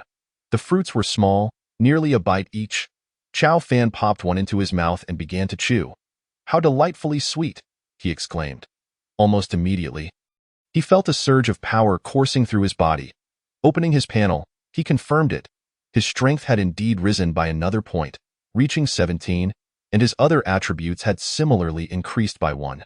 "This feels wonderful," he could not help but moan in pleasure. Upon witnessing this, the Saintess suddenly leapt towards him, collapsing into his embrace. Chow Fan was nearly overwhelmed by her intoxicating scent, a sweet, floral fragrance that left him dizzy. Do you feel a surge of strength within you? Or, to put it another way, has your power increased? The Saintess asked. Chow Fan nodded. Yes. How did you know? The Saintess's eyes widened in shock, and she quickly sprang from his embrace. Rushing outside, Chow Fan was left utterly bewildered. What was that all about? Chapter 68. Welcoming the Divine Envoy. What does it mean to leap into his arms only to flee? At that moment, Chow Fan decided to consume another fruit. He wondered if the second fruit would have any effect. After ingesting it, he sensed a change within his body, confirming its efficacy. Yet, he still opened his panel to observe the changes. Chow Fan, Strength, 18, Intelligence, 13, Agility, 13, Spirit, 13, Endurance, 15. Oh, all attributes have increased by another point. What a delightful sensation. Just then, the Grand Elder entered, glancing at the fruits. Did you feel an increase in strength after consuming that fruit? Chow Fan nodded. The Grand Elder continued. Could it be that you are truly the Divine Envoy? Oh? What do you mean? Chow Fan questioned, confused. How could it be that others had consumed the fruit without effect? The Grand Elder sighed deeply, stating, you see, this fruit only yields benefits when consumed by a Divine Envoy. To others, it remains merely an ordinary fruit. Since the Divine Envoy fell in battle 17 years ago, no one has experienced its effects. Chow Fan furrowed his brow. He was certain he was no Divine Envoy. As for why it worked for him, it was likely due to his title as a hero. At this point, one possibility emerged. Perhaps the Divine Envoy is also a hero or possesses the title of hero. Wait a moment, what exactly is a Divine Envoy? Are they truly divine? The Grand Elder spoke gravely. A Divine Envoy is a person of unique status. Whether they are divine is another matter altogether. Oh, do elaborate. It's merely a common title we use. Chow Fan nodded in understanding. Then why do you insist on keeping me here? The Grand Elder scrutinized Chow Fan intently and declared, if I had considered letting you go before, I can no longer do so. He summoned the guards, who quickly surrounded Chow Fan with their spears and swords, their weapons mere inches from him. Chow Fan estimated that any slight movement on his part could result in his immediate impalement, leading to his imprisonment. Wait, we can discuss this. There's no need for violence. We are all civilized individuals, Chow Fan urged. The slime in his arms sensed the impending danger, preparing to retaliate, but Chow Fan quieted it. For now was not the time for such measures. The Grand Elder glanced at the Saintess and then back at Chow Fan, stating, prepare yourself to unite with the Saintess. Any offspring will surely be a Divine Envoy. What the heck? What is this? Chow Fan was speechless. You want to talk about uniting now? The Saintess's face flushed crimson as she glanced between Chow Fan and the Grand Elder, eventually nodding.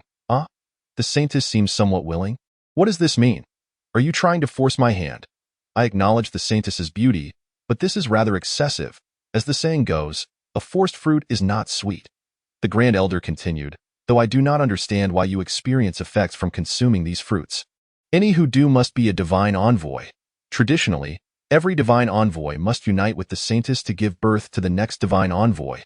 Is there such a custom? Chow Fan asked, incredulous. The Grand Elder elaborated. Each generation's Saintess is chosen from the most exceptional individuals of Shushi Village, and Ai Air is the current Saintess. Chow Fan realized that they intended for him to become a mere breeding stallion for the next Divine Envoy of Shushi Village. Even more alarmingly, they sought to restrict his freedom. No, let us negotiate. How about I lend you a seed instead? Upon hearing this, the Grand Elder pondered and replied, that is not entirely out of the question. But the union between the Saintess and the Divine Envoy must occur when she reaches the age of 18. Currently, the Saintess is only 17, so you would need to wait just one more year. Now, 1 year was out of the question for Chow Fan, who could barely manage to stay for a single day before being teleported away. This was a deadlock. I am not the Divine Envoy you speak of. My effectiveness in consuming these fruits was purely coincidental. How about this? If you let me go, I will agree to everything else. The Grand Elder frowned deeply. Aside from this matter, we can agree to all your requests. Chao Fan replied, All right then, I will consent to stay for a year, but do not point your weapons at me. Where could I possibly run? Upon reconsideration, the Grand Elder commanded the guards to lower their weapons. With a sigh of relief, Chao Fan felt a wave of calm wash over him. Now we can reach a sensible agreement. He approached the Saintess, who appeared somewhat bashful, her gaze lowered as if lost in thought. Saintess, what are your intentions? The Saintess, with her chest held high, declared, It is my honor to dedicate myself to the village. Moreover, marrying the divine envoy is the duty of the Saintess. Chao Fan was at a loss for words. Very well, he said, I can remain here, but I wish to go on adventures. You cannot confine my freedom. What if you choose to flee? The guards inquired. Chao Fan replied, Why would I want to flee? Who would want to escape from being with such a beautiful Saintess? Wouldn't you agree, Saintess? At this, the Saintess blushed even deeper, her face resembling a ripe apple. The Saintess is indeed quite bashful, resembling an innocent young girl who has yet to experience the world. It appears that she seldom interacts with others, which leads one to speculate on her understanding of matters. She likely knows very little. The deep voice of the Grand Elder resonated once more. You may go wherever you wish, but you must appoint 20 guards to accompany you. This is hardly protection. It is more akin to surveillance. Nevertheless, Chao Fan acquiesced to this demand. After all, it was preferable to being confined in a cell. At least he would have the freedom to move about. Moreover, he was not overly concerned, as he would be departing from this place in just one day's time. To be frank, Chao Fan was quite eager to seek the Saintess's guidance. However, under the current circumstances, such an interaction was utterly impossible, given that he would soon be leaving. The Grand Elder exchanged a few words with the guards, and before long, a contingent of protectors stood neatly arranged at the entrance. A middle-aged woman approached, bearing a set of armor and weapons. Grand Elder, these are the divine envoy's equipment. The armor and weapons appeared imposing, distinctly different from those of the ordinary guards, the Grand Elder remarked. This is the armor and weaponry once wielded by the divine envoy. You may don them. Furthermore, I have announced the divine envoy's return to our village of Shushi. Oh. Chao Fan donned the armor and grasped a spear. Feeling a surge of authority, the armor, crafted from an unknown material, felt neither hot nor heavy, providing a refreshing sensation even without the benefit of cooling. The helmet featured a veil, obscuring half of his face and lending an air of mystery to his identity. What a splendid item! Following the Grand Elder, Chao Fan stepped outside and was met with a throng of people. Hail to the divine envoy! Hail to the divine envoy! The cheers echoed in waves. Chao Fan was somewhat taken aback. Chapter 69. Gunpowder. With a retinue of over 20 guards shadowing his every move, Chao Fan was accompanied by the Saintess, who remained steadfastly by his side. Approaching a stall, he inspected the items on display. How much for this? The objects appeared dark and coal-like. These are gunpowder, my invention. If the divine envoy desires them, feel free to take as many as you wish. Chao Fan picked one up, opened the panel, and confirmed it was indeed gunpowder. He was astounded that such a small village as Shushi could produce gunpowder. Remarkable, Chao Fan inquired. Saintess, what currency is used for transactions here? Silver or bartering. She replied that I wish to purchase these items. Is that acceptable? He asked that of course, came the response, but Chao Fan had no silver. The vendor added, How could the divine envoy require money to buy items? Please, take them as our tribute to you. Others chimed in, Shao Qi, you've struck gold. The divine envoy purchasing your goods is a mark of recognition. Who would want your peculiar items? Indeed, indeed. Shao Qi smiled and continued. These are merely creations of my idle tinkering, nothing significant. Chao Fan, however, held a different opinion. The ability to produce gunpowder was no small feat. Since they insisted, he took everything and declared, Continue your work. I shall return for more. With the divine envoy's encouragement, Shao Qi vowed to strive harder. Chao Fan nodded appreciatively, and those around them shifted from ridicule to envy. With a chuckle, he mused on the advantages of his divine envoy status. Chao Fan surveyed the 50 portions of gunpowder. Such quantities were rare even in the world's trading markets. He couldn't help but marvel at his good fortune. He then made his way to the blacksmith's forge. Oh, fine iron! To his surprise, The forge also boasted fine iron alongside ordinary iron. However, there were only 40 portions available. This blacksmith was indeed skilled, capable of crafting even syringes. Divine Envoy, the blacksmith greeted with a bow. Chao Fan gestured for him to rise. Good sir, how much for this fine iron? Does the Divine Envoy require it? How could I possibly charge you? Your act of saving lives is worth far more than this iron. Chao Fan, seeing no point in delay, accepted all of it without hesitation. If you tire from your stroll, you may rest at the Divine Envoy's designated quarters. We have made the necessary arrangements. Oh? The guards pointed towards a palace beside the well.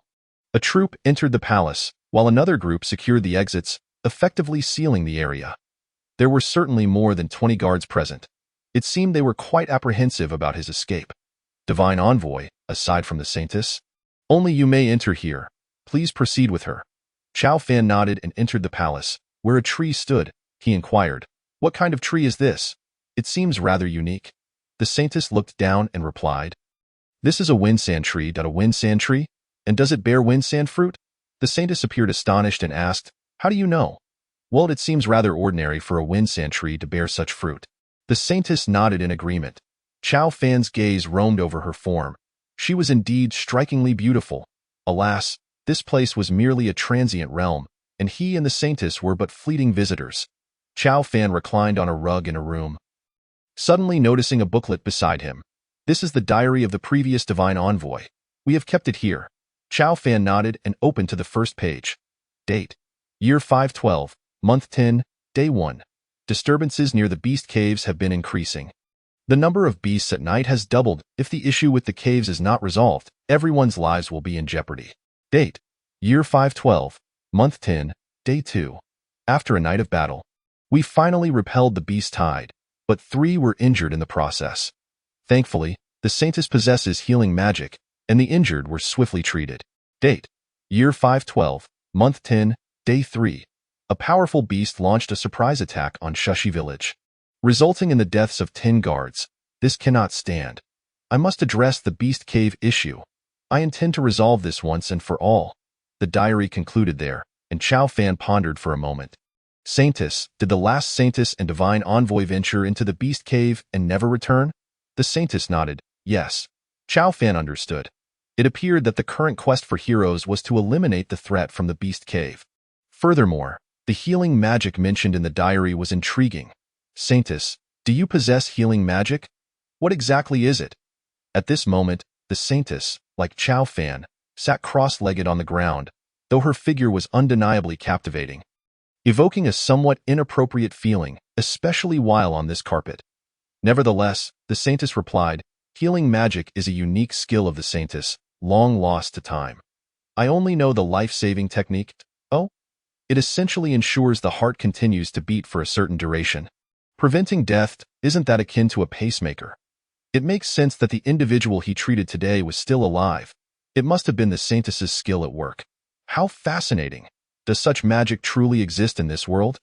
Perhaps magic is a more fitting term. Chao Fan felt he was touching upon the secrets of this realm. This knowledge was invaluable. It would be wonderful if he could learn it. Chao Fan opened the world chat channel and discovered many wishing to enter the city, yet unable to do so. Some attempted a frontal assault, organizing a 1,000-strong team, nearly 1/10 of the entire Hero Challenge area, but they all failed. Many perished in witnessing this.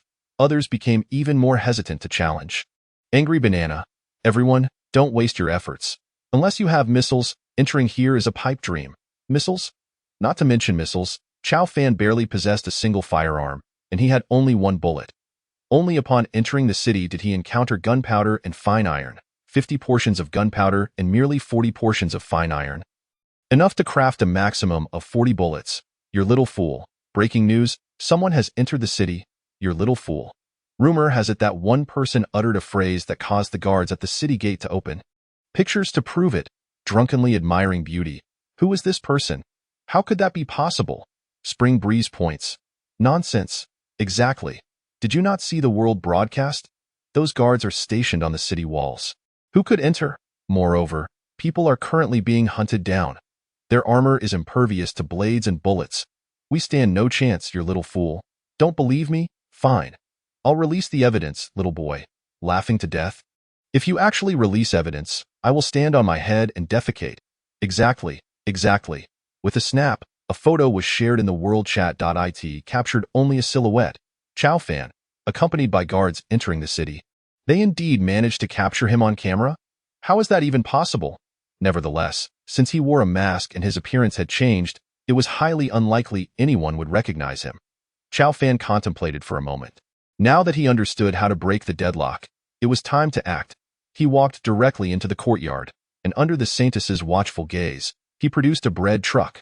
A massive iron contraption suddenly appeared before her, startling her. What is this? Chow Fan waved his hand and said, Do not be anxious.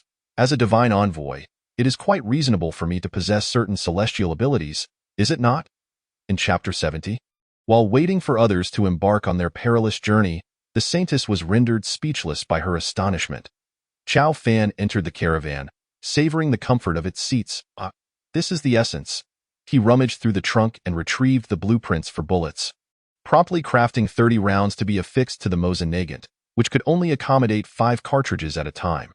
After inspecting the firearm and nodding in approval, he retracted the caravan and addressed the Saintess. Let us proceed. To where? At this moment, the Saintess was still enraptured by disbelief. To the Beast Cave. The Beast Cave? That placed us out of the question. What troubles you? It is far too perilous, Chow Fan chuckled. If it were not perilous, how could I possibly traverse the hero's path? He then led a contingent to the Elder's chamber, recounting the situation to the Grand Elder. The room was not only occupied by the Grand Elder but also several other elders, all of advanced age. What? You intend to venture into the Beast Cave? Absolutely not. How do we resolve the issue of the Beast Tide if we do not enter the cave? It was evident that the cave was the very source of the Beast Tide. No, we cannot allow you to take such risks. Although there are signs of instability within the cave, we cannot possibly permit your entry. We have only just succeeded in retrieving the Divine Envoy. It is imperative that you remain safe. Despite Chow Fan's entreaties, they remained obstinate. Chow Fan shook his head and articulated his ultimate conjecture. If we do not address the issue of the Beast Cave, I can assure you that within 20 years, Shushi Village will cease to exist. Upon hearing this, the elders were taken aback, exchanging glances, clearly shocked into silence. Chow Fan produced the diary of the guard. Inquiring, do your guards follow a nomenclature system such as Guard A and Guard B?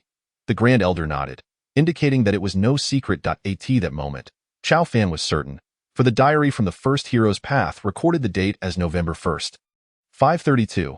This implied that this place was situated 20 years prior to the first hero's path. At that time, Shushi Town had already vanished. A water source issue might be trivial, but Chow Fan suspected it was the Beast Tide that had inflicted severe losses upon Shushi Village, resulting in a shortage of guards. Thus, they were unable to withstand the Beast Tide, leading to the village's disappearance. Even though the combat prowess of these guards, in Chow Fan's estimation, surpassed his own, he realized that he might not be their equal in a direct confrontation. However, the fate of Shushi Village was a matter of greater consequence. Jujio had also mentioned that these guards were formidable. The Grand Elder inquired, Do you know something we do not? Chow Fan nodded affirmatively and replied, Indeed. May we discuss this further? Feel free to do as you wish. I have said all that needs to be said. Chow Fan and the Saintess exited the chamber, and the Saintess asked, Is this true? Chow Fan affirmed, It is indeed true. The Saintess shook her head, saying, The previous Saintess and Divine Envoy were unable to resolve this issue. How could I possibly succeed? I am not even as capable as my predecessor. Is that so? Chow Fan nodded. After all, the legacy had been lost, which was entirely understandable. Before long, a group of elders emerged, stating, We have reached an agreement. However, we shall send 100 individuals. If it proves unfeasible, they must withdraw, but your safety must be guaranteed. Chow Fan shook his head and said, That is inappropriate. What if the Beast Tide attacks Shushi Town? I suggest dispatching 20 individuals while the remainder stays to defend Shushi Town. After repeated insistence from Chow Fan, the Grand Elder finally acquiesced. Chow Fan set forth with 20 elite guards beyond the city gates. As they exited, they noticed hundreds of onlookers observing them. Chow Fan glanced at the regional chat, which had erupted with activity. Reporter by Xiaoxing announced, We have encountered a situation in our region. Someone has emerged from Shushi Town. I have initiated a live broadcast. You can view it in the regional and world chat. What in the world triggered this plot? It seems to be the case. Indeed, it is a plot. Is there anyone who can inquire about what transpired? Little Cherry remarked, look at the person at the forefront. That armor is so striking, and the mask, wow, what a dashing figure. At that moment, Chow Fan received a private message. Chow Fan, what on earth happened? How did you enter Shushi Town? The sender of the message was none other than Tang Tian. None of your business, Chow Fan responded curtly, which irked Tang Tian. Just then, someone mustered the courage to approach on a 3/8 rifle, bowing and scraping. Before he could draw near, he was intercepted by the guards. Unauthorized personnel? No approaching. Chow Fan regarded him as he continued to ingratiate himself, saying, yes, yes, yes. Chow Fan ignored him, pulling out a wind sand fruit and consuming it. Did you notice? The leader seems different from the other guards. Indeed, there is a distinct aura. Chow Fan observed their chatter in the regional channel and chuckled. He then proceeded directly towards the cave. Though reached the cave, there was still a path to traverse, and it would likely take several hours. Time was of the essence. Chow Fan glanced at the world chat and discovered that someone had already located the cave. It was described as a massive structure composed of some unknown materials. This entity appeared quite large, and it seemed as if something within was writhing. Chow Fan scrutinized the world chat and noted that many were speculating how this hero's path would culminate, positing that it involved vanquishing this nest. However, it was not something the average individual could contend with. Chow Fan remarked, let us establish camp and dig trenches. By the way, do you all have shovels? He directed his gaze towards the nearby guards. Everyone shook their heads, leaving Chow Fan with no choice but to slump down onto the yellow sand. He was not aimlessly waiting but rather biding his time, anticipating that others from different regions would enter first. After all, the dangers within were unpredictable. No one could ascertain what awaited them inside. Previously, the heroes and the saintess had failed upon their entry. Despite their formidable strength, Chow Fan was acutely aware of his limitations, having merely consumed a food item that enhanced his attributes. As he chatted with the guards, he inquired, by the way, what is your strength like? The guard chuckled and replied, though you are a divine envoy, even 3 of you would not match my strength. Is that so? Shall we test it? I dare not. You are the divine envoy, and it would be unfortunate if I inadvertently harmed you. Let us engage in an arm wrestling match. Just strength, no weapons. Arm wrestling? Very well. Chow Fan extended his hand, and the guard mirrored the gesture. As they exerted force, Chow Fan was swiftly overpowered. What percentage of your strength did you employ? Perhaps 30%. Indeed, his strength appeared to be thrice that of Chow Fan's. This was a straightforward contest of might, and Chow Fan's strength had reached an impressive 19 points. If he were applying 30%, that would suggest the guard's strength exceeded 60 points, which equated to 6 times that of an ordinary person. Chow Fan had already surpassed the capabilities of an average individual, even with the hero's ring activated. He could not rival the guard's strength. Skill was another matter entirely. Of course, Chow Fan recognized that his skills could not compare to a guard who had engaged in relentless combat. This revelation left Chow Fan feeling somewhat despondent. This iteration of the hero's path would prove far more arduous than the previous one. He surmised that this dungeon might claim numerous lives. Of course, there existed methods to avoid death, namely, to conceal oneself. The further one distanced from the beast cave, the better. If they could endure for a day, they would be able to depart from this place. However, achieving a perfect completion of the hero's path challenge was out of the question. While Chow Fan desired a flawless outcome, he also wished to avoid unnecessary risks. What should he do? He would wait for others to take the plunge first. Once he understood the situation within, it would not be too late for him to enter in Chapter 71, triggering a plot. Chow Fan waited for 10 minutes until, at last, someone could no longer contain their curiosity. Some individuals began live streaming as they entered the cave. The interior was shrouded in darkness, utterly devoid of illumination. The passages within were crooked and narrow. Chow Fan observed intently. Suddenly, a shadow flickered, and in an instant, a head was severed from its body. Chow Fan was taken aback. Had it not been for his significantly enhanced constitution, he might not have discerned what transpired. It was a bat, a colossal bat. Another individual fled in terror, only to meet a grim fate within the cave. In the final moments of the video, that person's gaze fell upon the interior, where a multitude of crimson eyes fixated upon the fallen. There were at least dozens of such bats. Chow Fan inquired, have you encountered bat monsters before? He tentatively labeled it a bat monster. The guard replied, I have seen them. Those creatures are incredibly swift, capable of draining blood and employing sharp claws to kill. One must wear a helmet and wield a bow. Only the sharpshooters among the guards can vanquish them. Chow Fan nodded, and the discussion in the world chat erupted. Many had naturally witnessed this live broadcast, and the sight of those crimson eyes was chilling. As a result, no one dared to venture inside. Chow Fan observed the live stream, surrounded by players who were hesitant to approach the guards too closely. After all, there was a cautionary tale to heed. No one could predict the repercussions of unwarranted proximity. Chow Fan noticed that some were broadcasting their activities, and he chuckled. It seemed they genuinely regarded them as NPCs. Triggering some narrative plot, his live stream garnered an audience of several million, all real individuals. Many engaged in animated discussions below. Is this a plot triggered by some prominent figure? It must be. Otherwise, how could they linger here? Yet, what plot could it be? This is quite the conundrum. Let us take refuge. Achieving perfection is an overambitious endeavor. The value of the valiant souls who completed the first phase of the challenge is only rising. Who would dare to label a hero as worthless, attributing their success solely to fortune? Is it a lack of prowess? The trials of the second phase of the hero's path are undeniably arduous, prompting expressions of dismay. Chow Fan inquired, do these monsters only emerge at night? The guard nodded affirmatively. Indeed, during the day, they seldom venture out of the beast's lair. Chow Fan felt as if he were engaged in a game akin to Dungeon and Warriors. Yet this dungeon was exceedingly challenging. They struggled even at the first level.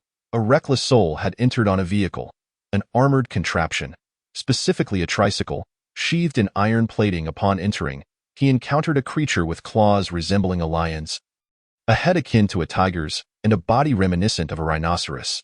With a single swipe, it overturned his vehicle.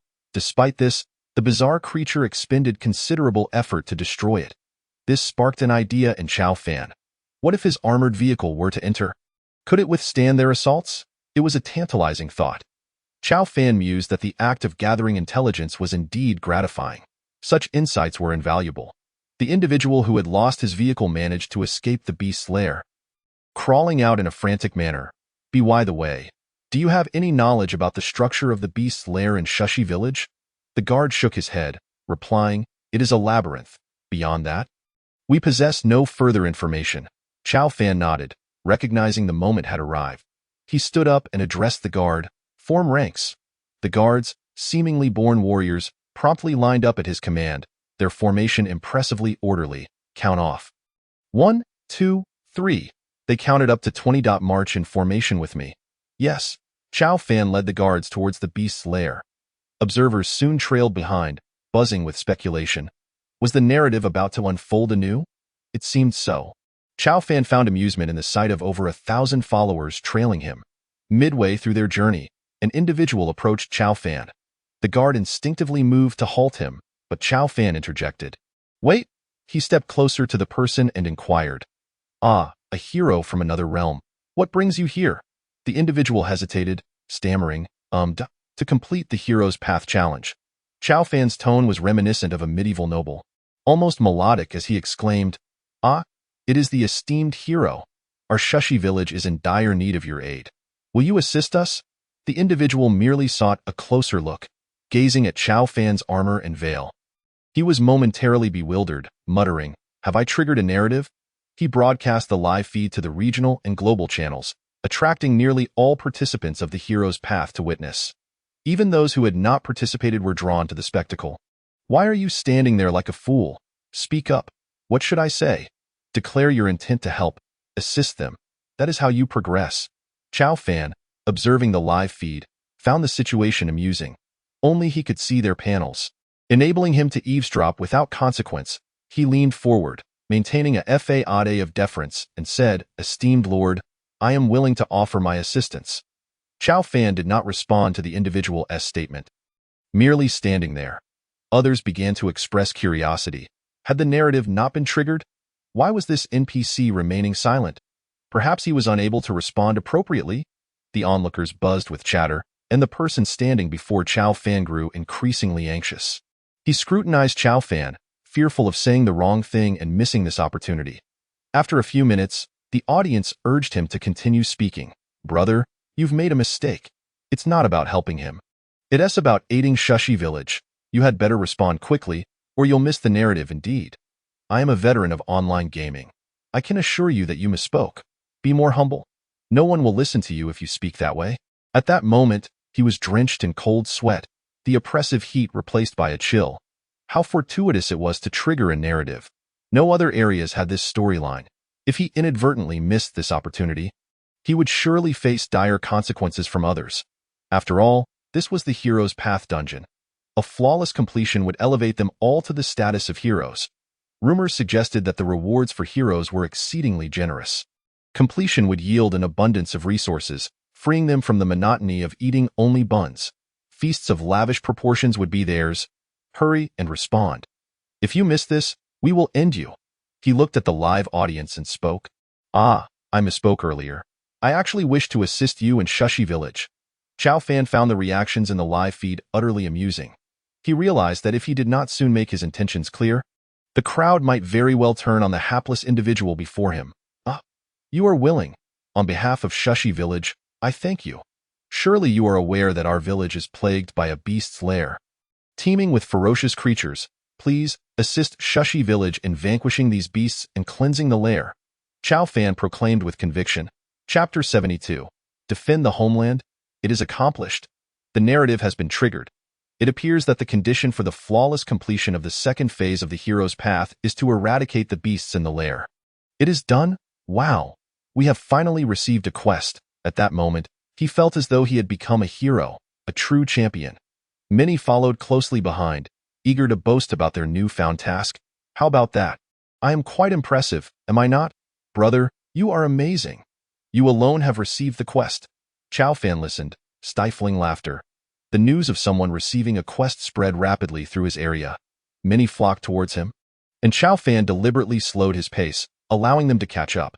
His strategy was simple: to unite their forces against the beast's lair. It was nearly impossible for Chao Fan and his small group to tackle the lair alone. Why not leverage the strength of the crowd? Now, a gathering of thousands surrounded Chao Fan, various vehicles creating a dazzling spectacle as they traversed the desert. He marveled at the adage that strength lies in numbers. It seemed universally applicable. Chao Fan felt compelled to stoke the flames further.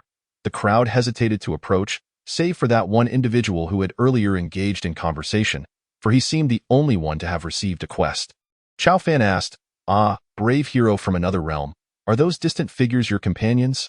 I suppose so. After a moment's contemplation, he replied, in that case, will they be willing to assist Shashi Village?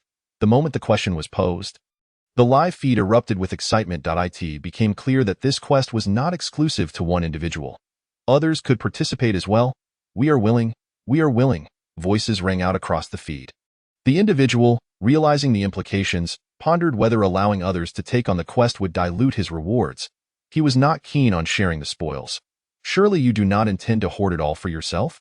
Indeed, that would be quite selfish. Chao Fan, discerning his thoughts, interjected, brave hero from another realm, do you not understand? The more participants there are, the greater the likelihood of success. The first to accept the quest. The more who join, the more generous the rewards from Shashi Village will be. Voices in the live feed continued to berate him. If you dare to hoard it all for yourself, I will see to it that you meet your end. Indeed, you shall face dire consequences. If you have the courage, do not stand before the guards. If you depart, I will ensure your demise. With this, he found no reason to hesitate. They are willing. They are willing to assist Shashi Village. Very well, in that case, let them approach. As soon as Chao Fan uttered these words, thousands rushed toward him, their vehicles creating a dazzling array of sights that left onlookers in awe. Such a spectacle could only be witnessed in this moment. The guards grew tense, overwhelmed by the sheer number of individuals. Yet, Chao Fan urged them to remain calm. At that moment, he received a private message. Chao Fan was startled to see that it was from Zhao Kuer and Tang Xiao. Chao Fan, what is happening here? Why are people emerging from Shashi Village, asking us to help defeat the beast's lair? Chao Fan, are you there? Should I participate in this quest? They attached a photo, showcasing the very location where Chao Fan stood. With a close-up of his current appearance, what is this? They too have been assigned to this area. How fortuitous. Just then, Tang Tian sent a message as well. Chao Fan, tell me, is that guard you? What on earth is going on? Chao Fan replied, Tang Tian, I warn you, do not cause any trouble, or I shall have the guards deal with you. Ah, it truly is you. You can command those guards? What have you done? Chao Fan responded. None of your business. Although Tang Xiao and Zhao Kura were not officially in a romantic relationship, the dynamics were complex. However, they had become friends, and Chao Fan did not wish to let them perish in vain. He merely replied, You would do well to remain on the outskirts with the main force. I too shall be at the periphery. A battle is likely to ensue shortly, and you must take care to protect yourselves. If the situation becomes dire, do not hesitate to flee aboard your vehicles. This was Chao Fan's counsel, for a fierce confrontation was imminent, and casualties were undoubtedly unavoidable. At that moment, the live stream had attracted hundreds of millions of viewers. As the unfolding drama was unique to their location, others were uncertain how to trigger similar events in different areas. Many were eager to glean insights on achieving a flawless victory in the second phase of the Hero's Path Challenge, which provided them with inspiration. Chao Fan surveyed the crowd and proclaimed, Brave warriors from other realms, I am aware of your purpose for being here. We share a common goal. I must inform you that the road ahead will be fraught with difficulties and cruelty. Those who wish to withdraw may do so. There is no need to take unnecessary risks. Many chose to retreat, yet an even greater number remained, for the prospect of achieving perfection in their quest was too enticing. They were determined not to face starvation in the days to come. It was far better to risk their lives than to perish from hunger. My lord, what would you have us do? One individual inquired of Chao Fan. Nodding, Chao Fan responded, a pertinent question. Do you see the beast den ahead? Upon receiving affirmative responses, he continued, as night falls, countless beasts will emerge. Our duty is to defend our homeland and safeguard this territory from their ravages. This is our obligation as men, to protect our home. His words were delivered with righteous fervor and clarity, stirring the hearts of all who heard him. Protect our homeland, protect our homeland, protect our homeland. The rallying cries echoed fervently. At that moment, someone spotted the Saintess among the guards and became utterly entranced. Clad not in armor but in ethereal garments, the Saintess exuded an enchanting beauty that captivated him entirely. He licked his lips and approached her, thinking, Is she not the most exquisite being? The Saintess was indeed the finest woman of her generation, a rare gem in both form and grace, further enhanced by an exotic allure that ignited his blood. He fantasized that sharing a space with such a woman would be worth any price, even death. Overcome by impulse, he found himself wanting to touch the Saintess. Naturally, others in the live stream noticed her as well, leading to a flurry of excited comments. Chao Fan, too, observed this phenomenon with a cold smile, realizing they had yet to grasp the gravity of the situation. In the next moment, Chao Fan struck swiftly with his sword. The man instantly pierced through and dead beyond revival. This act was a demonstration of authority. Such thoughts of impropriety could not be tolerated, or more would likely follow suit. The truth was, among those present, how many genuinely sought to eradicate the beast den, and how many were merely intent on flawlessly completing the second phase of the hero's path. Both intentions existed, but there were certainly also those with malicious designs. Chao Fan had to act decisively to quell this unruly element, to dare gaze at the Saintess with lewd intent, even as a warrior from another realm, was unforgivable. Chapter 73. Acknowledgement of command. This sudden action left the others in stunned silence. From that moment onward, none dared entertain other thoughts. Observing the hushed atmosphere in the live stream, Chao Fan smiled with satisfaction. These individuals needed to follow his commands. If they did not, they were no different than worthless debris in his eyes. Just then, a group approached, and upon recognizing them, Chao Fan noted, familiar faces. The newcomers were none other than Zhuge Kongming, alongside Zhu Zhaoqing and a retinue of strikingly beautiful women, each a sight to behold. Even Chao Fan could not help but marvel at their exceptional beauty, likely no older than 18. At that moment, Zhuge Kongming was no longer in his wooden cart, as this terrain was unsuitable for such a vehicle. Yet, he still wielded a feather fan as he gracefully approached. Greetings, esteemed guards, Zhuge Kongming said. Chao Fan nodded in acknowledgement and inquired, Brave warrior, what brings you here? Zhuge Kongming replied, I have a matter to discuss. May I ask how we should proceed? Chao Fan regarded him thoughtfully, sensing that Zhuge Kongming did not share the same trepidation as the others. He was momentarily impressed, especially since he had just dispatched a man. I have heard that warriors from other realms possess the ability to summon various extraordinary items. I intend to leverage your unique talents to construct trenches, set traps, and encircle the beasts. Once their numbers have dwindled, we shall counterattack. With this strategy, we can surely annihilate the beast den. Upon hearing this, Zhuge Kongming was taken aback, astonished that a mere instance of the game could possess such strategic acumen and apparent knowledge of their capabilities. His apprehension eased. He had feared that these guards were merely brawn without brains. Sometimes, a single strategy could surpass the might of 100,000 troops. This was no idle boast. He bore the name Zhuge Kongming in homage to the great Zhuge Liang, whose sagacity he greatly admired. Zhuge Kongming then posed another question. How shall we be organized? After a moment of contemplation, Qiao Fan understood that he was asking how best to utilize their strengths. One individual shall serve as captain, overseeing a 100-person unit, thus forming combat teams of 100 each, with a head guard appointed by me to maintain control. We shall engage in collaborative operations. Upon hearing this, Zhuge Kongming nodded in agreement. Initially, he had not wished to involve himself in this perilous hero's path challenge, but now it seemed there was a chance for victory. Qiao Fan continued. You appear to be a sage. Why not assemble a team of 100 warriors? I hereby appoint you as captain of this 100-man unit. What say you? Zhuge Kongming pondered this for a moment, weighing the implications of such a task. Noticing his hesitation, Qiao Fan added, Rest assured, the rewards will be substantial. As captain, you will receive far greater rewards than those of a standard guard. Qiao Fan's words ignited enthusiasm among the crowd, each eager to become a captain and claim greater rewards. Zhuge Kongming sensed something amiss. An indescribable feeling washed over him. It was as if this armored guard understood them too intimately, akin to one of their own players. Yet, upon reflection, how could that be?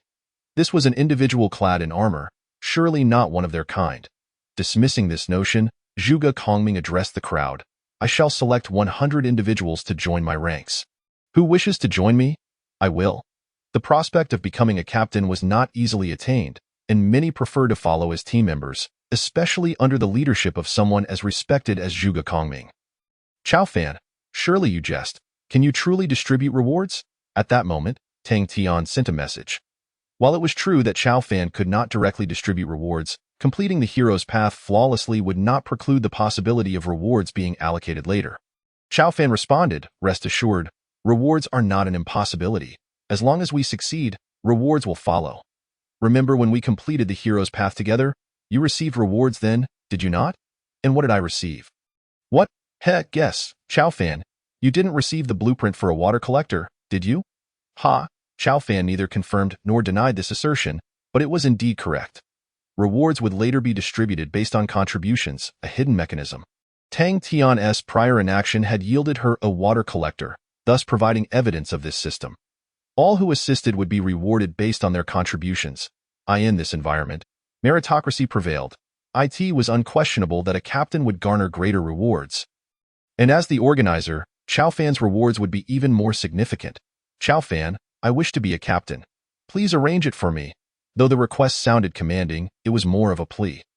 If one desired to become a captain, they could pursue it themselves. If others chose to follow, that was their decision. However, expecting him to arrange it was presumptuous.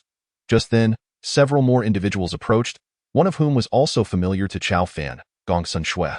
To his surprise, she had the audacity to request the captaincy. Gongsun Xue bowed to Qiao Fan and said, Greetings, I am Gongsun Xue and I wish to become a captain. May I? Qiao Fan, taken aback by her boldness, considered her request and replied, Very well. I see you possess the courage of a true warrior. I appoint you as the captain of the second team. The first team would naturally belong to Zhuge Kongming, as he was the first to claim the captaincy. Gongsun Xue's joy was palpable as she exclaimed, Thank you. As the appointed captain, and a captivating one at that, it wasn't long before others began to join in, all eager to become members of Gongsun Xue's team. Naturally, among them were those with less than honorable intentions, the kind who would become utterly entranced at the mere sight of her. However, Gongsun Xue was not one to make her selections lightly. She undoubtedly considered both character and capability. For those lecherous souls, she had no desire to even engage. Gongsun Xue was indeed a beauty, possessing a measure of strength as well, as evidenced by her previous attempts to secure a golden treasure chest. Her ambitions were considerable, and she was adept at collaboration, readily offering benefits to work with others, a fact well understood by Chow Fan. Chapter 74. Talents for the construction site. Given the previous events, it was clear to see the implications to that moment. 5 individuals approached. Chow Fan was taken aback. Weren't these the same middle-aged women from his area who had attempted to rob him? The 5 approached with obsequious expressions, saying, "Lord Guardian, these are my good friends. We have connections and can gather people. May we be granted the position of a 100-man captain?" Chow Fan had initially intended to refuse, and merely refraining from killing them was already a show of mercy. However, a thought struck him, and he replied, "Very well. You two are heroes from another realm, and may serve as captains. Thank you, Lord Guardian." "Thank you," they exclaimed, but Chow Fan merely sneered, thinking they would soon regret their decision.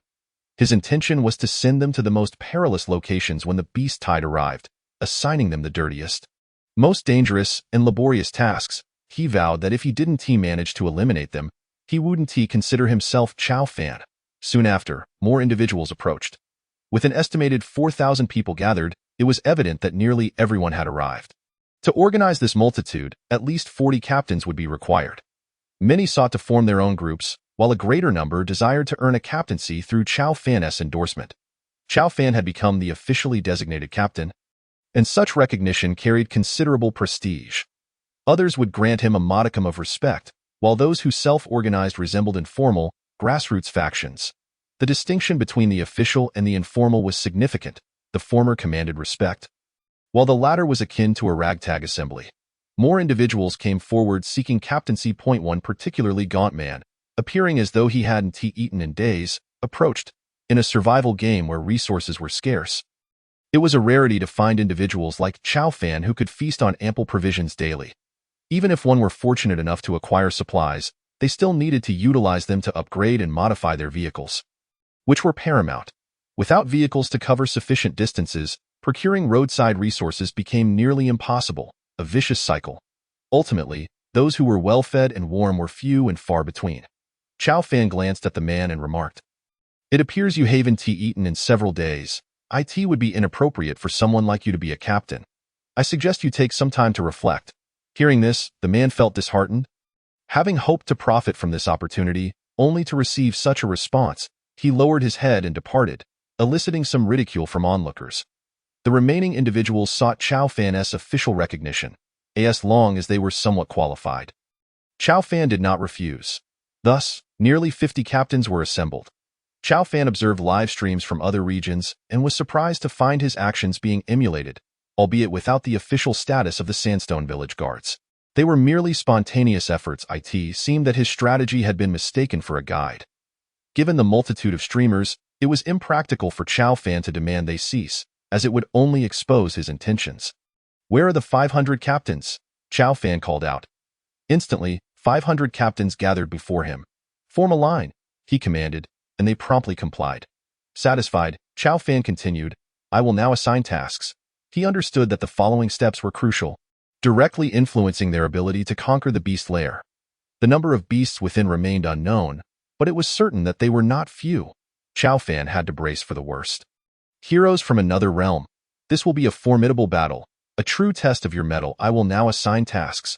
The distinction between us humans and beasts is our ability to wield tools and equipment to combat the creatures and nature itself. Therefore, I will outline our tasks. First, we need to construct trenches and set traps," Chow Fan declared. The beast tide would originate from here, and thus, it was imperative to establish defenses. "Lord Guardian, could you be more specific?" someone inquired. "Excellent question," Chow Fan replied. "We shall dig a trench 2 meters deep as our first line of defense, and a deeper trench of 5 meters as a trap, filled with sharpened wooden stakes. The first line will serve as cover, while the second will be a complete trap." He had not considered other methods, thus he settled on this design for now, intending to devise a third line of defense later if new ideas emerged. At that moment, someone raised a concern. "Lord Guardian, this is a desert. Digging trenches seems impossible." Chow Fan acknowledged this truth but had a plan to counter it. "We will use wooden boards as supports, placing a wooden frame every few meters to prevent collapse. Since this is a temporary measure, we do not seek permanent fortification. We only need it to last for a while." Chow Fan further inquired, Are there any among you who possess talents suitable for constructing defensive structures? His words were clear. He was merely asking if anyone had experience in this field, but as a guard of Sandstone Village. He had to adopt an NPC-like demeanor, avoiding any slip-ups that might reveal his true identity. He was merely guiding them. I work in construction. I know how to do this. We only need to make some reinforcements. And though we lack cement, we can still manage. I do too. I'm a construction worker. I'm from a design institute. Indeed, without cement, it's challenging, but if it's temporary, we can still make it work. Chow Fan feigned ignorance, asking, what does worker mean and what is cement? My lord, a worker is someone who does labor, and cement is a type of material. Chow Fan nodded. Truly, you heroes from another realm are well informed. Many others shared their professions, and nearly all those related to construction signed up. Chow Fan remarked, these individuals are special talents. I will consider the rewards later. For now, these special talents shall commence construction. They began discussing the matter, and tools were required. Meanwhile, individuals from other regions observed and began to implement similar strategies.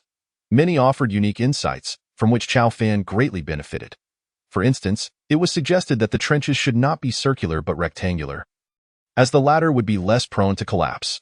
Only a square shape would provide stability. Chow Fan wholeheartedly agreed. Chapter 75. Procuring food. Chow Fan noticed that many design blueprints were being purchased at the trading post, including tools like shovels for excavation. The value of materials such as wood had also surged. He allocated these special talents into various small teams, assigning each team a section of the trench to dig, ultimately connecting them to form a complete trench. Everyone worked diligently. Chow Fan glanced at other live streams, observing they employed similar methods. Presently, there seemed to be no particularly effective alternatives. One line of defense may not suffice to eliminate all the monsters. The beast lair ahead was formidable, nearly as large as Sandstone Town itself, teeming with untold numbers of wild beasts. Watching the workers, he noted that while they had initially been enthusiastic, their energy waned significantly within half an hour. Chow Fan realized he needed to intervene. Otherwise, their pace would only slow further. He turned to a nearby guard and asked, can we procure some water and food for Sandstone Town? The guard replied, yes, but we will need to send someone to fetch it, which will take some time. Chow Fan nodded and called for Zhuge Kongming. Lord Guardian, how may I assist you? Zhuge Kongming inquired upon approaching. Chow Fan stated, you all appear quite haggard, as if you haven't had a drink or a meal in days. I plan to go to Sandstone Town to gather some food. I need you to oversee this task. Understood, Chow Fan continued. I've noticed some peculiar vehicles among you. Perhaps we can utilize them to transport more food. Zhuge Kongming nodded. These are carriers.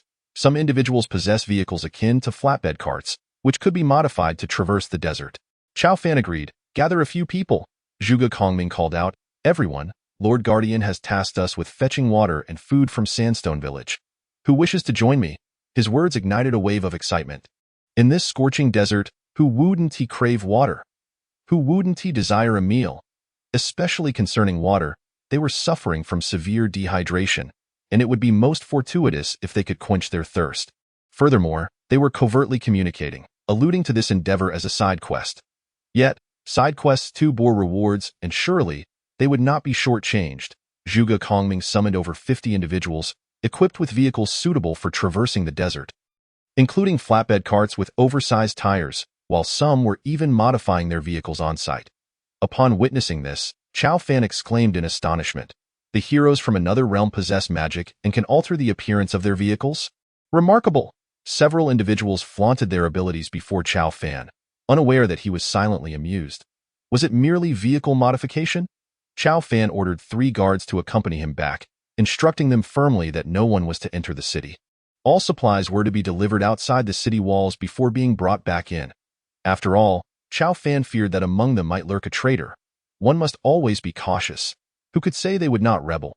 After a moment of contemplation, to ensure absolute safety, Chow Fan arranged for 5 additional guards to discreetly protect the 50 individuals. He sensed that someone might attempt to rob the supplies. All of this transpired in secrecy, with the public only informed of the execution of other tasks. Observing the bustling activity, Chow Fan noted that they had begun to take shape. All that remained was to set up spikes, cover them with plastic sheets, and bury them under a thin layer of yellow sand. No one would suspect the presence of traps beneath. Half an hour later, Chow Fan heard someone shout, "Not good?"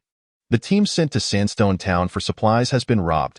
He quickly opened the regional broadcast, eager to ascertain the situation, confident that someone would be live streaming. Indeed, within the regional chat, someone had begun a broadcast.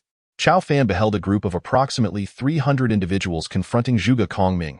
Armed with cold weapons, they shouted at Zhuge Kongming, demanding, "Drop the supplies. Spare your lives." Chao Fan chuckled coldly. Logically, 50 individuals could not possibly contend with 300. However, he had already laid an ambush with 50 men, and among them were 5 guards. Even with 100 against 300, it was indeed a disadvantage. Yet, within their ranks were the battle-hardened guards of Sandstone Town. Each guard possessed double the strength of Chao Fan, capable of taking on 10, even dozens with ease. Naturally, Chao Fan was eager to witness the guards' combat prowess.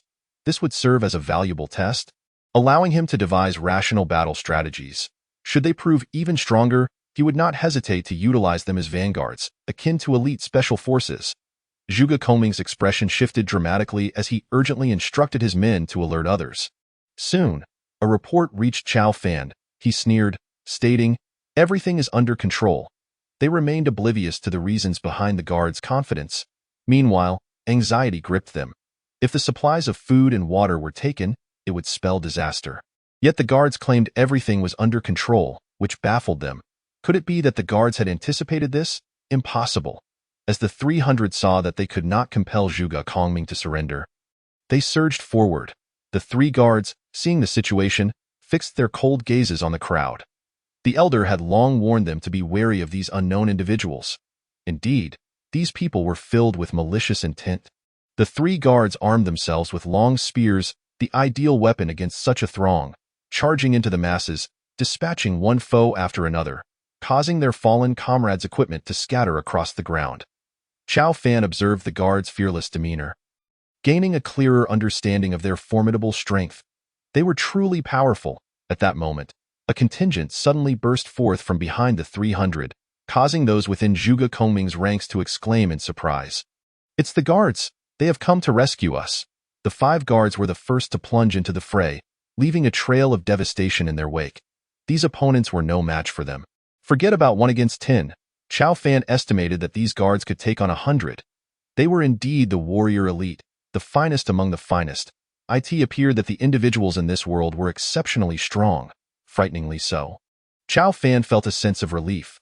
Fortunately, he possessed a goodwill bonus of 100, enabling him to gain entry into the city. In truth, Sandstone Town was virtually an indomitable stronghold. Even if 10,000 or 30,000 sought to overpower such a fortified town, it would be an impossible feat due to the vast disparity in strength. Chao Fan watched as the guards annihilated their adversaries. In no time, over 100 lay dead. The remaining foes hastily surrendered. "My lord, you truly are a master strategist. You had foreseen this, hadn't you?" one boasted to Chao Fan. "You predicted that someone would attempt to rob the supplies and sent men to offer covert protection. We are now safe," the individual continued. Chapter 76. Resurrection. All eyes turned to Chao Fan. He feigned ignorance, saying, "Oh, what? Have we truly been ambushed? But if we were ambushed, how did you learn of it so swiftly?"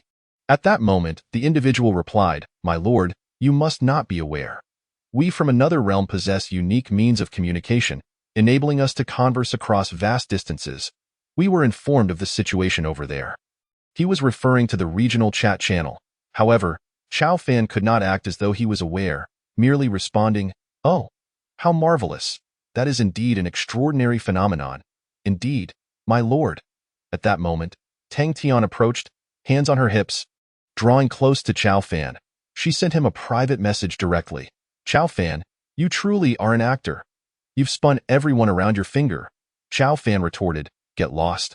I am merely fulfilling the hero's journey." Ha! What a performer!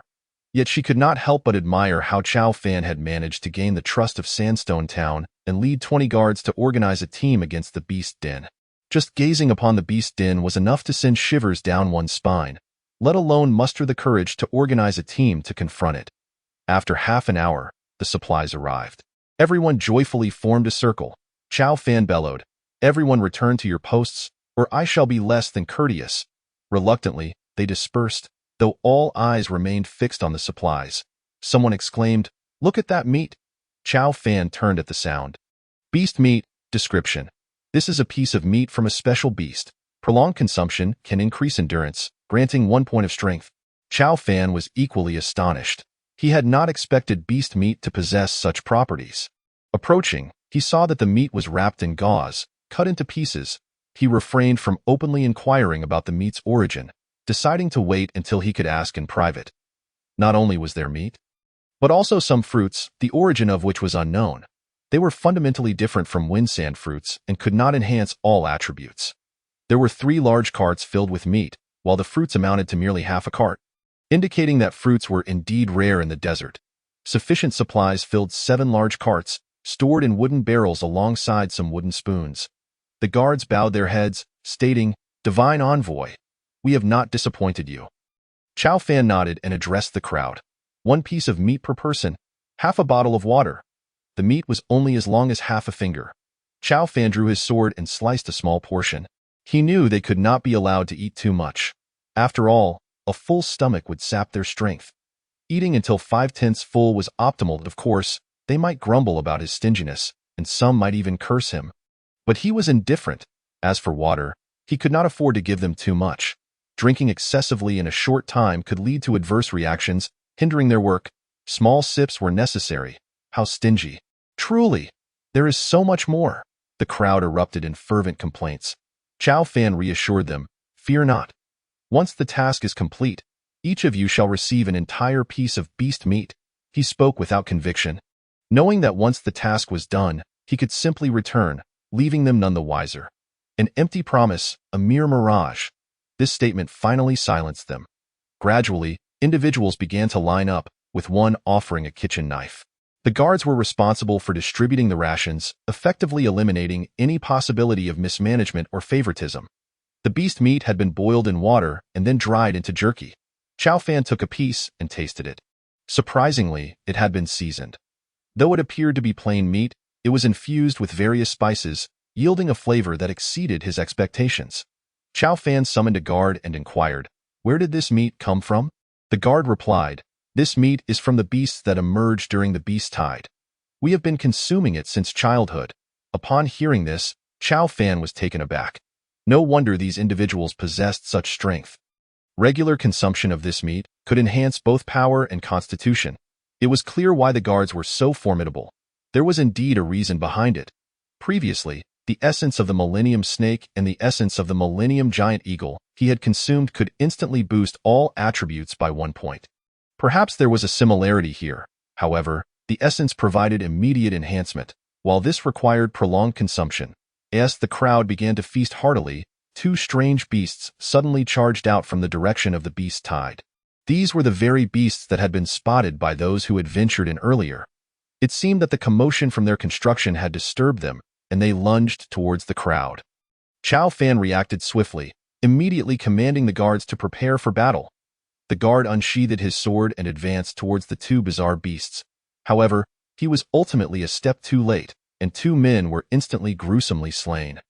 Torn to shreds by the beast's jaws, several guards surrounded the creatures, brandishing their swords and thrusting them into the beast's flesh. These 2 beasts were enormous, larger than the average lion, almost akin to a young elephant. The guards methodically encircled the monsters. When the beasts lunged, the guards would retreat, while some attempted to block with their swords. Despite their skillful techniques, the battle raged on for a full 3 minutes before the beasts were finally subdued.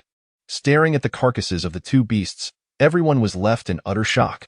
They could hardly believe such colossal monsters existed, and the loss of the 2 fallen men weighed heavily on the hearts of the onlookers.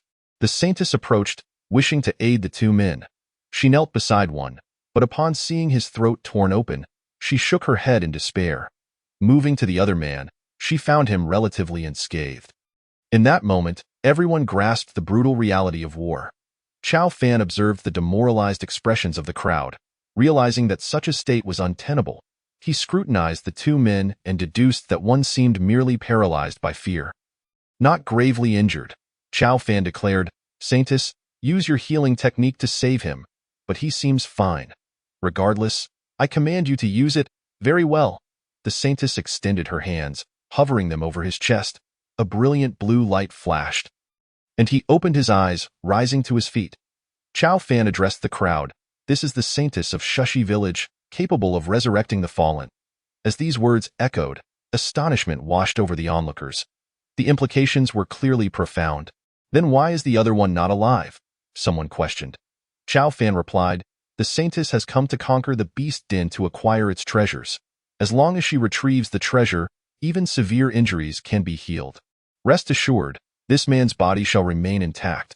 Perhaps once the saintess obtains the treasure, he may yet be revived. Chao Fan's words were a mix of truth and speculation.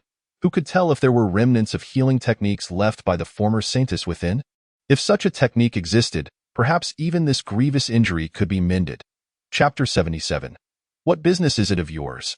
Chao Fan's intentions were to quell their fears. Should they crumble at the first sign of adversity? This expedition would surely end in failure. After consuming some food, the group regained a measure of strength. At that moment, Tang Tian approached. So, Chao Fan, are you here spreading nonsense? And what of this saintess? Is it some sort of illusion? Tang Tian stood before her, engaging in a private conversation. Chao Fan, exasperated, sent a message. What business is it of yours? As he observed the nearly completed defensive line, he began to strategize for a second layer of defense. He examined the supplies in his backpack and glanced at the sun overhead, then at Tang Tian before sending another message. Do you want to get rich? Get rich? Tang Tian blinked at Chao Fan. Who wouldn't want to be wealthy? Chao Fan's implication was clear. Gather more materials, amass more food. Follow me, he instructed. Chao Fan led Tang Tian to another hillside. Curiosity flickered among the others. Had this individual triggered some storyline? It certainly seemed so. Otherwise, why would the guards take her aside? Once they were out of sight, at the back of a hill, Tang Tian finally asked, So, what's this opportunity for wealth? Chao Fan replied, How much material do you have? Materials? What materials? Aren't we here to get rich? Why ask me about materials? Chao Fan scoffed, How can one expect to get rich without investment? Ah, so there's an investment involved. Shouldn't it be a no-cost venture? What a naive thought. Tang Tian stuck out her tongue and changed the subject. Chao Fan, how exactly did you acquire your guard status, and what is your relationship with that saintess? She can't be your mistress. Can she, mistress? Given the current circumstances, it could be interpreted that way, but ultimately, this was merely a side quest. Chao Fan was still sorting out the situation. He was disinterested in lengthy discussions with her and simply asked, Do you want to get rich or not? Of course, Chao Fan continued. I plan to dig a second line of defense, this time employing fire as our weapon. So. What does that mean? Chao Fan explained. So, we need supplies, such as gasoline? Chao Fan nodded. The primary distinction between humans and beasts lies in humanity's ability to utilize tools and invent advantageous items. Gasoline is one such invention. You don't mean to douse it with gasoline and ignite it when the beasts approach. Do you? Chao Fan nodded affirmatively. So I need you to gather gasoline. I don't have enough materials to exchange for gasoline. Chao Fan summoned a van and emptied its contents onto the ground. Approximately 1,000 supplies lay before them. This was all that he possessed. According to current exchange rates, one iron ingot could be traded for 100 liters of gasoline. Of course, exchanging such a large quantity at once would inflate gasoline's market value. Moreover, not everyone would possess 100 liters. Even 50 would be commendable. Thus, one iron ingot could be traded for 50 liters of gasoline. With 1,000 supplies, they could potentially acquire 50,000 liters of gasoline. This did not account for the value of gasoline cans, as 3 cans could be broken down into one iron ingot. This would be more than sufficient to construct a defensive structure. Once the trenches were dug, doused in gasoline, and ignited, they could certainly eliminate a considerable number of beasts. This was Chao Fan's strategy, the foundation for the second line of defense. He reclaimed the van. Tang Tian glanced around, astounded by the abundance of supplies. Chao Fan, you are incredibly wealthy. This resembles a mobile home. Chao Fan smiled and replied, If you perform well, you shall earn great credit.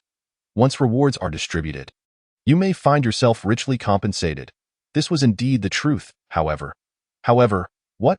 Chao Fan, you aren't deceiving me, are you? Completing the hero's challenge perfectly isn't simply about besieging that ominous cave, is it? Chao Fan shook his head. I assure you. Just then, Gong Sun Shui arrived. She glanced at Tang Tian, then at the armored Chao Fan. After scrutinizing Chao Fan for a moment, she asked, Why do you seem so familiar to me? Chow Fan was taken aback. Could he be recognized? He pondered how he had concealed himself so thoroughly, with a veil obscuring his features, leaving only his eyes visible, yet still being identified. Clearing his throat, he said, "Ah, it is merely the squad leader." Gong Sun Shui nodded. This captain had been appointed by Chow Fan himself. How could she not recognize him?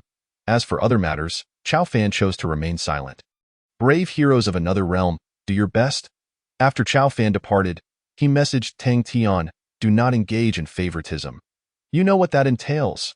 I can command many, and I can also orchestrate their downfall. If you do not comply with my directives, I shall label you a spy, and then heh, you scoundrel, Chow Fan, Tang Tian exclaimed. Gong Sun Shui inquired, Chow Fan, did you just mention Chow Fan, Tang Tian? Where is he? Ever since she had invested so much to uncover Chow Fan's true name and had added him as a friend, only to have him leave her hanging, Gong Sun Shui had been quite vexed. After all, she was ranked third on the school beauty list. How could she not even add a mere ordinary person? Back in school, countless handsome suitors would vie for the chance to add her. Tang Tian rolled her eyes. What business is it of yours? Tang Tian, do not go too far. Speak. Did you speak ill of me, causing Chow Fan not to add me? Tang Tian relished in Gong Sun Shui's discomfort. After all, she stood at 10th on the school beauty list, perpetually at risk of being surpassed by newcomers. Gong Sun Shui, however, ranked third. Though one was third and the other 10th, the disparity was vast. Typically, they would ignore Tang Tian, but now she had a connection with Chow Fan. While Gong Sun Shui could not even secure an addition from him, it was immensely satisfying. What business is it of yours? Tang Tian retorted, employing one of Chow Fan's most frequently used phrases. Gong Sun Shui, hearing this, was infuriated. You vile wench! Tang Tian ignored her and walked away, heading to the trading post to procure gasoline. Fortunately, gasoline could be stacked, and items of the same kind could be stored together in the backpack, thus not drawing the attention of others. Chow Fan directed the group to dig a second trench. By the time the second trench was completed, evening had descended.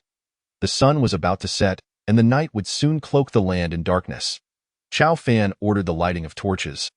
Forming a protective circle, he descended into the first trench, which was already filled with wooden spikes, and he was quite pleased with this arrangement. Next, he needed to set up the second trench. He called for Tang Tian. How did the gasoline procurement go? Rest assured, I am quite capable. It was fortunate that Tang Tian was reliable.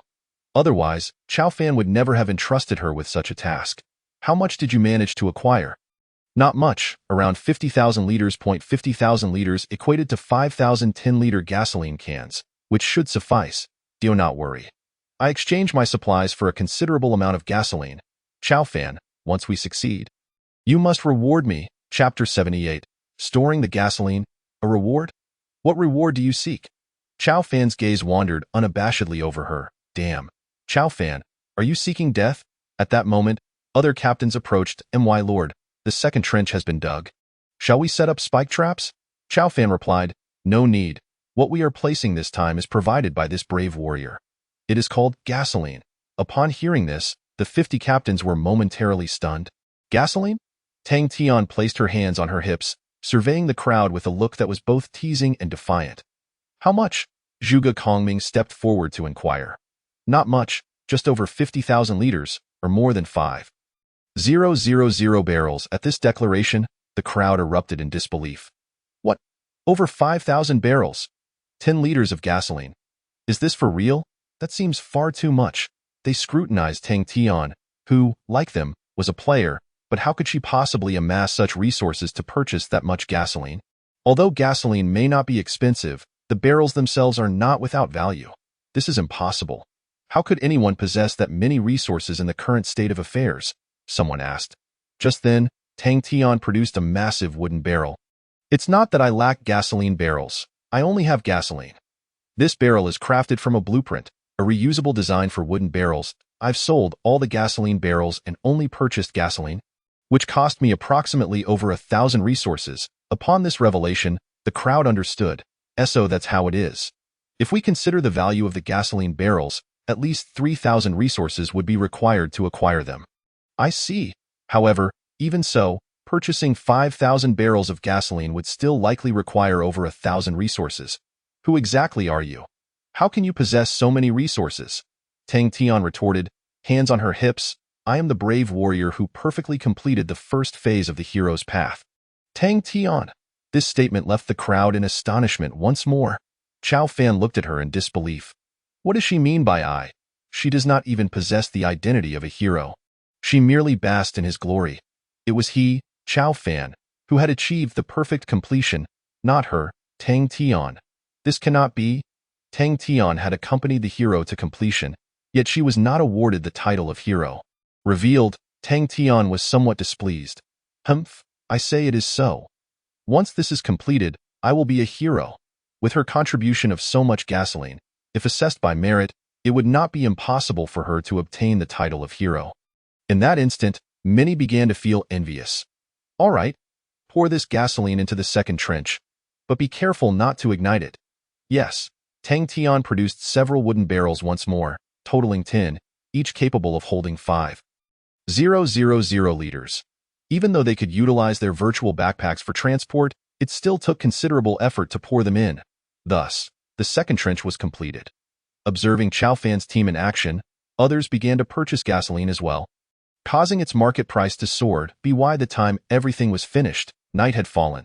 Chao Fan commenced his final motivational speech. Everyone, I believe you are all quite fearful. When we encounter true beasts, the fear will intensify. However, the greatest distinction between us and the beasts is that we wield tools. Therefore, I suggest that each of you craft a few spears. When the beasts emerge, we shall line up and throw them. Then, we can hide behind cover and engage in battle. Spears. Where are we to find the time to craft spears? Chao Fan was aware that crafting so many spears would indeed consume time, which was precisely why he had refrained from announcing it initially. I have spear blueprints that can be reused. If you have wooden materials, I can assist you in crafting. At this moment, someone spoke up. Oh, it's Tang Xiao. Tang Xiao, having just finished her work, appeared somewhat fatigued. She held the blueprint in her hand. I want to make one. I want to make one too. All right, form a line, please. Not only Tang Xiao, but also standing beside her was Zhao Kuer. What on earth are those two doing together?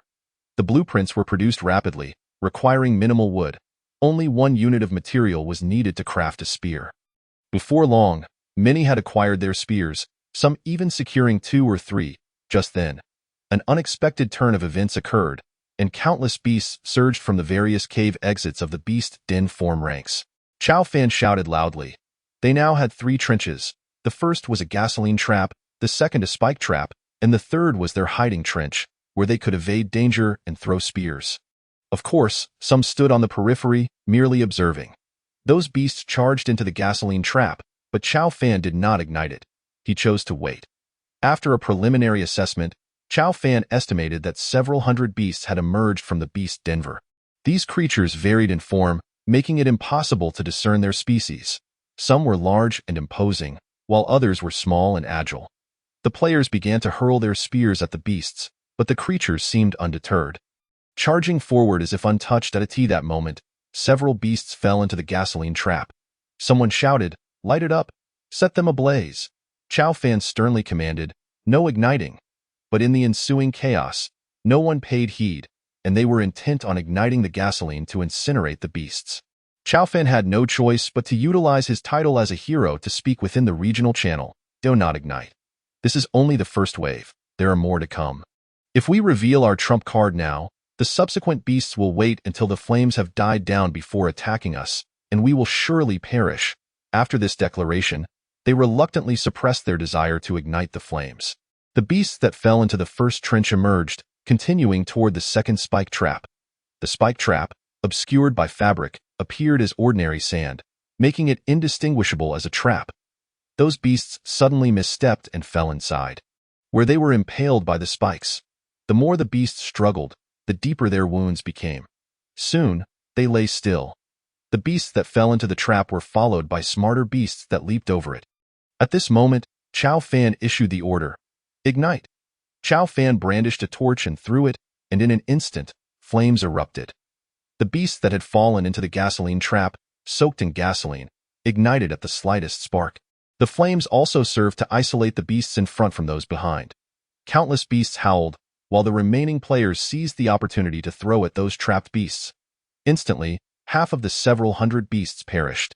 Naturally, the The most troublesome were the flying creatures. These monsters could easily evade traps. Each assault claimed a life. Many players took to their vehicles, sheltering inside. However, this was limited to players with metal vehicles. Those without metal protection could only hope that their canopies would withstand the onslaught. The battlefield was strewn with the carcasses of beasts, exuding a pungent stench. Chapter 79. Have we won? Chao Fan drew his sword, joining the soldiers in eliminating the remaining stragglers. Many devised strategies to combat the flying creatures. All it took was to draw a spear and stab when they descended point one by one. The flying beasts were brought down. The battle raged on for half an hour, and the remaining beasts dwindled to just a few stragglers. Chao Fan panted heavily, realizing that the beast tide had passed. Looking at the distant hills covered in beast carcasses, he noted that there were indeed deceased players among them, but they were ultimately a minority. Did we win? We won. We won. The players cheered. They had triumphed, succeeded. They completed the Hero's Path challenge. At that moment, a colossal figure suddenly emerged from the cave. It was the largest cave exit, and a monstrous creature towering 6 meters tall and 15 meters long appeared before them. What is this? The crowd gasped, their hearts gripped by terror at the sight of this gigantic beast. It possessed an enormous, writhing mouth lined with countless teeth, reminiscent of the aliens portrayed in films. Its body was covered in dense fur, beneath which lay scales resembling a serpentine creature. With massive paws and sharp claws, what in the world was this thing? Chao Fan inquired. What is this? The soldier furrowed his brow. His expression grave. It appears to be the legendary beast. Legendary beast? The soldier replied. There are records in the history of Shushi Town. It is said to be an evil and terrifying creature capable of destroying an entire city single-handedly. Many began to thrust their spears at it, but it proved utterly ineffective against the colossal beast. As they gazed at the terrifying creature, many understood that it was simply insurmountable. The beast moved, each motion creating a tremendous tremor. Chao Fan realized that they could not defeat this creature. The others understood as well, scattering in panic. Congratulations on the perfect completion of the second phase of the Hero's Path challenge. Rewards will be distributed based on contributions. Sufficient contributions are required to obtain the title of hero. You have perfectly completed the second phase of the Hero's Path challenge. Rewards will be distributed based on contributions. World Broadcast. Congratulations to you for perfectly completing the second phase of the Hero's Path challenge. Rewards will be distributed. World Broadcast. Congratulations to player Tianlang for perfectly completing the second phase of the Hero's Path challenge. Rewards will be distributed. World Broadcast. Congratulations to player Jiang Qin for perfectly completing the second phase of the Hero's Path challenge. Rewards will be distributed. World Broadcast. Congratulations to the player for perfectly completing the second phase of the Hero's Path challenge. Rewards will be distributed. Chao Fan gazed upon the figures listed on the Hero's Path leaderboard, realizing that many individuals had indeed consulted their strategies to complete the daunting challenge. Naturally, a greater number had succumbed to failure, often due to a lack of execution ability or insufficient resources. His initial suspicions were confirmed. To truly achieve perfection in the Hero's Path challenge, one must thwart the beast tide and slay the ferocious creatures within it. Yet, what was this monstrous entity before him? Chao Fan glanced at other streaming rooms. The scenes depicted were nothing short of harrowing. Thanks to the guidance of his guards, his own casualties remained minimal. In stark contrast, other streams faced the grim fate of battling until the last man stood. Of the over 10,000 participants in the region, only a mere 1,000 or 2,000 remained, most of whom had chosen to evade the conflict, hiding away. How cruel it all was, Chao Fan mused. You may now choose to return to Highway 4131439. Will you return? No. After a moment of contemplation, Chao Fan provided his response. Returning now seemed the most logical option. However, the beast before him had manifested for some unknown reason, one that surely held significance.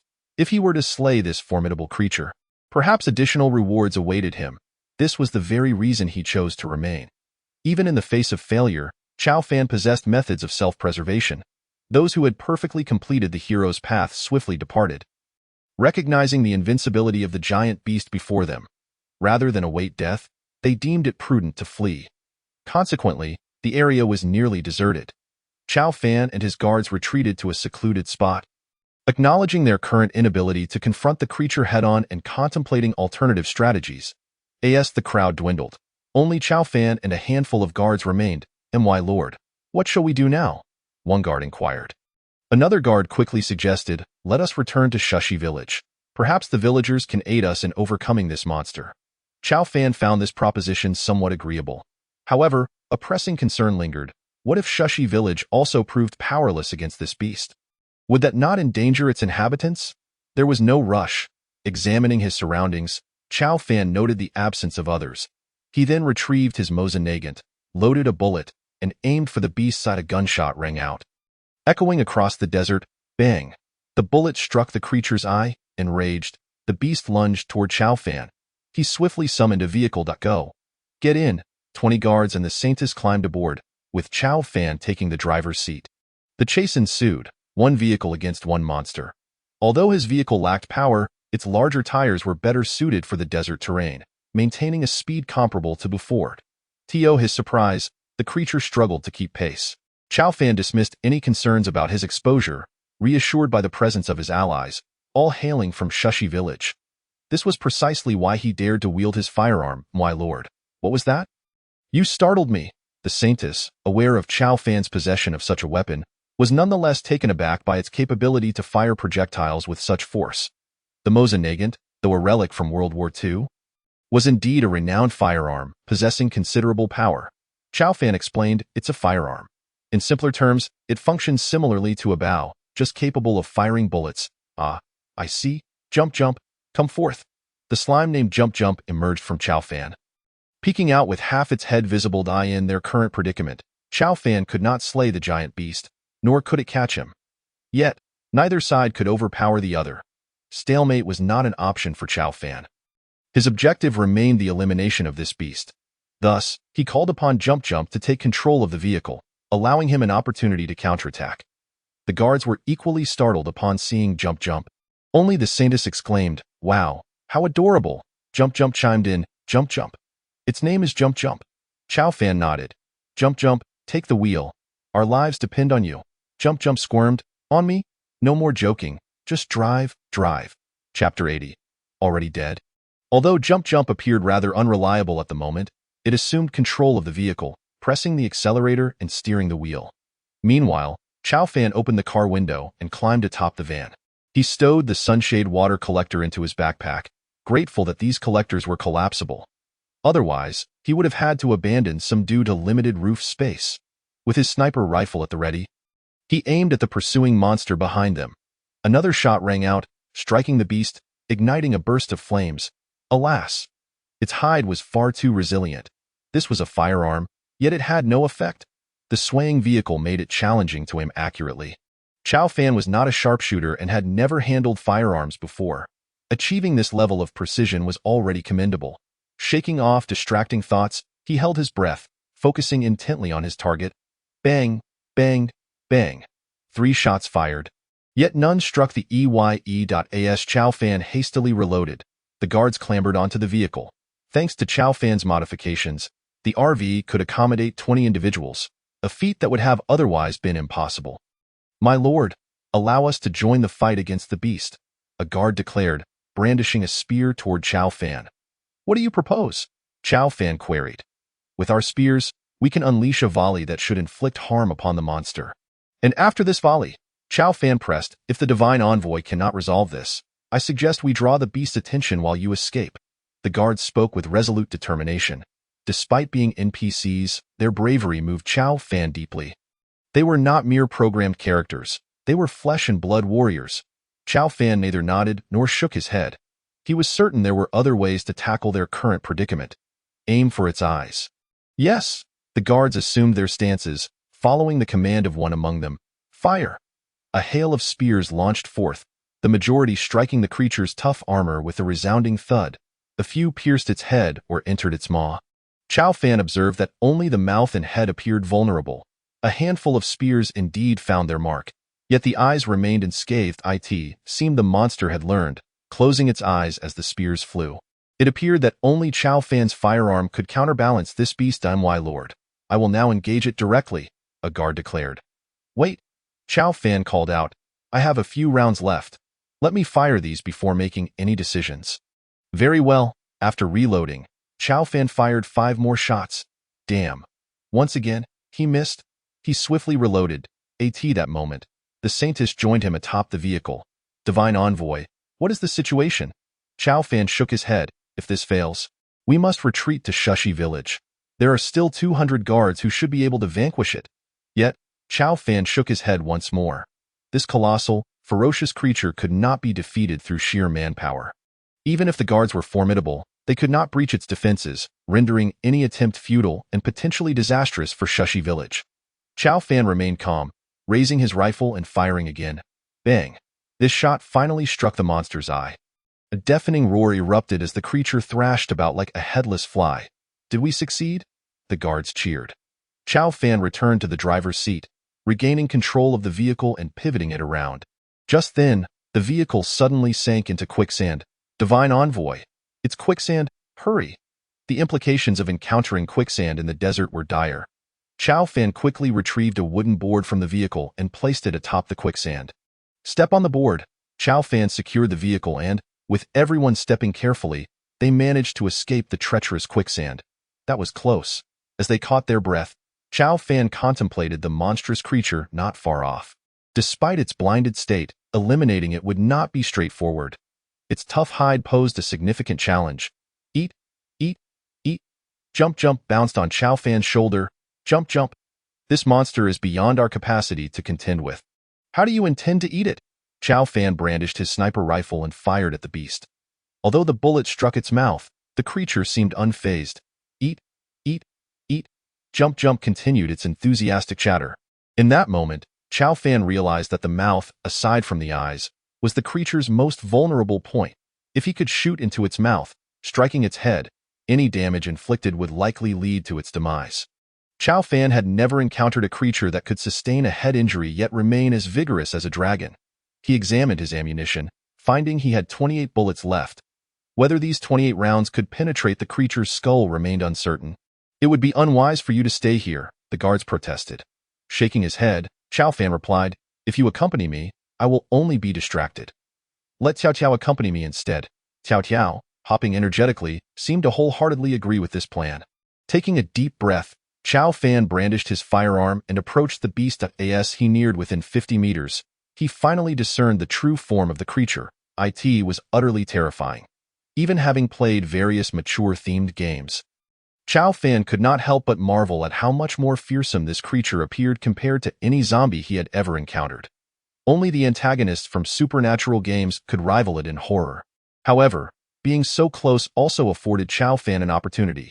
As he edged closer, stopping at a mere 10 meters, he hesitated, fearful that a careless move from the creature might spell his doom. Taking another deep breath, he aimed for the creature's mouth and fired. The gunshot rang out, the bullet piercing through the upper jaw. The beast collapsed instantly, lifeless. He had wagered correctly. Chow Fan inhaled deeply. It seemed that damage to the head was indeed fatal.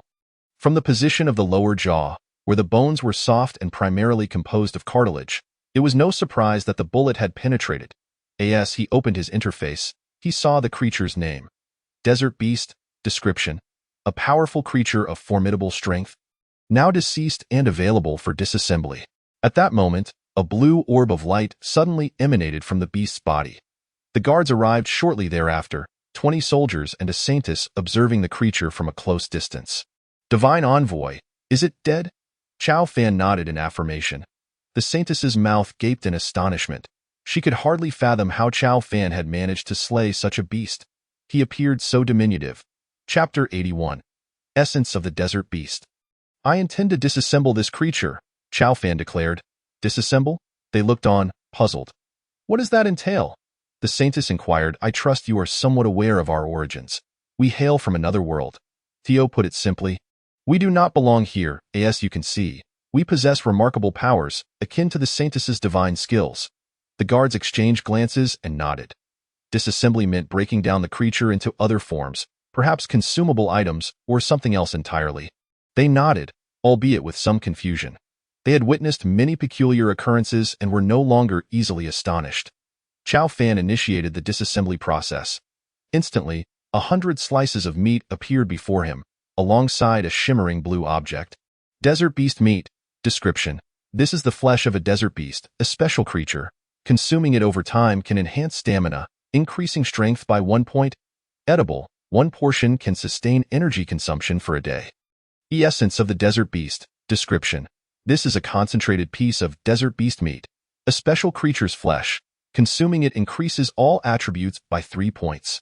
Chow Fan gazed at the descriptions, particularly astonished to discover that the essence could increase all attributes by 3 points. He had not anticipated that this single portion was equivalent to 3 previous essences, an increase of 3 points across all attributes. Chow Fan's strength had now reached 19 points. Chow Fan, strength, 19, intelligence, 14, agility, 14, spirit, 14, stamina, 16. If he consumed this essence, his strength would rise to 22 points. A full doubling compared to an average person. Without hesitation, Chow Fan ingested the essence. Meanwhile, Tiao Tiao had already leapt onto the orb of light and gulped it down, promptly falling into a deep slumber.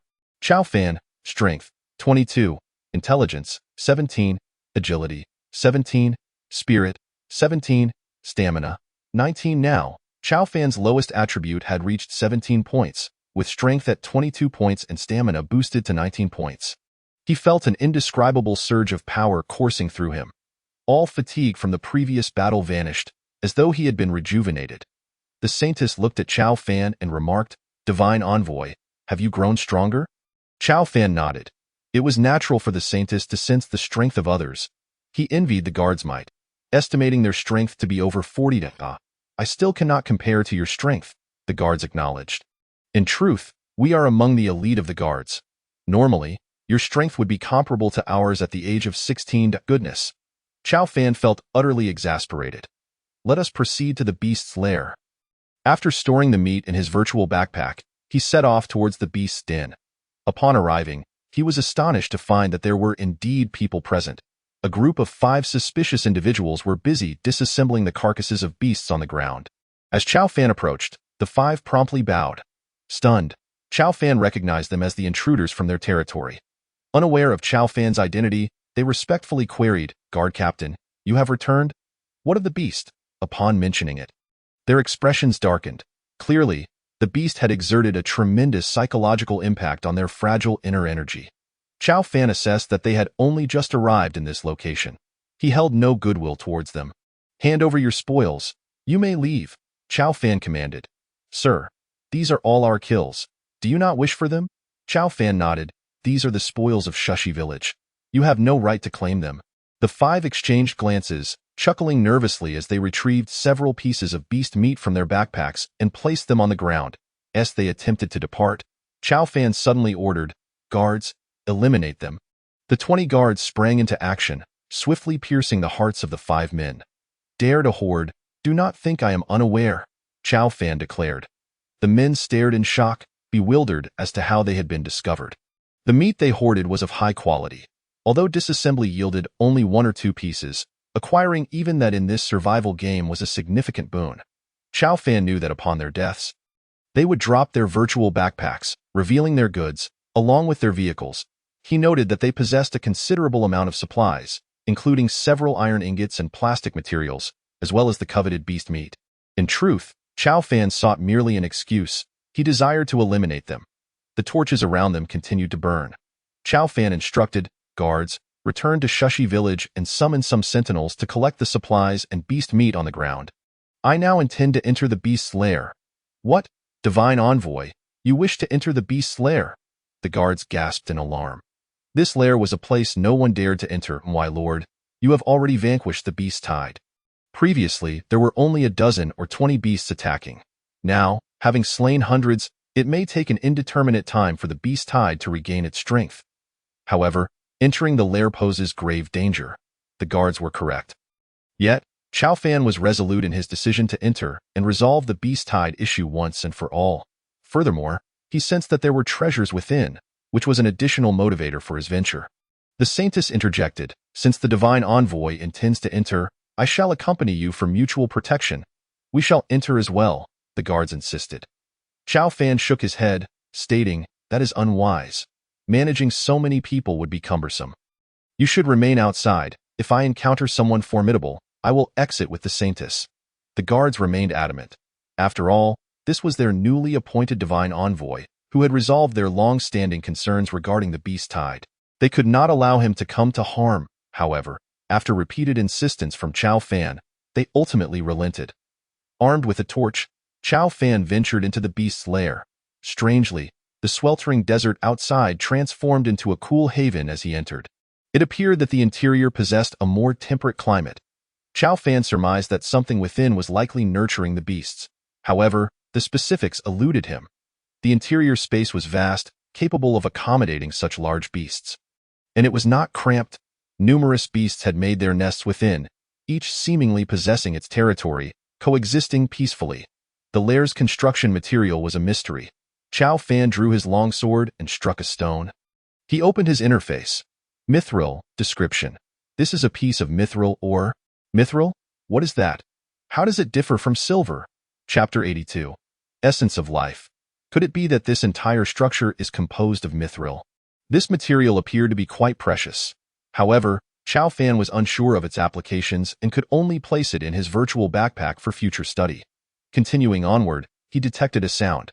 Raising his torch, he spotted a small beast baring its teeth at him. Chao Fan frowned. These creatures were evidently capable of reproduction, but why did they exist here? It was puzzling. He paid no heed to the cub. Recognizing it posed no threat. Even an ordinary person could easily handle it. Proceeding deeper within, Chao Fan turned a corner and discovered two skeletons in a nearby alcove. These must belong to the previous divine envoy. He realized, and the former Saintess. Chao Fan surveyed the room, or perhaps it was more accurate to call it a room. The space bore the marks of fierce combat, evident from the numerous wounds inflicted by sharp weapons scattered throughout. It appeared that a brutal battle had transpired here between the Saintess and the divine envoy. Nearby lay several beastly carcasses. The Saintess approached, kneeling before them to commence a prayer. May your souls find eternal rest. Chao Fan also moved closer, gesturing towards the ground. What do you see here? The Saintess glanced over and noticed a tome and a slender wooden staff lying nearby. What is this? She inquired, picking it up and exclaiming. This is a book containing the incantations of the Saintess, and this is the Saintess's staff. A staff? Incantations? Chao Fan mused, feeling as though he had stumbled into a realm of magic. Could these items indeed possess magical properties? His curiosity piqued further. The Saintess lifted the staff and recited, "Let the holy power radiate anew, illuminate." Suddenly, the staff erupted with a brilliant light, illuminating the area.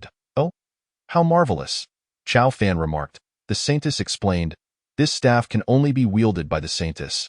Enhancing the effect of incantations, I learned this illumination spell from the book just now. Chao Fan nodded in agreement. This item is quite practical. The Saintess continued, the divine envoy also possessed a sword. A weapon of great power. This must be it. She pointed to a sword lying beside the remains of the divine envoy. Chao Fan approached, bending down to grasp it, exerting immense effort to lift it. The Saintess remarked, divine envoy, your strength may find this sword difficult to wield. Chao Fan was speechless. How formidable must the divine envoy have been to handle such a weapon with ease, regardless of its weight? He promptly placed it into his virtual backpack, where it would remain obediently. Let us depart. Beyond the two corpses, there appeared to be no other artifacts. It seemed that the divine envoy and the Saintess had intended to eradicate the threats in this location, but had met their demise here. However, judging by the nearby beastly remains, they had undoubtedly slain many foes as well. Chao Fan ventured deeper until he spotted a glowing orb.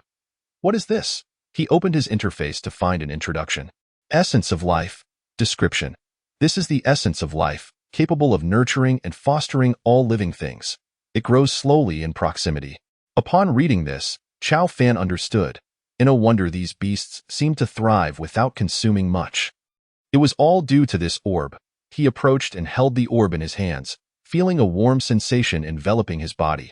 The beasts recognized this as a sanctified place, allowing them to flourish without the need to hunt, thus choosing to settle here.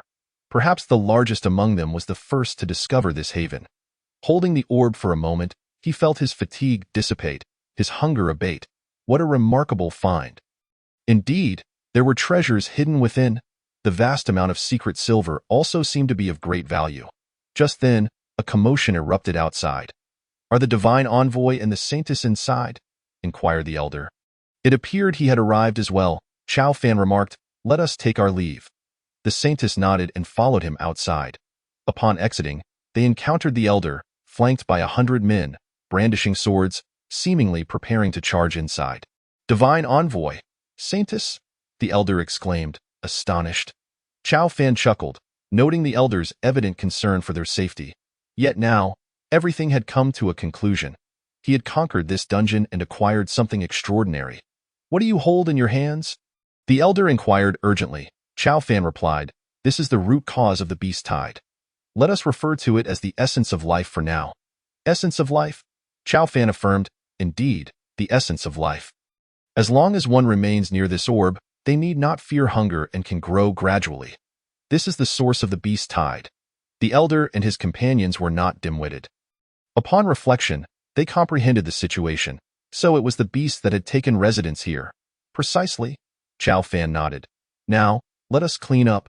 Gather the carcasses of these beasts and retrieve any equipment," he instructed.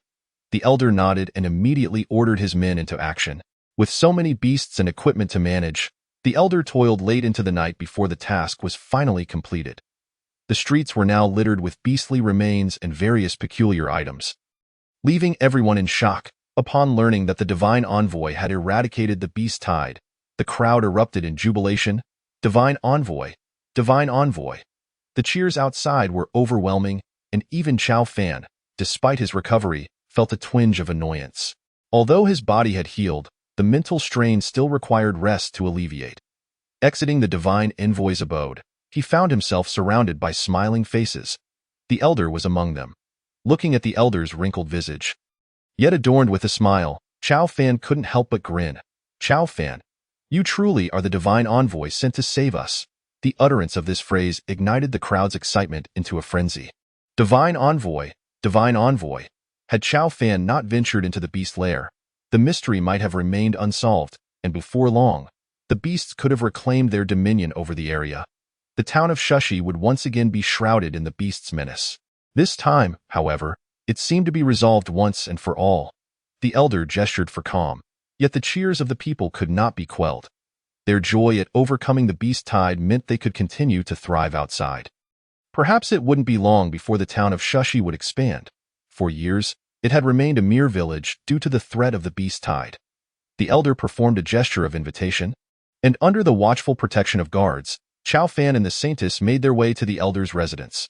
The elder, along with the second and third elders and several esteemed villagers, had gathered. "Divine envoy, please allow us to pay our respects." Chapter 83. S-Class Ability, Manifestation. Chow Fan hurriedly replied, "I am unworthy. I am unworthy. It is our Shushi village's long-held dream to eliminate the beast tide, and you have accomplished it. This bow is but fitting." Shaking his head, he added, "There is no need." For this was ultimately just a dungeon. If Chow Fan's suspicions were correct, the real town of Shushi had likely vanished into the annals of history.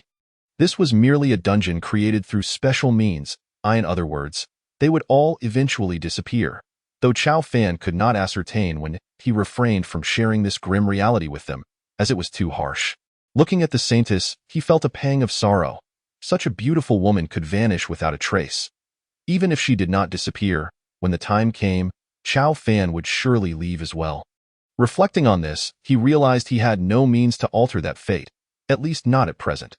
Nevertheless, in terms of gains, Chow Fan felt a sense of joy, having acquired several valuable items. "Divine envoy, what troubles you?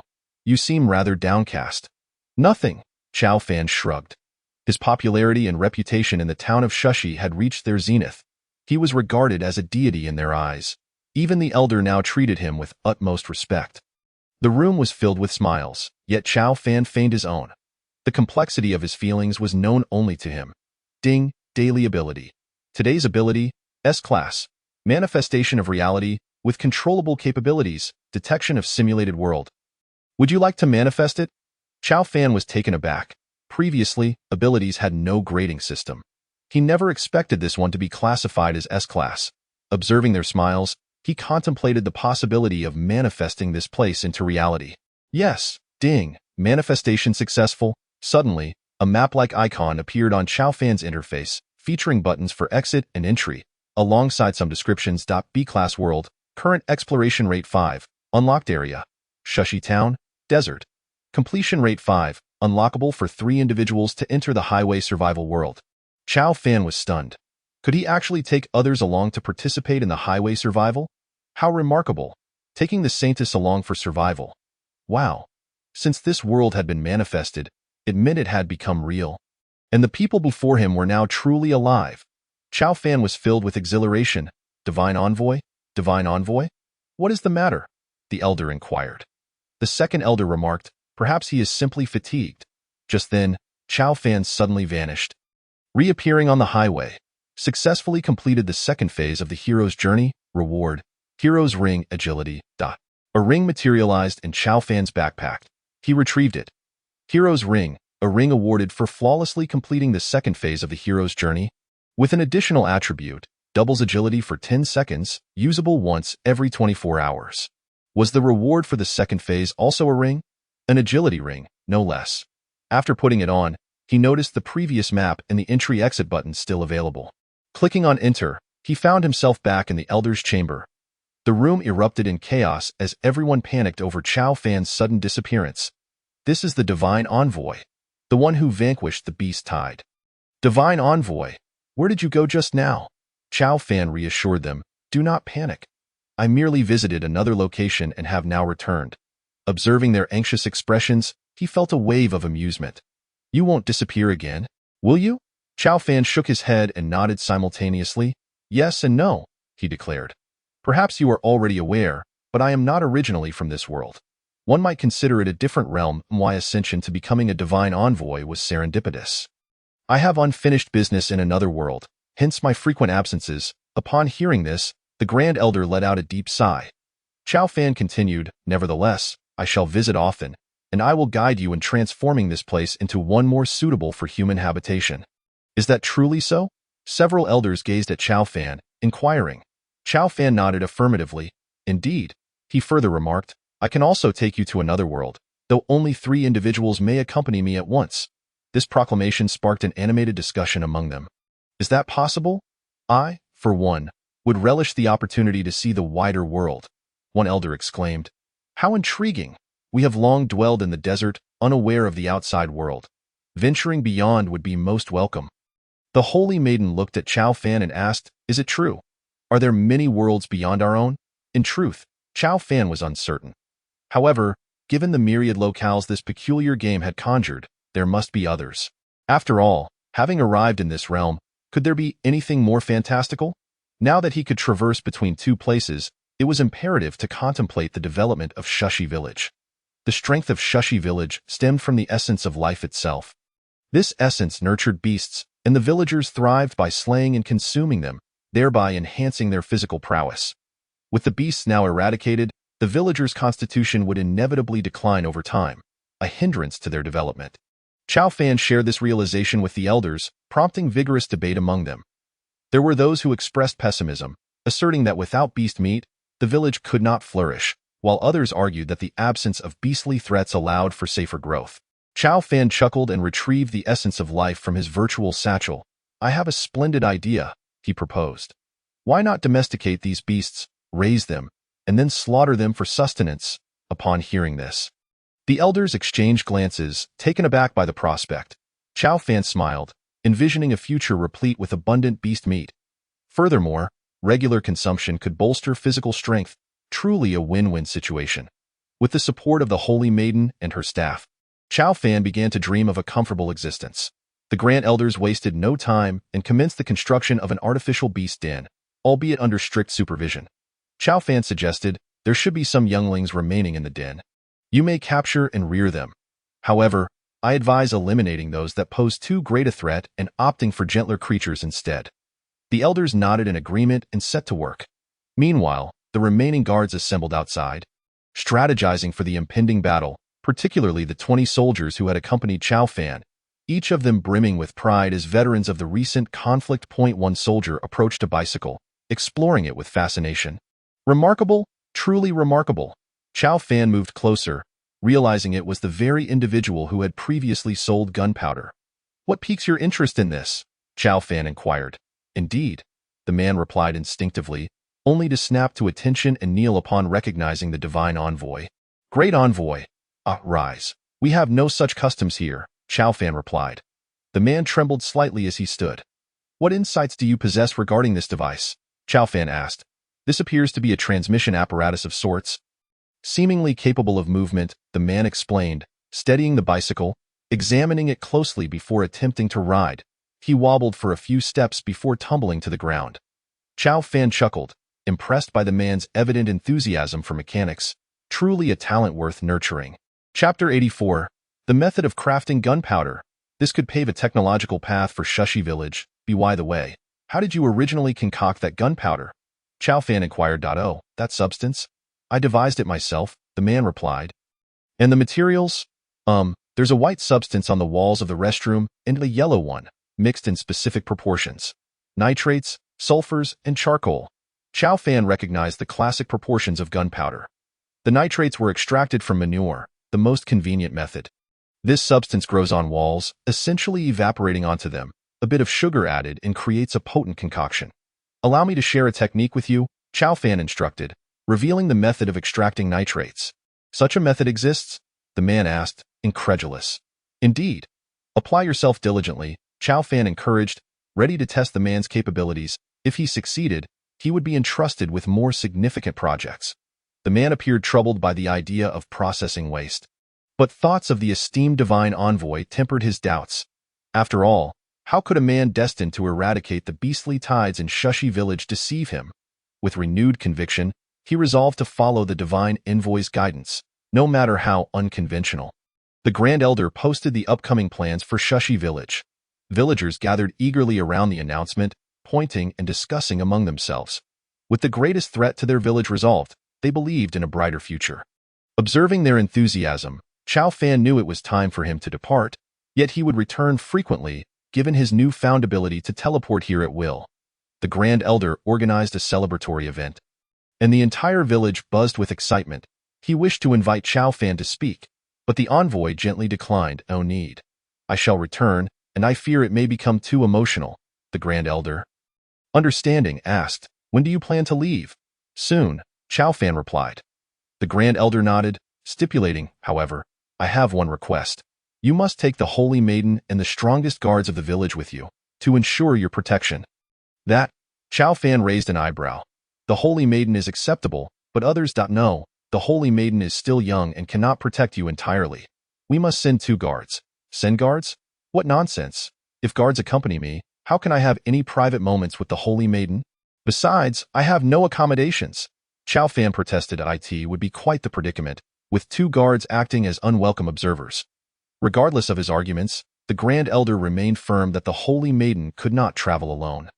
How about this? Should I find myself in danger, I will return for assistance, Chow Fan proposed. Upon hearing this, the Grand Elder finally relented. Very well. Remember, if you are in peril, return to Shushi Village. Understood, Chow Fan affirmed. The Grand Elder then gathered the supplies of those who had perished. These are the belongings of those who fell. Many of them are from the individuals who attempted to steal beast meat. Chow Fan pondered for a moment, appalled that some would stoop so low as to pilfer from the deceased. The recent battle had claimed numerous lives. He estimated around 500 had perished. Yet, in leading them, only 500 had fallen, while other regions had suffered much worse devastation. Some areas had lost all their inhabitants, and the beastly tides remained unresolved, a stark contrast indeed. The survival of the remaining 4,500 souls was owed to Chow Fan's leadership and the protection of 20 guards. He considered distributing the belongings of the deceased to their families, but many had left no letters behind, complicating matters. The Grand Elder handed him a letter from one of the guards. This appears to be a letter left by someone who has passed. Would you care to read it? Indeed, someone actually penned a letter. Chow Fan opened it to find. In this battle, I do not know if I will survive. I possess many supplies. If anyone finds this, please deliver them to my wife and daughter, who are in another region. Alas, I missed the chance to reunite with them during the last merging of territories. I have 10 iron ingots, 1 bicycle, 10 plastics, and 3 rubbers. Chow Fan marveled at the man's wealth of supplies, indicative of someone who frequently rode and opened treasure chests. The name at the bottom read Zhang Ziyu. This is indeed a last testament. Chao Fan remarked. The Grand Elder nodded. They fought valiantly for Shushi Village. Should you require anything, do not hesitate to ask. I will ensure the letter reaches his family, Chao Fan assured him. Just then, a figure approached, carrying a beast. Elders, look, meat. The Grand Elder responded, indeed. This bounty could sustain us for years, but we must be cautious. It spoils easily, which presents a dilemma. Unbeknownst to them, Chao Fan had the solution. With adequate processing equipment, they could preserve the meat for 3 to 5 years. If a cold storage facility were available, it would pose no problem at all. He mentally noted to initiate the drying process to create jerky, which could last for several months. The Grand Elder continued, Chao Fan, I believe you could resolve this meat issue. However, please proceed with your methods to create jerky first. By the way, I have plenty of beast meat here as well. Kindly assist me in processing that too. The methods employed by Shushi Village differed from Chao Fan's own. They are capable of crafting delectable beast meat, whereas Chao Fan merely employs a simple method of air drying. The disparity in flavor is unfathomable. The Grand Elder gazed at the more than 100 pieces of meat, astonished. So much. Chao Fan remarked, this is the meat from the largest beast. It differs significantly from that of ordinary beasts, and should be somewhat superior. The Grand Elder assured, rest assured, this meat belongs to you. I shall instruct others to handle it separately, ensuring no mix-up. Excellent. Chao Fan approached the carcass of the beast and, on a whimsical impulse, utilized a disassembly technique. Instantly, the beast's meat was reduced to 3 pieces. Chao Fan was taken aback. How could such a massive beast yield only 3 pieces of meat? The Grand Elder, equally astonished, inquired, how did you manage that? But the quantity is far too scant. It is merely 1/20th of what we slaughtered, perhaps even less than 1/50th.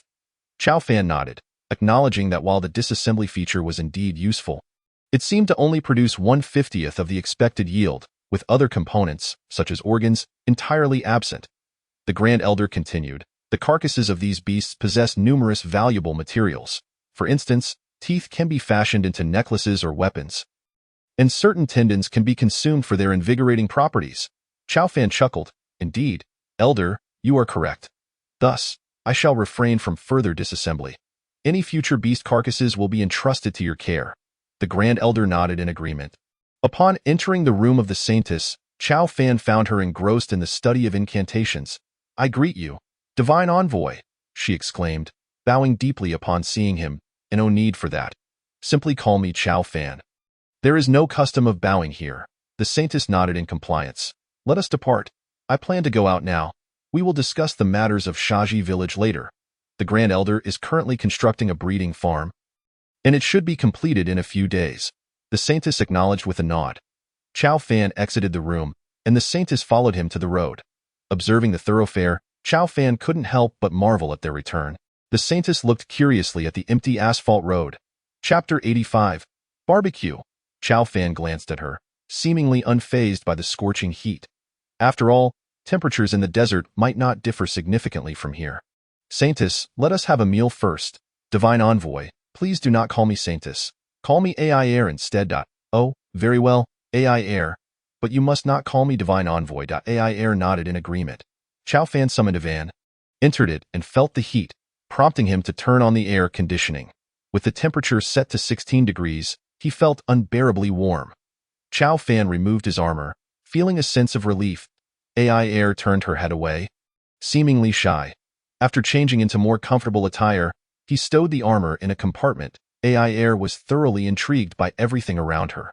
Soon, a wave of cool air flowed through the van. Why do I feel the temperature here has dropped? AI Air asked. That is the effect of the air conditioning. In simple terms, it cools the air. Chao Fan explained. Is it truly that remarkable? If only Shaji Village had such a device, everyone would be spared from the heat. It will be possible, albeit quite challenging. You must understand that these blueprints are inherently difficult to acquire. I have only managed to collect a few after much effort. To provide power, and air conditioning for so many people requires an immense amount of resources, which I currently lack. Chao Fan prepared the barbecue grill, took out a water collector, and affixed it to the roof of the van. The collector had gathered a considerable amount of water, just enough for his needs. Chao Fan first skewered the meat onto metal sticks, then retrieved charcoal and a stove to start a fire. Before long, a barbecue stand was ready. While grilling the meat skewers, he inquired, "Have you ever had this before?" AI Air shook her head. "No. Most of us only consume dried meat." "Then you have truly missed out on a delightful experience."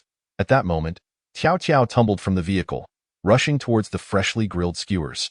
"No, they are not done yet." Xiao Fan swiftly caught Tiao Tiao, preventing it from climbing onto the grill. Tiao Tiao's face displayed unabashed greed, drooling at the sight. "Wait, I'll get it for you," Xiao Fan asked. "Would you like some chili?" Tiao Tiao eagerly nodded. "Chili? What about cumin?" Tiao Tiao nodded again. "Cumin." AI Air laughed from the side. "What kind of creature is this?" "Ah, it is my friend, I suppose." Without waiting for Xiao Fan to place the meat into a bowl, Tiao Tiao enveloped the meat chunk, its face radiating pure bliss. Xiao Fan grilled a few more skewers and handed them to AI Air. "Give it a try. Air, having never experienced such a delicacy, was momentarily unsure how to proceed. Currently, she was still wearing a veil, obscuring her appearance. Xiao Fan was curious about what lay beneath the veil, but alas, as he ate, he could only anticipate. "Is this how one eats it?" AI Air inquired. Xiao Fan nodded. "Exactly." However, AI Air turned her head, lifting a corner of her veil to take a bite. Her demeanor was quite ladylike, in stark contrast to Xiao Fan's hearty consumption. Witnessing this scene, Xiao Fan felt a pang of disappointment, wondering why it had to be so. After pondering for a moment, he smirked. "Just wait until nightfall. Then I shall see if you can escape." Delicious," AI Air exclaimed. "Indeed, is it not? This meat was all provided by the Grand Elder, and there is plenty more." Xiao Fan now relished the freedom of barbecuing, able to indulge as he pleased. After devouring several skewers, he finally felt satiated. It is worth noting that each piece of meat was substantial, equivalent to 10 skewers. With his hunger satisfied, Xiao Fan reclined in the van, lying on the bed. AI Air sat at the edge, examining the interior of the van. At present, the van was not particularly refined, resembling a complete DIY project rather than a true RV. Unfortunately, without blueprints, Xiao Fan could not make any alterations. Feeling bored, Xiao Fan activated the panel. Observing the regional and world channels, in the world channel, individuals began to hurl insults. "Niu Hang, you fool! Who prompted you to take on the task? Do you realize that we lost a staggering 500 people?" Others chimed in with their curses. "Exactly. You are the imbecile responsible for our demise. I curse you. Do you have any idea how many lives were lost in our region?" Xiao Fan was taken aback. Recalling that Niu Hang was the one who had accepted the task assigned to Xiao Fan, of course, there was no actual task. It was merely Xiao Fan's strategy to unite them. Indeed. Many continued to hurl insults in the chat. Xiao Fan chuckled, realizing these individuals were utterly oblivious to the good intentions behind his actions. After all, only a mere 500 had perished in their challenge, while countless others had likely met their end in different regions. Some regions had been completely wiped out. How could one be so ungrateful? Xiao Fan continued to observe. "Niu Hang, if you possess any conscience, you should return the supplies you obtained. It would bring solace to those affected." With this statement, Xiao Fan finally grasped their true intentions. It was all about the resources. They were explicitly demanding Niu Hang relinquish his supplies. Niu Hang replied in the world chat, "How can you blame me? It was you all who urged me to take on the task. And even after I did, we emerged victorious. How can you say their deaths are my fault? If not you, then who? If you hadn't accepted the task, would our people have died? Indeed, if you hadn't accepted the task, we wouldn't have suffered losses, so the deaths of those individuals are on your hands. A full 500 lives. You are a murderer. If you possess any conscience, you must return the supplies to distribute among us." Exactly. At this point, Xiao Fan could no longer contain himself. "I advise you not to overstep your bounds. Do you truly believe I am unaware of your intentions? You merely covet Niu Hang's supplies." "Who are you?" someone quickly retorted at Xiao Fan. "You are unworthy of knowing my name." "Ha! Hiding behind a facade. Are you a friend of Fu Hang? Have you called a friend here? Fu Hang, you have certainly made a name for yourself. Wretched scoundrel." Once their deception was exposed, they became infuriated, spewing all manner of insults. Fu Hang then commented, "Fine. I have acquired quite a bit of supplies this time. I will share with you." Xiao Fan shook his head. Realizing Fu Hang had succumbed to the pressure of the situation, completely disregarding the truth behind the matter. You are being unreasonable. Had it not been for Fu Heng accepting the task, our region would have lost far more than just 500 lives. Nonsense. If we hadn't accepted the task, we would not have died at all. Is that so? Just look at how many perished in other regions. The minimum was 4,000, while the highest reached 8,000. So what? Those were lives lost during the Beast Tide. Do you honestly believe we would be foolish enough to confront the Beast Tide head-on? Upon hearing him speak, Chao Fan sneered. This individual, named Zhu Zhao, was clearly attempting to manipulate the situation to obtain Fu Heng's supplies. Chapter 86, Treasures, Blueprints. Then take a look at those who hid away. How many died? This fact is easily verifiable, as many individuals recounted their experiences in the World Channel. In truth, the minimum death toll was 1,500. The beast would undoubtedly pursue players and would not remain in one location. Thus, his theoretical claims were fundamentally flawed. Who the hell are you? Dare to reveal your identity? I will kill you. I advise you to mind your own business. This matter pertains to our region. Chao Fan is currently anonymous. Having been exposed for his deceit, it is evident that he is flustered. Chao Fan responded directly. If I reveal myself, I fear you might soil your pants in fright. Ha ha. That truly tickled my funny bone. Observing his audacious demeanor, Chao Fan decisively opted to speak under a pseudonym. A resplendent name materialized within the global chat. The Valiant who flawlessly completed the first and second phases of the Hero's Journey Challenge. Do not prattle. These bold words appeared in the World Channel. What is this? Are you laughing? Are you still laughing now? Alas, it is the Esteemed One. The Esteemed One, indeed. The World Channel erupted in chaos. But wait, Esteemed One, how did you manage to complete the second phase of the challenge? We had not seen you at all. Chao Fan glanced over and realized that this individual was previously assigned as a squad leader by him. In a wonder, he is privy to the inside scoop. He continued, this hero challenge must certainly be determined by contributions, designating one hero per region. Thus, it means your contribution during that battle was the highest. However, we are entirely unaware of your identity in that skirmish. Were you the squad leader? That seems improbable. If contributions were to be counted, Tang Tian supplied a staggering 5,000 barrels of gasoline, logically making her contribution the highest. No? Once this statement was made, a profound silence enveloped the others, an unusual occurrence in the Chinese region's World Channel where no one spoke. Let us entertain the possibility that those 5,000 barrels of gasoline were, in fact, provided by him. This suggestion struck their ears like a thunderclap. Indeed. Is there a possibility? Gasp. Many dared not contemplate it, especially since Tang Tian and Chao Fan were the ones who flawlessly completed the first phase of the hero's journey. They were likely acquainted, and it was even more plausible that Chao Fan had directed Tang Tian to procure the gasoline. Chao Fan, observing their speculation, chuckled. They have yet to guess that the guard is actually him? Not to mention Chao Fan provided the materials for Tang Tian to purchase the gasoline. Even considering the kills from this round, Chao Fan had slain quite a number of beasts. Moreover, the entire organization was led by Chao Fan. Shaking his head, he chose to remain silent, allowing them to speculate. Chao Fan continued to watch, while the individual who had insisted on Chao Fan revealing his identity had vanished, never to utter another word. After glancing at the world chat once more, the rewards were indeed plentiful, with many individuals acquiring substantial resources. However, for flawlessly completing the hero's journey, only a single ring was awarded, which felt rather meager.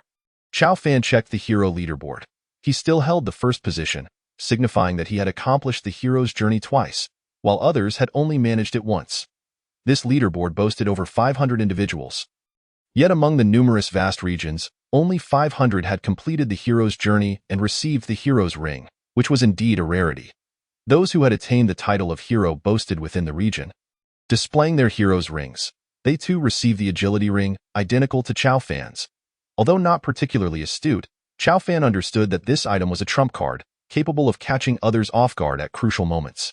How could one expose their trump card? Such folly. Thank you. At this moment, Fu Heng sent a message in the World Channel. Chao Fan replied, no problem. Esteemed One, what is your nickname? May I add you? What is the matter? Nothing major, just something I wish to give you. What? Chao Fan added him using the nickname Feng Xiao Xiao. After all, nicknames could be changed, and he could always switch to another if need be. Fu Heng initiated a trade request. Esteemed One, This is my reward. I have no use for it, so I bestow it upon you. These are 2 blueprints, and Chao Fan clicked on one of the blueprints. Vehicle-mounted iron spike. Description. This is a blueprint for an iron spike that can be installed on a vehicle. Required materials 150 iron ingots. Required materials 250 metal ingots. Required materials 5 fine iron, the other one. Solar panel, large. This is a blueprint for a solar power panel, generating 4 units of electricity with 12 hours of sunlight, occupying 40 centimeters 40 cm, and requires a battery. It can only be used once. Required materials 1. 400 glass pieces. Required materials 240 metal ingots. Required materials 320 electronic components. Both of these items are quite valuable, particularly the solar panel, which is twice the size of the previous one, with double the power generation. Given the current situation, Chao Fan could only run the air conditioner for 12 hours. Even if the battery had a 10-unit charge, it wouldn't be fully replenished in a day. With this, combined with the previous solar panel, he could generate 6 units of electricity in a day. Not bad. Are you certain you wish to give this to me? This item is quite precious. Yes, I truly have no use for it, so I thought to give it to you. Chao Fan shook his head, entirely unaware of the item's value. In the future, electricity will reign supreme. Solar energy will be readily available, unlike other energy sources that are difficult to obtain. Chao Fan contemplated converting his vehicle to pure electric mode, provided there were sufficiently large batteries, such as a 1,000-unit battery, and enough solar panels to recharge it. Given his current situation, he couldn't afford to think too far ahead. Many others had vehicles that were not as formidable as his. The participants of this hero's journey were all impoverished, barely scraping by. Esteemed one, if you do not want this, I could simply sell it at the trading post, though I doubt it would fetch a good price. That is true. These 2 items are costly to fabricate, especially the solar panel, as no one is making them. The amount of glass shards consumed is exorbitant. Although the price of glass is currently low, with 1 iron ingot trading for 5 pieces of glass, that still amounts to 400 pieces, which is equivalent to 100 iron ingots. How about this? I want to take it for nothing. I'll give you 10 iron ingots. How does that sound? All right. While this round of rewards granted over 20 iron ingots, it still feels insufficient. Chao Fan nodded, subtly revealing a piece of information. This pertained to the beast tide he had previously learned about. However, he did not state it outright. He merely said, "You might want to purchase some weapons for self-defense, as that individual may seek revenge on you. Also, consider reinforcing your vehicle with metal plating. If he truly does come, you'll have a place to hide. Thank you for the reminder. I will take that into account." After receiving the blueprints, Chao Fan pondered that he lacked materials and needed to gather some. Divine Envoy, what are you up to? Oh, I am chatting with someone. Chapter 87. Do not call me Divine Envoy. I did mention before, do not call me Divine Envoy. Oh, my apologies, Divine Envoy. Enough. Chao Fan realized that AI Air might not change her ways. He simply preferred calling her AI Air. It sounded pleasant, Divine Envoy. Could this be the magic of your kind? The ability to communicate from afar? Chao Fan replied, sort of. Unfortunately, AI Air could not see his interface. Let us go. Get in the vehicle. Tomorrow marks the 7th day. The high temperatures will cease, and the Beast Tide event is imminent. Chao Fan was uncertain what this Beast Tide would entail. Would it be akin to the Hero's Journey Challenge? Those beasts were enormous, incredibly strong, with sharp claws and fangs. Should such creatures appear, it would pose yet another test for Chao Fan. Fortunately, he currently possessed remarkable strength. Jiao Jiao. You drive. Driving with that, Jiao Jiao swiftly hopped into the driver's seat. Nowadays, Jiao Jiao appeared almost addicted to driving, exhibiting a strong desire to take the wheel. As for AI Air, she would sit in the passenger seat. Chao Fan reclined on the bed in the vehicle. By the way, AI Air, you may not be familiar with this area. Let me inform you that there might be treasure chests along the roadside, so do keep an eye out. What is a treasure chest? AI Air inquired. Chao Fan retrieved a metal box from the RV. These boxes served as his storage for supplies. Currently, it was empty. This is what I mean. And Jiao Jiao, don't drive too fast. Otherwise, we won't have time to look. No time to look, Jiao Jiao replied. Remarkably, Jiao Jiao was now able to articulate full sentences. Perhaps the consumption of those luminous orbs had spurred some progress. After half an hour of driving, a treasure chest finally appeared by the roadside. Stop, Z.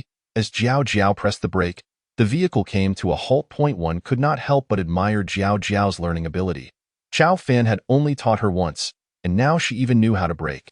Chow Fan exited the vehicle, with AI Air following suit. Divine Envoy, is this a treasure chest? At that moment, a bronze treasure chest lay at the roadside. Chow Fan approached, brandishing a crowbar, and said, "Yes, this is a treasure chest. It contains resources and perhaps other items, such as venomous snakes or dead rats, so I recommend opening it from a distance with the crowbar to allow for some preparation time."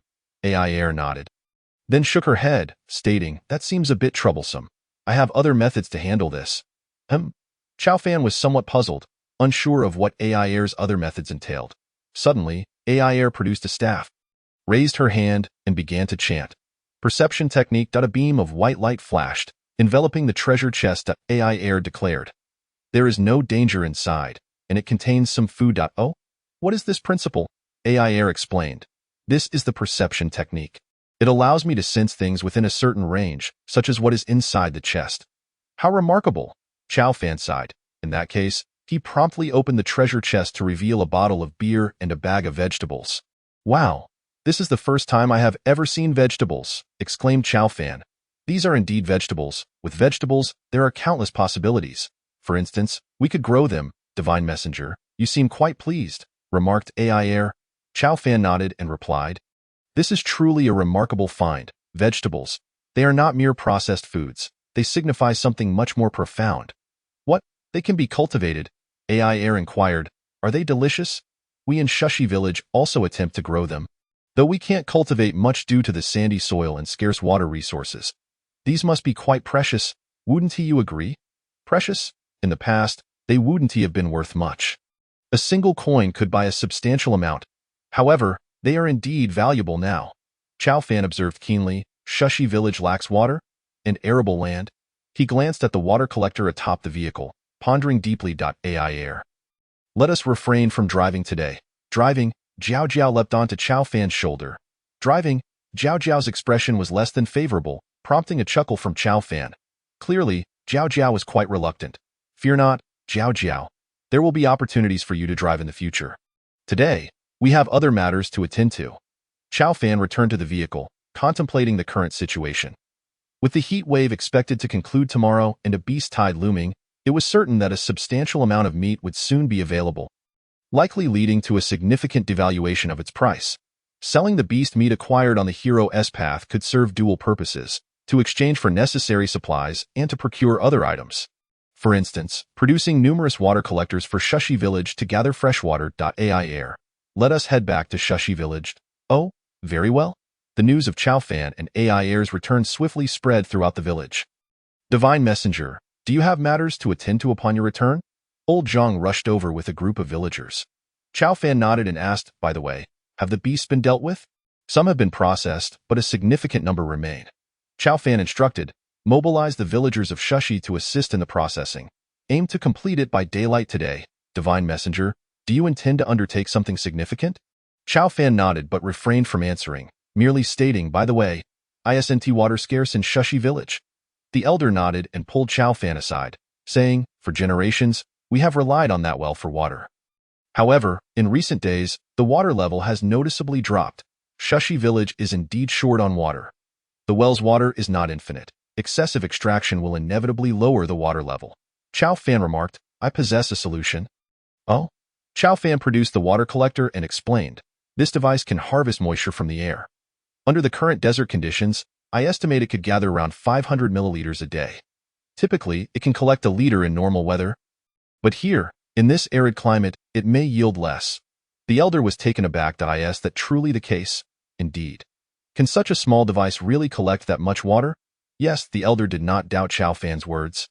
Though he was astonished, he added, "In the desert, if one is desperate for water, a simple method involves digging a small pit lined with gauze to collect minimal moisture.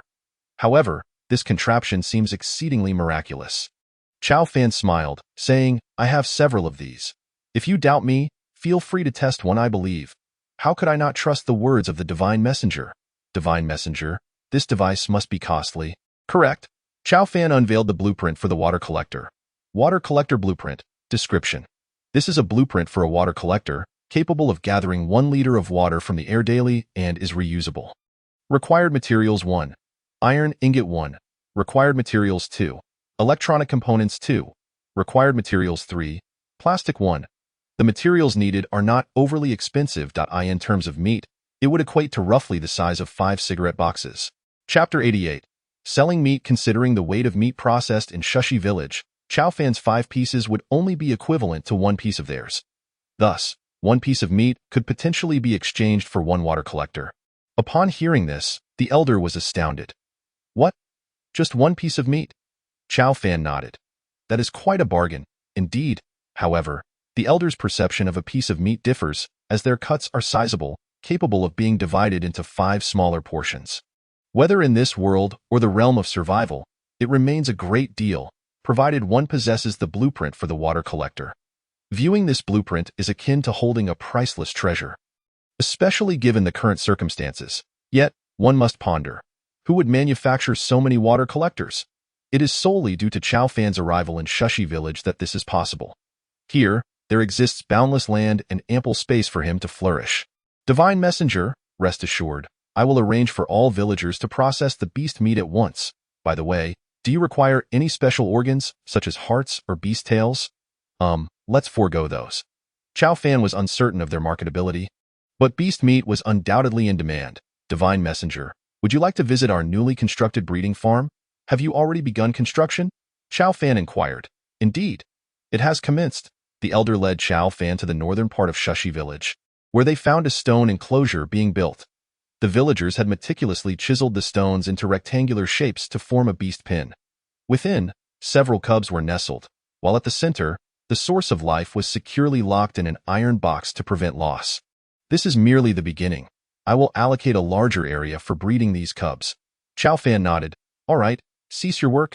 Elder, we are still making great progress. How can we stop now? Someone protested. Because there are pressing matters to attend to.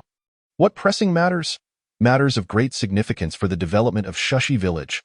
Oh? The elder briefly explained, and the villagers looked at Chow Fan with wide eyes, disbelievingly. Divine Messenger, you are our deity. Chow Fan waved his hand, refusing such an exalted title. Shortly thereafter, all villagers were mobilized to the slaughterhouse, including most of the guards. Hundreds of beasts were processed in a near assembly line fashion, from dismemberment to cooking to drying. Chow Fan observed them adding various spices, which smelled delightful. Upon closer inspection, these were simply Sichuan pepper, and salt. Ah, do you have these spices here? Indeed, but they are quite rare. They only grow in the mountains behind us. And salt must be harvested, with limited quantities available. Chow Fan nodded. Such items are indeed precious in the desert. Producing such delectable meat is already an impressive feat. He instructed them to cut each large piece of meat into 5 smaller portions for easier sale. Thus, they toiled until evening, and finally, hundreds of beasts were processed. They merely needed to dry for a few days. Days? Chow Fan shook his head. We cannot wait. It must be done today. But that is not an issue. Although the meat has a short shelf life, it is still consumable. The elder nodded. As long as the Divine Messenger deemed it acceptable, it was undoubtedly feasible. Chow Fan approached the slaughterhouse, where various types of beast meat were laid out to dry. With a wave of his hand, they were placed into his virtual backpack. Unfortunately, the virtual backpack only had 10 slots. Were it not for the fact that the meat could stack, he would have to devise another method. Divine Messenger, I have calculated that there are over 500 beasts in total, 100 large and 200 small. Excluding inedible parts, approximately 300 beasts remain, each capable of yielding around 100 pieces of meat, resulting in about 500 servings. Chow Fan gasped upon hearing this. 300 beasts yielding 500 servings of meat translates to an astonishing 150,000 servings. However, only 100,000 servings had been prepared thus far, with an additional 50,000 still being processed. Chow Fan nodded. In terms of materials, that equates to 150,000 units. Is that a lot? It may seem so, especially outside, but when compared to past values, Chow Fan would likely be considered a tycoon. Yet, the construction of Shushi Village remains essential. This place is Chow Fan's secret base. Only by expanding the base can he continue to develop. Chow Fan envisions transforming this area into a modern metropolis. 150,000 units of material are far from sufficient. Not to mention the need for rare blueprints. It appears there is still a long road ahead. Chow Fan's immediate priority is to address Shushi Village's water issue. The entire village relies on a single well, and the water supply is ultimately too limited. Moreover, he must be concerned about the declining water level, which prevents excessive usage. To resolve the water scarcity, the solution is straightforward. Erect numerous water collectors. Chow Fan procured a staggering 100,000 portions of meat and returned to the highway. Upon opening the trading post, he began preparing to sell this vast quantity of meat. He took a piece of meat in hand. Beast meat, cooked. A description. This is a piece of meat from a special beast. Long-term consumption can increase endurance and strength by 1 point, not having undergone prolonged drying. Shelf life. 10 days. Chow Fan initially placed one piece on the counter, setting the exchange rate at 1 iron ingot per piece. Before long, throngs of people surged into the shop. Shopkeeper, where did you acquire this? Wow, I've never seen such beast meat before. The piece above, you must be unaware. This is meat from the beasts in the beast tide, but in scarce supply. Indeed. One beast yields only 3 portions of beast meat, so the shopkeeper must have slain one and processed it. The above is correct. My friend is a brave warrior who has taken down 5 or 6 such beasts, but that meat is exceedingly rare. The shopkeeper's sale suggests a lack of supplies. The shopkeeper is truly considerate, having even cooked it. I want to buy. The conversation among the crowd continued, and the piece of meat was swiftly purchased. Many had indeed slain numerous beasts during this battle, and Chow Fan estimated he had done so as well. However, the systems processing and the manual processing in Shushi Village differ significantly. The discrepancy can be as stark as 30 to 1, meaning they could only acquire 1/50th of the meat. Such a difference is not trivial. It would take 50 beasts to match the yield from just one of Chow Fan's. Wow, who was that quick? I was just about to buy. I purchased it. Did you not see the description? This meat increases endurance and strength with prolonged consumption. We've been puzzled about how to enhance endurance and strength. It seems this is the only way, through long-term consumption.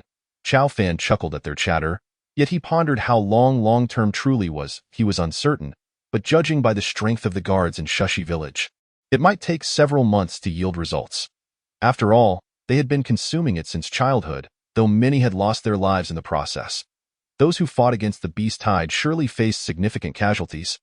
But now, with Chow Fan's assistance, they could breed these beasts, eliminating future worries about meat supply. Chapter 89. Once I sell this meat, I shall prepare a meal. The shop was soon empty, having sold only 1 portion. Naturally, once it was sold, it was gone, and the patrons lost interest in lingering. Chow Fan promptly placed another 100 portions on the counter. In mere moments, the shop was once again bustling with customers. What? Just a moment ago, there was only 1 portion for sale, and now, in the blink of an eye, there are so many. What is going on? Where did the shopkeeper procure so much meat? Goodness, 100 portions? What does that even mean? That's enough for 3 months' worth of meals. Chow Fan smiled. Only 3 months. What would they think if I told them I have 100,000 portions? The exchange rate remained 1 portion of meat for 1 iron ingot.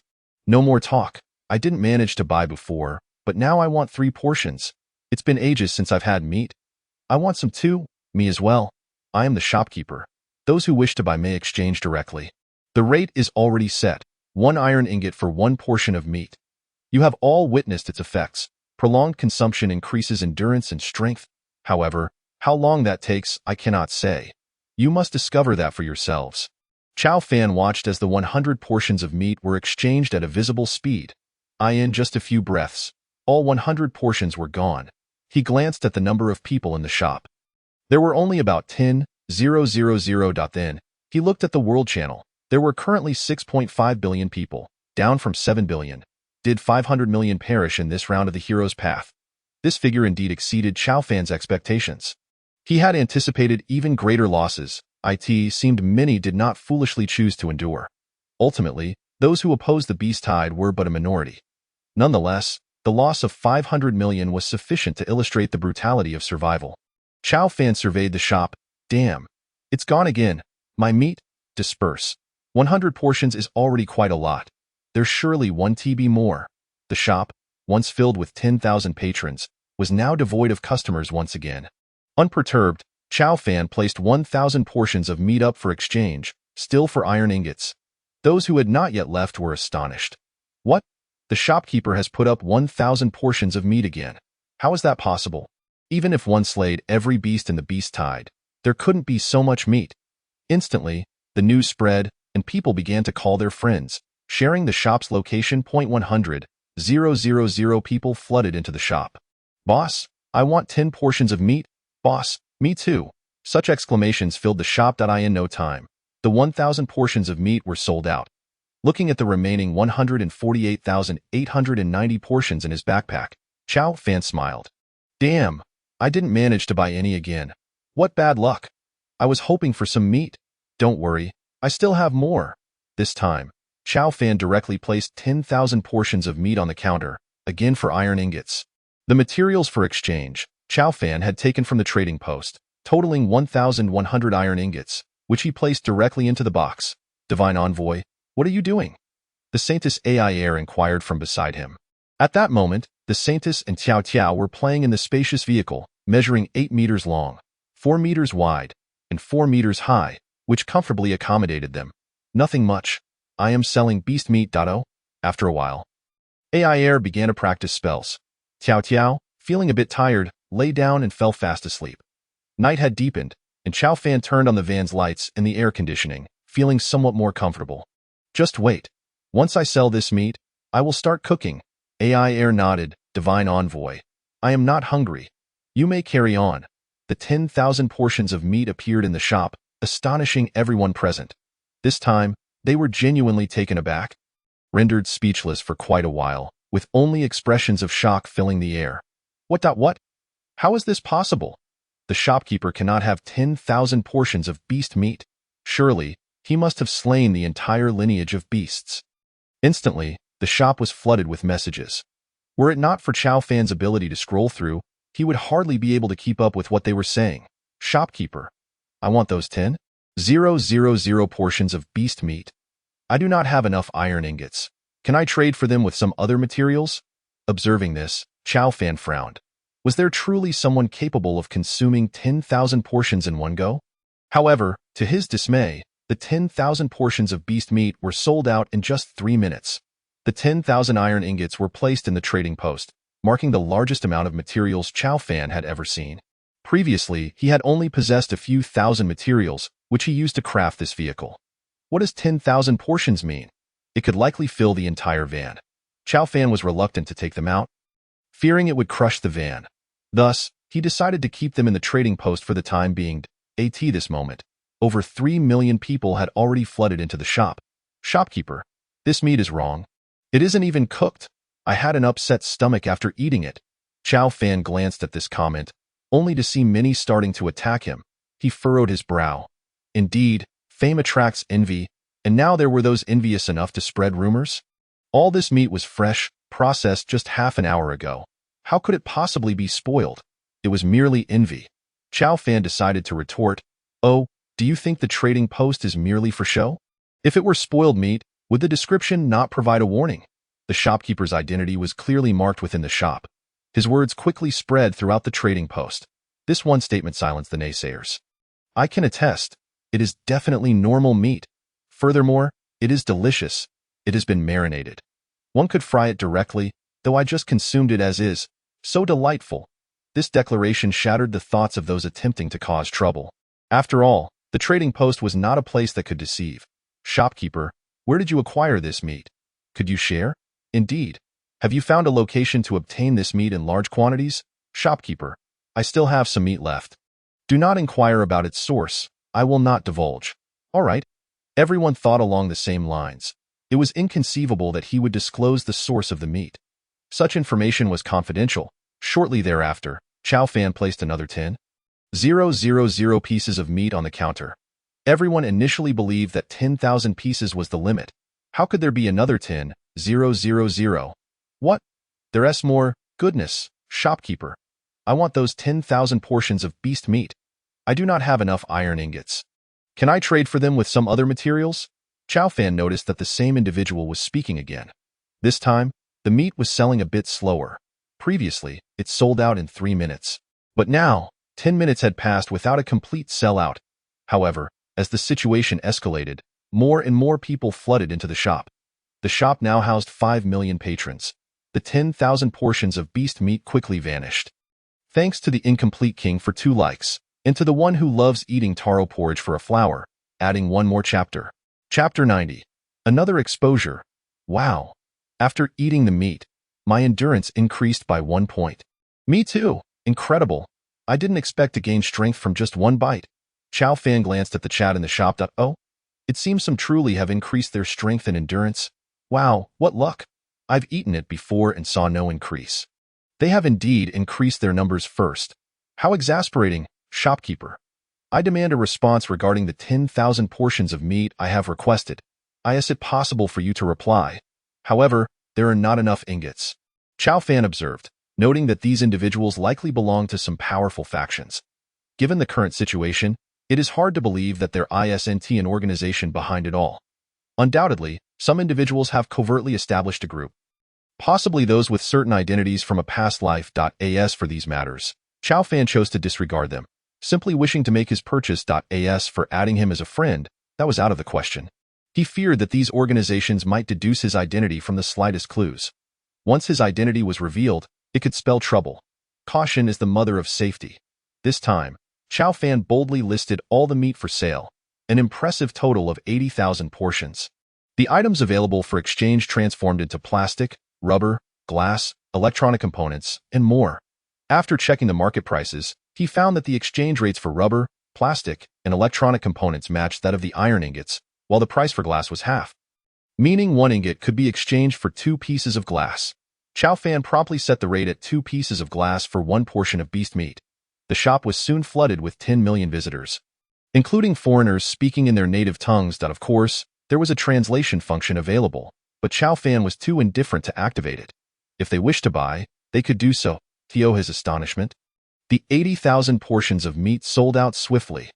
The number of people who had entered the shop had reached a staggering 50 million.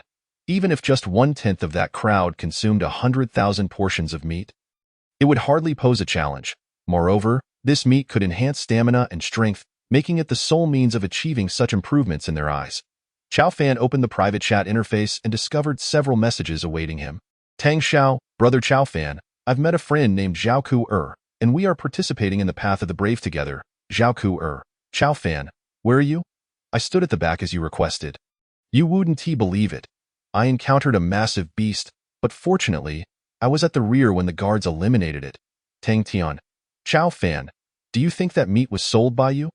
Zhao Ku Chow Fan, you should take a look at this shop.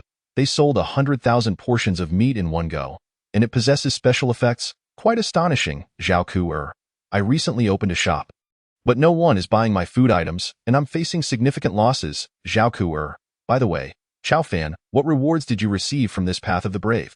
Chow Fan perused the messages and realized that both Tang Xiao and Zhao Ku had survived and returned. He was surprised to learn that Zhao Ku had opened a shop. He first responded to Tang Tian. What concern is that of yours? Then, he replied to Zhao Ku What do you sell in your shop? Zhao Ku quickly responded, various food supplies. But I'm at my wit's end. Nothing is selling in my shop. Send me a link, let me take a look. Zhao Ku sent the link. And Chow Fan noticed that her shop offered some high-end food items. Of course, the term high-end was relative. It primarily consisted of pickled vegetables and bread.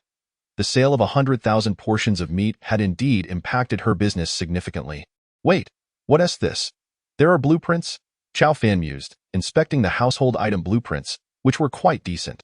Speaking of which, it had been a while since he last video called Zhao Ku The past few days had been consumed with battles and a multitude of tasks to attend to. He decided to initiate a video call. The other party rejected it. Huh? Chow Fan was taken aback. Wait a moment. Before long, Zhao Ku called him back. The surroundings were dim, illuminated only by a single torch. Where are you? Chow Fan inquired. Nowhere special. Are you not by the vehicle? You seem somewhat odd. Zhao Ku's expression was peculiar, as if she had committed some misdeed. At that moment, she appeared in a new outfit, quite revealing, tossing her hair and gazing at the screen with an air of mystery. Chow Fan, I know everything. Chow Fan was taken aback. What do you know? If my guess is correct, that batch of meat is being sold by you. Right? Chow Fan maintained a stoic expression, though he was inwardly astonished. How could she deduce that? Zhao Ku continued. After all, earlier when I messaged you, you completely ignored me. given the popularity of that shop. It could only be you selling that meat, which must have been acquired by a brave. Only a brave could procure such a vast quantity, so, you know everything now? Chao Fan asked. Chao Fan was somewhat surprised.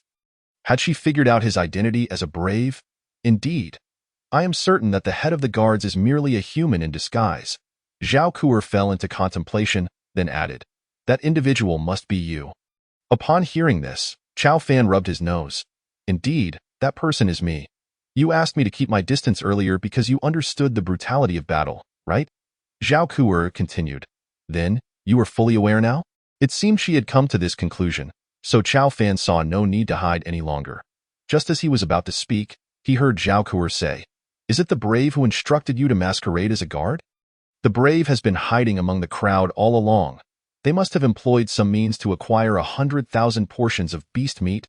Ah, the brave are truly unfathomable. Their cunning is beyond the comprehension of ordinary folk like us. Chao Fan nearly stumbled at her words. What on earth was she suggesting? Zhao Kuer did not believe he was the brave and attributed it to some fictitious individual. It made sense, as he had always led her to believe he was well acquainted with the brave. Clearly, she still held that impression.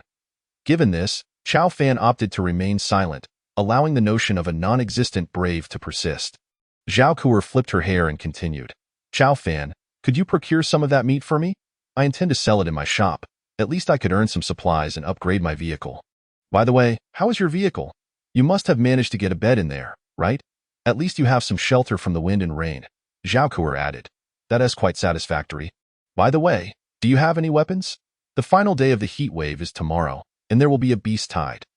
Although it remains uncertain whether it will be more ferocious than the beast tide during the Path of the Brave, weapons are undoubtedly essential. Chapter 91. Supplier. Yes, I possess 2 hand crossbows. Hand crossbows? Where did you acquire those? I want to tell you. Zhao Kuer chuckled, wearing a mysterious smile. It should be noted that when Chao Fan had no firearms, he only had a single hand crossbow, which he still retained, proving quite useful even now.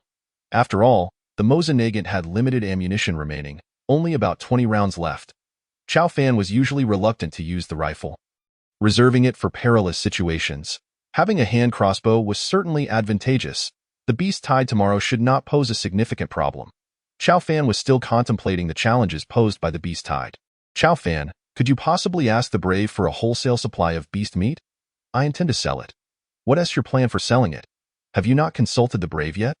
Zhao Kuer continued, her face alight with anticipation. All right, I will inquire for you. Chao Fan pretended to pause for a moment before finally relaying. It's possible, but the price will be at market rate. And it will require, could you offer a wholesale price? Chao Fan glanced at his shop, noting that only around 5,000 portions of beast meat remained. Since the meat had acquired its special effects, many were clamoring to buy it, as it could enhance stamina and strength, making it a coveted delicacy. Zhao Kuer muttered to herself, it's so hot today, unbearably so. As she spoke, she casually shed her outer garment, revealing a nearly transparent inner garment. Cough, cough. I will inquire further. All right. Zhao Kuer wore a triumphant expression. Really?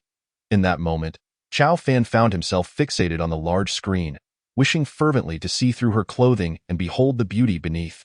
Previously, Chao Fan had been quite the loser, never having engaged in a romantic relationship. However, this instant stirred something within him. Cough, cough. Zhao Kuer, I begged for quite a while, and the brave friend has agreed to offer you a discount at 95% of the market price. Zhao Kuer pondered for a moment. All right, that's acceptable. At least I can earn a 5% profit. However, the condition is that you must provide the supplies up front, as the brave does not engage in credit sales. Understood. Zhao Kuer ended the call. This arrangement was actually beneficial for Chao Fan, alleviating his concerns regarding supplies, as managing a shop was indeed quite labor-intensive. Having sold out the 100,000 portions of beast meat, he exchanged them for an equal quantity of supplies. Chao Fan directly retrieved 2 blueprints. Point 1 was for vehicle-mounted steel spikes, and the other was for a solar panel. Vehicle-mounted steel spikes. Description. This is a blueprint for steel spikes that can be installed on vehicles. Required materials 150 iron ingots. Required materials 250 metal ingots. Required materials 5 refined iron. Solar panel, large. This is a blueprint for a solar power panel, capable of generating 4 units of electricity with 12 hours of sunlight. occupying an area of 40 centimeters x 40 cm, requires a battery, and can only be used once. Material requirement 1. 400 glass pieces. Material requirement 2. 40 metal ingots. Material requirement 3. 20 electronic components. Chow Fan was completely unencumbered by materials and retrieved them directly from the shop. After the synthesis, the vehicle on the panel underwent a dramatic transformation, featuring a formidable steel spike at the front. It appeared incredibly powerful and imposing, as for the roof. Chow Fan removed the water collector entirely, as the limited space above would obstruct the solar panels, hindering power generation. This solar panel, substantial in size, could generate 4 degrees of electricity from 12 hours of sunlight, and combined with the previous solar panel, it could yield a total of 6 degrees. This was excellent, as it meant the air conditioning could operate continuously for 24 hours. Chow Fan took out the self-heating pot from earlier. This would be today's meal. But in order to indulge in meat, he also retrieved 2 pieces of jerky to enhance the dish. It was a treat for AI Air, who exclaimed, "This is absolutely delicious. What is this?" And this is merely an ordinary food item. I have yet to experience other delicacies, like the Man Han Quan Shi banquet or various local specialties, which are truly delectable. By the way, Divine Envoy, what were you doing just now? AI Air's face was brimming with curiosity. She had just seen Chow Fan grinning foolishly at the air. Luckily, AI Air could not see him, or he would have been at a loss for words, especially since Zhao Kuer had brazenly flirted with him moments before. Chow Fan replied with righteous indignation, "I was merely engaging in conversation. You know we can communicate over long distances and trade items remotely. I was just selling 100,000 portions of meat." Really? AI Air seemed somewhat incredulous. "By the way, why don't you take off your veil while eating?" Chow Fan had been preoccupied with the thought of AI Air's true appearance, as he had yet to see her unmasked. "Divine Envoy, although you are a Divine Envoy and I should naturally heed your every command, however." "However what?" "However, I am not yet 18, and I cannot allow you to see my true self, even if you are a Divine Envoy." "Oh? Is there such a rule?" This piqued Chow Fan's curiosity, and he scrutinized AI Air. Her figure was indeed remarkable, possessing the allure of a classical beauty, as if she had stepped out of a painting. "Hee, if you won't show me, I am even more inclined to look," he thought to himself. "Just wait until nighttime." After the meal, Chow Fan escorted AI Air back to Shushi Village, where several elders had been waiting for some time. Upon meeting, they inquired, "How did it go?" Chow Fan replied, "All set. I sold the 100,000 portions of beast meat, and now I will create the water collector. After all, water is the essence of all life. You can also test how much water can be collected in a day." Upon hearing this, they were filled with excitement. "This means we will no longer face water shortages. In the past, we dared not use water liberally, as the supply from the well was limited. After collecting 1,000 liters, we had to wait until the next day for more." Chow Fan nodded in acknowledgement. This was the phenomenon of osmosis, which occurred slowly. Continuous osmosis was impossible unless a very deep well was drilled to reach the groundwater. Without mechanized equipment, drilling a well was utterly fanciful. Chow Fan produced the blueprint for the water collector and began crafting it. A barrel-like object swiftly appeared before them. "Is this the water collector?" Before long, water droplets adorned the plastic interior of the collector. "Marvelous. It is truly remarkable. This is merely science. What is so miraculous about it?" Chow Fan stated. "Remarkable indeed." The elders seemed not to have heard and continued speaking. Soon, Chow Fan had crafted hundreds, if not thousands, of these collectors, which would undoubtedly thrill the elders to the brink of excitement. Chapter 92. Supermarket with 100,000 portions of materials, and after deducting the over 1,000 portions used by Chow Fan, there remained 99,000 portions. Most of these materials were intended for constructing water collectors. Each water collector required 1 iron ingot, 2 electronic components, and 1 piece of plastic. Thus, 100,000 portions could produce 20,000 water collectors. If they collected water at a rate of 1 liter per day, it would amount to 20,000 liters. Chow Fan ventured outside the city, realizing that 20,000 water collectors seemed excessive, as they could not all be accommodated within the city. Everyone gathered outside the city, and the water collectors were produced in abundance, 19,000 of them in total. Witnessing such a multitude of water collectors, the elders were ecstatic. However, arranging these mini collectors posed its own challenge. Chow Fan suggested, "I propose placing these water collectors on rooftops, As long as each household constructs a ladder, they can collect water once every evening. Excellent, a splendid idea. Chow Fan nodded, and the elder turned to AI Air, saying, Saintus, you must take good care of the divine envoy. The future of Shushi village rests in his hands. AI Air smiled and replied, Rest assured, elder, I will ensure that the divine envoy encounters no mishaps. Haha, who knows who will be taking care of whom? Chow Fan mused inwardly. Divine envoy, the beast meat should be ready by tomorrow, and there should still be over 50,000 pieces. Chow Fan nodded and replied, There is no rush for the remainder. Consider it a reserve of food. Let us ensure it is properly dried, as it may be useful in the future. Understood. With the beast tide now dissipated, raising those wild beasts would require time.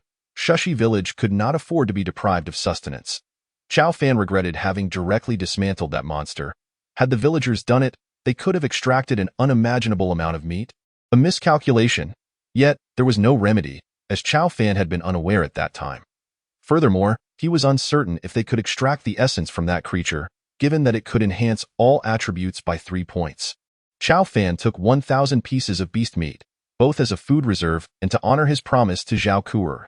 Leaving Shushi village, after a night of arduous labor, he felt it was time to rest. Thus, he decided to share a trailer with AI Air, as the elder had instructed that Chow Fan must be safeguarded, ensuring he encountered no troubles.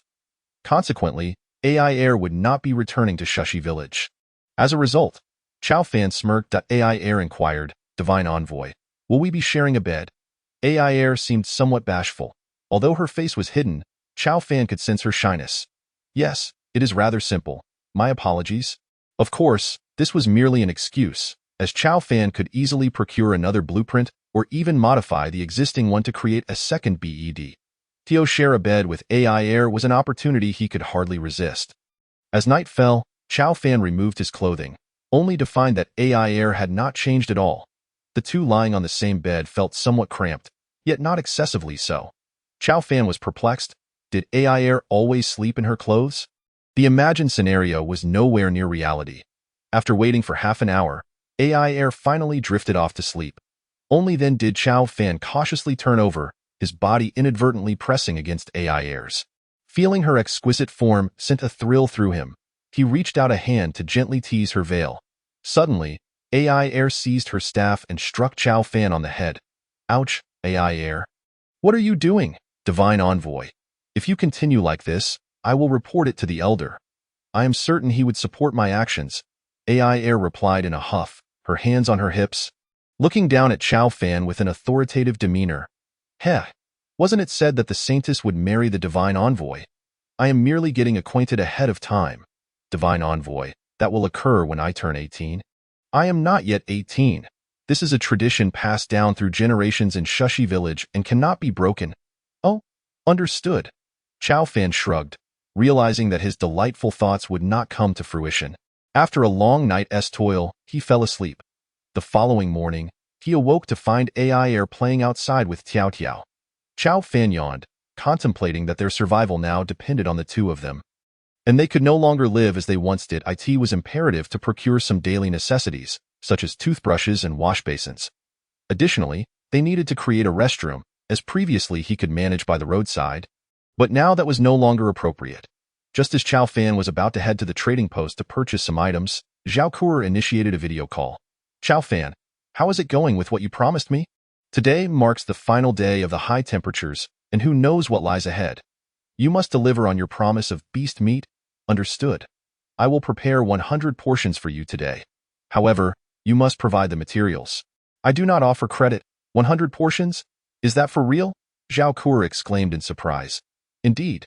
Zhao Kuer smiled, twirled her hair, and made a heart gesture. Thank you very much, she continued. By the way, you should save my store. I have plenty of blueprints and resources. You can buy whatever you need at fair prices. Oh, great. I was just looking to purchase some daily necessities. Do you have those? Absolutely. My store is essentially a supermarket. So you can imagine it as browsing through a supermarket. Really? Is that true? Chow Fan questioned, skeptical, as supermarket items are typically diverse and plentiful. Could her small shop truly be considered a supermarket? By the way, where are you? I don't see your vehicle anywhere. Chow Fan noticed Zhao Kuer was merely by the roadside, not on the main road at all. Zhao Kura replied. I have some business to attend to. Oh, perhaps something personal? After all, there are no public restrooms here, which is quite normal. Previously, Chao Fan had always resolved such matters in this manner. All right, I won't say more. I will bring you some beast meat by noon. It's settled then, good. Chao Fan opened the trading post and happened to glance at the link shared by Zhao Kura. Upon entering the shop, he was quite astonished to find a plethora of daily necessities available. Items such as toothbrushes, toothpaste, towels, wooden basins, and plastic basins were all present. There was even soap and facial cleanser. Goodness! He wondered where Zhao Kura had sourced all this. The shop was named Kurajia's General Store. However, upon further reflection, given Zhao Kura's intellect, he surmised that she must have procured these items from elsewhere to sell here. Chao Fan examined the prices. For instance, a toothbrush was priced at 1 iron ingot, whereas outside, it could be obtained for merely 1 small loaf of bread. Currently, the market rate indicated that 2 small loaves could be exchanged for 1 iron ingot. This implied that Zhao Kura's prices were indeed double those outside. Did anyone actually buy from her? Chao Fan found himself intrigued. Chapter 93. Purchasing Daily Necessities. Point 5 sold? To his surprise, beneath these items, there was a sold label. Chao Fan was unaware that the shop had such a feature. This indicated that indeed, some people were making purchases. After careful consideration, he deduced the reason. This place resembled a supermarket, where many preferred to shop in one location rather than search through the trading post. Of course, this was merely Chao Fan's conjecture. If someone were financially constrained, they likely wouldn't be shopping here. As for the remaining prices, they were quite reasonable. For example, a wooden basin was priced at 2 pieces of wood, and the blueprint for the basin cost 1 piece of wood, with the construction also requiring 1 piece of wood, totaling 2 pieces. From this perspective, Zhao Kura was not profiting at all. Chao Fan purchased 4 wooden basins, 2 toothbrushes, 4 towels, 2 tubes of toothpaste, and a large wooden barrel, spending the equivalent of 8 iron ingots, which was quite reasonable, considering that 2 tubes of toothpaste accounted for 2 iron ingots, representing the bulk of the expense. Toothpaste was a rare commodity, thus its price was justifiable. He also bought an electric kettle and 3 iron thermoses, knowing that the journey could be bumpy, necessitating sturdy items. These purchases were not costly. For instance, the electric kettle was hardly in demand, as no one was using electricity at this time, priced at merely 1 iron ingot, while the 3 thermoses together amounted to 1 iron ingot, totaling 2 iron ingots. To Chao Fan, these supplies were trivial matters. He plugged in the kettle and began boiling water. Watching the kettle heat up, Chao Fan couldn't help but exclaim how wonderful it was to have electricity. He placed the wooden basin in the vehicle when AI Air climbed aboard and inquired, "What is this?" "Oh, this is a basin for washing faces. And what about this large one?" AI Air pointed to the large wooden barrel, which was nearly as tall as a person. Chao Fan explained, "It's for bathing. We currently have no place to wash, so this will suffice." "Oh, this," AI Air expressed her dissent. "Sir, we can return to Shushi Village to bathe." In truth, Chao Fan's intention was to take a peek while AI Air bathed. "Sir, you wouldn't be thinking of peeping, would you?" AI Air laughed as she spoke. "Huh?" Hearing AI Air's teasing, Chao Fan felt belittled in an instant. He was truly made to feel small. Thus, he sulkily walked away. Chao Fan took out a frying pan and began to cook on the induction stove. However, his culinary skills were merely average, resulting in only pan-fried meat chops.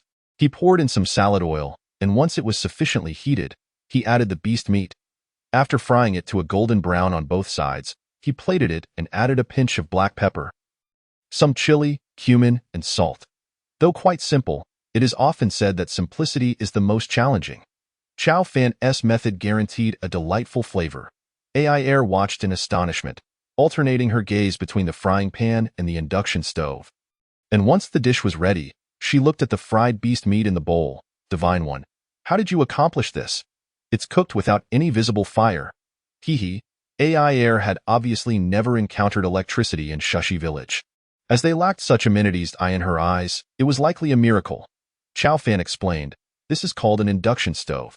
Simply put, it heats the frying pan like burning wood. Such things will be commonplace in the future. So don't be overly amazed, do you understand?" AI Air nodded. Finally, Chao Fan had a moment of pride. How could he not seize this opportunity to boast? "Let us eat. We have matters to attend to afterward. Today is significant," Chao Fan said mysteriously. AI Air nodded and quickly devoured several pieces of beast meat. I'm full. Chow Fan had hardly touched his meal. The key was that while AI Air was eating, she either turned her face away or concealed it behind her veil, making it impossible for him to see her true appearance. Chow Fan shook his head. Indeed, since he could not see, there was no enjoyment in it. No matter how delicious the food was, it held no significance, and he swiftly finished his own meal. After washing his face and brushing his teeth, he organized the items into the box. AI Air licked her lips and remarked, "It was delicious." However, Chow Fan did not hear this as he was outside brushing his teeth. "Hey, AI Air, come out and brush your teeth." AI Air nodded, and Chow Fan handed her a toothbrush, asking, "Do you have a toothbrush over there?" "A toothbrush? Yes, but it's made from the fur of wild beasts, not as refined," AI Air replied. Looking at the toothbrush Chow Fan had given her, "Oh, I see. And what about toothpaste?" Chow Fan continued to inquire. "In Shushi Village, we use a type of crystal that grows in the sand to brush our teeth, which tastes somewhat like salt." Chow Fan nodded.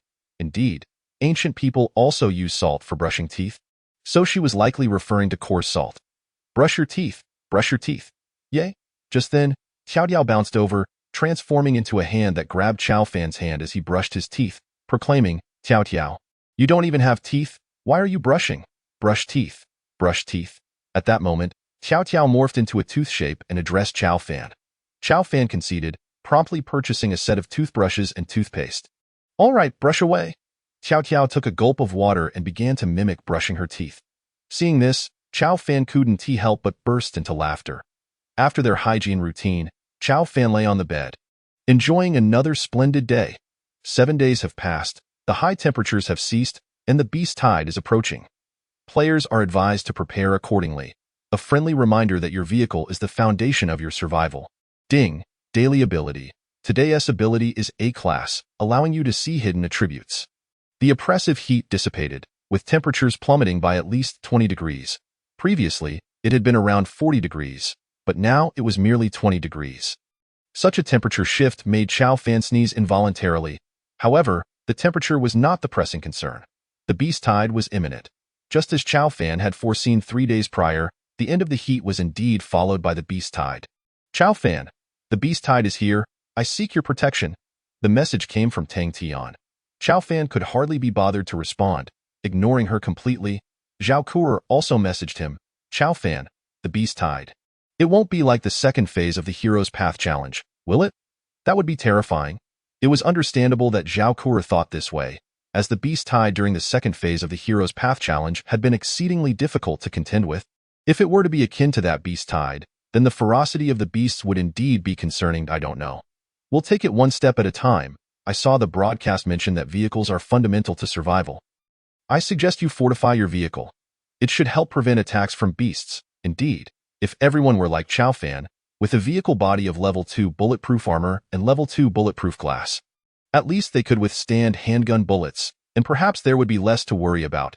Chapter 94, Wild Wolves. Tiao Tiao took the driver's seat. Drive, car. The surrounding scenery transformed, and Chow Fan noticed that the roadside was no longer merely barren dirt but adorned with various plants. He looked at the global chat and observed that many others had also noticed this change. Chow Fan opened his panel to check his attributes. Currently, his strength attribute had reached 22 points, with other attributes exceeding those of an average person by twofold. What is this? Chow Fan noticed that the panel displayed new attributes. Chow Fan, strength, 22, intelligence, 17, agility, 17, spirit, 17, endurance, 19, luck, 5, constitution, 18, 4, life, 36.8. Chow Fan discovered 3 new attributes: luck, constitution, and life. These attributes had not appeared on his previous panel. Given his ability to see hidden attributes, could these be the hidden ones? 18.2. Chow Fan calculated carefully, realizing that this figure represented the average of his strength, intelligence, agility, spirit, and endurance attributes. The life attribute was double that of the constitution, implying that 1 point of constitution equated to 2 points of health. Chow Fan's current life was full, indicating he had not sustained any harm. As he pondered, Tiao Tiao suddenly slammed on the brakes. "Divine One, look ahead." 2 famished wolves appeared in front of their van. Chow Fan looked over and saw that the wolves had red bars hanging above their heads. Health bars? The bars displayed the numbers 1515. Did that mean their health was 15 points? Chao Fan drew forth his crossbow and opened the window.at that moment. He noticed the numbers displayed on the crossbow.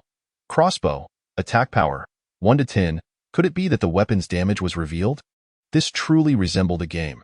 Yet, Chao Fan was acutely aware that this was no mere game, but the tangible world, merely manifesting certain values. Shaking his head, Chao Fan readied his crossbow and loosed an arrow at the head of a wild wolf. A piercing scream echoed from the wolf as it collapsed onto the ground. 4 words materialized before him. Critical hit, -20. So, this was how it worked? A critical hit resulted in higher damage. Indeed, if one were to pierce the brain and not kill it, it would cease to be a beast. The remaining wolf did not flee. It merely shook its body that moment. Chao Fan glanced in the rearview mirror and saw at least 5 wolves lurking nearby. Were the wolves feigning slumber? Laying a trap for their prey? That was the only term that came to his mind. In a wonder they did not retreat even after losing one of their own. There was an ambush. Was this what they called a beast tide? Would more wild creatures emerge? Chao Fan pondered calmly. The wolves behind him posed no significant threat. Now that he was aware, it was futile for them to attempt an ambush. Divine Envoy, behind you. At this moment, AI Air began to warn him. You've noticed? Indeed. AI Air, peering through the rearview mirror, also spotted the wolves lurking behind. Drawing her sword from her waist, she declared, Divine Envoy, I must go down. What? Chao Fan exclaimed, astonished. You intend to engage those wolves in close combat? Yes, my lord. The people of Shushi Village have long battled wild beasts. Even I am capable of it. I am not merely a saintess who studies spells. Fear not, times have changed. Chao Fan closed the window and leaped into the driver's seat. Jump, today I will teach you a trick with that. He slammed the accelerator, heading straight for the nearest wolf. The creature attempted to evade, but it was no match for the speed of the vehicle, becoming impaled on the steel spikes at the front. Chao Fan swiftly turned the car and charged towards the other wolves. They too tried to dodge, but were unable to outrun the car. With a mournful howl, they were likewise pinned to the ground. Out of the 5 ambushing wolves, only one managed to escape. Chao Fan exited the vehicle and inspected the steel spikes before him. This contraption was extraordinary. The wolves had been effortlessly pierced, dead beyond recovery. It seemed upgrades were indeed beneficial. If only his driving skills were sharper and the vehicle faster, he could utilize this method to hunt beasts. The wild wolves could be directly dismantled, but Chao Fan opted to store them in his virtual backpack. To dismantle them outright would be too wasteful. It was preferable to let the villagers of Shushi handle the disassembly, thereby yielding more wolf meat. Chao Fan estimated that direct dismantling would yield at most a single piece of wolf meat, while the villagers could likely extract between 40 to 50 pieces. This calculation clarified everything for him. AI Air had not anticipated such an outcome. Divine Envoy, this vehicle is astonishing. After a day of companionship, AI Air came to understand what this marvel was called.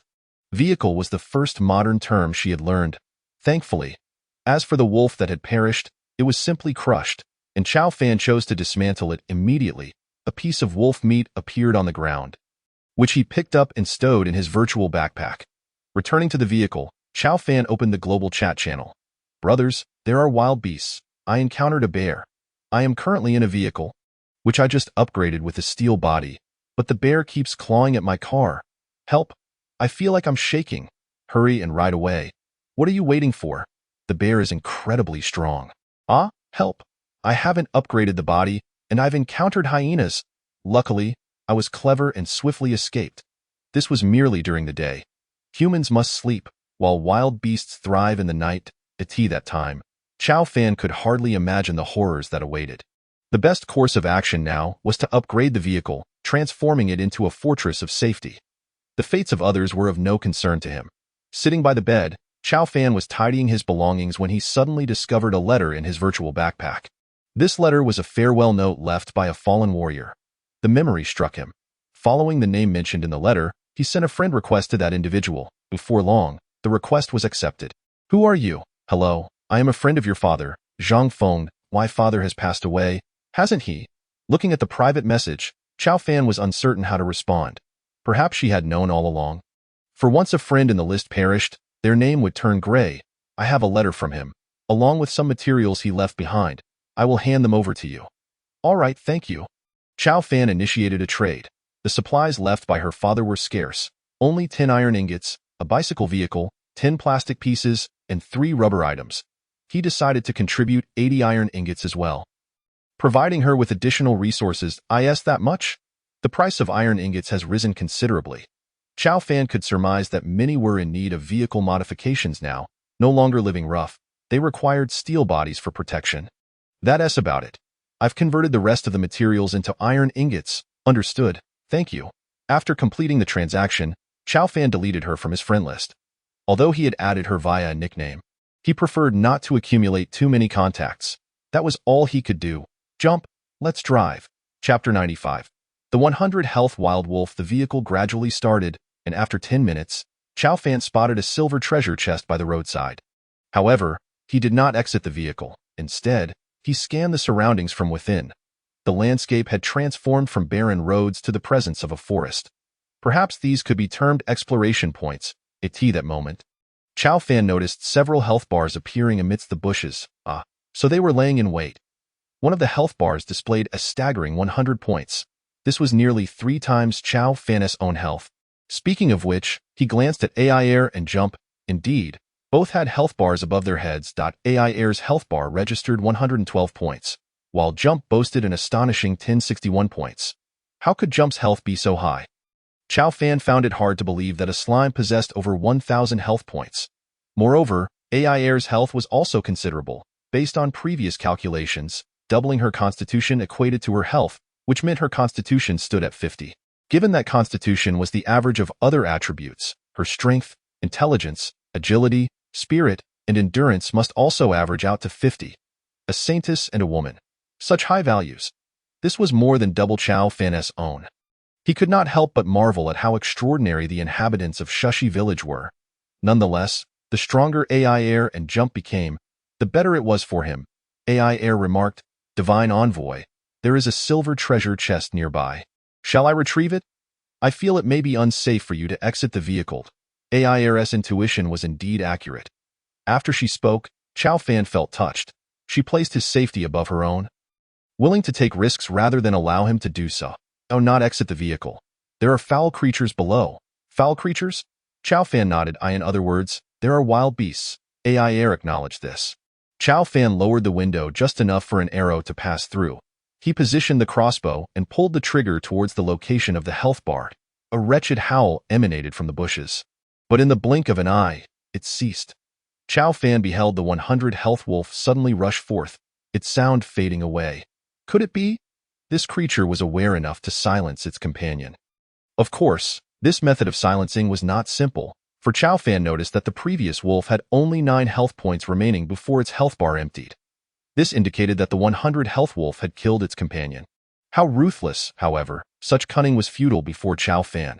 It was akin to brandishing a large blade before Guangong. Chow Fan knocked another arrow and aimed at another wolf. He deliberately refrained from shooting the 100 health wolf. Sure enough, the wild wolf emitted a sound once more, resuming its slaughter of its companions. Now, only 5 wolves remained. Chow Fan unleashed arrow after arrow until it became apparent that only one was left. At this, Chow Fan smiled. He truly owed a debt of gratitude to the wolf. Otherwise, he would have had to expend considerable effort. Chow Fan readied his crossbow to eliminate the largest and most formidable wild wolf.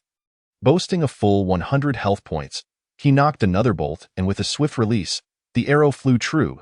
A number floated above its head. -10. Upon further inspection, the wolf's health still stood at 90 points. Remarkably, it remained silent.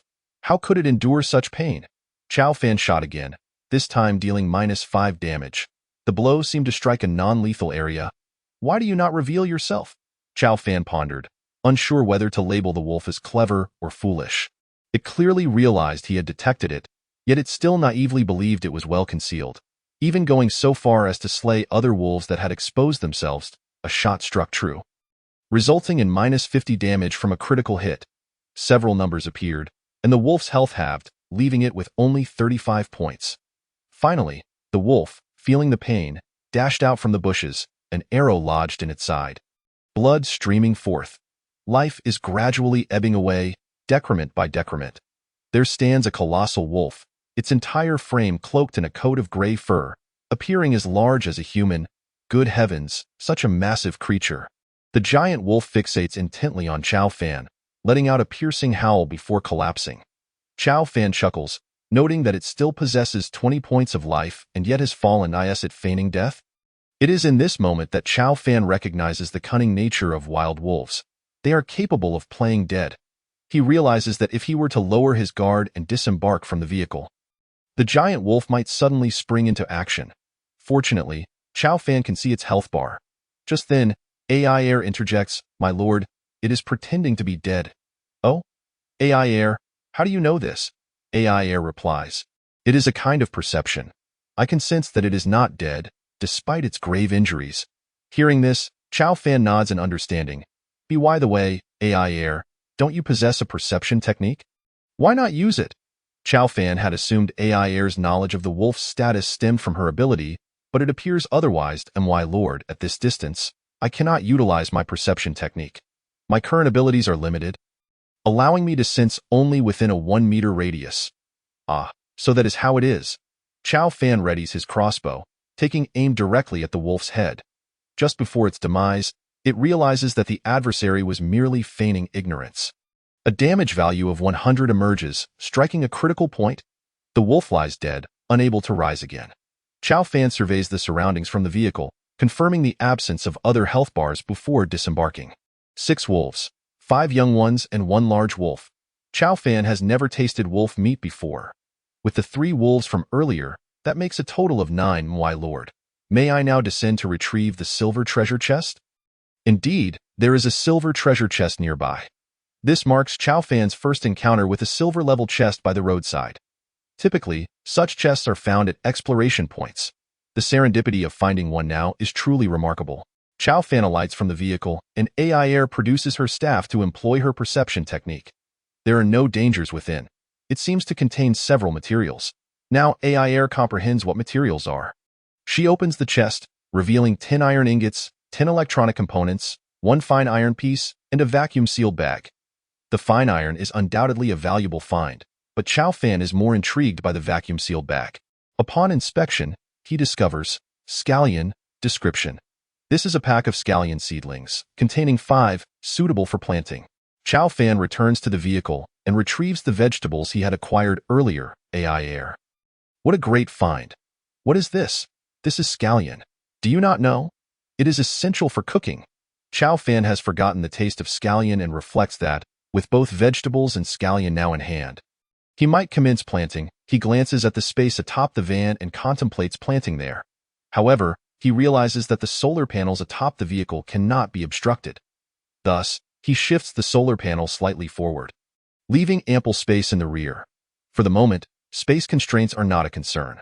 Chow Fan purchases 20 flower pots, digs up some soil from the roadside, fills the containers, and plants both the vegetables and scallions, watering them afterward. Once this task is accomplished, Chow Fan climbs down from the sunroof. From now on, he can ascend through the sunroof to observe the growth of the vegetables and scallions, to prevent any mishaps. He constructs a groove that securely holds the planting containers, an adjustment that only requires the expenditure of 2 iron ingots worth in the panel interface. In the future, moving the containers will be as simple as relocating the solar panels, requiring no additional materials since it has already been crafted. This aspect is quite advantageous. Wow, these are indeed plants, my lord. You cannot fathom how much we in Shushi Village adore such greenery. The only good plant we have is the wind sand tree.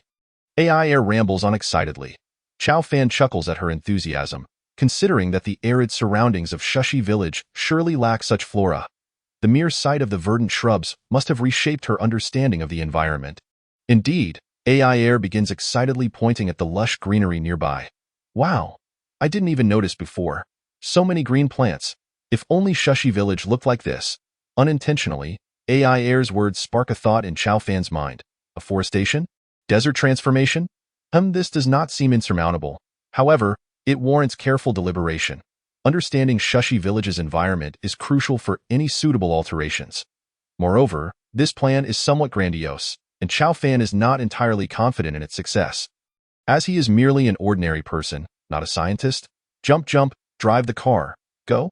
Jump Jump's speech has become increasingly clear. Previously, it was an electronic tone, but now it resembles a child's voice, albeit with some difficulty in comprehension. However, the prolonged intonation remains unchanged. The vehicle moves slowly forward.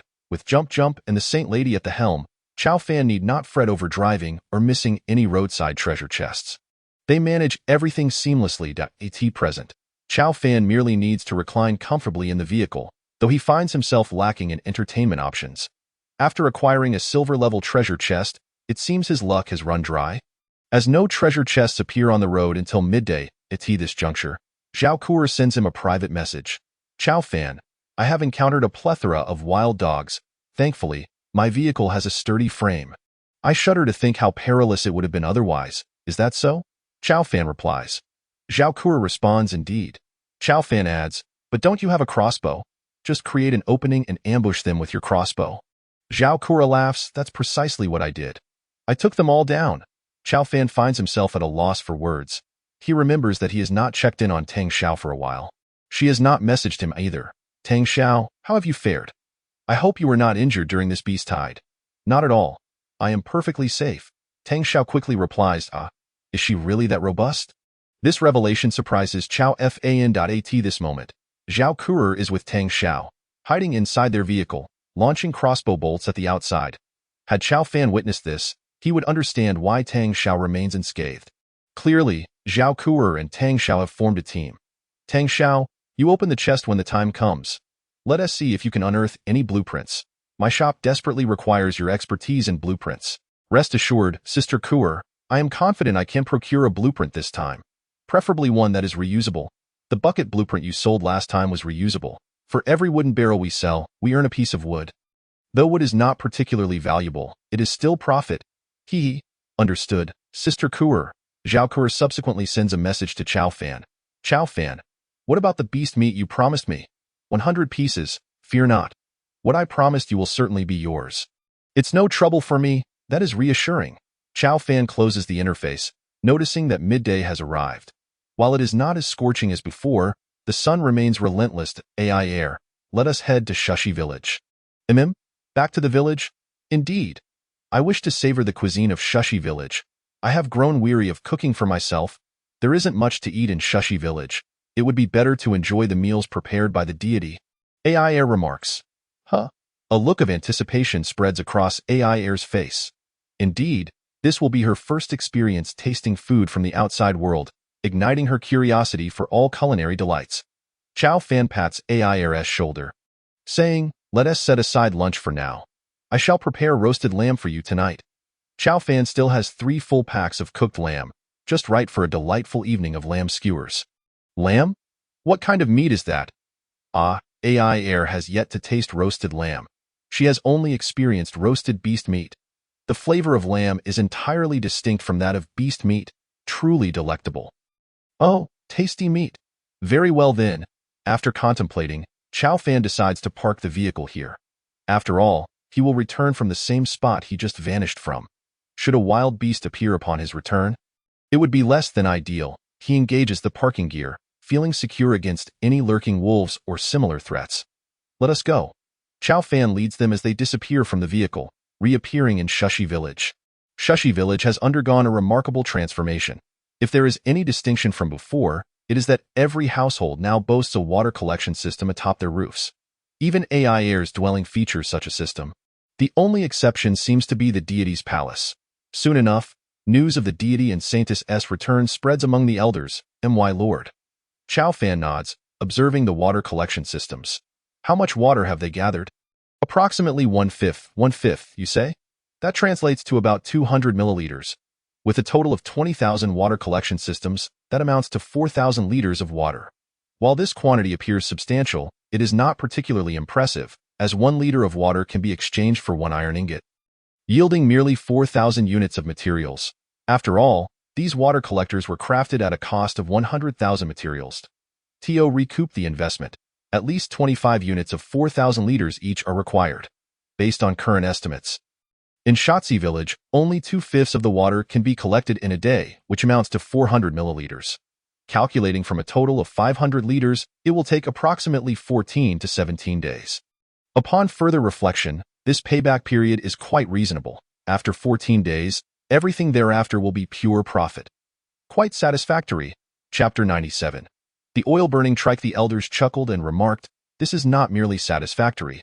It is nothing short of a miracle. With this, our village will never suffer from water scarcity again." Chow Fan nodded and inquired, "Is that truly what you believe?" "Oh," the Grand Elder responded with a puzzled tone. Chow Fan explained, "This area is severely desertified. You must understand, such a place is inherently unsuitable for human habitation. The reason you have managed to survive is twofold. Firstly, the beast tides provide you with sustenance. Secondly, there is a well that supplies you with water. While it is indeed possible to survive here long term, the quality of life will remain quite lowed." AI Air interjected, "Elders, you are unaware of the world beyond. Lush greenery is abundant and seemingly free." The elders exchanged glances, incredulous. Such places exist? They found it hard to believe, as their world consisted solely of sand, endless sand. Having lived here for generations, they had never witnessed fields teeming with flora. The unimaginable is simply beyond their comprehension. Chow Fan did not consider their narrow perspective as ignorance. It was merely human nature. Enough of this for now. I came here to enjoy a meal and perhaps procure some beast meat to take with me. By the way, do you still have beast meat? Yes, at least 10,000 units remain. Chow Fan nodded, understanding that the 10,000 units referred to their measure, while he meant it in terms of small, cut portions. They sold in small chunks, with one piece exchanging for a single iron ingot, equating to a total of 50,000 units. "Let us dine." Upon hearing this, the Grand Elder promptly made arrangements. "Divine Envoy, please follow me." The Grand Elder led Chow Fan to his residence. Shortly thereafter, several individuals arrived bearing food. Each person sat at a table on the carpet to eat, an arrangement that left Chow Fan feeling somewhat out of place. Presented before him was merely a bowl containing a few pieces of boiled beast meat. "Is this all?" Chow Fan frowned. AI Air stifled a laugh beside him, saying, "Divine Envoy, had you mentioned not coming to the village, we would have warned you. This is our sole fare." It was no wonder AI Air had discouraged Chow Fan from visiting. It all made sense now. Gazing at the boiled meat, while seasoned with salt, the flavor was rather unremarkable. Eating it too often would lead to monotony. Divine Envoy, this is indeed our standard diet. You do not find it unpalatable, do you? Not at all. I simply perceive a certain culinary desolation here. Desolation? Indeed, we reside in a desert. Chow Fan chuckled at this realization. After all, what delectable offerings could one expect from a village established in a desert? Very well, let us eat. Chow Fan quickly consumed a piece.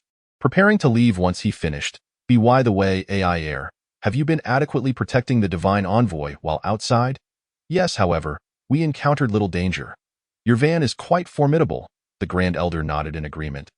"Indeed, should our village possess such marvels, it would greatly enhance our development." Chow Fan pondered for a moment. The village did have several vehicles, albeit they were merely standard models, bicycles and rudimentary carts powered by human effort. Such items were commonplace and not particularly valuable.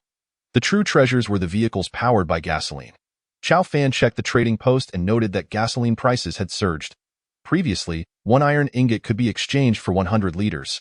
Now, it was a maximum of 50 liters. However, prices were likely to decrease in a few days, as the recent inflation was due to the Challenger's Path competition, where everyone needed to employ fire attacks, causing a temporary spike in gasoline prices. Chow Fan still had a damaged trike in his backpack, which had been ravaged by a giant eagle during a previous battle. Nevertheless, the engine should still be functional. If disassembled and fitted to a flatbed cart, it could serve as a decent power source. The trike consumed only 2 liters of gasoline per 100 kilometers and was powered by a small engine. "Grand Elder, I possess an oil-burning trike.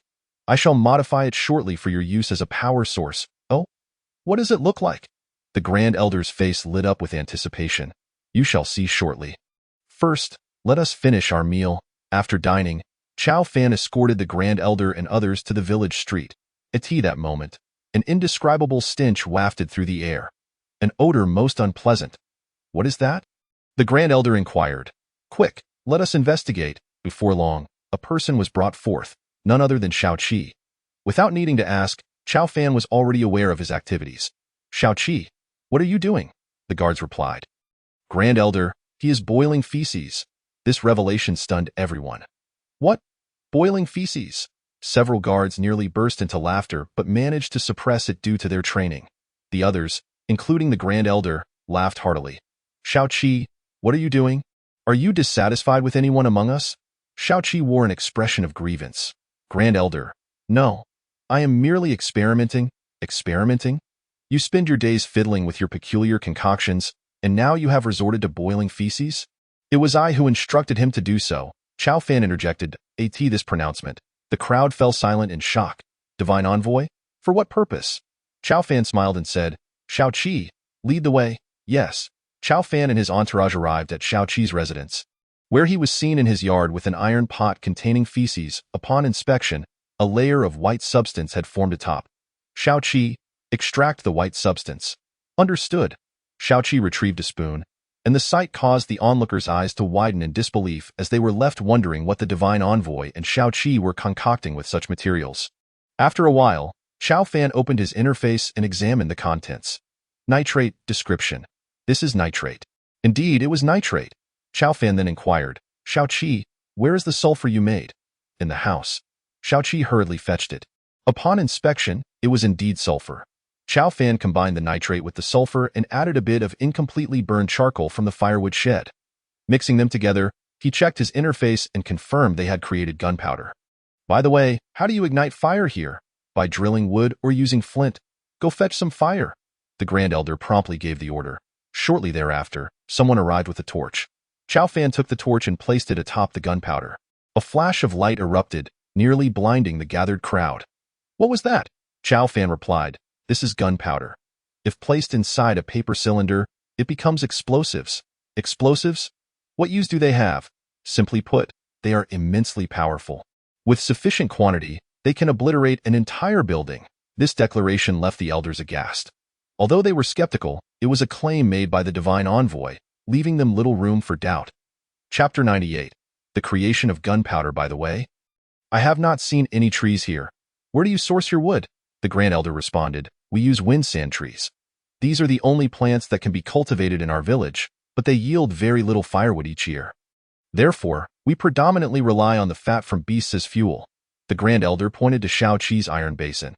Chao Fan observed it was akin to an oil lamp. He nodded, realizing there was a significant lack of plant life in the area.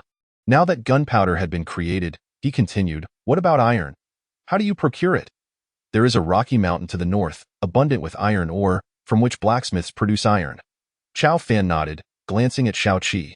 The feces boiling must continue, but we cannot do it here. Let us go outside the village and establish a dedicated laboratory. Understood. Shao-Chi eagerly agreed.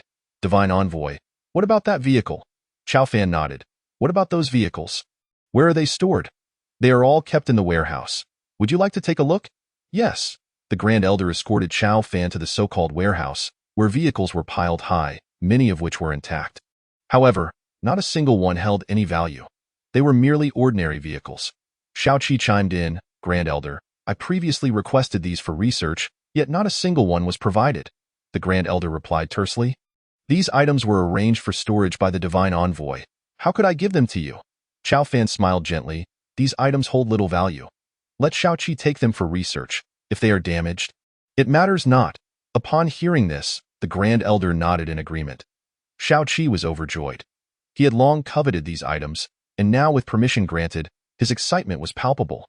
Chao Fan spotted a large flatbed cart made of wood, with modified oversized tires. Bring that flatbed cart out. Yes, two guards effortlessly lifted it out. Chao Fan could not help but marvel at their immense strength. As he accessed the panel, a health bar materialized above their heads.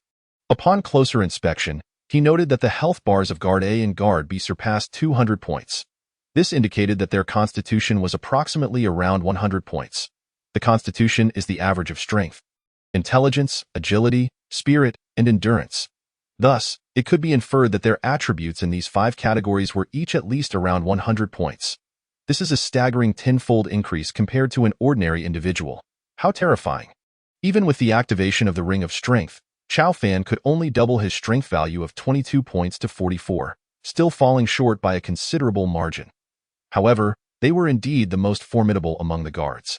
Ordinary soldiers would not possess such extraordinary strength, typically registering just over 100 points in health and around 50 points in overall attributes. Perhaps with the use of the Ring of the Brave, Chao Fan could match their prowess in a contest of strength. Chao Fan then turned his gaze to the Grand Elder, whose health was approximately 150 points, with an overall attribute around 75 points. Grand Elder, I wonder how your strength compares to that of Guard A in your youth. Why does the Divine Envoy inquire about this? Just a casual question. Ha! Coincidentally, I was the strongest of my generation. Perhaps even the current Guard A would not stand a chance against me. Chao Fan nodded. The Grand Elder, though aged, still seemed formidable, at least twice as strong as Chao Fa and By observing health points. Chao Fan could estimate a person's attributes and overall strength. The flatbed cart was brought forth, and Chao Fan switched to the battered three-wheeled vehicle. What is this? Upon closer examination, he noticed claw marks on the top of the tricycle. It appeared to have been damaged by a giant bird. Chao Fan nodded, marveling at the Grand Elder's insight, and remarked, "This is the battle scar from my confrontation with the giant eagle." The Divine Envoy truly possesses both courage and wisdom. Managing to survive an encounter with such a powerful beast, Chao Fan chuckled and replied, "No, I killed it." The declaration startled everyone. Such a giant bird would undoubtedly be a formidable creature in their realm. Guard A remarked, "If I were to confront that giant eagle, it would surely require considerable effort to defeat it." Chao Fan cast a glance at him, realizing that he had not claimed it was invincible. How terrifying it was, indeed. Once attributes reached a certain level, a qualitative transformation occurs. Chao Fan contemplated that he should strive to acquire more essence to elevate his constitution to that of Guard A's level. Enough. I shall commence the modifications. Chao Fan first assessed the condition of the three-wheeled vehicle. The engine and all critical components were intact, with only the wheels and body sustaining damage. Thus, there was no need for extensive repairs. In the modification interface, he extracted the engine, fuel tank, and transmission gears from the tricycle and placed them on the flatbed cart. This required a total of 10 iron ingots. The flatbed cart underwent a significant transformation. Now resembling a vehicle powered by the tricycle's engine, the exposed engine was mounted beneath the flatbed. The onlookers gazed in astonishment, as if witnessing a form of magic. I asked that all there is to it? Indeed. Chao Fan mounted the vehicle, grasped the handlebars, inserted the key, and with a twist, the engine roared to life. The crowd gasped and quickly retreated, with several guards drawing their weapons, only to be reprimanded by the Grand Elder. "Put away your weapons." "Yes, Grand Elder, I was too sensitive." Chao Fan grinned. They had never encountered such a contraption before. Only those guards who had fought alongside Chao Fan remained somewhat composed, though they too had never seen anything so thunderous. They regarded it as a monstrous entity. Chao Fan called out, "Clear the way ahead." Instantly, they made way. The throttle was located on the handlebars, and as Chao Fan pressed it, the vehicle sprang to life. The crowd watched in awe, their mouths agaped. "To them. This was a miracle. A miracle. A miracle," they exclaimed, exchanging bewildered glances. Chao Fan circled around and returned to his original position. "Divine Envoy, what on earth is this? Why does it move?" the Grand Elder inquired. At that moment, Shao Qi approached, exclaiming, "Wow, how incredible!" Chao Fan explained, "This is a vehicle that operates on fuel." He pointed to the fuel tank and continued, explaining the scientific principles behind it is somewhat complex. In simple terms, this device provides propulsion that allows one to drive it. It is akin to riding a wild beast. Chapter 99. Driving the tricycle. They listened, somewhat bewildered. However, witnessing its movement was enough to convince them. The Grand Elder swallowed hard. "May I give it a try?" Chao Fan was taken aback that the usually composed Grand Elder would express such a desire. "All right, give it a go." The Grand Elder sat atop the vehicle as Chao Fan had done, turning the key to ignite the engine. The Grand Elder nodded, and with a crackling sound, the vehicle roared to life. Another nod followed as he twisted the throttle, and the vehicle surged forward. The Grand Elder exclaimed in surprise. Chao Fan could hardly contain his laughter at the sight. Bang!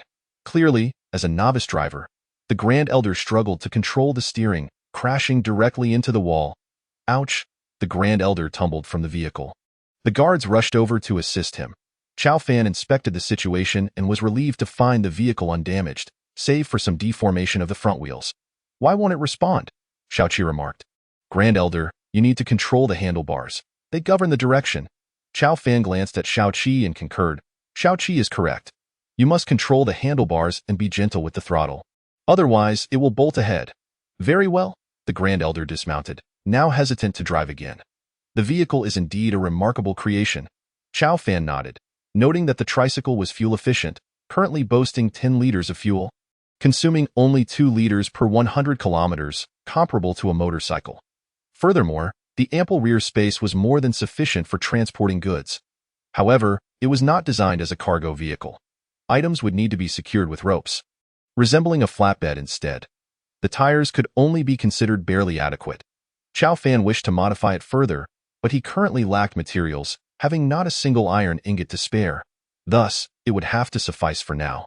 Enhancements would require substantial resources. Transforming it into a van-type vehicle would necessitate over 10,000 materials. Of course, possessing blueprints would significantly reduce the cost. This was with an engine already in place. If it were a Wuling engine constructed without blueprints, it would demand over 5,000 materials. Naturally, blueprints typically required about 1/10 of the amount, but Chao Fan suspected that obtaining blueprints for such an engine would be quite costly under current circumstances. Chao Fan stated, Grand Elder, you may use this for transporting goods for the time being. In a few days, I will check if I can procure more materials or blueprints for further modifications. No need, no need. This is already excellent. I am very satisfied with this. We shall no longer require manual labor to transport stones and other materials. Chao Fan nodded and requested 1,000 pieces of meat from the Grand Elder, as he needed to exchange them for other resources. The wild wolves he had hunted earlier were directly sent to the food processing plant in Shushi Village. The food processing had reached its final stages, with few remaining to continue the endeavor. However, processing these wolf carcasses was a trivial matter, likely completed within half an hour. Divine Envoy, where did you obtain this meat? I acquired it from hunting outside. Is there a problem? This meat is quite ordinary and holds little value. However, if you wish, I can process it and prepare it for drying. Chao Fan nodded. As for this meat, please handle it. I have use for it. The future development of our village will depend on such provisions. To develop the village undoubtedly requires resources. The more, the better. For instance, with the abundance of water collectors, we now have an inexhaustible supply of water, thanks to the sale of 100,000 pieces of meat. Without resources, Chao Fan would be unable to build the village. Thus, he expressed his thoughts. The Grand Elder was no fool. He quickly grasped the implications. Understood, Divine Envoy. Should you require meat processing, feel free to bring it to me. I shall handle it. After all, while your spell is convenient, it incurs significant wastage. Chao Fan nodded. Indeed, the decomposition function on the panel does incur losses. Yet it is sufficiently convenient. Chao Fan and AI Air departed from Shushi Village and arrived on the highway. Tiao Tiao also emerged from his arms. Currently, Tiao Tiao was still somewhat timid around people, but he had formed a better bond with AI Air, remaining hidden in Shushi Village. Tiao Tiao, you drive. AI Air, keep an eye out for treasure chests along the roadside. All right, Divine Envoy. Meanwhile, Chao Fan lay back on the bed, engaged in a trade with Zhao Kuer. Is Zhao Kuer there? Yes, Chao Fan. Did you acquire your meat from the brave ones? Chao Fan glanced at the meat in his virtual backpack and nodded. This meat had been dried, boasting a shelf life of 6 months, significantly longer than the previous type. Hurry and complete the trade. Zhao Kuer requested a trade. Chao Fan accepted and placed 100 pieces of beast meat on the table. Chao Fan, indeed, it is beastly flesh. Meat that can enhance strength and endurance, certainly. According to the previous pricing, at a 95 rate, I shall provide you with 95 units of materials. What materials do you require? Chao Fan? Iron ingots, perhaps? Very well. Zhao Kuer promptly placed 95 iron ingots on the table. Chao Fan was genuinely surprised that Zhao Kuer possessed such a substantial number of iron ingots. Where did you acquire all these iron ingots? Zhao Kuer? How could you have so many? This is all my remaining wealth, gathered bit by bit from selling goods. Chao Fan clicked on the transaction, but Zhao Kuer interjected. Chao Fan, if you have more